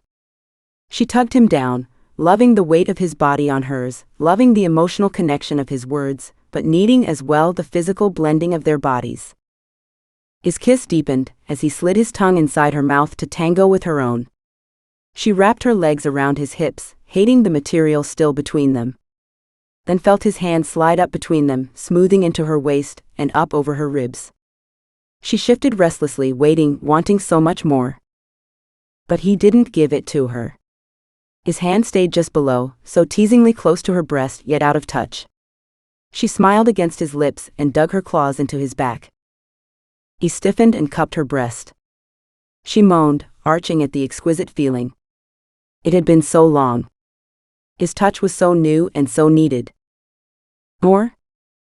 So much more," she whispered. "I want it all." He leaned back, a slightly worried look in his eyes. "Stop trying to do the right thing," she whispered. "And love me." That opened the firestorm, and when he lowered his head this time, there was no hesitation. No doubt. He drove his tongue inside her mouth as he plunged his hips deeper into the hollow between her legs. She arched higher and rotated her hips slightly. He still had on his boxers, and those needed to go. She hooked her thumbs into the waistband and tugged them downward. He shifted to the side, reached down and slipped them off. He kicked the tangled bedding to the floor. When he turned back to her, she'd lifted the t-shirt over her head. His eyes gleamed in the early morning light as he stared down at her, lowering her to her back again. One hand cupped her breast, and he leaned over and suckled the nipple deep into his mouth. She cried out, cradling his head as her body pulsed with heat. He shifted to the other breast, giving it more attention, loving the tip, and brushing the early morning growth of beard so gently across the pouting nub. "Oh," she cried out again, the slight pain of his stubble instantly soothed by the moist heat of his mouth. She reached for him, wanting, needing to touch him. "I don't think I can let you go this time," he murmured. "I've wanted you for so long."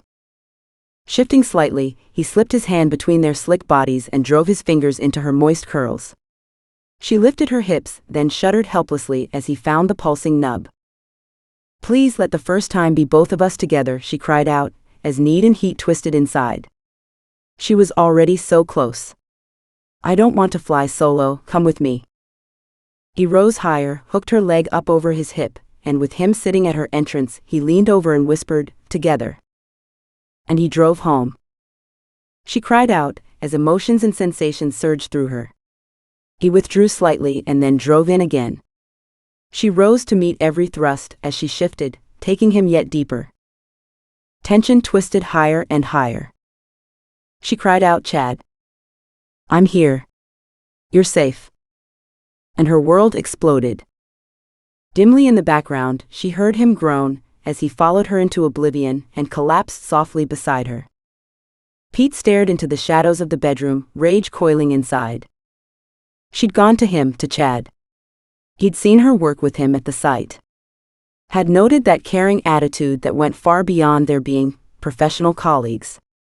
And had watched them from outside the house when they'd found Janelle. The noise of their cheers was painful to his hopes and dreams. He'd stayed behind until Chad had left and had followed him back to town and straight to the hospital. Pete hadn't had time to decide his next actions when the two had come out and had gotten into Chad's truck. He'd followed them. To here. To this. He couldn't believe it of Meg.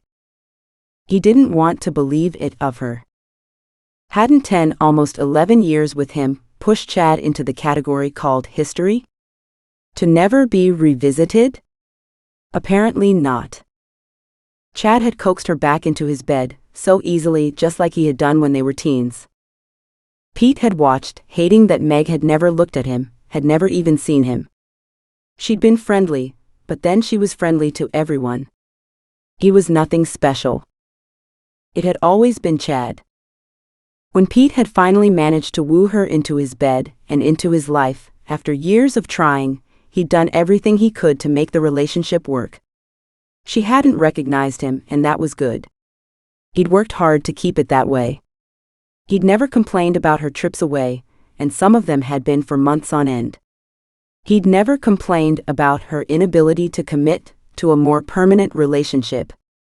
He understood she was still affected by that camping trip. So he'd never brought it up. That he'd been the cause of it all had never bothered him.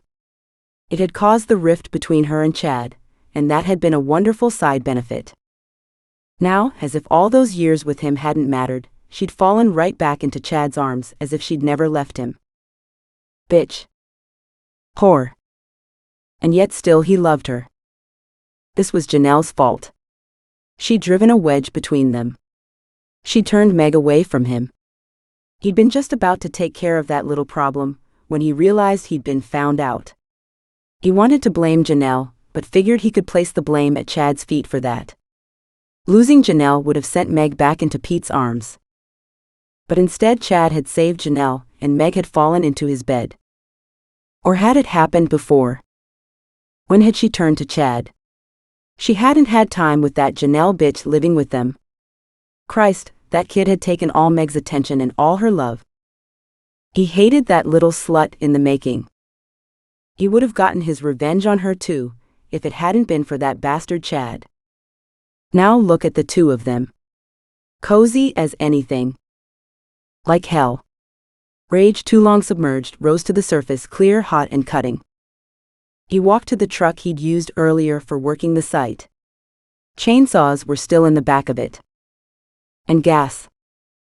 He opened the lid to the gas cans. Chapter 27.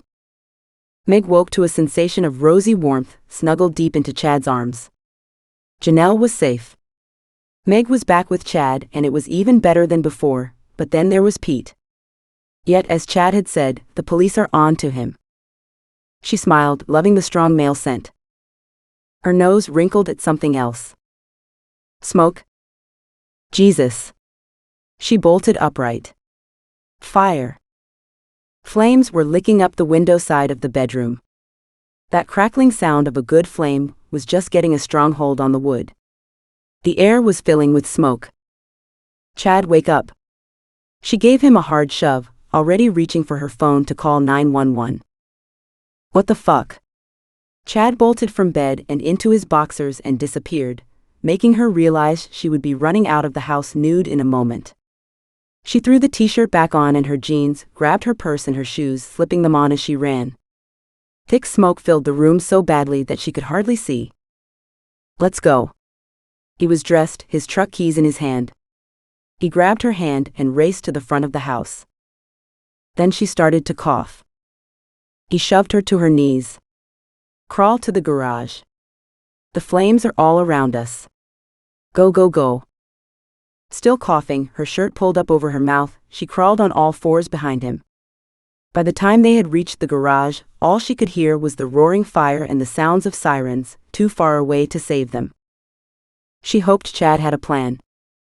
The garage door was locked, but he managed to reach up and get it unlocked and tugged it open. Through the gray smoke, she watched him motion her through the door as a bit of fresh air came out from the garage. She coughed and gasped, struggling to make the short distance but couldn't catch her breath. Then she didn't have to. She was picked up and shoved in the front seat of the truck. The whole garage was in flames around them. He ran around to the other side, hopped in and fired up the truck. He didn't even wait to open the garage door. He put the truck in reverse and blasted through it and out onto the street. Wood shattered, sending chunks onto the windshield. Her window automatically opened, and she gasped and coughed in fresh air. Pulling the truck off to one side, he parked and turned off the engine. He coughed several times. Are you okay? Tears ran from his reddened eyes, but the look of fury on his face had her answering quickly. I'm fine, but smoke inhalation is not the best way to wake up.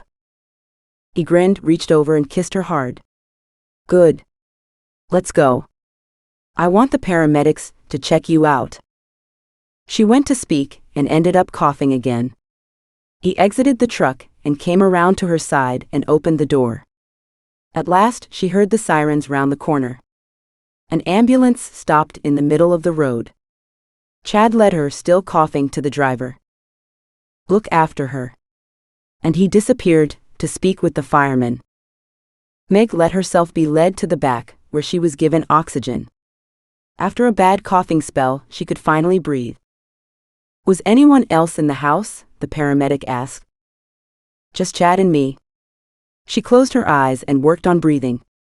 Now that she was safe, the shakes were starting. She was pushed gently onto the bench inside the ambulance. A blanket was wrapped around her shoulders. She sank deeper into its folds, whispering, "Thank you." No problem. Stay here and rest. Chad appeared in front of her. Meg? She smiled at him. She lowered the oxygen mask. I'm fine. It was arson. Yeah, I got that. In fact, she also thought she knew who it was who had done it. Pete? Chad nodded. He'd be my first choice. I gather he wasn't real happy about you breaking up with him. He would have been more upset if he had seen us in bed. She shrugged. It was over a long time ago. Just waiting for the ink to dry, so to speak. Chad glared at his house, well past saving now.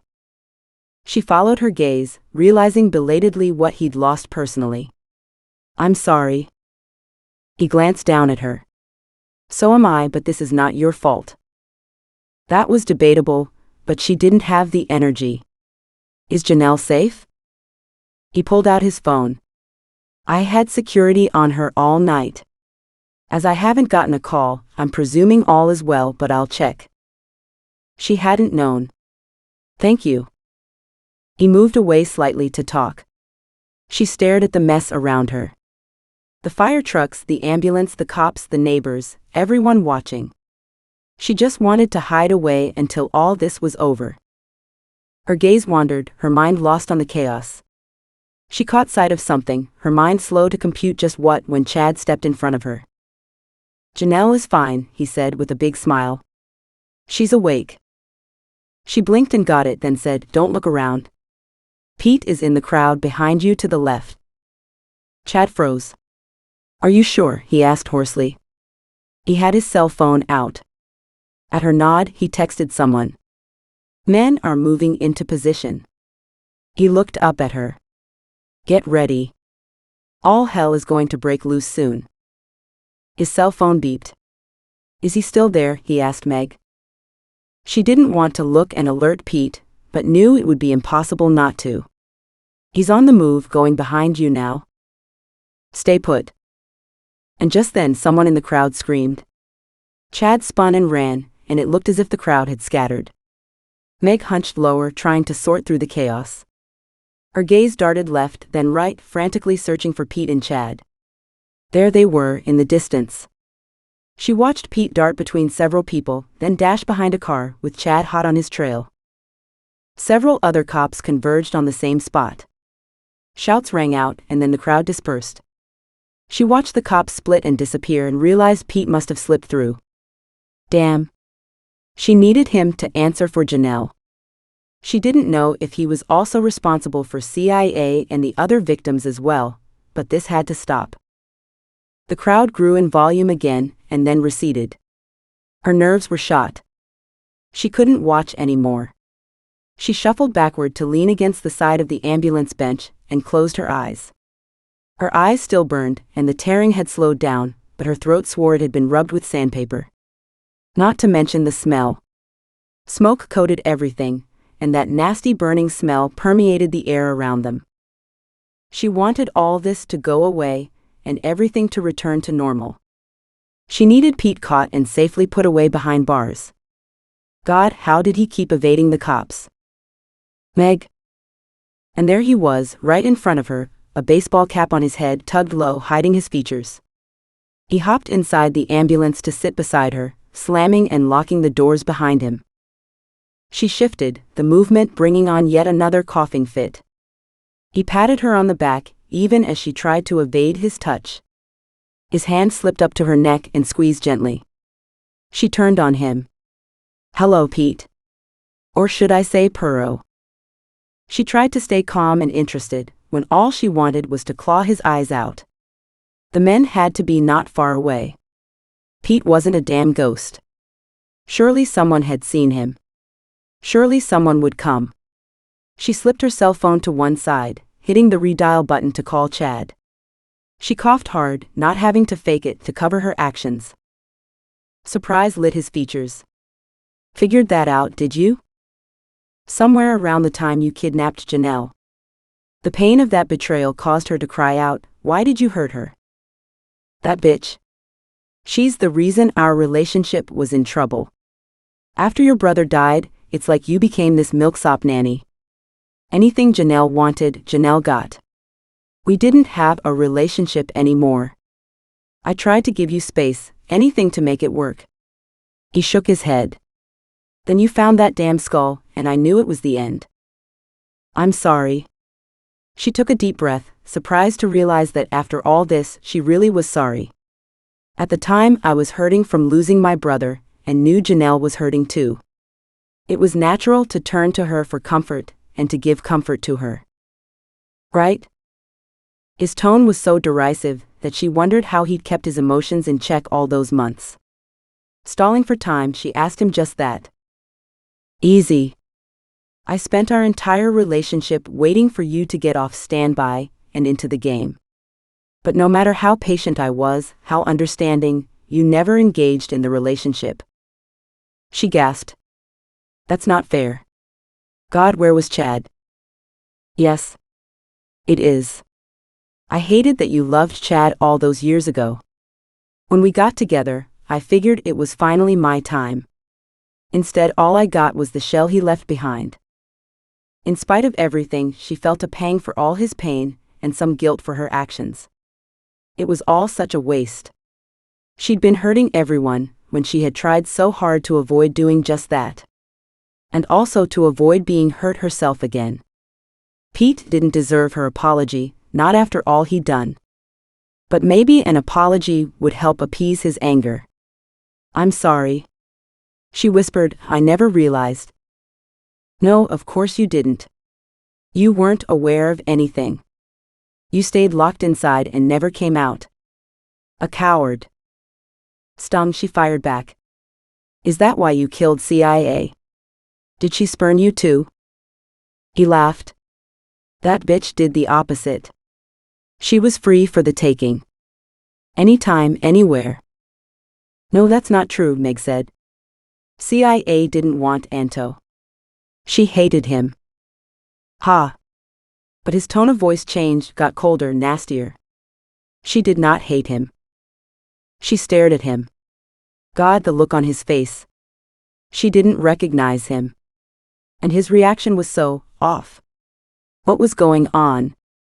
She said slowly, CIA loved CIA. Your brother terrified her. Hell, he terrified me. And then Pete smiled, a creepy smile that seemed to start in his eyes and then to twist him into someone else. Shivers slipped down her spine, and instinctively she tried to shuffle farther away from him, but he had her pinned against the corner. And yet you've been sleeping with him for the last 10 years. She stared at him in horror. And then she got it. Finally.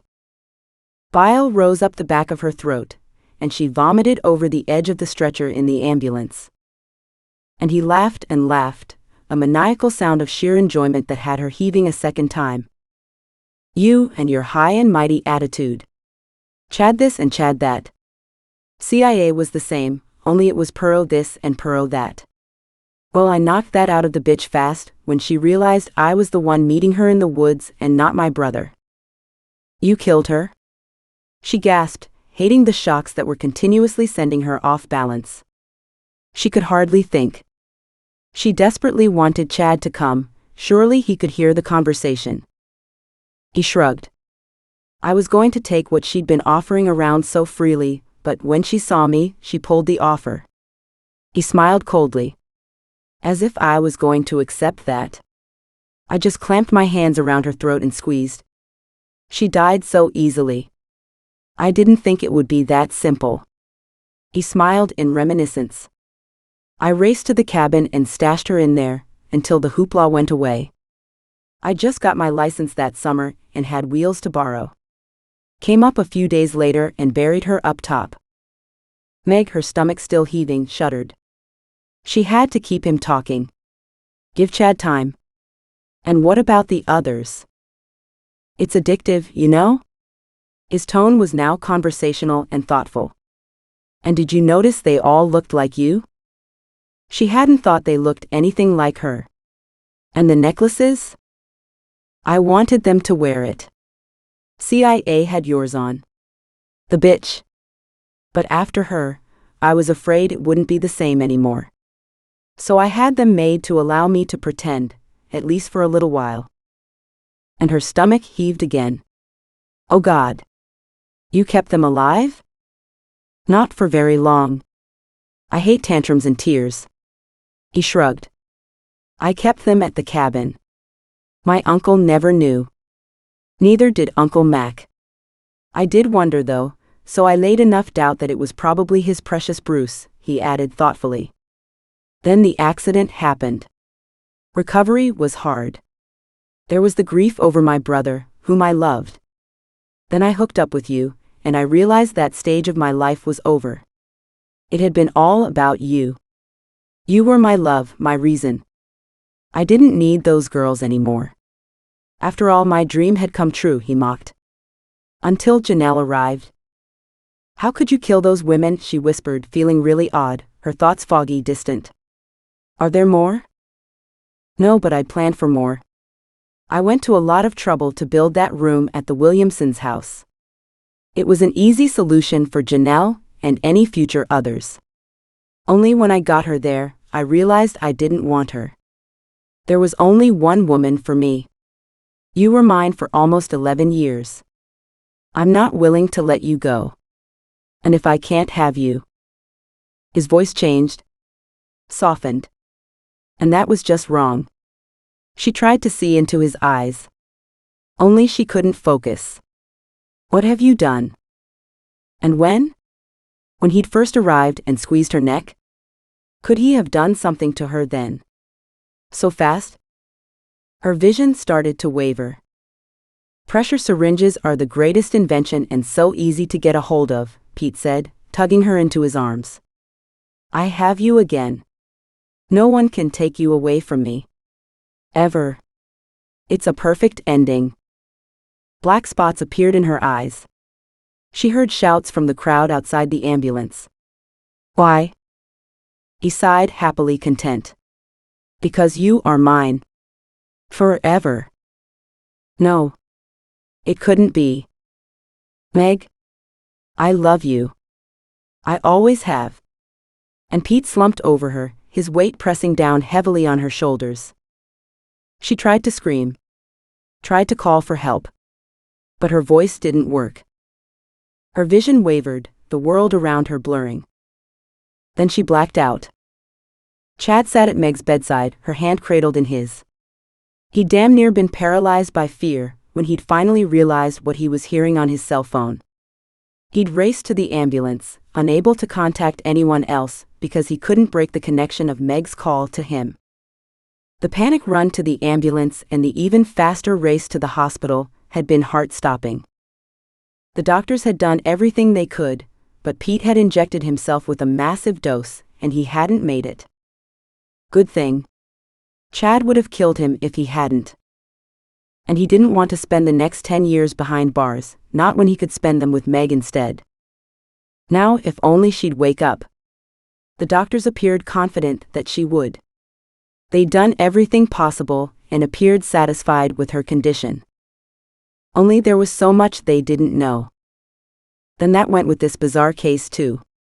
So many strings to tie up. The paperwork involved would be days, weeks in the making. Mac had been with him as they tried to open the doors. The two had heard most of Pete's no-make that Anto's confession on the cell phone. If, when Meg woke up, she'd fill in the blanks hopefully. The fingerprints from the truck had verified Anto's identity. He'd taken his brother's spot after the accident and had started a new life soon afterward with Meg. To the best of anyone's knowledge at this stage, he'd never killed again. But they had a lot more evidence to go through before anyone was comfortable making that statement with any certainty. The secret room was being printed now. Hopefully they'd get a better idea of who'd been forced in there, if indeed anyone. Mac had been horrified. He'd stayed behind to clean up the mess of what was left of Chad's house. They would need to talk. Eventually. Right now, Chad had no plans to leave Meg's side. Daniel had already come by and had dropped off Chad's laptop, which he'd forgotten in his truck overnight. His caseboard, his years of notes, clippings, maps, everything else at home gone. Maybe that was for the best at this point. They now knew who'd killed CIA and the other girls. Now Chad could move on. Still, he'd loved his home. But not as much as he loved Meg. And Meg loved Janelle. He'd taken a quick trip to see Janelle, who'd burst into tears at the news about her aunt. He'd been quick to reassure her that the doctors had said Meg would pull through, but Janelle had been desperate to see for herself. And if Meg didn't surface soon, he might go get Janelle and bring her here. That little girl had been through enough, and if seeing Meg would make her feel better, then he was all for it. When he told her about Anto, Janelle had gone really quiet. Then she'd said, "Good? Maybe I can sleep at night again." He'd wanted to ask more, but she'd rolled over and closed her eyes. He'd taken a long look at the beautiful girl and had returned to Meg, his heart heavy, knowing what Anto had intended. Janelle must have known something was wrong if she couldn't sleep at night. Thank God Meg had gotten wise and had moved them out in time. And he'd heard from Bruce. Stephanie had woken up. She was still groggy about the turn of events that had landed her on death's door, but she did confirm that she'd planned to meet Pete or Perot as she knew him for coffee. Then she had changed her mind and had run. Bruce was sticking pretty close to her side, especially now that he knew she'd most likely not been going back to her dealer. Chad wished them well. Maybe with Chia's case solved, they could all move on together. Now, if only Meg would wake up. Then a soft voice whispered, "Hey?" He glanced around. The room was empty. He looked at Meg and she smiled at him, a frail small one but a smile nevertheless. His breath gusted free, and he gave her a brilliant smile in response. "Oh Lord, is it good to hear your voice. You scared me." "Scared myself," she murmured, her smile tremulous and hopeful. "Pete? God, it's hard to say, Anto. He didn't make it. He gave himself a large dose of whatever drug he was using." Tears collected at the corners of her eyes. He didn't know if from relief or regret, but knowing her compassionate heart, probably a bit of both. "The doctors worked on you for a long time." He grinned sheepishly, lifting her hand to kiss her knuckles. "They said you'd pull through, but I wasn't so sure." She squeezed his hand. "I'm here. Can't say I feel very good though." "To be expected."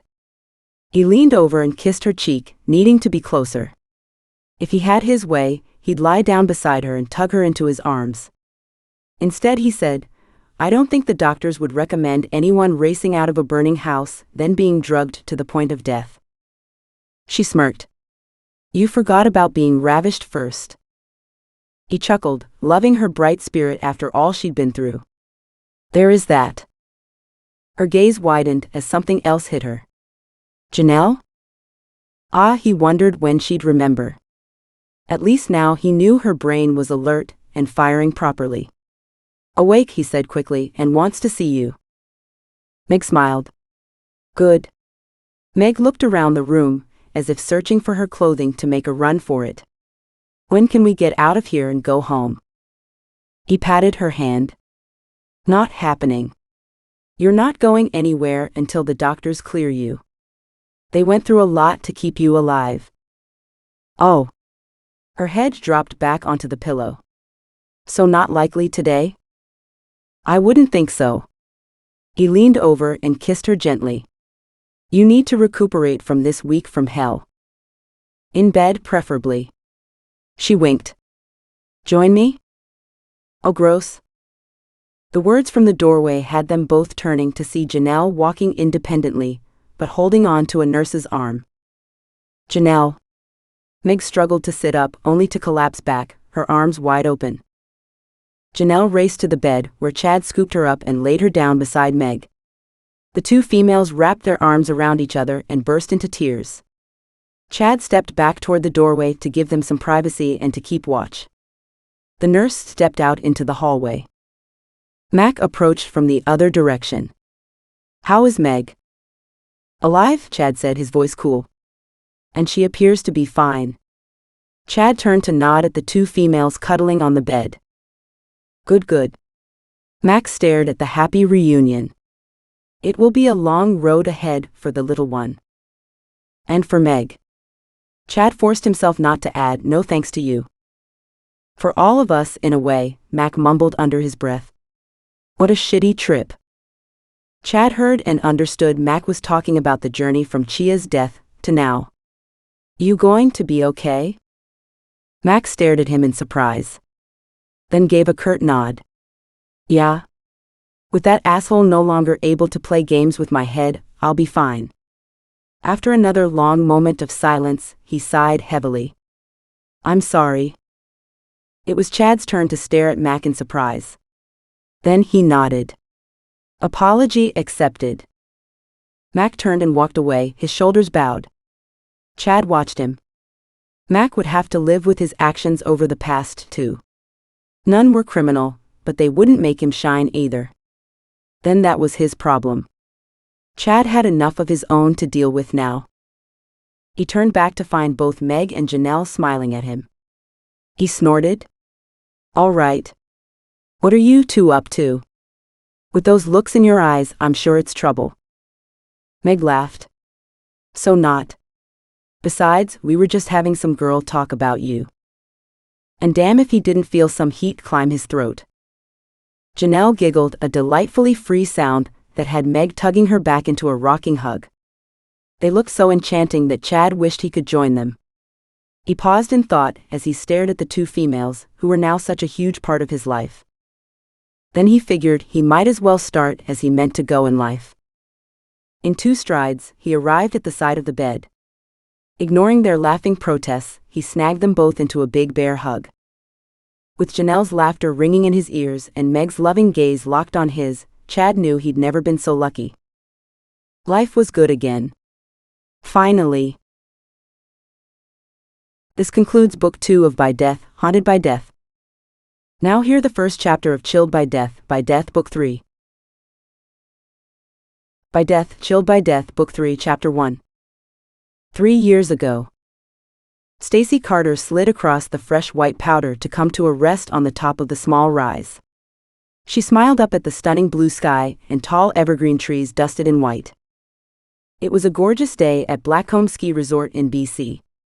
A place she and her brother and their friends considered their home away from home. Their winter and summer play home was close enough to Seattle to make it an easy drive, and far enough away to make it a change. They were staying at her brother's friend's cabin, one they'd come to many times over the years. It was perfect. The day. The mountains. The situation. Her best friends, they were like sisters really, Francine and Janice were up ahead. Or they should be. They'd been boarding. However, Stacy hadn't been feeling well and had been in town all morning. Feeling better, she'd come out to meet them at the top of Gorman's Peak. It was a well-known run that could take one farther into the backcountry, and yes, out of bounds if they wanted to, and her friends often wanted to. Stacy wasn't like that. She hated breaking the rules. But so many of the others loved to ski and to board the pure untouched runs down the backside. They'd been doing it for years, and conforming to the new rules and regulations was difficult. And not appreciated in many cases. Areas that her friends had played in for years were carefully watched now. Many of the tougher runs had been closed all week due to avalanche hazards. Although that disappointed several of her friends, Stacy didn't mind. She'd been skiing this resort since forever. There were lots of runs to keep her interest. Then she was calmer, more relaxed when compared to the other 2 women. They were the play hard and love harder variety. Stacy was much gentler, more safety conscious and much more laid back. She would have been happy to grab a coffee and to sit at the top of the run to just enjoy the moment. She worked hard at her job and preferred to relax when on vacation. Life was about balance. Her 2 friends were both dashing raise-a-little, hell modern women. Stacy had never understood just what drew the 3 of them together, but something had, and it worked. They were opposites who complemented each other. They'd been friends for close to a decade. They'd changed over the years that they had known each other, with Stacy becoming more laid back over time, whereas her friends had gotten wilder, becoming even more daredevilish. The men loved it. Loved them. Stacy had watched in bemusement as Janice ate up a lifetime quota of men before she was 29.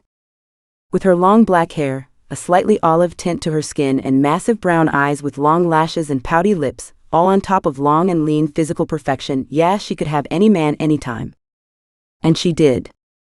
Often. She also never let her heart get involved. Francine was a slightly curvier and shorter version, but just as much a go-getter. She'd been following in Janice's tracks since forever.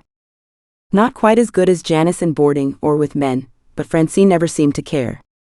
She was content to take second place. However, she'd never slide to third. No, that was always Stacy's spot. Not that Stacy cared. She'd always felt slightly out of sync with the other 2, but they all loved each other. It was all good. Her phone beeped. She pulled it from her pocket and smiled. Janice. She read the text and her smile fell away. Damn it. Janice wanted to end the day with a splash on the long back trail and cut to the cabin at the right time. Only that run was out of bounds. According to the text, the two would meet Stacy in a few moments. She quickly texted a reply. Back runs closed due to avalanche hazard. And waited. She didn't have to wait long. The next text read "Phooey." That was it. Stacy stared down at it, chewing on her bottom lip, and wondered. Out loud she murmured, "Phooey what, Janice? As in phooey that's too bad, or phooey like that'll matter?" Stacy shifted positions so she could see her friends ride up the lifts. They'd be about 10 minutes, if there wasn't much of a line at the bottom. She sat back to relax. Francine texted her next, asking where she was. She answered. Then, deciding it was better to ask than worry, she texted Janice and asked, "Which run do you want to take down? The face looks great." She knew her attempt to convince Janice to go down the sheer drop in the front of the mountain wouldn't likely work if she was set on going down the back to the bowl, but the face would be perfect. Usually no one was there, leaving them lots of space to take jumps, to weave through the trees, or to just cut a narrow strip, racing to the bottom. Her phone beeped again. "Janice. I want to take Gopher Run to the bowl." "Damn it. The bowl is closed too." The bowl was an inbounds area, as long as the weather cooperated. When it didn't, it was a closed area. Like everything connected to the resort and winter sports, safety was paramount. They had a great medical center here, and the search and rescue teams were second to none. Thankfully, Stacy hadn't had any reason to use either. She studied the chairs swinging in the gentle breeze as the lifts toiled upward, carrying the many groups of happy winter enthusiasts. "Stacy." Stacy turned in the direction of the yell, then smiled at Janice and Francine and waved. Hearing her name again, she caught sight of her brother and two of his friends, who were also her co-workers, Mark and Stevie, several chairs below the women. "Hey," she yelled back. Within 5 minutes, they all stood in a group at the top of the runs, just out of the way of the others getting off the lift. "We're going for another run. See you in the cabin in an hour or so."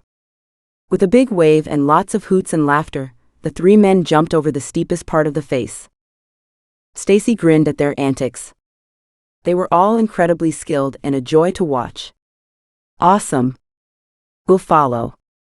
With a big grin still on her face, Stacy turned her skis, planning to follow the guys off the top edge. "Come on, women. Let's go."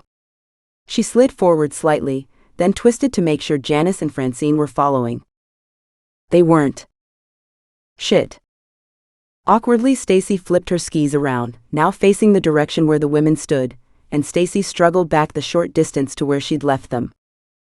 And reached only their trails, from where they'd plunged over the back of the mountain to the bowl. "Damn it, Janice.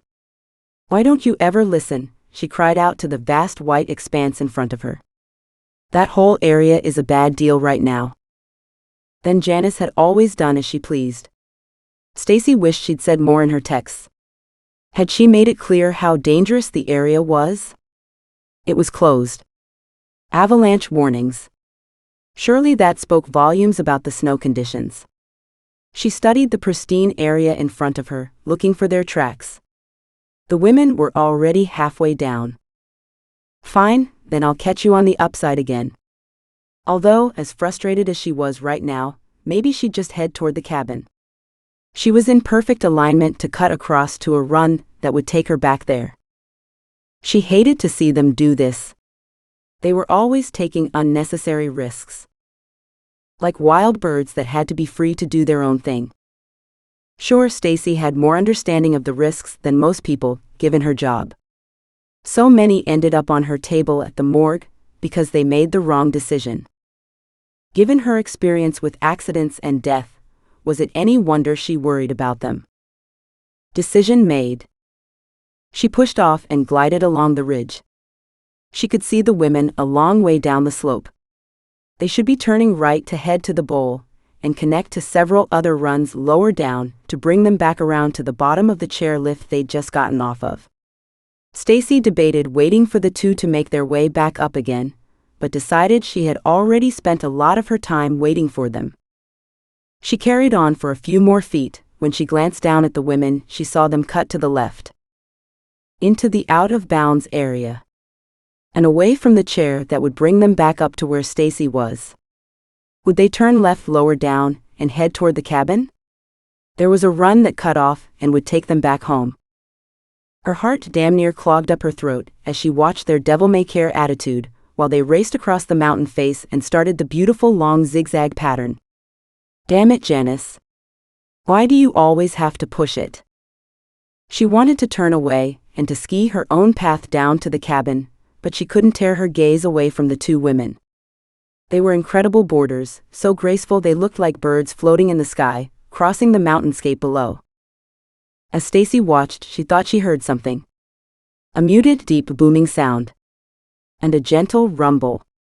She glanced around, but no one else was close by, and those farther away were busy laughing with their own friends. Several groups came off the lift and never stopped, skiing right on down again. She glanced back at her girlfriends. Her gaze struggled to catch sight of them racing far below. They should be wrapping around the mountain to the left to catch the run toward the cabin. Only they were still going straight down the mountain. And then Stacy saw the reason for the rumble. One of the hard-crusted overhangs of snow at the top of the peak had finally let go of its tenuous hold on the rock and had pounded onto the snow below. The impact started the massive sheet of snow to shift in a slow-motion slide that picked up speed the lower it went. Within seconds, an avalanche raced downhill. Down to her friends. "Janice, move it!" Stacy screamed, her hands cupped around her mouth, but they couldn't hear her. Of course they couldn't. No way her voice could be heard over the noise of the destruction racing toward them. Neither could she stop screaming at them to move faster. The women needed to turn left. Now. And once again, they had to take it to the limit and go down even farther. Finally, they started the curve to the left, away from the cliff edge ahead of them. Jesus! Stacy could only watch in terror as the two women suddenly noticed what was bearing down on them. Both women crouched down and raced as fast as they could out of the oncoming path of the avalanche. "Faster!" Stacy screamed. "Faster!" And faster it was. The avalanche picked up speed. And picked up the two women. And tossed them into the white snowy melee. As Stacy stood in horror and watched, the massive wall of snow and women slipped off the rock edge and out of her sight. Forever.